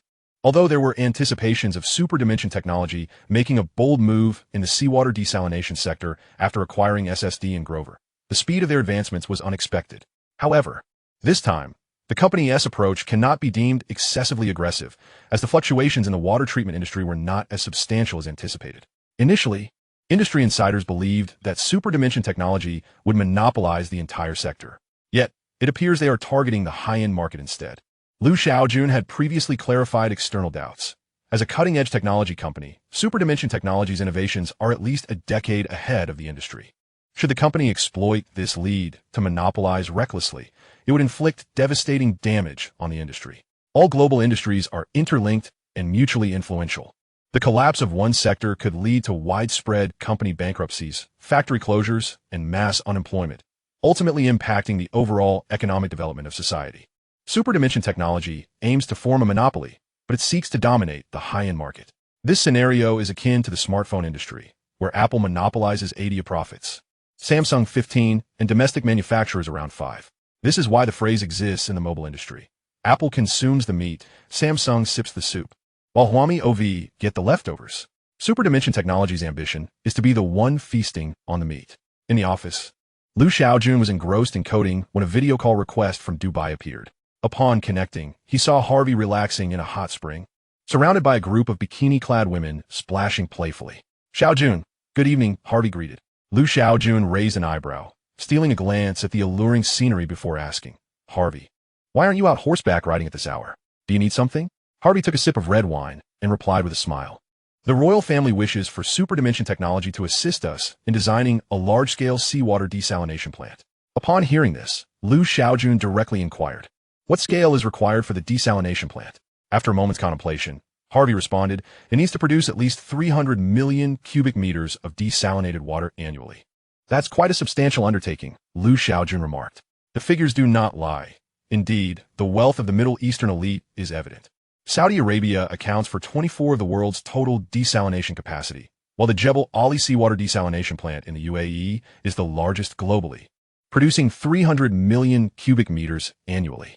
Consequently, Liu Shaojun asked, isn't the second phase of Jebel Ali nearing completion? Surely this should suffice for your freshwater needs? Not nearly enough. Harvey replied, who could ever have too much freshwater? With that, he playfully splashed the artificial hot spring waters in front of him. Liu Shaojun's lips twitched. It seemed that for the Arab elite, anything purchasable with money could be extravagantly indulged. Although the burgeoning development of new energy vehicles is noteworthy, petroleum is not solely restricted to fuel production. Rather, it serves predominantly as a chemical raw material. Thus, as long as petroleum remains unexhausted, individuals like Harvey can indulge without restraint. Liu Shaojun inquired, what is your budget? Harvey, perplexed, responded, why is a budget necessary? Brilliant. I found myself at a loss for words, and the corner of Liu Shaojun's mouth twitched slightly as he asked, are there no requirements? After a moment's contemplation, Harvey replied, the only requirement stated was the annual production of 300 million cubic meters of freshwater. Beyond that, I am rather unclear. Pausing again, he suggested, shall I consult my subordinates? Lu Shaojun shook his head. No need. The freshwater treatment plan you requested will be provided to you within a fortnight at the latest. Harvey nodded. All right. Once the plan is ready, I shall visit you in Huagua. I have nearly forgotten the beauty of your country. Lu Shaojun waved his hand. I do not have the time to accompany you on a tour of our splendid landscapes. The development progress of the instant translation software had been somewhat sluggish, necessitating Lu Shaojun to personally engage in writing some core codes. Additionally, he was also required to conduct routine maintenance on a virtual brain machine system. The sole reason for Lu Shaojun's exhaustion was that he alone possessed mastery over the X language. Consequently, many matters required his direct involvement. After conversing with Harvey for a while, Lu Shaojun ended the video call. Observing that individual lost in indulgence, Lu Shaojun felt exceedingly uncomfortable. After organizing the documents, he summoned Chen Xiao. Xiao, please deliver this requirements document to the water treatment department and urge them to devise an appropriate solution as swiftly as possible. Lu Shaojun advised. Inform them that this is a significant client from the UAE and there must be no negligence. Chen Xiao nodded in agreement. By the way, convene a meeting. All relevant departments involved in the development of the instant translation software must attend. After a moment's thought, Lu Shaojun continued. Additionally, spread the word that Shaojun Technology is deliberating whether to enter the European and American markets. Upon hearing this, Chen Xiao's beautiful eyes blinked. Lu Shaojun chuckled. Is it surprising? With 2023 approaching, we ought to consider expanding beyond the Asia-Pacific region. Chen Xiao nodded thoughtfully and left the office with the signed documents. Chen Xiao's efficiency was remarkably high. In less than half an hour, news of Shaojun Technology's intentions to enter the European and American markets began to circulate wildly across major online platforms. This news swiftly reached North America. The authorities in North America responded promptly, issuing a new official letter to Shaojun Technology's North American office. This letter was presented to Lu Shaojun without delay. Lu Shaojun cheerfully placed the official letter before Su Jijun. Curiously, Su Jijun took it, glanced over it, and his eyes widened in surprise. Lu Shaojun remarked with a smile, Old Su, were you startled? After reviewing it several times, Su Jijun furrowed his brow. The North American authorities are quite generous, and with such magnanimity from European and American giants, I can't help but feel this may be a trap. Lu Shaojun poured a cup of tea for Su Jijun, stating, it is indeed a trap. However, you must have faith in the company's capabilities. Even if it is a crater formed by a meteorite, we shall remain unscathed. We must secure the data from those data centers. But we shall not touch the poison within. Lu Shaojun's confident words dispelled all of Su Jijun's concerns. After finishing his tea with Lu Shaojun, Su Jijun convened a small executive meeting. The primary focus of this meeting was to discuss strategies for developing the European and American markets. Unbeknownst to them, this meeting was leaked by an internal employee. Subsequently, the official letter from the North American authorities was also revealed. The series of revelations, particularly the commitments made by the North American authorities, left netizens exhilarated. Good heavens, when did the Eagle become so generous? Just days ago, Shaojun Technology rejected the Eagle. How did the reversal come about so swiftly? It turns out the Eagle is bleeding profusely. Such urgency from the Eagle is entirely understandable, as the virtual brain machine was not available for sale in Europe and America, leading to daily scorn from Western users. Some netizens were actually disinclined to see Shaojun Technology enter the European and American markets. Why? As a high-tech company rooted in Huagua, Shaojun Technology indeed brings pride to its people. Many netizens, when conversing with foreigners online, would first elicit shock and then envy. Oh my God, I envy how you can freely navigate the virtual world. You Huagua people are truly fortunate. This has resulted in many shameless netizens frequently visiting overseas platforms to show off and boast. As long as they shared images and videos of the virtual world, users from Europe and America would express their envy and jealousy in droves. It now appears that such splendid days may soon be a thing of the past. January 1st, 2023. The new year heralded a fresh beginning, and the weary laborers, after a year of toil, were busy relishing this rare holiday. For users of the virtual world in Hongcheng, today was a day that could not be spent at home. The virtual Hongcheng launched the virtual brain machine, and visitors to the city's landmark buildings could earn mysterious rewards. How could they possibly miss out? Around 8 in the morning, places like Bai Square and the Tungwang Pavilion witnessed an influx of crowds. The air was filled with exclamations of astonishment. The reason was simple.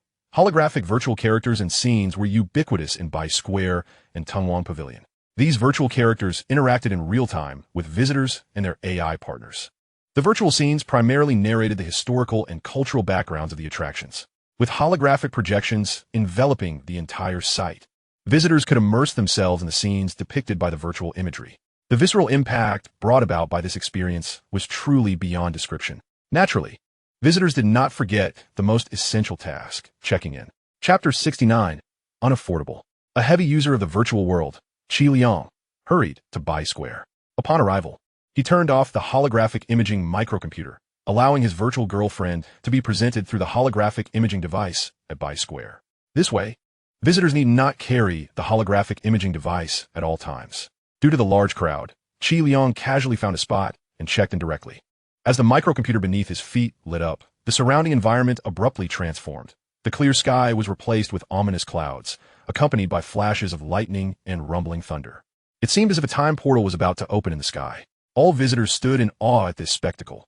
Even Qi Liang was momentarily taken aback. Shortly thereafter, the portal swung wide open, revealing a colossal black dragon. The dragon surged toward Qi Liang with incredible speed, ultimately plunging into his body in a flash. Instantly, a spectral black armor manifested around Qi Liang. Onlookers understood that this armor was the mysterious reward for Qi Liang's check-in. Visitors stared intently at Qi Liang, while his AI partner clung to his arm, her voice trembling slightly. "Brother, these people are quite terrifying."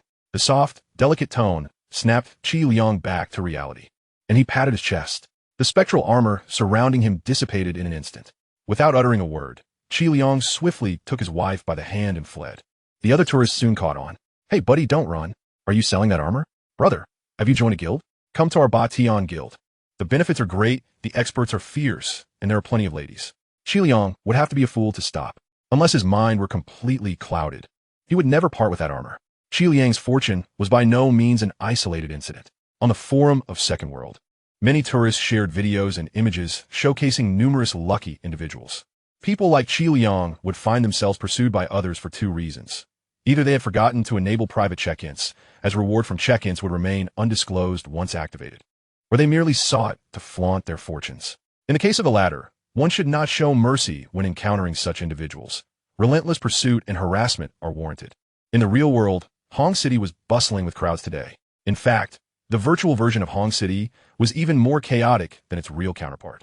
To fully exhibit the cultural allure of Hong City, its virtual incarnation was designed in an ancient style. To entice users into the virtual realm, the operational department employed straightforward yet effective tactics, offering benefits. Free tastings of local delicacies, such as Hong City rice noodles and clay pot soup, could yield temporary buff enhancements. Entering landmarks like the Tungwang Pavilion presented the chance of receiving mysterious rewards.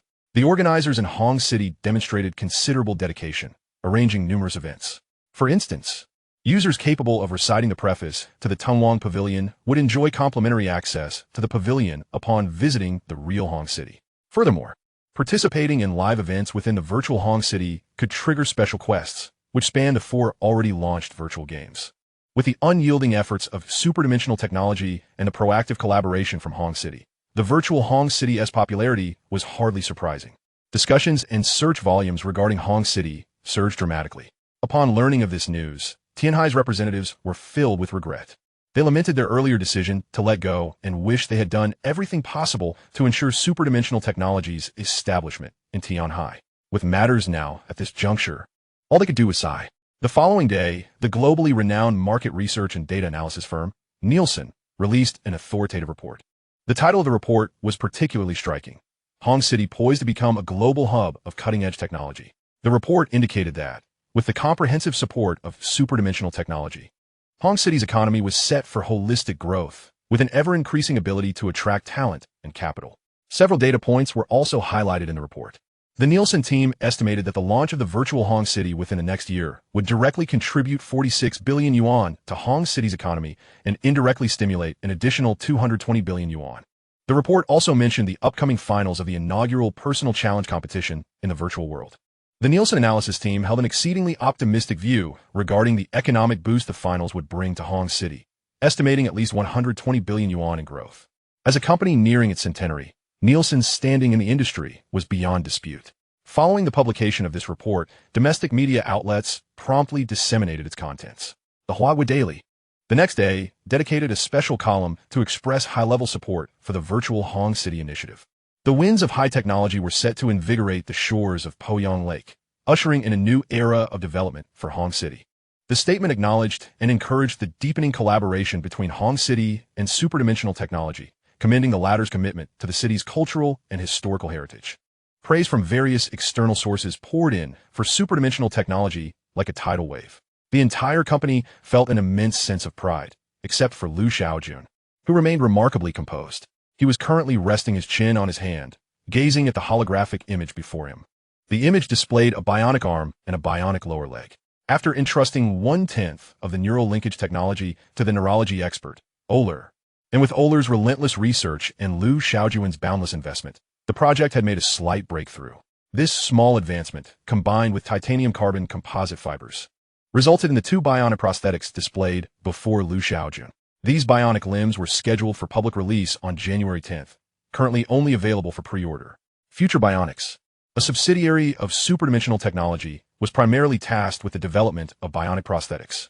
However, for Liu Shaojun, the immediate goal of Future Bionics was to expedite the release of the bionic limbs to complete the main quest. Speaking of quests, Liu Shaojun tapped his forehead.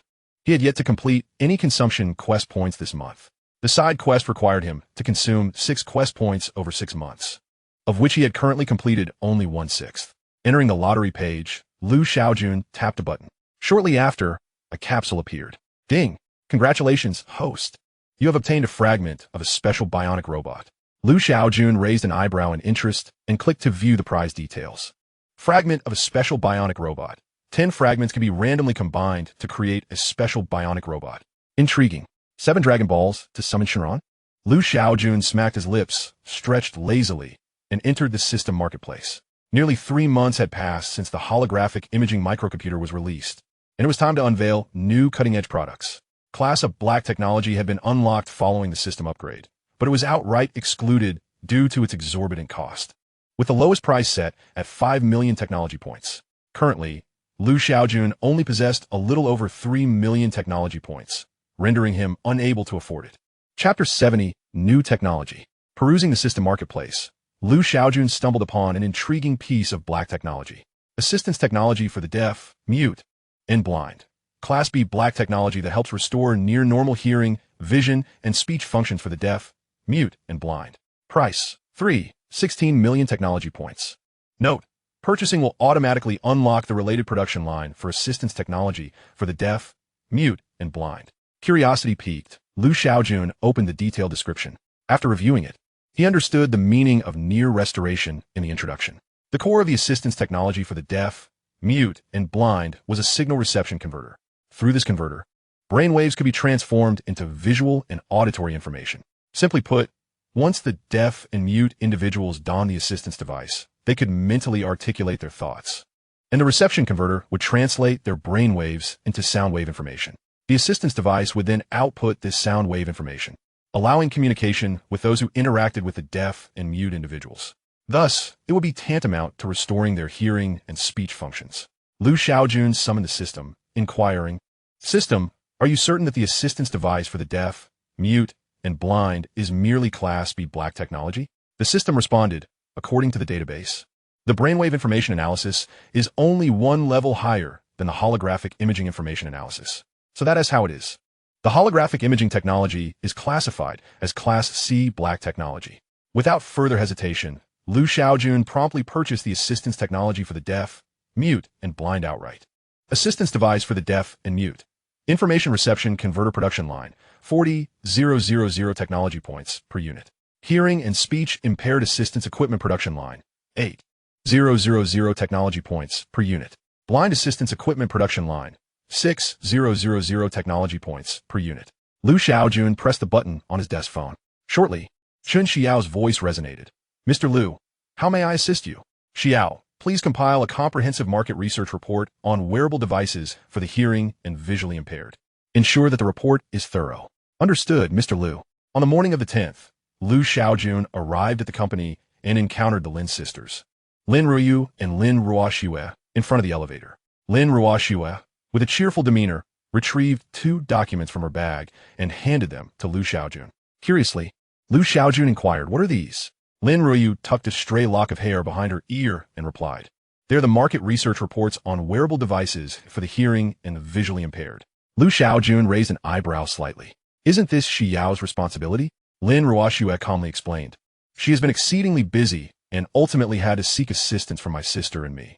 Lin Ryu added with a smile, "Shi Yao completed 80 of the research. My sister and I just happen to have some spare time." Upon hearing this, Lu Shaojun realized the situation. As his secretary, Chen Xiao was responsible for coordinating the daily tasks between Lu Shaojun and the executives. Reflecting on the multitude of documents he signed daily, it became evident that Chen Xiao's workload was substantial. It appeared necessary to recruit a few more secretarial assistants to form a team. This would not only alleviate Chen Xiao's work pressure, but also ensure high efficiency in operations. After perusing the 2 documents in his hand, Lin Ruoxue produced another document from her bag and presented it to Lu Shaojun. Observing this, Lu Shaojun's expression turned quizzical. "What is this document?" "Our daily tasks consist of coding, executive meetings, or reviewing and signing documents." Indeed, Lu Shaojun was about to resume coding. The crux of the assistance technology for the hearing and visually impaired lay in the information reception converter, the processing system of which required Lu Shaojun's personal coding expertise. With a sigh, Lu Shaojun accepted the document. Ignoring his lament, Lin Ruoxue stated, "This is the 2022 operational report for the Offshore Family Trust. Although the trust currently has no business, the report is essential." Lu Shaojun nodded, suddenly recalling something, and turned to Lin Ruoyu. "Ruoyu, when will the audit for the 2022 operational summary of Superdimension Technology be completed?" Lin Ryu softly replied, "It may take until late February or early March. There is no rush, as even the slightest error is unacceptable." Indeed, considering the operational status of Superdimension Technology last year, Lu Shaojun could glean much from the technology point income. Such vast data meant that finance and auditing could not afford any mistakes. An error in data could lead to severe repercussions. Upon reaching his office, Lu Shaojun promptly called the HR manager, instructing him to publish a recruitment announcement for the position of CEO, secretary, and assistants. While he did not specify demands, he trusted that the HR manager would handle the arrangements competently.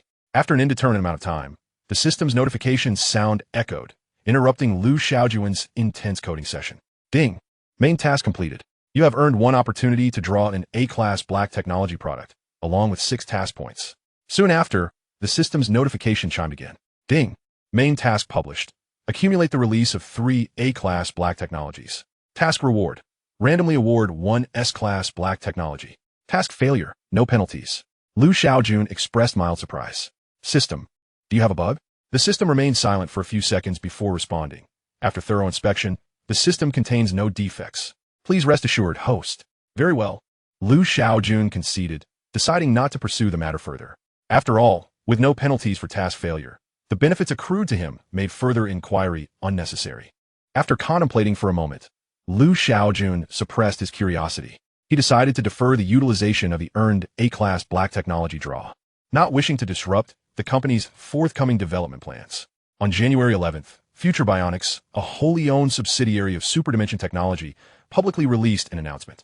The bionic prosthetics, constructed primarily from titanium carbon composite fibers, received an astounding 128 orders from around the globe within 24 hours, yielding sales of 58.65 million, with an average price of approximately 52,000 per bionic limb. Upon the disclosure of this news, a seismic shift occurred in the field of bionics research. As of 2022, the global market for upper limb prosthetics was valued at 81.2 billion, while that for lower limb prosthetics stood at 14.8 billion. Among these, the market size for bionic prosthetics as high-end alternatives was approximately 57.8 billion. The sales figures from Future Bionics for a single day surpassed 10 of the previous year's market size, a realization that was nothing short of staggering. In response to these numbers, the deputy editor of The Times published a commentary in his column, stating, "The sales figures provided by Future Bionics feel like a jest from the heavens. Yet the greater absurdity lies in the fact that a product, untested in the market, can incite such fervor among consumers. Has the brand effect of Superdimension Technology truly become this formidable?" The answer to the deputy editor's final musing was, in fact, quite evident. As Superdimension Technology continued to deepen its foothold in the Asia-Pacific market, its formidable research capabilities were gradually becoming ingrained in the public consciousness. Chapter 71. Approaching the European and American markets. On January 15th, at the Hyperdimensional Technology building, the spacious floor was dimly lit, resembling a holographic projection of a film. Suddenly, the lights brightened and applause erupted. Director and screenwriter Su Ku of Sword Shadow expressed his gratitude with repeated bows. Liu Shaojun rose, applauding with a smile. Director Su, splendid work. The performances of the actors were exceptional. Thank you, Mr. Liu. I am immensely grateful for the technical support provided by Hyperdimensional Technology, Su Ku responded, brimming with excitement. His long-cherished dream of creating a martial arts film had finally come to fruition at this moment. Originally, the filming schedule for Sword Shadow was set for a month and a half. However, due to the outstanding performances of the actors and the unyielding technical support from Hyperdimensional Technology, filming was completed ahead of schedule. Suzidun inquit, Daizet Su. How long will the editing of Sword Shadow take? Suka replied with a smile. It can be completed within 10 days. Filming in a virtual world eliminates many complications, and the absence of physical cameras reduces the workload. The editing mainly ensures smooth transitions between shots. Su Jiju nodded. Very well, Hyperdimensional Technology will handle the film's review. Once you've finished the editing, we can discuss a release date together. Suka naturally agreed. Film reviews are no simple matter. Often, the review board disregards the identities of the director and actors. Any perceived violation, no matter how minor, could lead to complications. With Hyperdimensional Technology's involvement, Suka could focus entirely on the editing process. That evening, the online buzz suddenly intensified. The catalyst for this phenomenon was the widespread dissemination of an invitation letter by numerous players across various online platforms. Dear players of Dynasty Warriors, we extend our heartfelt congratulations on your advancement to the finals of the inaugural Virtual Gaming Individual Challenge. The schedule for the first phase of the finals will soon be announced, so please remain vigilant for updates. Once the final dates are disclosed, you will need to confirm your availability to participate, so kindly keep an eye out for a confirmation email. The rewards for the top 100 players from the preliminary rounds have already been credited to your Second World account, so please check accordingly. We wish you a splendid performance in the finals. Following the initial invitation for Dynasty Warriors, invitations for finals in other gaming projects were also shared by players. Concurrently, many netizens ventured onto foreign networks, where they encountered invitations for the finals in the Asia-Pacific region. Speculation arose among the online community that, given the swift actions of Hyperdimensional Technology, the details regarding the finals would be unveiled by the following day. As anticipated, early the next morning, Hyperdimensional Technology's official website updated its announcements, and major platforms shared pertinent information simultaneously. The first phase of the Virtual Gaming Individual Challenge Finals is scheduled to take place from February 1st to February 15th. The top 100 players from each gaming project will be randomly divided into 10 groups. Within each group, a double round point system will be employed, with the top 2 players advancing to inter-group matches, ultimately determining the 16 players who will proceed to the second round of finals. The second round is set to commence on February 17th, with the time for the grand finals yet to be confirmed. Players confirmed to participate in the finals must arrive in Hong City by January 25th. Hyperdimensional Technology will provide complimentary accommodation and meals for the finalists. Eliminated players will also receive a 50% discount coupon for purchasing a virtual neural interface. Following the announcement from Hyperdimensional Technology, players confirmed for the competition began booking train and flight tickets to Hong City. Aspiring spectators also commenced planning their itineraries to witness the event. Starting with Dynasty Warriors, the Shaojun organization, which focuses on the collection and sale of virtual gaming intelligence, released a post on the Second World Forum on the evening of the 16th. The post succinctly introduced the 300 players who advanced to the finals in the Huanhua region. Additionally, Shaojun highlighted 10 players deemed to possess the greatest potential for championship victory among the projects of Dynasty Warriors, Path of Immortality, and Endless Crisis of the Apocalypse. This post garnered widespread recognition from the majority of players. Numerous clubs and guilds began reaching out to the wildcard players who qualified for the finals, based on the information provided in the post. Just as the public's attention was fixated on the individual challenge, a data report from the United Kingdom shifted the focus of industry insiders entirely. This report, released by Nielsen, primarily detailed the business performance of Hyperdimensional Technology's water treatment sector. According to the report, Hyperdimensional Technology has undertaken 113 water treatment projects globally, with a total investment reaching a staggering $51.3 billion. Among these, 18 projects are classified as super large-scale water treatment endeavors, predominantly catering to clients in the Middle East. The largest project originates from the United Arab Emirates, where Hyperdimensional Technology is set to design a seawater desalination scheme, with an annual output of nearly 300 million cubic meters of desalinated seawater. The investment for this desalination project alone amounts to $2 billion US. The emergence of Hyperdimensional Technology's water treatment solutions has led to a remarkable 267 year-on-year growth in the global water treatment market.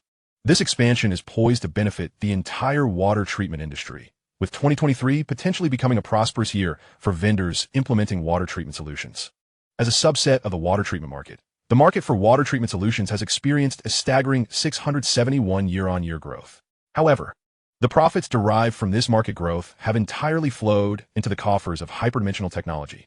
Nielsen predicts that in 2023, nearly 46% of the profits within the global water treatment solutions market will be monopolized by Hyperdimensional Technology. As a professional data analysis firm, Nielsen provided extensive data to substantiate these claims.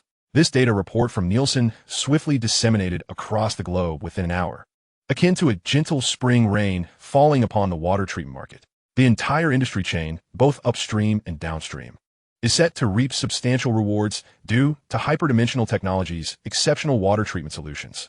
A domestic media outlet humorously remarked that they initially expected Hyperdimensional Technology to act as a ravenous wolf upon entering the water treatment market, but instead, it has emerged as a deity of fortune. This was merely a jest, for water treatment is a tangible construction project, and as a technology company, Hyperdimensional Technology can at most provide solutions for water treatment. At this juncture, an interview conducted by Science and Technology daily surged to the top of trending topics, eclipsing all others. The interview featured Shaojun, the general manager of Hyperdimensional Technology. This interview, while seemingly a standard corporate feature, contained a particularly provocative segment. Hyperdimensional Technology has consistently advanced at a pace that is both steady and rapid. The domestic market is now mature, the Asia-Pacific market is fundamentally stable, and plans for the development of the European and American markets have been submitted to CEO Long just yesterday. Following the final discussions in the executive meeting, these plans will be formally executed. Chapter 72, The Eager Anticipation of European and American Users. The interview with Science and Technology Daily ignited a significant uproar on a global scale. Previously, only various rumors or internal employee leaks had circulated, whose authenticity was debatable. However, when the information comes from the general manager of Hyperdimensional Technology, its credibility is beyond question. At 9 o'clock in the evening, across the ocean in California, a recent college graduate named by EC was engaged in a television interview. Looking into the camera, he expressed, "From the moment I learned about the virtual neural interface, I longed to possess it. I believe the federal government and the Wall Street tycoons should comprehend that the virtual neural interface can reduce crime rates and increase employment opportunities." BIEC continued, "Although the leaked information originated from a Hyperdimensional Technology executive, until there is an official announcement, I hold no hope." After concluding the interview, BIEC departed in disappointment. His sentiments echoed the feelings of many young individuals in Europe and America. Due to the historical actions of certain powers, young people in the West genuinely feared that Hyperdimensional Technology would permanently forsake the European and American markets. However, just as BIEC returned home, his phone rang. Upon answering, he was greeted by the excited voice of a friend. "BIEC, the virtual neural interface is truly on its way. Hyperdimensional Technology just made an official announcement." "What?" BIEC abruptly tossed his phone aside and feverishly opened his notebook, typing the Hyperdimensional Technology website into Google Chrome with lightning speed. Who could say how many times he had entered that URL over the past 6 months? Once the website loaded, a brand new announcement was prominently displayed on the homepage. Following discussions in the executive meeting, Hyperdimensional Technology will officially develop the European and American markets. After confirming this information multiple times, BIEC leaped up in exhilaration. He opened Twitter, Facebook, and other platforms, only to find that these sites have been overwhelmed by this exhilarating news. All those yearning to enter the virtual realm began to celebrate. BIEC enthusiastically immersed himself in the revelry. He had resolutely decided to be among the first cohort of users to acquire the virtual brain-machine interface. The populace was in a state of euphoria, filled with anticipation. Industry insiders shared this sentiment, albeit with a more rational and profound perspective. The North American authorities and the European Union extended invitations to Hyperdimensional Technology to enter the Western markets, and the company was now poised to develop its ventures in Europe and America. However, the launch of the virtual brain machine and holographic imaging microcomputer in these regions faced numerous obstacles. In North America and Europe, resources were predominantly monopolized. The vast market profits promised by the virtual brain machine and holographic imaging microcomputer would inevitably necessitate sharing with these corporate titans. The terms of this sharing, how to share and how much, require negotiation. For instance, when the virtual brain machine and holographic imaging microcomputer were released in Japan, the 6 major financial conglomerates there also benefited significantly. Some friends expressed confusion over the necessity of sharing the profits, questioning why Hyperdimensional Technology did not simply abandon foreign markets to focus on domestic development, especially since the protagonist was not lacking in financial resources. The rationale was straightforward. Shaojun founded Hyperdimensional Technology with the vision of changing the world. How could one effectuate change while ensconced in a comfortable environment? The company was bound to penetrate the European and American markets, and no amount of difficulty would deter Shaojun's resolve. To this end, Shaojun specifically tasked Su Jijun with leading a team to the west. Shaojun's stipulations were unequivocal. The profit distribution must be clear, with Hyperdimensional Technology reaping the lion's share while others received mere scraps. After several days of discussions with Shaojun, Su Jijun, on January 28th, set out with the negotiation team towards North America. At Hongqing Airport, Su Jijun and his team awaited the imminent departure of their chartered flight. The airport was overwhelmed, as the passenger flow had surged days prior, driven by the upcoming finals of the National Individual Challenge competition set for February 1st in Hongqing. Players from across the nation flocked to witness the grand event. To alleviate the transportation pressure, the Hongqing authorities coordinated with neighboring provinces and municipalities, as well as actively engaged with civil aviation departments. The outcome of these discussions made it easier for players to reach Hongqing, albeit exacerbating the strain on transportation hubs. However, beneath the pressure lay visible economic benefits. Thousands of transient visitors surged into Hongqing, significantly boosting the local economy. Hotel bookings soared, followed closely by an increase in dining expenditures. The Hongqing authorities placed great emphasis on the inaugural virtual gaming individual challenge, issuing a formal notice instructing local hotels and businesses to ensure that prices for goods and services during the event would not rise by more than 15%. While price increases due to supply and demand were reasonable, excessive hikes could leave a negative impression on the visiting players. Among the influx of players were a distinct group hailing from Europe and America. Following the announcement of the final competition date by Hyperdimensional Technology, these individuals promptly booked their flights to Hongqing. Upon landing, they made a beeline for the Hyperdimensional Technology Experience Center, situated adjacent to the company's headquarters. On the first and second floors of the Experience Center, players could enjoy complimentary trials of the virtual brain machine and holographic imaging microcomputer, limited to 30 minutes. The fourth and fifth floors housed a Hyperdimensional Technology-operated internet cafe. In the days leading up to the event, the Experience Center had gradually become a haven for foreign visitors. "Oh my God, I finally see the virtual brain machine," exclaimed Angus, a burly foreigner with brown hair, as he stepped into the Experience Center and laid eyes on the device. A nearby staff member smiled and said, "Sir, you may experience the virtual brain machine." Clutching the device with fascination, Angus eagerly inquired, "Can I purchase it?" The attendant replied with a chuckle, "Of course, but the virtual brain machine is not operable in Europe and America." Angus cursed vehemently, "Shit, it's South all those Wall Street bastards' fault." After venting his frustration, Angus requested the staff to instruct him on how to use the virtual brain machine, his eagerness to enter the virtual world palpable. Moments later, as Angus entered the virtual realm, his eyes widened in astonishment at the breathtaking reality before him. Everything felt astonishingly genuine. This was not merely a virtual world, but a veritable reality. After marveling at the experience, Angus's expression darkened. "Those Wall Street bastards have deprived me of this exquisite sensation until now." With that, he embarked on his journey through the virtual world, quickly becoming enraptured. As his allotted time expired, he was forcibly ejected from the virtual realm. With a longing gaze, Angus turned to the attendant, who, having grown accustomed to such enthusiasm over the past few days, guided him to the fourth and fifth floors. Chapter 73, The Opening of the Finals. New York, USA. In the hotel lobby, a grand soiree was underway.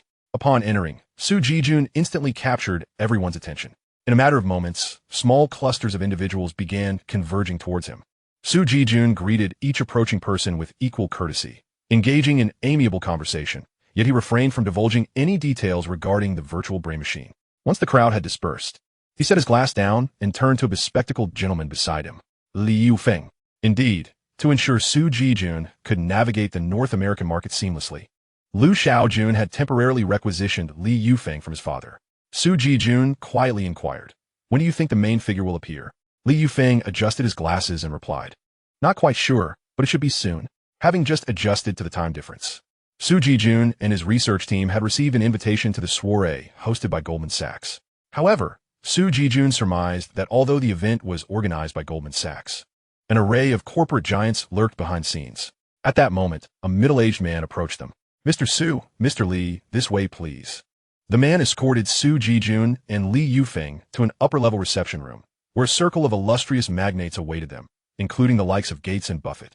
The rest would require an introduction from Li Yufeng, which was precisely why Liu Shaojun had facilitated his temporary transfer. Raoul, the head of Goldman Sachs, rose and welcomed Su Jijun warmly. "Mr. Su, it is a pleasure to welcome you to America. I assure you, this journey will be rewarding." Su Jijun smiled, but refrained from responding. Raoul then proceeded to introduce the other attendees, with Li Yufeng quietly supplementing information to help Su Jijun engage more comfortably with them.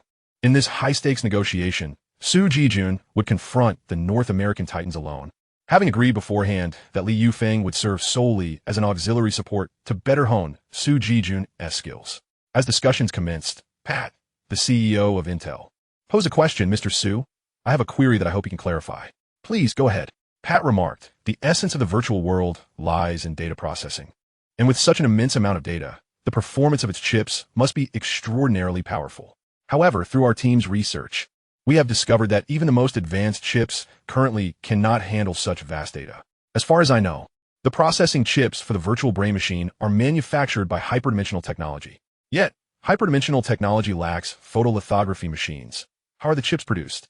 After Pat finished speaking, he smiled at Su Jijun, and the other dignitaries did the same.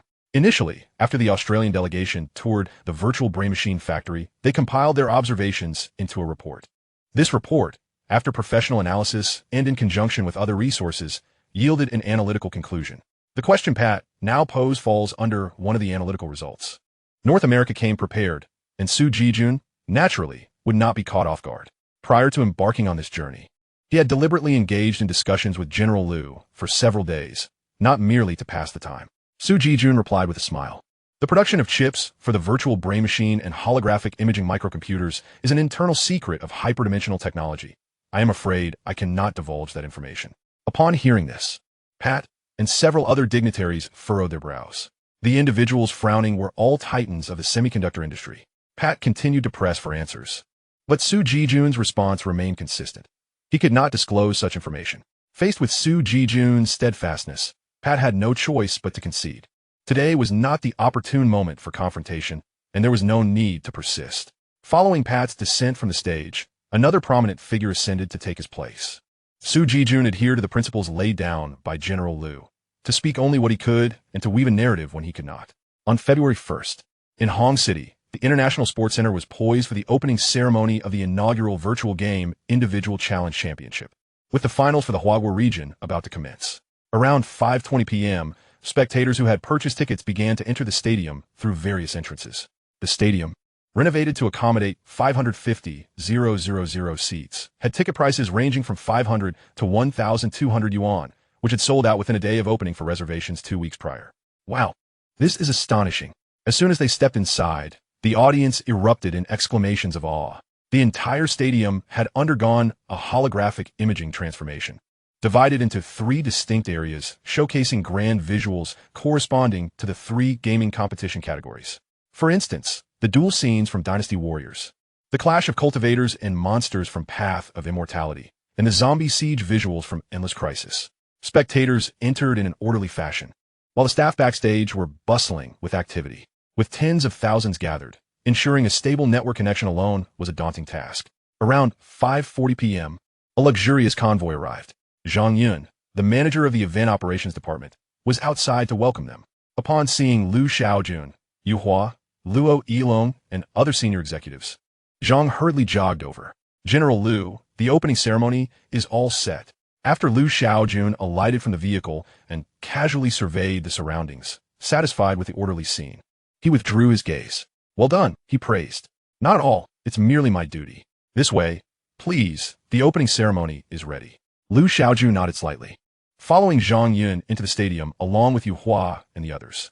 "Good evening, General Liu," greeted the staff as they passed, to which Liu Shaojun and his companions responded with smiles and nods.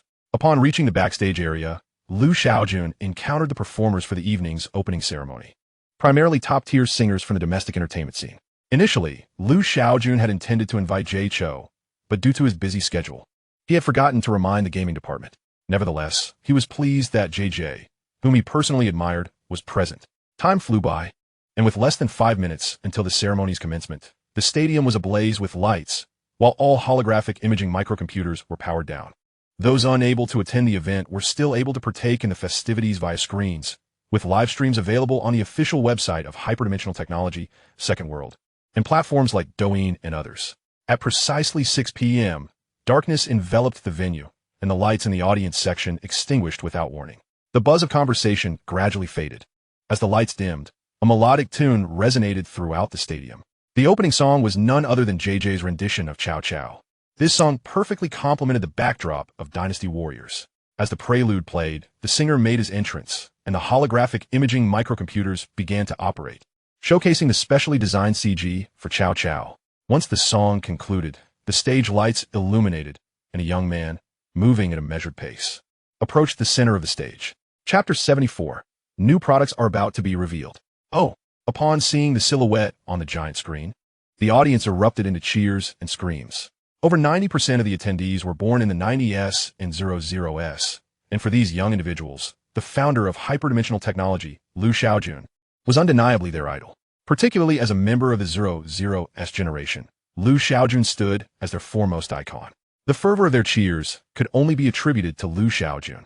Earlier in the backstage area, Liu Shaojun had changed into a new outfit, a hoodie featuring merchandise from the virtual game Individual Challenge, exuding a youthful and vibrant aura. Once he positioned himself on stage, he smiled at the audience, patiently awaiting the end of the raucous applause.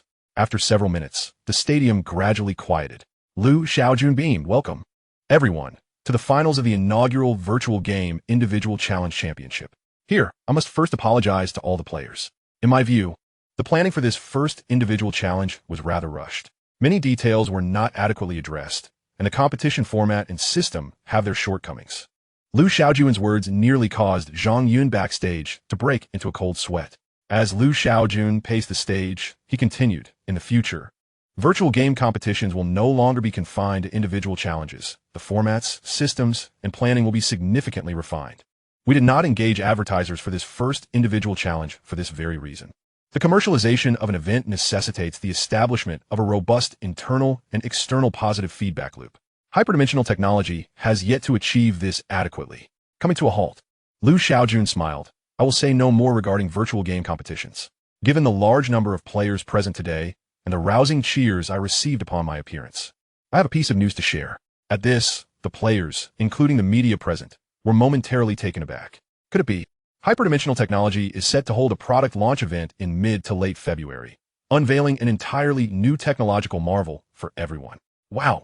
After a brief hush, the venue erupted into an uproar of excitement. The media reporters on site were particularly exhilarated. Who would have thought that attending an event's opening ceremony would yield such explosive news? Liu Shaojun raised his hand slightly, and the arena fell silent in an instant. With a smile gracing his face, Liu Shaojun addressed the audience. "Thank you all for indulging my few words. It is time we delve directly into the matter at hand. I hereby declare the inaugural finals of the virtual game Individual Challenge open." As his voice resonated throughout the venue, the air above the stadium erupted in a dazzling display of fireworks, elevating the atmosphere to a fever pitch. Following this, representatives from the 3 gaming categories made their entrance, accompanied by delegates from various clubs and guilds. There would be no direct competition among players tonight. Instead, the clubs and guilds would engage in exhibition matches for the entertainment of the audience. Such performances, aimed at boosting visibility, were eagerly embraced by the clubs and guilds.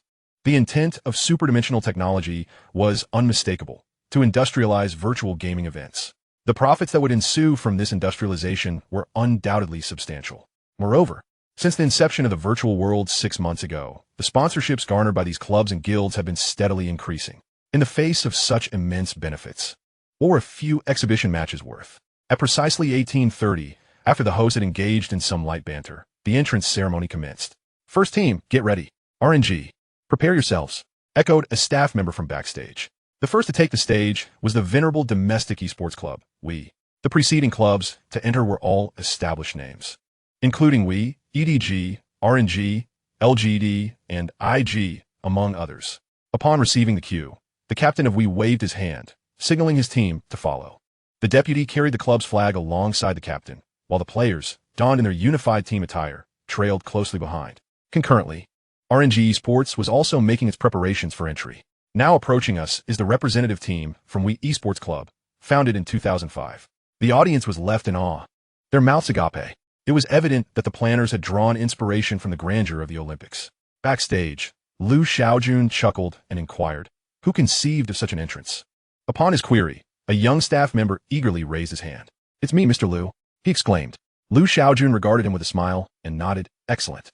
Although this may draw some criticism, esports is indeed a competition and a sport in its own right." He then turned his gaze to Yu Hua, Luo Ilong, and Zhang Yun, continuing, "To achieve great things, one must possess ambition. Since we have embarked on this journey, we intend to align our virtual gaming events with the stature of the Olympics and the World Cup." The lofty aspirations set forth by Shaojun left Zhang Yun, who was responsible for event operations, with a bittersweet smile. For Shaojun, he was merely the architect of goals, uttering them with ease. But for Zhang Yun and his team, the burden was heavy. Failure to meet these objectives could have dire consequences. Following the entrance of club and guild representatives, it was time for the participating players to step forth. From the 3 gaming projects, 300 competitors had selected 10 eminent players to represent them.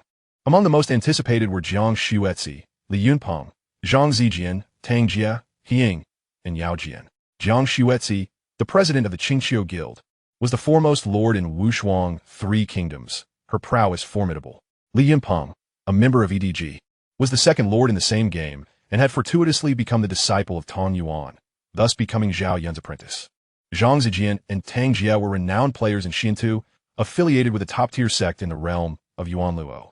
Ying and Yao Jian were celebrated players in Endless Crisis of the Apocalypse, known for their valor against Japanese players. They often led their comrades to dismantle survival bases established by the enemy. Therefore, when these star players appeared before the audience, cheers resonated throughout the stadium. Jiang Xuetzi, Jiang Xuetzi, Ying, Li Yunben. It was unclear who initiated the chant, but over 50,000 voices harmonized in unison, calling out each player's name. The atmosphere surged to its zenith, and each player summoned by name was filled with an exhilarating excitement. For them, the advent of the virtual world had fundamentally transformed their lives, bestowing upon them fame and fortune, elevating them from ordinary individuals to idols and role models in the eyes of millions of players. This metamorphosis was all thanks to superdimensional technology. As time progressed and the representatives of clubs, guilds, and players completed their entrances, the interim performances drew to a close. At 2015, the exhibition matches officially commenced. The first match featured the Qingqiu Guild pitted against LGD Club, with the gaming project being Xintu. As the lights flickered, the holographic imaging systems in the stadium activated, gradually immersing the venue in an ethereal, celestial realm, transforming the central stage into a martial arena suspended among the clouds. Suddenly, a streak of light descended from the heavens, revealing a graceful figure in aquamarine poised upon a flying sword. From the opposite direction, a fiery orb surged forth, creating a deep crater upon the arena floor. Standing beside the crater was a man with a stern countenance. As the female player from the Qingqiu Guild approached, the male player from LGD chose to strike without hesitation. A true man speaks no trash talk before the match. In an instant, the two engaged in combat, their various skill effects eliciting gasps of astonishment from the audience. The first offline finals of the individual challenge showcased battles occurring within the virtual realm, which were then projected into the physical world. To enhance the viewing experience, the system automatically analyzed the combat scenes, ensuring that the audience could clearly observe the intricacies of the duel. The expressions and reactions of the battling players were vividly displayed. Occasionally, to further enrich the viewing experience, the system would switch to close-up shots of the combatants. To heighten realism, the spectator area was also calculated as part of the combat zone, with skill effects manifesting beside the audience. Thus, one could frequently hear the enthralled yet anxious gasps of the crowd. Backstage, while watching the exhibition matches, Shaojun remained attentive to the opening ceremony of the finals in the Asia-Pacific region, taking place in Sydney. Although not as grand as the domestic event, The excitement was equally palpable. To signify the importance placed on the Asia-Pacific region, Liu Shaojun, despite his absence, dispatched prominent figures, the sisters Lin Ryu and Lin Ruoxue. As senior executives of Hyperdimensional Technology, their presence was a testament to the company's commitment. Naturally, their journey to Australia was not solely for the opening ceremony. It was also to assess the progress of the data center's construction. The development of instant translation software was nearing completion, making the data center crucial. Initially, Liu Shaojun had intended to personally oversee the data center's simple adjustments, but his schedule was hectic, demanding his focus on finalizing the processing system for devices aiding the deaf and blind. Earlier, during the opening ceremony, Liu Shaojun had announced that the product launch event was set for mid to late this month. As the appointed hour approaches, if the processing system remains unfinished, the consequences could be dire. The following day, the trending topics across various online platforms will not revolve around the exhilarating commencement of the finals, but rather the groundbreaking innovations from Hyperdimensional Technology. As the esteemed CEO of Hyperdimensional Technology, Liu Shaojun cannot deceive the public. Consequently, anticipation mounts. Speculation runs rampant as to the nature of the latest black technology product from Hyperdimensional Technology. Historically, since its inception, the company has only hosted launch events for virtual brain-computer interfaces and holographic imaging microcomputers. Technologies such as water treatment and titanium carbon composite fibers have not warranted such showcases. It becomes evident that only products aimed at the general consumer market merit a launch event. The target audience for this new black technology product is the everyday citizen, not enterprises. Of course, the discussion is primarily among industry insiders, media outlets, and bloggers, while ordinary users are engrossed in watching the competition and discussing topics related to the personal challenge contests. Many domestic players not only follow local competitions, but also venture onto foreign platforms to catch international events, particularly during the Asia-Pacific region's Endless Crisis Personal Challenge Contest. Nearly 30% of the audience in the live stream consisted of players from Huagua, what accounts for the substantial viewership from Huagua in this Asia-Pacific gaming event. As Sun Tzu's Art of War states, "Know thyself and know thy enemy, and you shall win 100 battles." The initial targeting of Huagua players by foreign competitors upon the launch of Endless Crisis is not something easily forgotten. The discord between both parties has not diminished with the passage of time. Rather, it has escalated, with increasing tensions arising in their daily gaming interactions. In the forum section for Endless Crisis within the Second World, a prominent post declares, "The assault on the launch day shall be avenged. We, the players of Huagua, shall take our revenge." The comments beneath this post uniformly affirm, "Player so-and-so hereby testifies, this grudge shall be avenged." The prerequisite for revenge is the accumulation of strength and thorough preparation. Understanding the opponent's capabilities is naturally one aspect of this preparation. In the CEO's office of Hyperdimensional Technology, Liu Shaojun is engaged in a video call with Su Jijun. On the other end of the line, Su appears somewhat fatigued, shaking his head as he remarks, "It's exceedingly challenging. The complexities abound, with various parties vying for greater shares of profit, resulting in a stalemate in negotiations." Liu furrows his brow. He anticipated such a scenario. Europe and America serve as the epicenter of capital. When a lucrative opportunity presents itself, ravenous investors are eager to claim their share. Su continues, "Mr. Liu, it seems that the North American giants and Wall Street's elite hope for our complete entry into the European and American markets." At this, Liu scoffs derisively.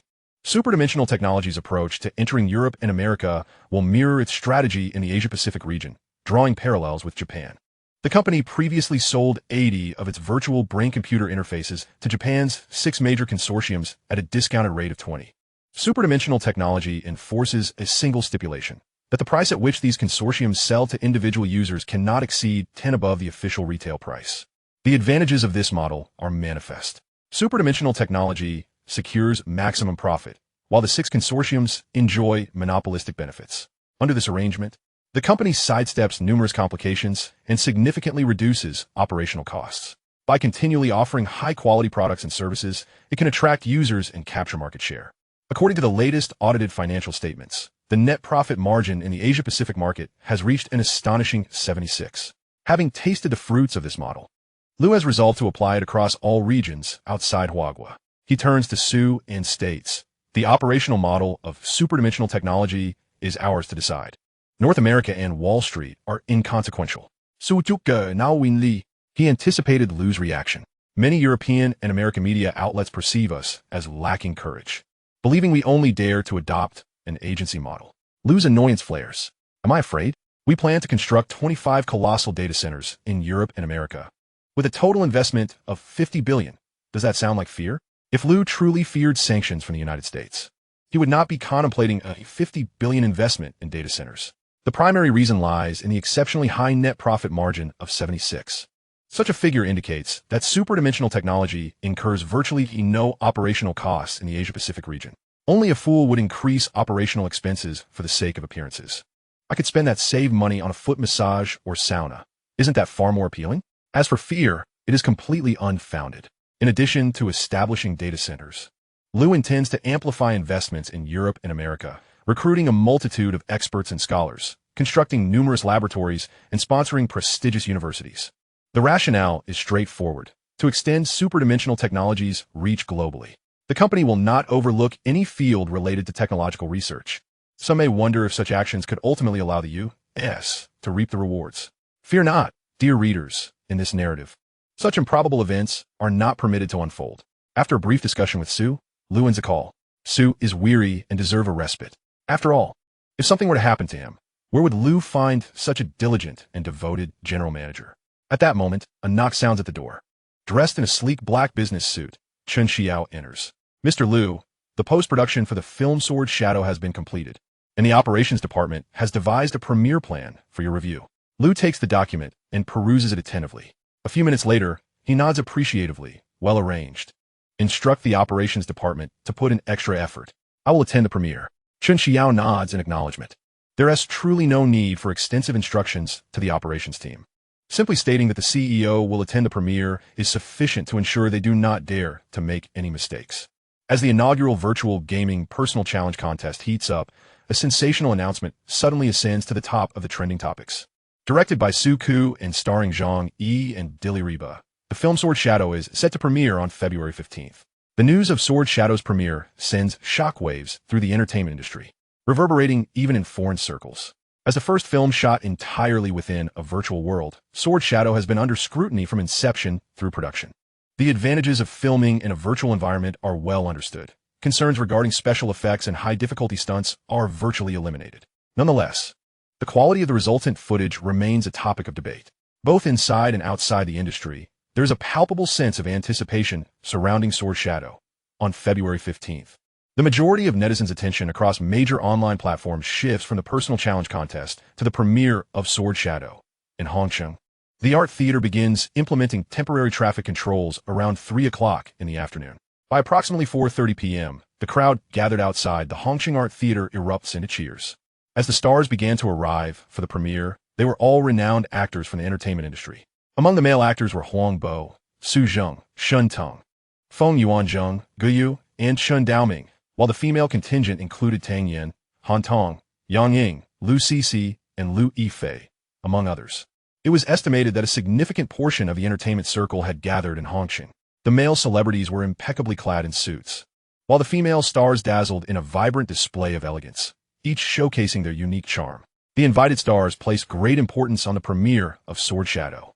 For those who make a living in the entertainment industry, maintaining a presence before the audience is paramount.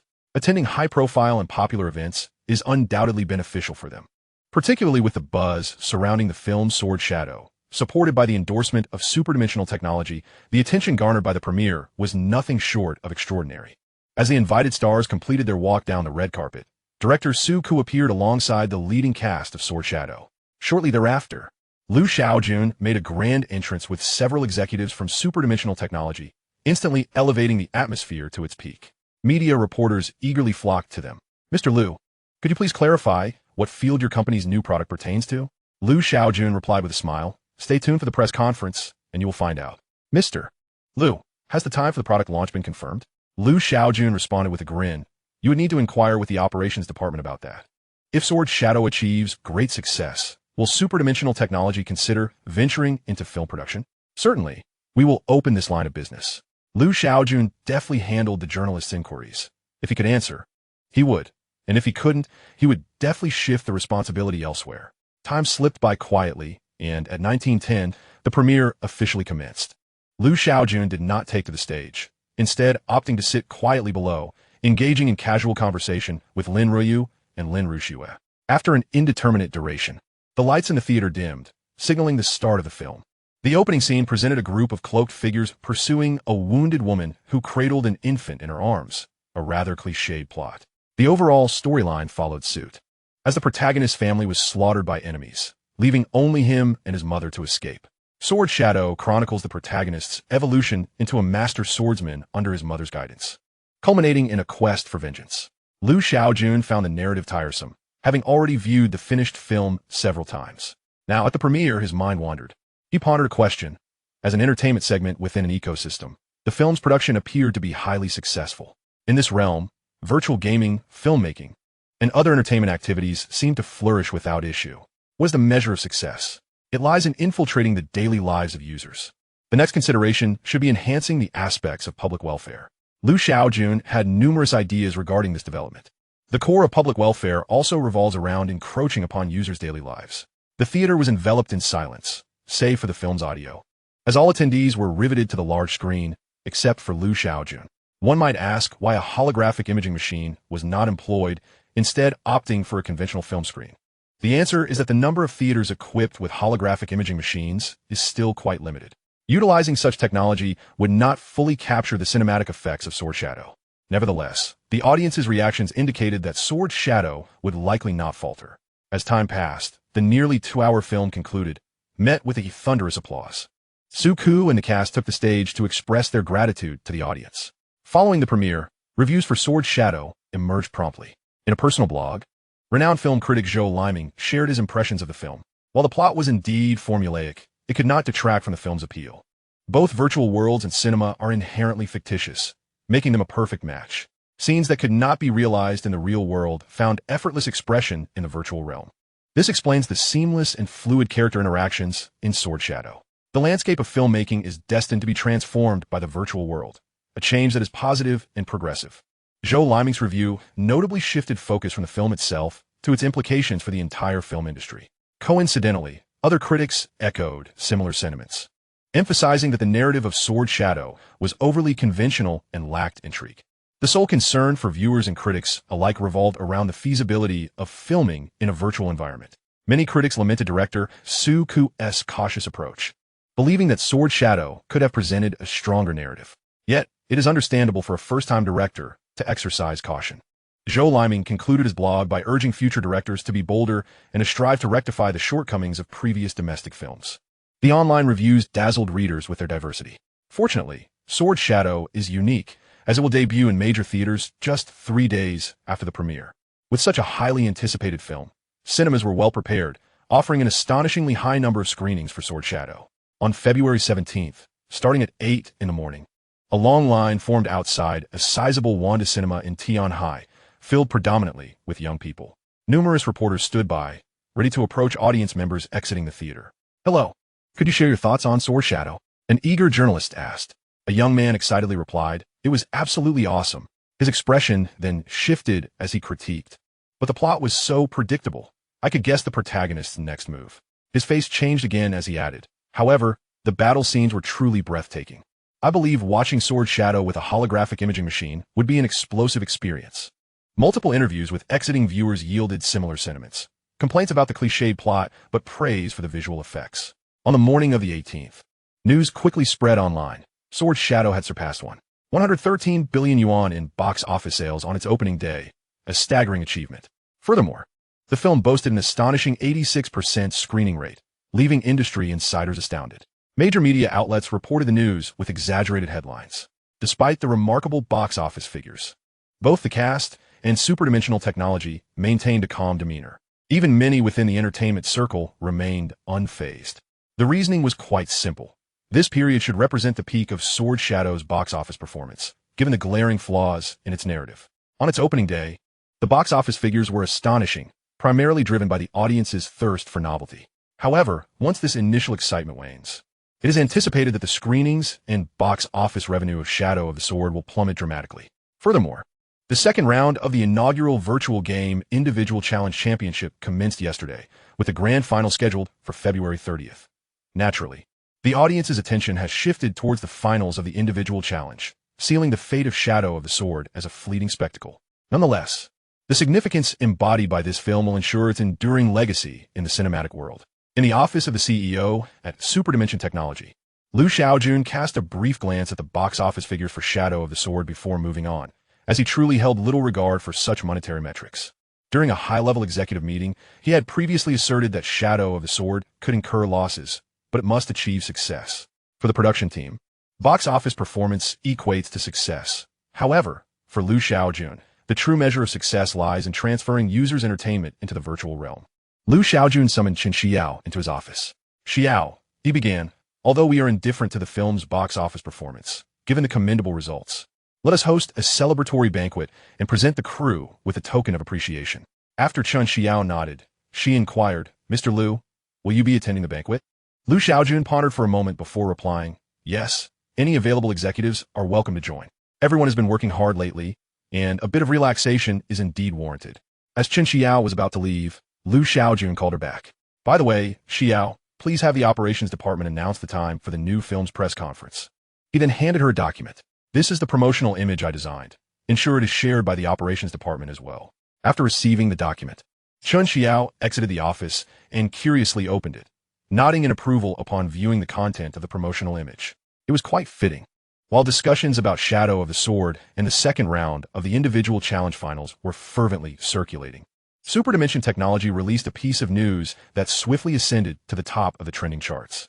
The 2023 Spring New Product Launch Conference is scheduled to take place in Hangzhou on February 25th at 1800 hours Yanjing time. Notably, this event is accompanied by a rare promotional image featuring 3 travelers traversing through dense fog, suddenly illuminated by a distant glimmer of light. This peculiar maneuver by Hyperdimensional Technology left many in a state of confusion. It was evident that the new cutting-edge product was intricately linked to the message conveyed by the promotional image, guiding travelers forward. Did the new product pertain to navigation or illumination? Such questions lingered in the minds of industry insiders and netizens alike, persisting until the 25th. Thanks to Hyperdimensional Technology's enigmatic actions, the buzz surrounding the new product launch sustained itself from the 18th to the 25th, only intensifying over time. A trending topic on Weibo was dedicated to the new black technology product, prompting netizens to unleash their creativity and share their speculations.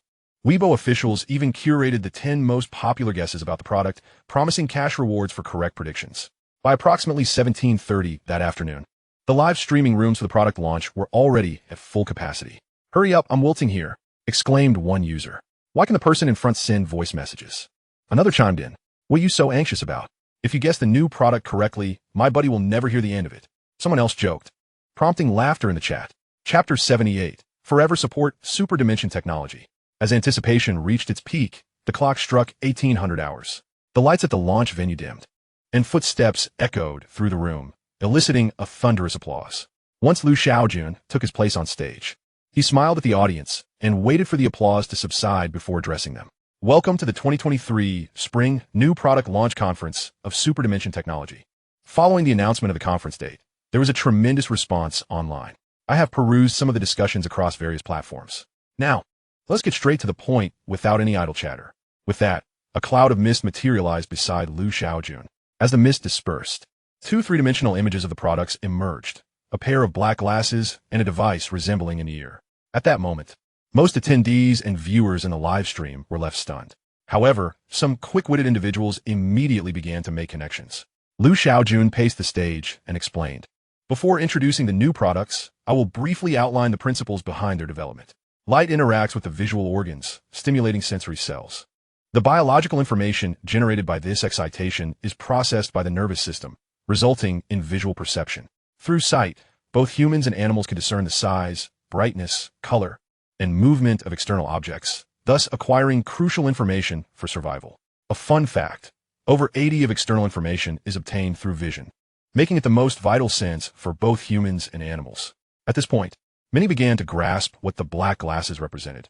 They were likely designed to assist the visually impaired in gaining sight. As for the ear-shaped device, its purpose was self-evident. Intended for the deaf and mute, was the newly released product aimed specifically at the deaf and blind community? While the audience engaged in their mental brainstorming, Shaojun continued. Every sensation experienced by humans and animals fundamentally serves the nervous system. Sensory organs gather information, which the nervous system processes.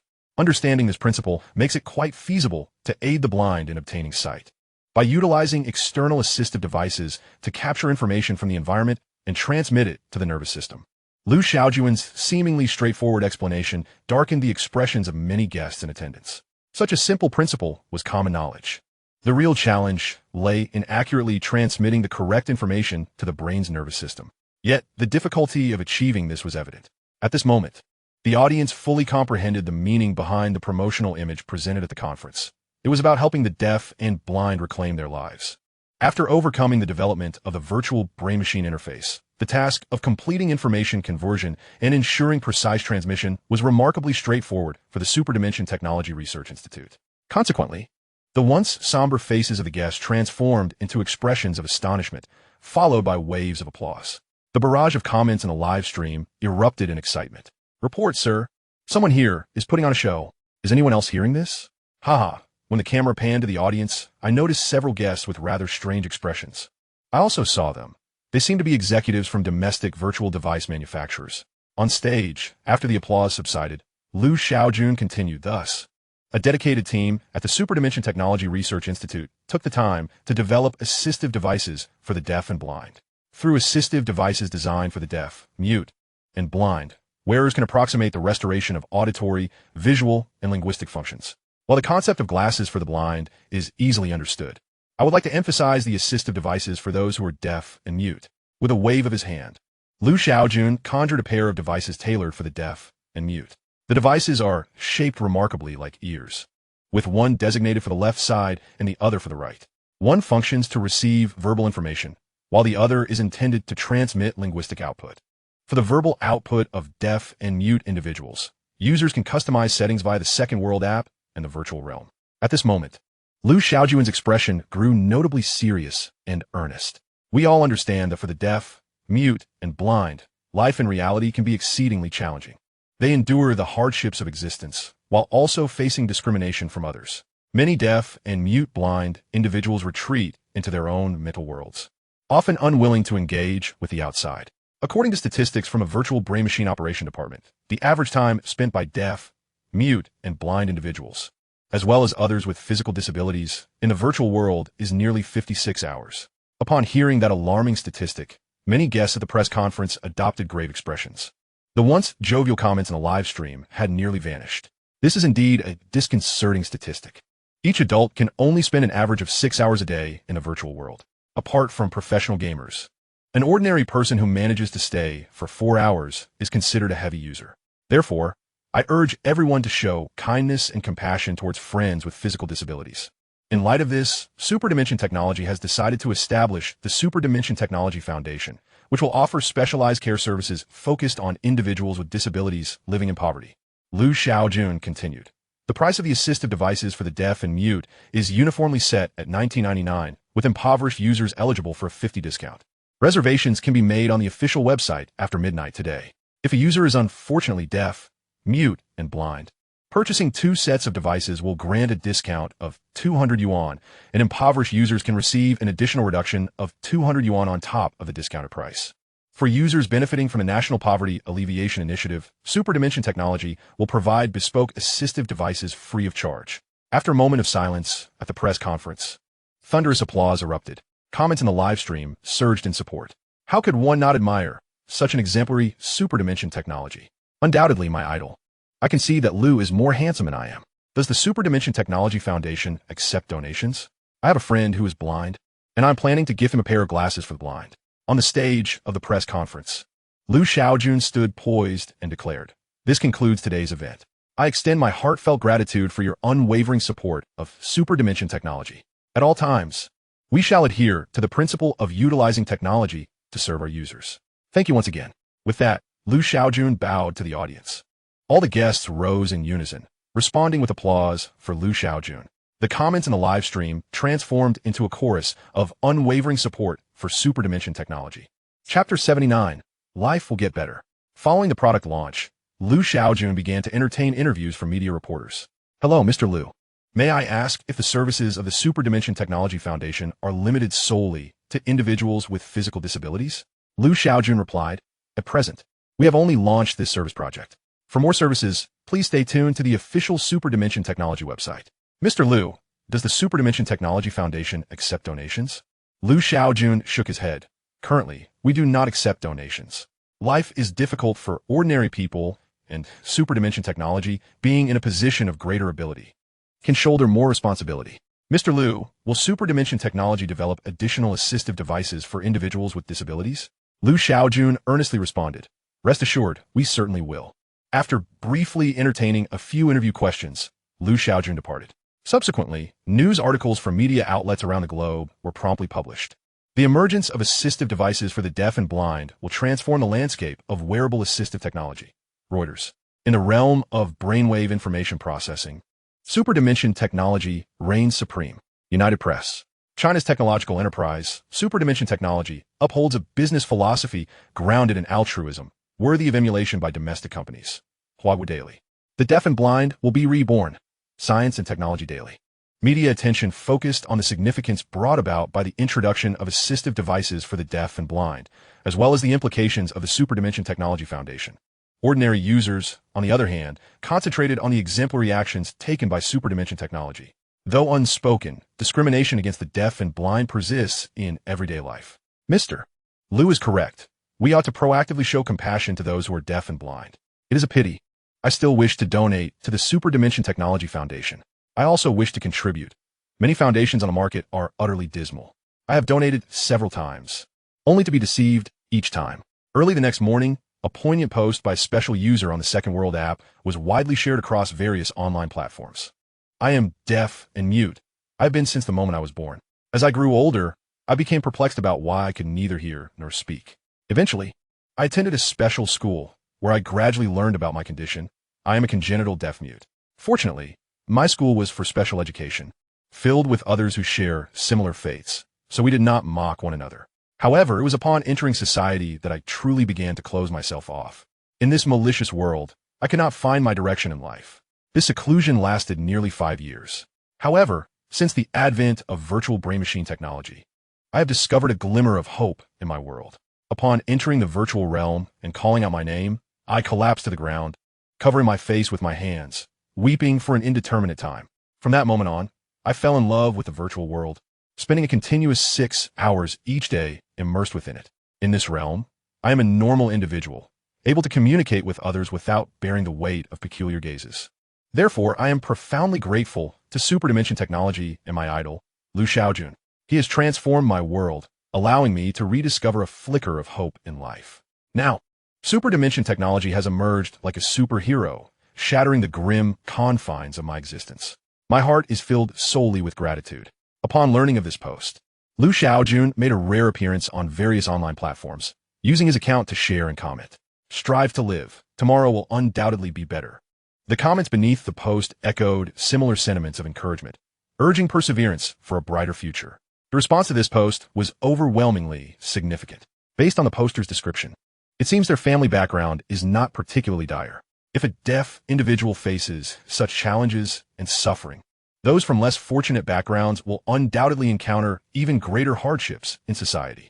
According to the latest data from the Institute of Central Research, the number of deaf and blind individuals in Huawei is approximately 26 million.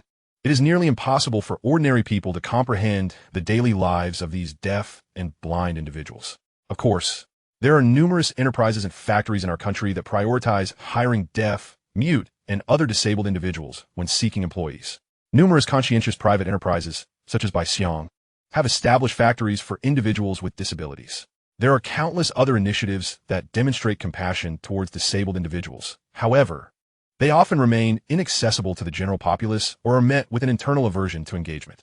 Consequently, many netizens have spontaneously organized online, forming small groups dedicated to supporting those with disabilities, beginning with their immediate surroundings.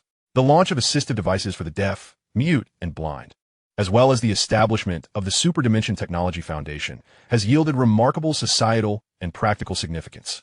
The Huawei Daily has even dedicated a special edition to comment on this. The construction and advancement of social moral systems require the collective participation of the populace and exemplary leaders like Superdimension Technology. In the CEO's office of Superdimension Technology, Liu Shaojun gazed at the media coverage and the accolades from netizens, feeling a sense of modest pride. His initiatives regarding the assistive devices and the foundation, although aimed at generating profit and enhancing the corporate image, have undeniably provided substantial welfare measures to assist the deaf, mute, and blind. This is irrefutable. The strength of a burgeoning enterprise lies in its technological prowess. However, for a company to endure for over a century, its corporate image is of paramount importance. Shaojun has previously stated that users are the most vital resource for any enterprise. If users endorse your brand, profitability follows. At that moment, a knock resonated, and Chen Xiao entered. Mr. Liu, the marketing department has finalized the plan.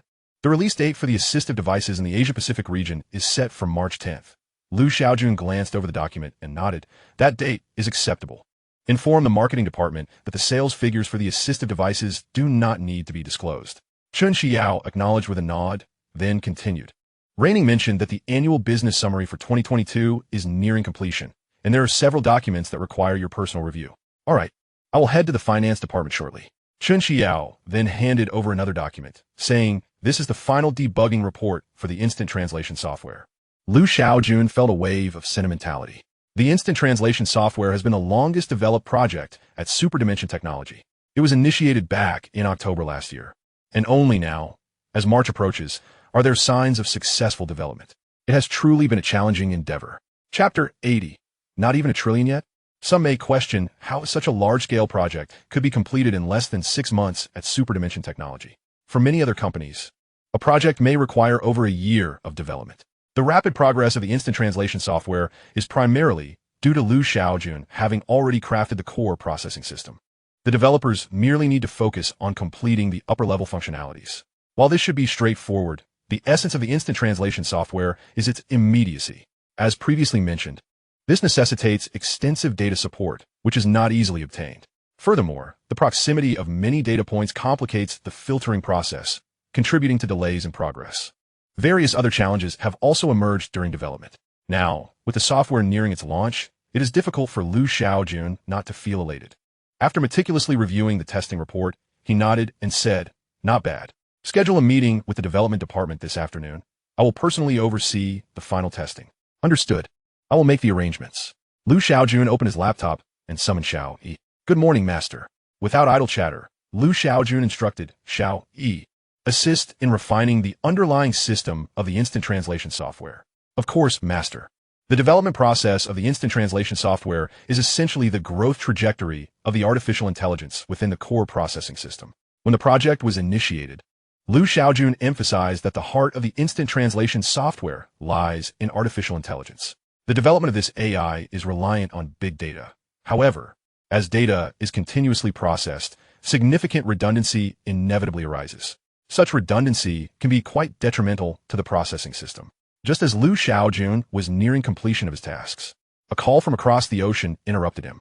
Hello, old Su. On the other end, Su Jijun's tone was somewhat buoyant, Mr. Liu. There are no issues with the European and American markets. Shaojun expressed surprise. So soon? Su Jijun replied with a laugh.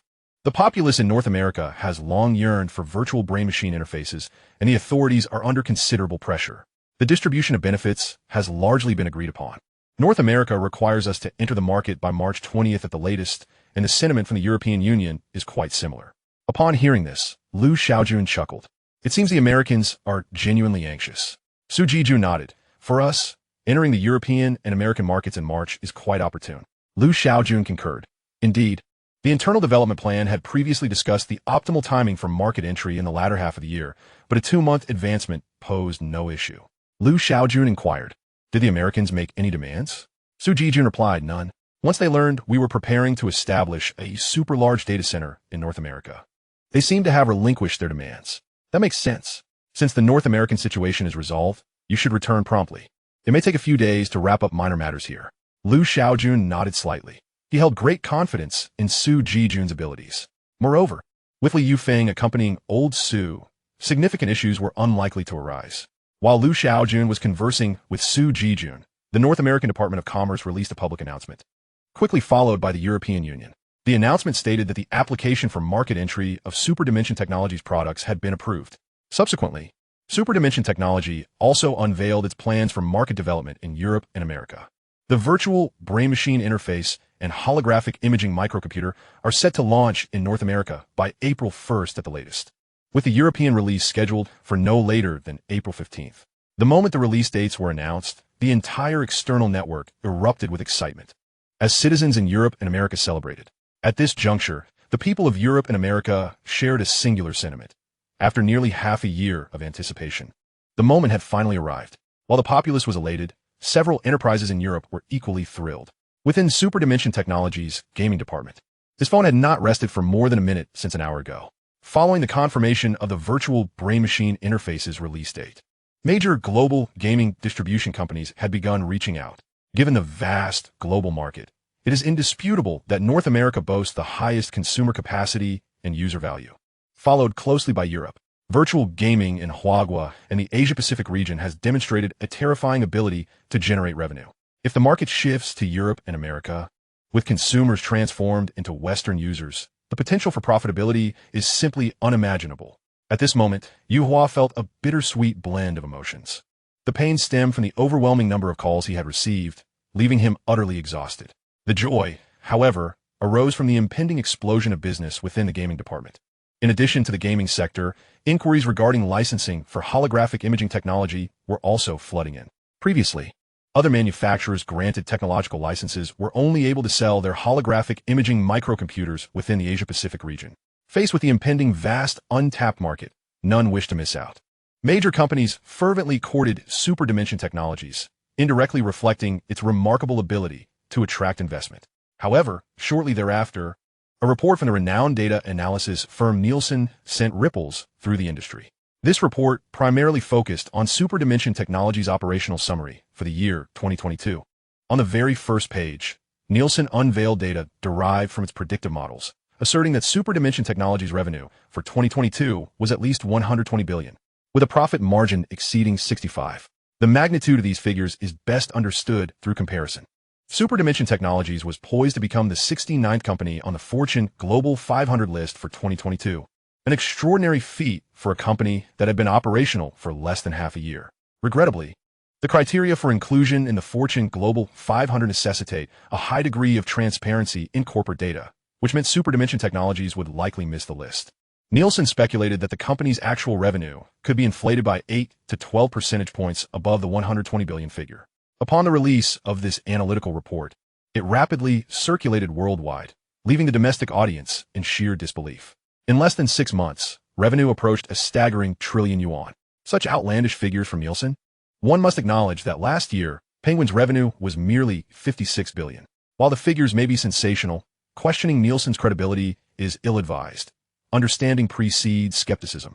I firmly believe Hyperdimensional Technologies has indeed surpassed $1 trillion in revenue. To be candid, the internal response at Hyperdimensional Technologies regarding Nielsen's projections was notably calm, as the bonuses distributed under the employee incentive scheme indicated substantial profits accrued over the past year. Recently, the phenomenal achievements of Hyperdimensional Technologies in 2022 had even trended on social media. Chapter 81. Hyperdimensional Technologies changed my destiny. After reviewing Nielsen's data report, Shaojun could not help but concede the company's prowess.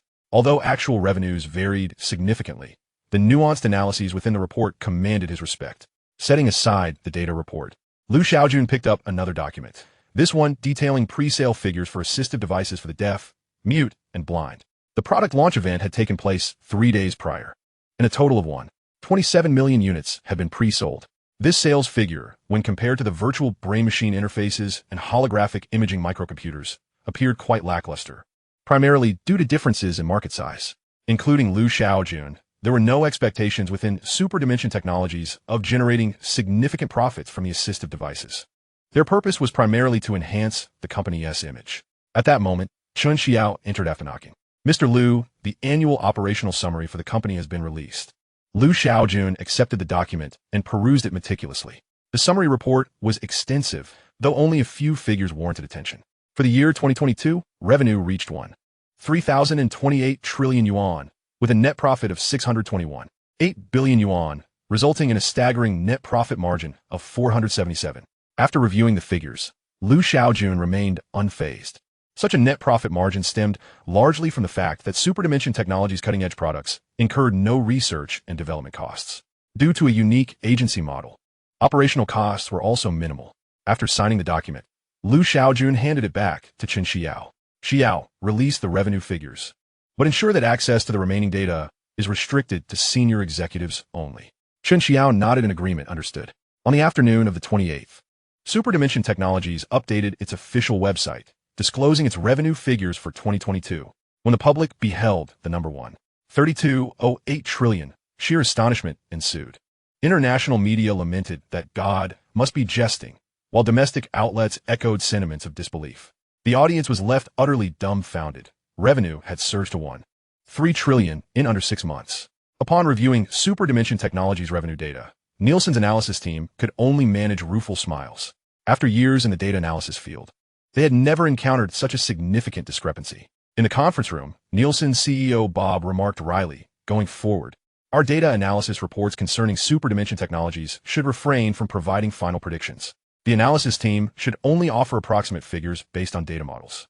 The attending executives nodded in resigned agreement. It was indeed prudent to cease predictions.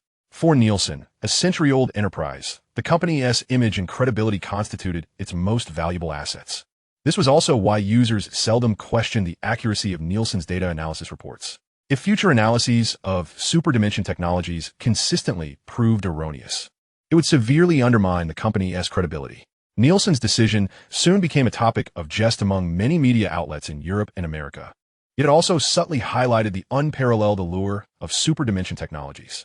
On February 30th, the grand finale of the inaugural virtual gaming personal challenge finally arrived. The champion of the domestic finals would be personally awarded the trophy by Liu Shaojun, while Su Jijun would present the trophy for the Asia-Pacific champion. After concluding a business trip in Europe and America, Su Jijun headed straight to Tokyo, Japan. On that day, the Hongqiang International Sports Center drew the attention of players nationwide. Various online platforms set up dedicated live broadcast rooms to cover the finals. The morning's final event featured Endless Crisis, with competitors He-Ying and Jose. He-Ying introduced the renowned anti-Japanese female hero from Endless Crisis. Jose, relatively unknown, was a wild player who had demonstrated a dark horse performance in the first round and advanced forcefully to the finals in the second round. Reports indicated that numerous guilds and clubs were already vying to recruit Jose. The afternoon's final event showcased Fairy Path, pitting Tang Jie against Luo Yang from the IG Club. Both were well-known players in Fairy Path, and their advancement to the finals was hardly surprising. The finals for Unmatched Three Kingdoms would take place that evening, featuring a showdown between Jiang Xuetzi and Li Yunpa. To be frank, the suspense surrounding Unmatched Three Kingdoms was minimal. Even before the first round of finals, players had already predicted the champions would be these two, while the outcomes for the champions and runners-up in Unmatched Three Kingdoms were a foregone conclusion. It was heartening to note that 6 wild players made it into the top 16. A similar trend was observed in the top 16 of Fairy Path and Endless Crisis, with a commendable representation of wild players. Joyful moments often pass unnoticed, and by 11 p.m., the champion of Endless Crisis was crowned, Jose. The champion of Fairy Path emerged at 4 p.m., Tang Jie. The championship battle for Unmatched Three Kingdoms was fiercely contested, lasting 2 hours before concluding at 8 p.m., with Jiang Xuetzi claiming victory. Liu Shaojun's interest in the finals was rather minimal. Over the past few days, he had been diligently outlining the future development plans for Hyperdimensional Technology. The success of the film Sword Shadow had significantly bolstered Liu Shaojun's confidence. It was high time to further enhance the connection between the virtual and real worlds. In the background, Liu Shaojun was engrossed in scribbling on draft paper. At that moment, Chen Xiao approached him softly, saying, "President Liu, the award ceremony is about to commence." Liu Shaojun set down his pen and stretched. "Let's go." At the center of the stage, the spotlight converged upon the 3 champions. Liu Shaojun's appearance elevated the atmosphere in the auditorium to a crescendo. He presented trophies and a monetary reward of 1 million to each champion. After taking photographs with the 3 champions and offering a few encouraging words, he returned backstage. Following the conclusion of the trophy presentations, the champions each participated in interviews. During these discussions, the trio repeatedly expressed their gratitude toward Hyperdimensional Technology. "The emergence of the virtual world has transformed my destiny. I am sincerely thankful to Hyperdimensional Technology and President Liu." As the interviews wrapped up, the final performance marked the splendid conclusion of the inaugural virtual game individual challenge. The personal challenge events across the Asia-Pacific region also reached their conclusion. However, Discussions surrounding the personal challenge on various online platforms remained fervently active. The following day, the Wall Street Journal surprisingly featured an article on its secondary page, penned by a Wall Street analyst. This article assessed the commercial viability and prospects of the inaugural virtual game. It noted that the 2 rounds of finals during the individual challenge stimulated approximately 3 billion, 7 billion yuan in direct or indirect consumer spending. Chapter 82, Virtual Home. The article posited that the prospects for professional virtual gaming events would surpass all existing professional competitions. It asserted that Hyperdimensional Technology had been striving to construct an ecosystem for the virtual world and would undoubtedly increase its investment in professional events. The article concluded by advising global game publishers to swiftly seek collaboration with Hyperdimensional Technology, asserting that virtual gaming events would inevitably evolve into a colossal industry exceeding 100 billion. This article from the Wall Street Journal was swiftly disseminated worldwide, with its analysis aligning closely with the views of industry insiders. After several days of discussion, the chatter regarding the inaugural virtual game individual challenge gradually subsided, and life returned to a tranquil state. In the conference room of Hyperdimensional Technology, all department heads had assembled. Shaojun, fresh from a business trip, had barely adjusted to the time difference before returning to the company. Shortly thereafter, Shaojun entered the conference room. The room, once abuzz with conversation, fell silent. After taking a seat, Shaojun addressed the assembly directly. Today's meeting has a straightforward agenda. First, to finalize the launch date for the instant translation software, and second, to discuss the enhancement of the virtual world ecosystem.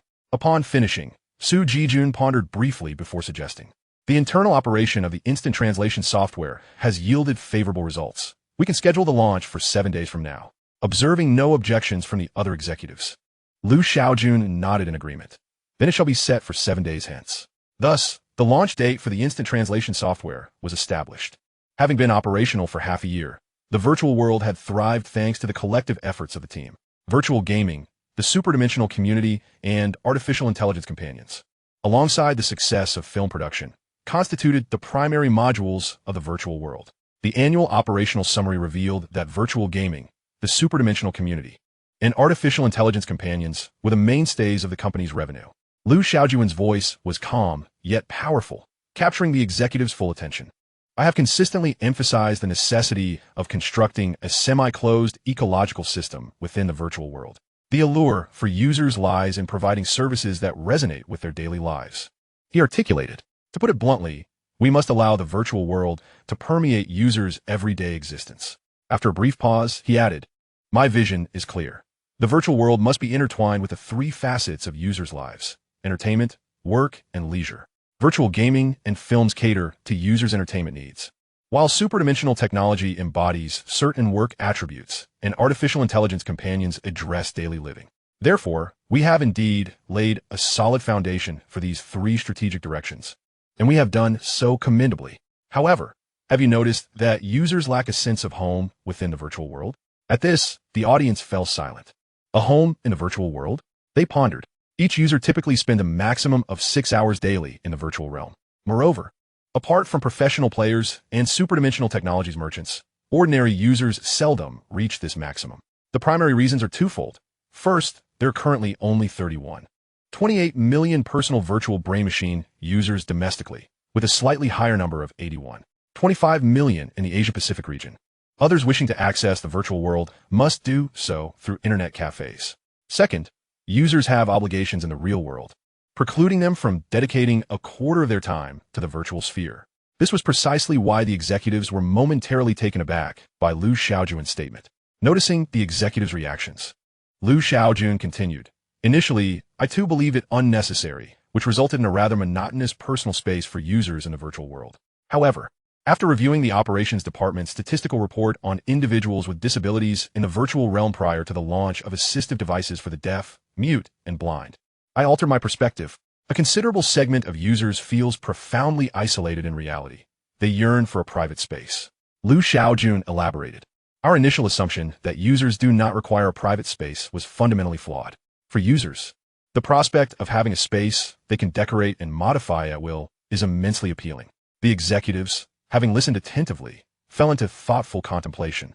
Shaojun smiled and remarked, in truth, providing users with a virtual home is primarily a foundational step for an upcoming large-scale project. Upon hearing this, Su Jijun, Lin Ryu, Lin Ruoxue, and Shen Xiao immediately grasped the significance. During dinner the previous night, Lu Shaojun had casually broached this topic. With this prompt from Lu Shaojun, the four quickly connected the dots. Not lingering on the topic any longer, Lu Shaojun proceeded, in addition to launching the user's virtual homes. We can expand numerous service projects stemming from the success of the film Sword Shadow.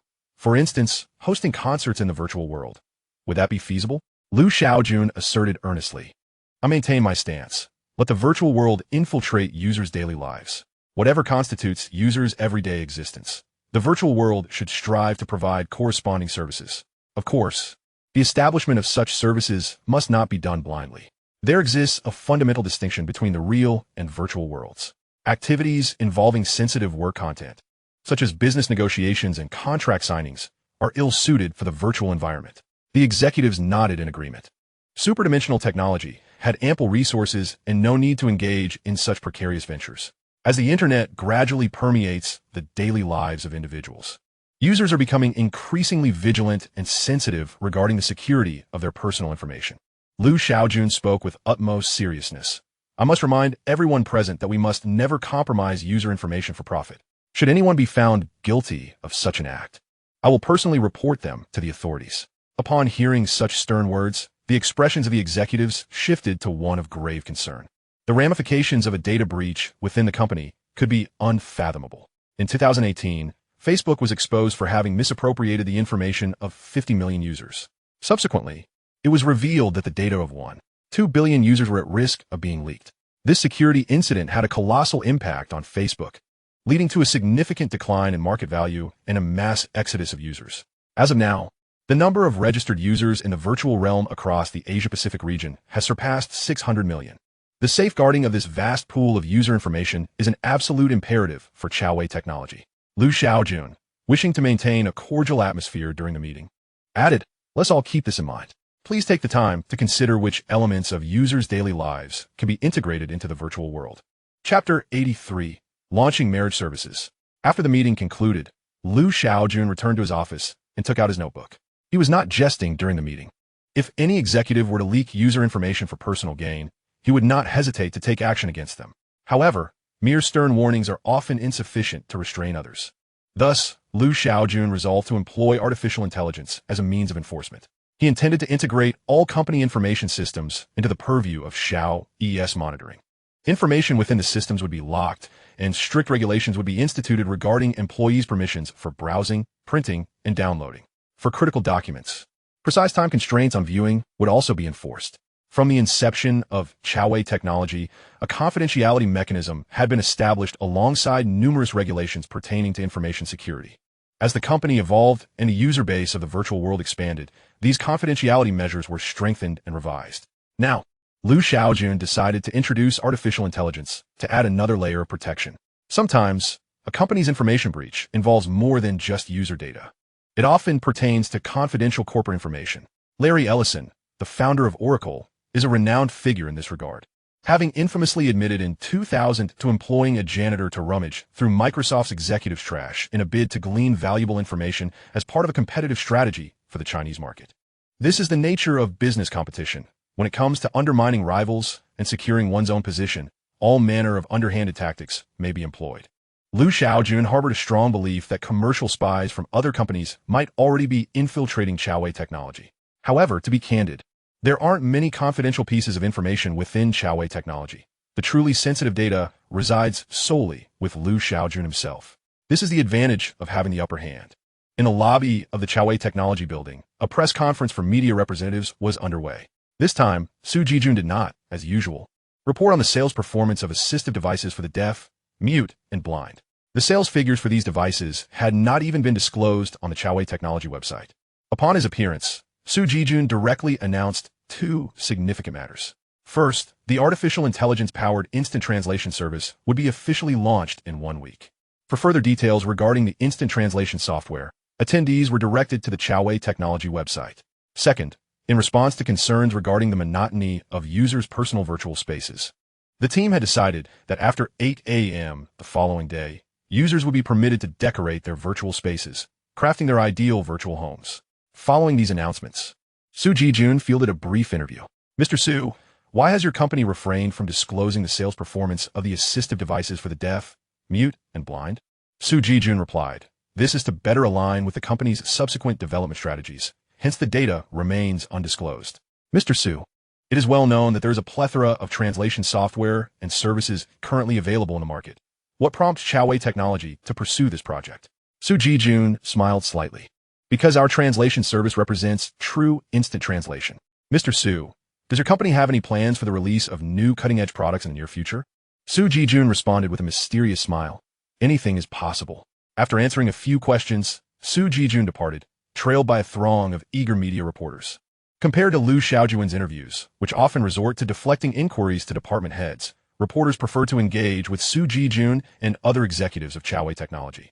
Through the dissemination of the media, the messages conveyed during this impromptu press conference reached audiences worldwide in a remarkably short span of time. Upon hearing the news, industry insiders flocked to the Chaowei Technology website to explore the details of the instant translation software. To ensure users comprehended this service, Chaowei Technology provided over 10,000 words of detailed explanations covering every aspect of the instant translation software. After reviewing this comprehensive response, industry experts distilled the core concept of the instant translation software. Supported by big data and cloud computing, it centers on artificial intelligence and is grounded in localization, culminating in an instant translation service. When a product or service involves artificial intelligence, it warrants careful consideration, particularly as the undisputed leader in the field of artificial intelligence. Chaowei Technology's offerings are guaranteed not to disappoint. The instant translation service introduced by Chaowei Technology is categorized into 6 tiers, each tailored to distinct customer demographics. The standard version is priced at 60 yuan per month. The family version, available for an annual fee of 689 yuan, can be upgraded from the standard version. The educational version, also available for an annual fee of 999 yuan, can be upgraded from either the standard or family versions. The professional version is priced at 999 yuan annually. For enterprise-level solutions, inquiries should be directed to the relevant department. Each version is accompanied by a detailed description of its features. It is evident that the enterprise-level offerings target major corporations such as Tencent and Alibaba, while the professional version suffices for ordinary businesses. To allow customers to experience the capabilities of the instant translation software more intuitively, following the service's launch on March 15th, customers will have the opportunity to enjoy a 3-day free trial. After noting this, industry insiders began to delve deeper into analyzing the instant translation service, leading to a proliferation of analytical articles across various online platforms. However, just as these bloggers anticipated their remarkable insights would garner widespread acclaim, they discovered that the public's attention was focused elsewhere. The trending topics across major online platforms revolved around the decoration guide for virtual homes and how to create a cozy virtual abode. Users were engaged in discussions on how to embellish their virtual residences to reflect their dream aesthetics, as per the revelations from Chaowei Technology's website, which stated that users could freely customize their virtual homes with an annual modification opportunity. You may configure your virtual abode as a castle, an ancient loft, a seaside villa, a celestial retreat, or even a Martian domicile.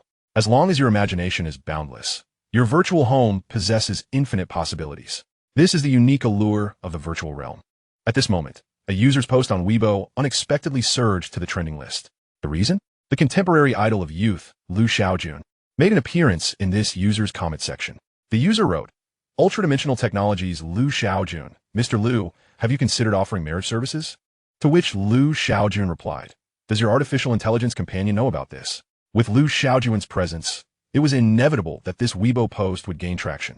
The comment section was soon inundated with reactions. Chapter 84, The Lottery. Ha ha ha. Marrying an artificial intelligence partner?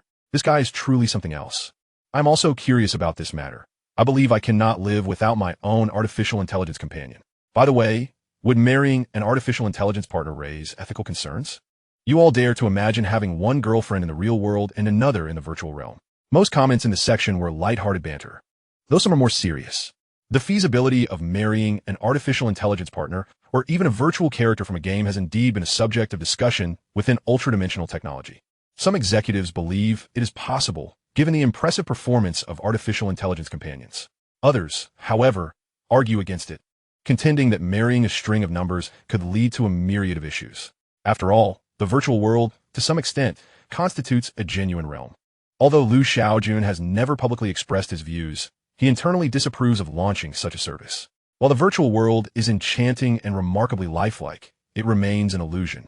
Users are living, breathing individuals, and it is impossible for them to remain immersed in fantasy indefinitely. Liu Shaojun hopes for a connection between the virtual world and the everyday lives of the populace, yet certain boundaries must be upheld. In the CEO's office at Ultradimensional Technology, Liu Shaojun accessed the system. He had forgotten to conduct the lottery for both last month and this month. The side quest required him to consume 6 task points within a 6-month period, a task released at the end of November last year. With April swiftly approaching and May looming, he realized time waits for no one. Entering the lottery page, Liu Shaojun hesitated not a moment, extending his finger to tap the void. Before long, a golden capsule sprang forth. Ding! Congratulations, host, you have drawn 1/10 of the neural link technology. Liu Shaojun's expression turned peculiar. Recently, Professor Aol, responsible for the research on neural link technology, had sought out Liu Shaojun to report on the progress of their studies and inquire about research funding. Now, having drawn 1/10 of the neural link technology, Liu Shaojun could not help but suspect that this was indeed orchestrated by the system. However, he would not voice such concerns. After securing the neural link technology, Liu Shaojun tapped the void once more. Soon, a purple capsule materialized. Ding! Congratulations, host, you have drawn air purification technology. Intrigued, Liu Shaojun clicked to view the detailed description of the air purification technology. Air purification technology. Category C black technology, capable of completely eliminating any harmful substances from the air. Note, corresponding production line has been unlocked. Completely removing any harmful substances? This is rather impressive. Currently, market air purifiers can eliminate dust, particles, formaldehyde, benzene, and smoke from the air. However, there exists a limit to the harmful substances that air purifiers can remove. Once this threshold is surpassed, conventional air purifiers become ineffective. Given that this technology is a product of the system's black technology, Liu Shaojun did not doubt its authenticity. From the detailed introduction, it became evident that the core of the air purification technology lies in a unique filtering material. This material can absorb any harmful substances in the air, including dust, smog, and particulate matter. Thus, it appears that the air purification technology holds remarkable efficacy against smog. Upon opening the air purification technology, information regarding the relevant production line also emerged. Air purification technology, filtering material production line, 8,000 tech points per unit. The production line further underscored that the filtering material is central. After contemplating for a moment, Liu Shaojun summoned Chen Xiao. Since the establishment of Liu Shaojun's secretarial team last month, Chen Xiao's workload had been significantly alleviated. Therefore, when Chen Xiao entered Liu Shaojun's office, there was no hint of urgency or fatigue. Mr. Liu Shaojun handed her a signed document, saying, Xiao, please invite several experts in the field of air purification. Also, reach out to a few heads of companies that manufacture air purifiers. Chen Xiao nodded in acknowledgement, understood. Returning to the secretarial office, Chen Xiao organized some materials before calling in a recent graduate named Shaojun. Shaojun, you are responsible for ensuring this matter is handled properly, with a deadline of no later than 2 days. The girl named Shaojun took the document, glanced at it, and exclaimed in surprise, Sister Xiao, the company's new black technology product is an air purifier? Chen Xiao narrowed her eyes slightly and replied, your only task is to execute my instructions. Sensing the tone of Chen Xiao, Shaojun nodded eagerly. All right, I will do my best. Chen Xiao watched her leave the office, deep in thought. During dinner, Lin Ruoxue, and Chen Xiao sat together. Chen Xiao casually mentioned the events that transpired in the office that afternoon. She then furrowed her brow slightly. The employees and the secretarial team were all selected through our interviews, so presumably, this girl cannot be a corporate spy. Lin Ruoyu smiled gently. Some professionally trained corporate spies could easily deceive the 3 of us. Lin Ruoxue interjected, we need to verify whether that girl is indeed a corporate spy. The entire secretarial team requires a thorough screening. After a pause, Lin Ruoxue added, the virtual brain machine will enter the European and American markets in April. I believe it is necessary to conduct an internal screening of the company, especially for those employees close to the executives. As the chief legal officer and senior vice president of the company, one of her responsibilities is to ensure the confidentiality of the company's security information. Having made her decision, Lin Ruoxue sought out Liu Shaojun after dinner. Liu Shaojun set aside his work, looking at her with curiosity. Have you discovered something? Lin Ruoxue replied calmly. A batch of employees came in during the spring recruitment, coupled with our successful expansion into the European and American markets. Regardless of whether there are corporate spies within the company, I believe a screening is necessary, particularly for employees close to the executives. Lu Shaojun nodded, saying, "If you wish to proceed, then do so. Should you encounter any difficulties, feel free to reach out to me." Lin Ruoxue smiled in agreement before departing.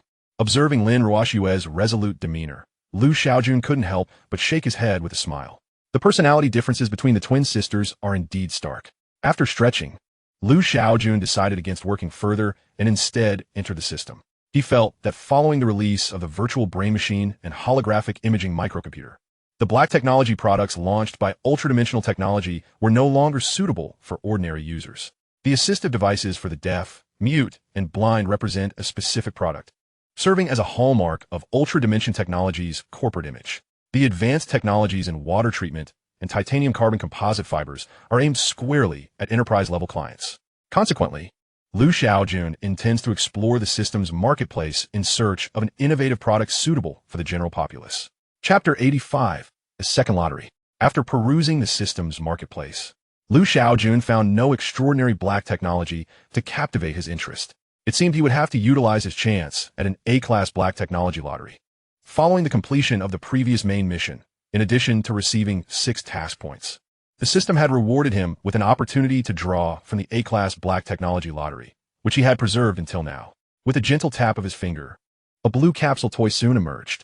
Lu Shaojun found himself bemused by the design of this lottery. The color of the capsule bore no strict correlation to the prize contained within. A white capsule could yield an S-class black technology, while a golden one might reveal an E-class. Ding! Congratulations, host, you have drawn wireless charging technology. What? Wireless charging technology? Lu Shaojun paused momentarily before regaining his composure. Upon closer inspection, he discerned that there was a specific qualifier preceding the term, energy resonance. After claiming his reward, he clicked to view the detailed introduction of energy resonance wireless charging technology.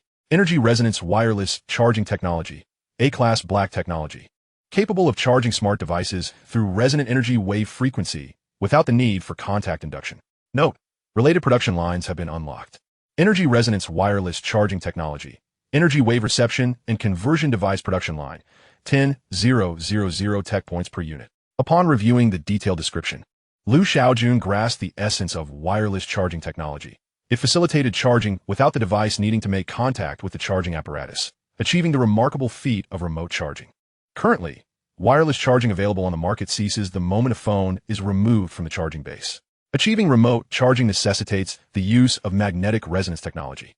In this domain, Motorola has taken the lead, recently launching a remote charging technology capable of charging 4 devices within a 3-meter range and an angle not exceeding 100 degrees. However, this technology is not without its flaws. The charging beams emitted by the device can pose certain health risks to humans. In contrast, energy resonance wireless charging technology not only supports charging 4 devices within a 10-meter radius and a full 360-degree range, but does so without the need to emit charging beams, relying solely on the resonant frequency of energy between the devices. Upon reflection, it seemed that once this technology was released, the team at Motorola working on remote charging could very well find themselves out of work.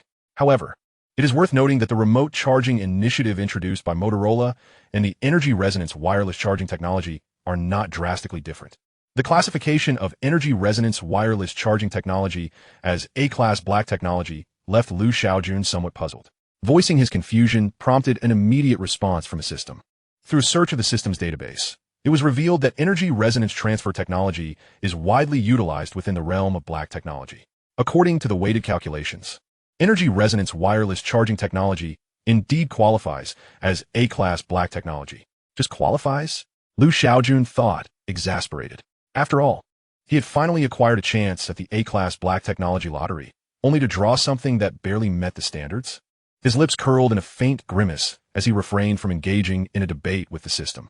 At that moment, a knock echoed through the room. "Come in."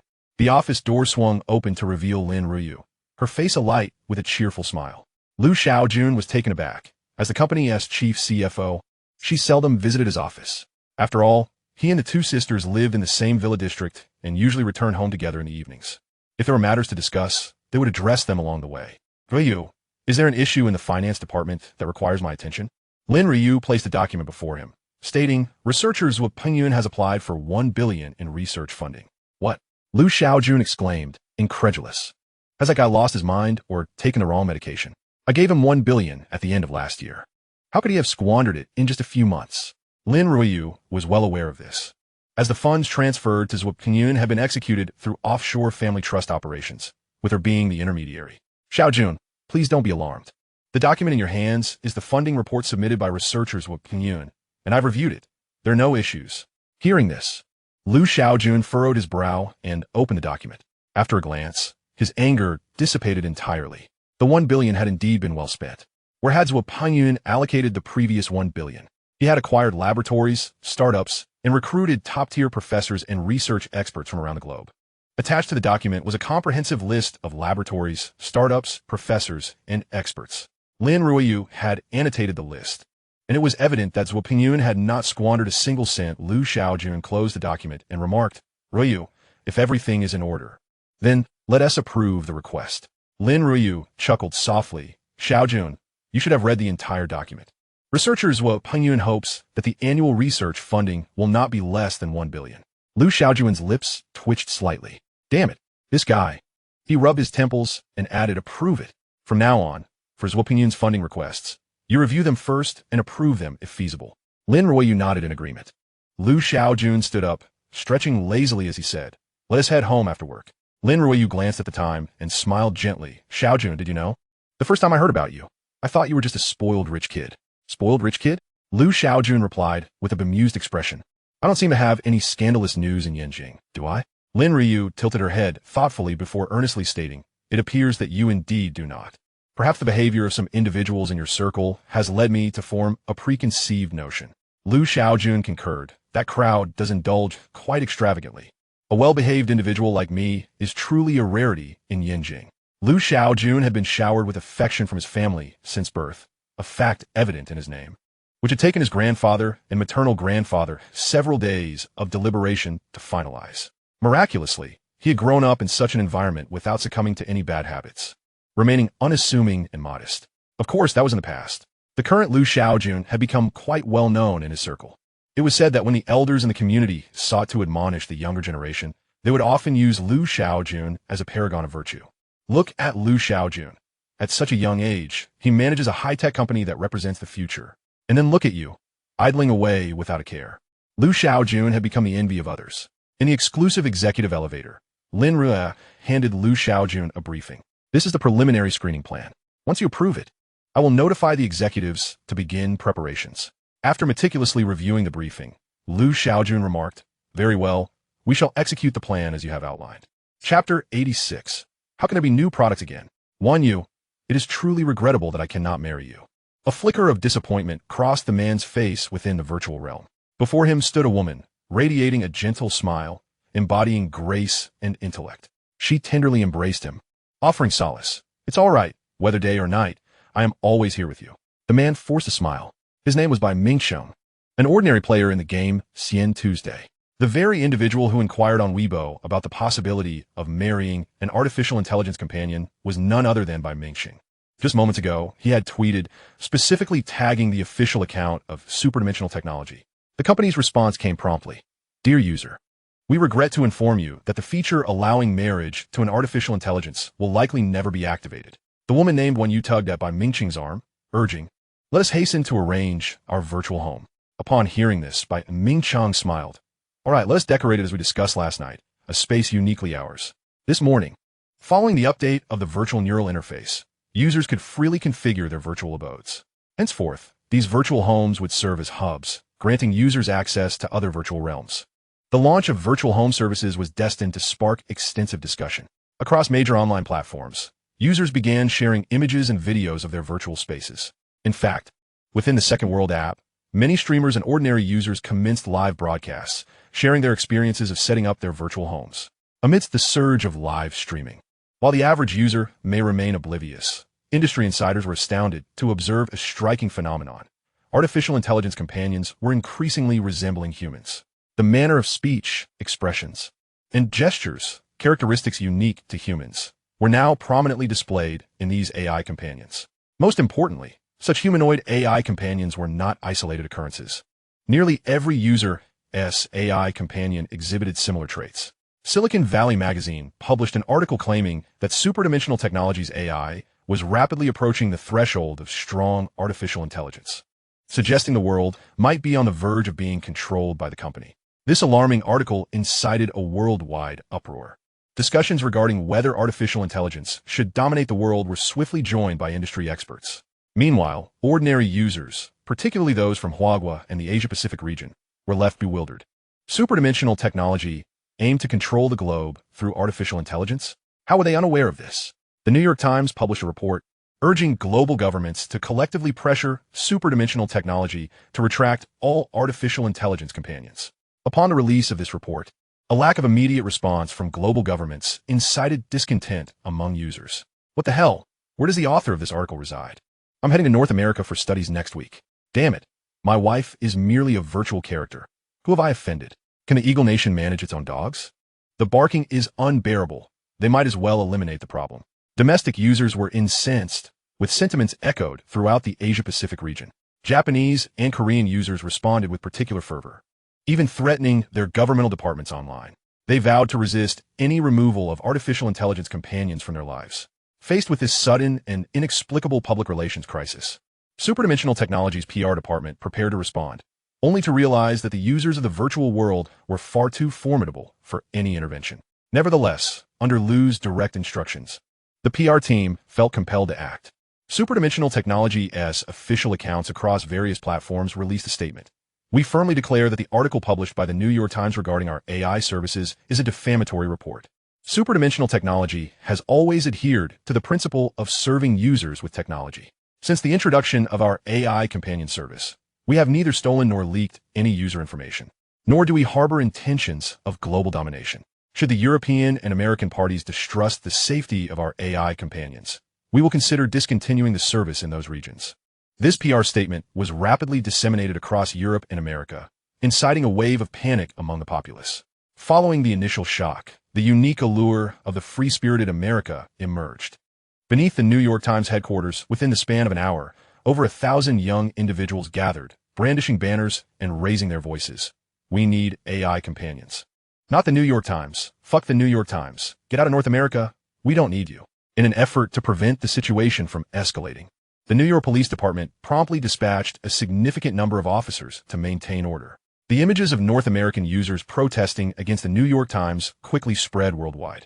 Meanwhile, domestic onlookers sat on their stools, munching on sunflower seeds, amusedly watching the live broadcasts on television. Confronted with immense public relations pressure, the New York Times swiftly implemented their own PR measures.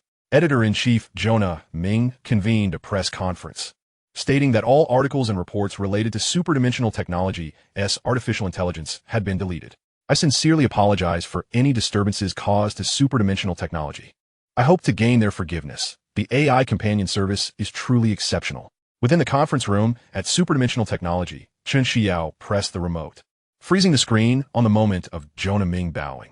Su Jijun chuckled. Liu's strategy of turning the tables seems remarkably effective. The other executives joined in the laughter. Following the emergence of the artificial intelligence public relations crisis, Liu Shaojun instructed the PR department to assert publicly that if the European and American parties were concerned about the safety of AI, Superdimensional Technology could discontinue this service in those regions.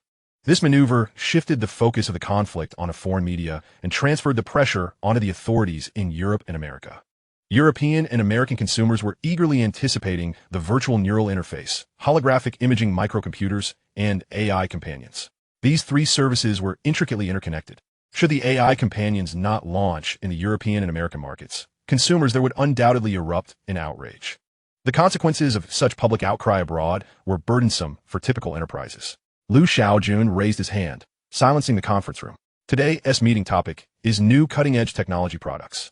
The executives appeared somewhat stunned. Hadn't the assistive devices for the deaf, mute, and blind just been released? How could there be new products again? Chapter 87. Good news. Bad news. In the conference room, observing the astonished expressions of those gathered, Liu Shaojun smiled and elucidated. Although the assistive devices for the deaf, mute, and blind are set to be officially delivered to consumers the day after tomorrow, it has been quite some time since the company launched a widely appealing cutting-edge technology product. At this, Everyone nodded in agreement. The products and services released after the holographic imaging microcomputer had become severely disconnected from the public. In order to ensure balanced corporate growth, Hyperdimensional Technology is indeed in urgent need of launching a product that caters to the masses. What could this popular product be? The executives cast eager glances towards Liu Shaojun. With a smile, Liu Shaojun inquired, "Is there anyone present who is familiar with the technology of remote charging?" After a brief silence in the conference room, an unfamiliar executive spoke up. "Mr. Liu, I have some knowledge about it." Liu Shaojun turned towards the voice and recognized it as Zhang Yiyuan, a recently hired executive from Microsoft, tasked with overseeing the operation of instant translation software in Japan. "Please, go ahead." "Certainly, Mr. Liu," Zhang Yiyuan replied.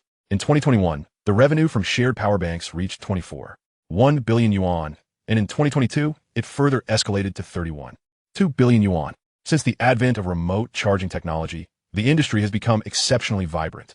Numerous startups have emerged, and major investors have subsequently entered the fray. Prior to this, several mobile phone manufacturers, such as Motorola, Xiaomi, and Huawei, were engaged in research projects. Among them, Motorola and Xiaomi have led the field with significant technological breakthroughs.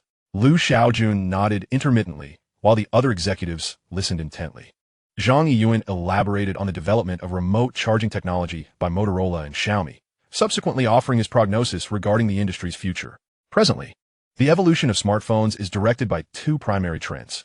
Firstly, smartphones are increasingly larger, leading to a corresponding rise in power consumption. The pace of advancement in battery technology is currently inadequate to keep up with the rapid changes in the smartphone industry. Secondly, with major brands like Apple eliminating headphone jacks, they are now targeting charging ports. Portlessness is an inevitable trend in the future of smartphones, and remote charging represents a new frontier following wireless charging.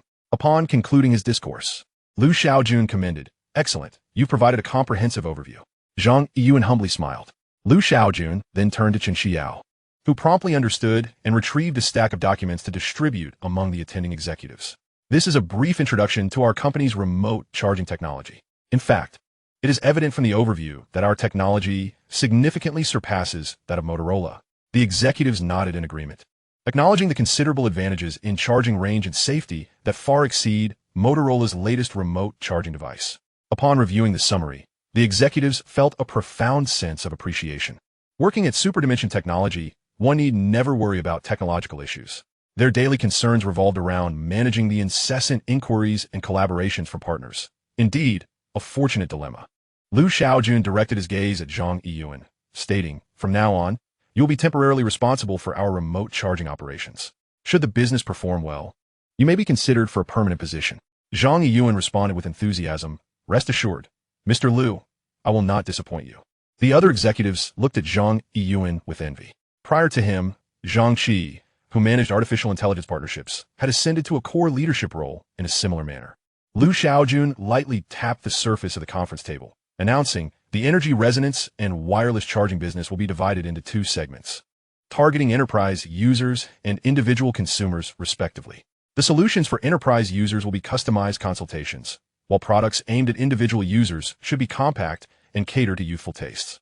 The launch of the new product is tentatively scheduled for early April. Additionally, a market development plan for air purification must also be devised." After the meeting, Yuhua and Luo Yilong hurriedly made their way downstairs to attend reception. Upon entering the reception room, they found nearly 20 individuals already seated at an oval conference table, awaiting their arrival. These attendees were executives from various prominent game publishing companies. Notable among them were Activision Blizzard, the world's largest game developer and publisher, known for titles like Counter-Strike and StarCraft, as well as Electronic Arts, EA Sports, Ubisoft, Konami, Capcom, and even 2K Games, which had recently been blacklisted by Hyperdimensional Technology. Almost all of the top 15 game developers globally were present, with the sole exception of Valve Corporation, which had not dispatched a representative to Hong Kong. This gathering exemplified Hyperdimensional Technology's formidable influence and the powerful allure of the virtual realm. The virtual brain-machine interface is soon to be launched in Europe and America, and no one is willing to forego the initial wave of market benefits. The appearance of Yuhua and Luo Yilong instantly became the focal point of attention. After exchanging glances, Yuhua smiled. "Welcome everyone to Hongcheng. First, I bring you some good news. Each of your esteemed game companies will receive at least one slot for the launch of a virtual game." His announcement elicited smiles from all company representatives. particularly the representative from 2K, who felt a sense of relief at finally emerging from the blacklist. However, with good news comes bad news. The virtual games will be released in 3 phases. Luo Elong continued. Ubisoft and Activision Blizzard have been pre-selected for the first batch, while the release dates for the remaining games will require mutual discussion. Instantly, apart from the jubilant representatives from Ubisoft and Activision Blizzard, the rest of the game company representatives wore expressions of dismay. Last year, Ubisoft and Blizzard had partnered with Hyperdimensional Technology, leveraging their well-known game IPs, and had reaped substantial rewards. Yuhua reassured, "Gentlemen, there is no need for long faces. The potential of the virtual realm is boundless. Furthermore, the similarities among your respective games are minimal, and their popularity is quite high, so there is no need to fret over sales." Yet, despite his reassurances, who would willingly relinquish the first wave of market profits? As the atmosphere in the conference room grew tense, the representative from Activision Blizzard, Jayaside, interjected with a grin. "Shall we discuss the second batch of game slots?" At this, many representatives from game companies could hardly contain their frustration, inwardly cursing, "What a shameless opportunist." Jayaside's comment transformed the previously subdued atmosphere into utter chaos, as everyone clamored to secure the most favorable terms, leading to a heated exchange of grievances. Employees passing by the door initially flinched, fearing a quarrel was erupting within the conference room. Chapter 88. Can Hyperdimensional Technology still stumble?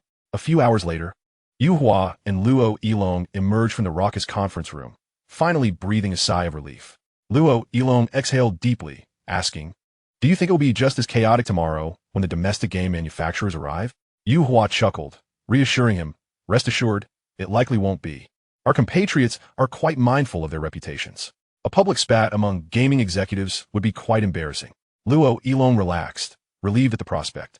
Just then, a loud bang resonated from the conference room, startling both Yuhua and Luo Elong, who hurriedly re-entered the meeting space. If this group of individuals were to escalate from mere arguments to a physical confrontation, it would indeed spell trouble. Fortunately, the earlier loud noise was merely a representative from a gaming company forcefully slapping the conference table, in an effort to restore calm among the agitated assembly. Yuhua and Luo Elong resolved to forcibly interrupt the meeting. After ushering the irate foreign delegates out, Yuhua and Luo Elong were about to retreat to their respective offices for a brief respite when Chen Xiao appeared. "Mr. Yu, Mr. Luo, Mr. Lu has requested your presence." "Very well, let us proceed." In the CEO's office, after pouring tea for both men, Lu Shaojun remarked with a smile, "It appears you both are quite troubled." Yuhua replied with a wry smile, "Mr. Lu, coordinating this group is exceedingly challenging. They refuse to concede even a fraction of their interests." Luo Elong sighed, "Mr. Lu, if it comes to that, we might as well develop and release our own virtual games without involving this unruly crowd." Lu Shaojun shook his head, saying, "Going solo is destined for failure. As globalization deepens, regions beyond Hua country have already become intertwined. Unless we confine ourselves to the Hua market and refrain from expanding outward, the clash of interests and interactions is inevitable." After taking a sip of tea, he added, "Distributing a modest portion of the virtual world's profits to these game companies is a means of ensuring they willingly become the expendables. Do not be deceived by the current concession from North American authorities allowing Hyperdimensional Technology into the market. Sanctions against Hyperdimensional Technology will surely follow. When that occurs, it will amount to sanctions against these game companies as well." Extending this concept, Lu Shaojun proposed the external licensing of holographic imaging technology and water treatment technology, aiming to transform Hyperdimensional Technology into a metaphorical hedgehog. If the eagle-eyed adversaries wish to dominate Hyperdimensional Technology, they must first contend with these prickly obstacles. One might wonder, if you possess a system already, why not confront them head-on? The simplest explanation is that the system's marketplace lacks advanced technologies such as mechs, spacecraft, or fighter jets, at least for now. When faced with brigands, if you are unarmed, you must rely on cunning. The deeper reason lies in the willingness of some to become expendable. Why should one choose to act personally? Wouldn't you agree? Lu Shaojun summoned Yuhua and Luo Elong not to guide them, for their positions as key executives within the company attest to their intelligence. Rather, he intended to engage them in a discussion of certain matters. The advent of the virtual world has shattered the traditional paradigm of game development and distribution. Global game developers are flocking to virtual brain-machine interfaces, eagerly hoping to launch their renowned game IPs on this platform.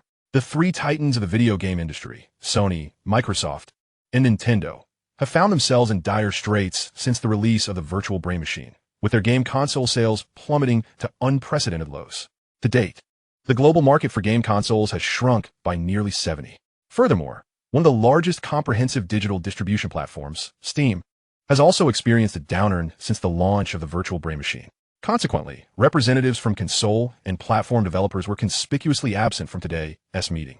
After all, they are adversaries. In light of this, it would be prudent to obliterate the game console and distribution platforms entirely. How to eliminate the game console? The solution is straightforward: exclusive game licensing. This would compel game companies to create entirely new titles, which would only be released on the virtual brain machine. Shaojun articulated this idea, and upon hearing it, both men's eyes lit up. This approach is indeed feasible. The exclusive licensing model for games could seamlessly be applied to the virtual brain machine. Shaojun smiled and remarked, "The virtual brain machine as a distribution platform for games is the inevitable trend of times. Sony, Microsoft, and Nintendo cannot obstruct this. Digital distribution platforms like Steam will ultimately be limited to the smartphone domain, while the PC market still holds some ground due to its strong office capabilities. This cannot alter the gradual erosion of the computer's dominance. Since the advent of holographic imaging microcomputers, many tasks have begun transitioning to this technology, such as design and modeling. If anyone were to ask whether computers will eventually be supplanted by a new device, I would unequivocally affirm this. Moreover, I am confident that this groundbreaking device will emerge from superdimensional technology." For approximately half an hour, Liu Shaojun, Yuhua, and Luo Yilong delineated the preliminary execution plan for exclusive licensing. The specifics would naturally be delegated to their subordinates for further discussion. On March 12th, in Luzhou, the morning was dreary and cold. At the entrance of a residential complex, a couple anxiously awaited someone with their 15 or 16-year-old son. Before long, the man exclaimed in delight, "Here they come." A tricycle emblazoned with a certain delivery services logo caught their eye. "Hello. Is the package with the last 4 digits, 2159, for you?" Yes. Please sign for it."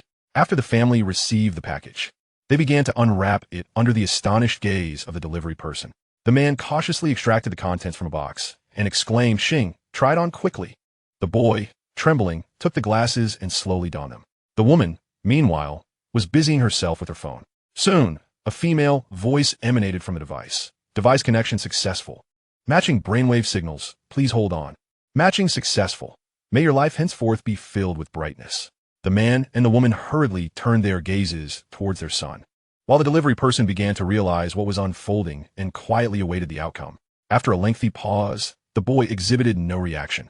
In an instant, the father's expression darkened, and the sparkle in his eyes began to fade. The delivery person felt a pang of dread. Surely, superdimensional technology's product couldn't fail? That would be illogical. The boy's mother trembled slightly, her lips turning pale as they quivered uncontrollably, silent tears welling in her eyes. With a hoarse voice, she reassured Xing, "It's all right, truly it's all right. No matter what, your father is always here." No sooner had she spoken than the boy's countenance shifted unexpectedly.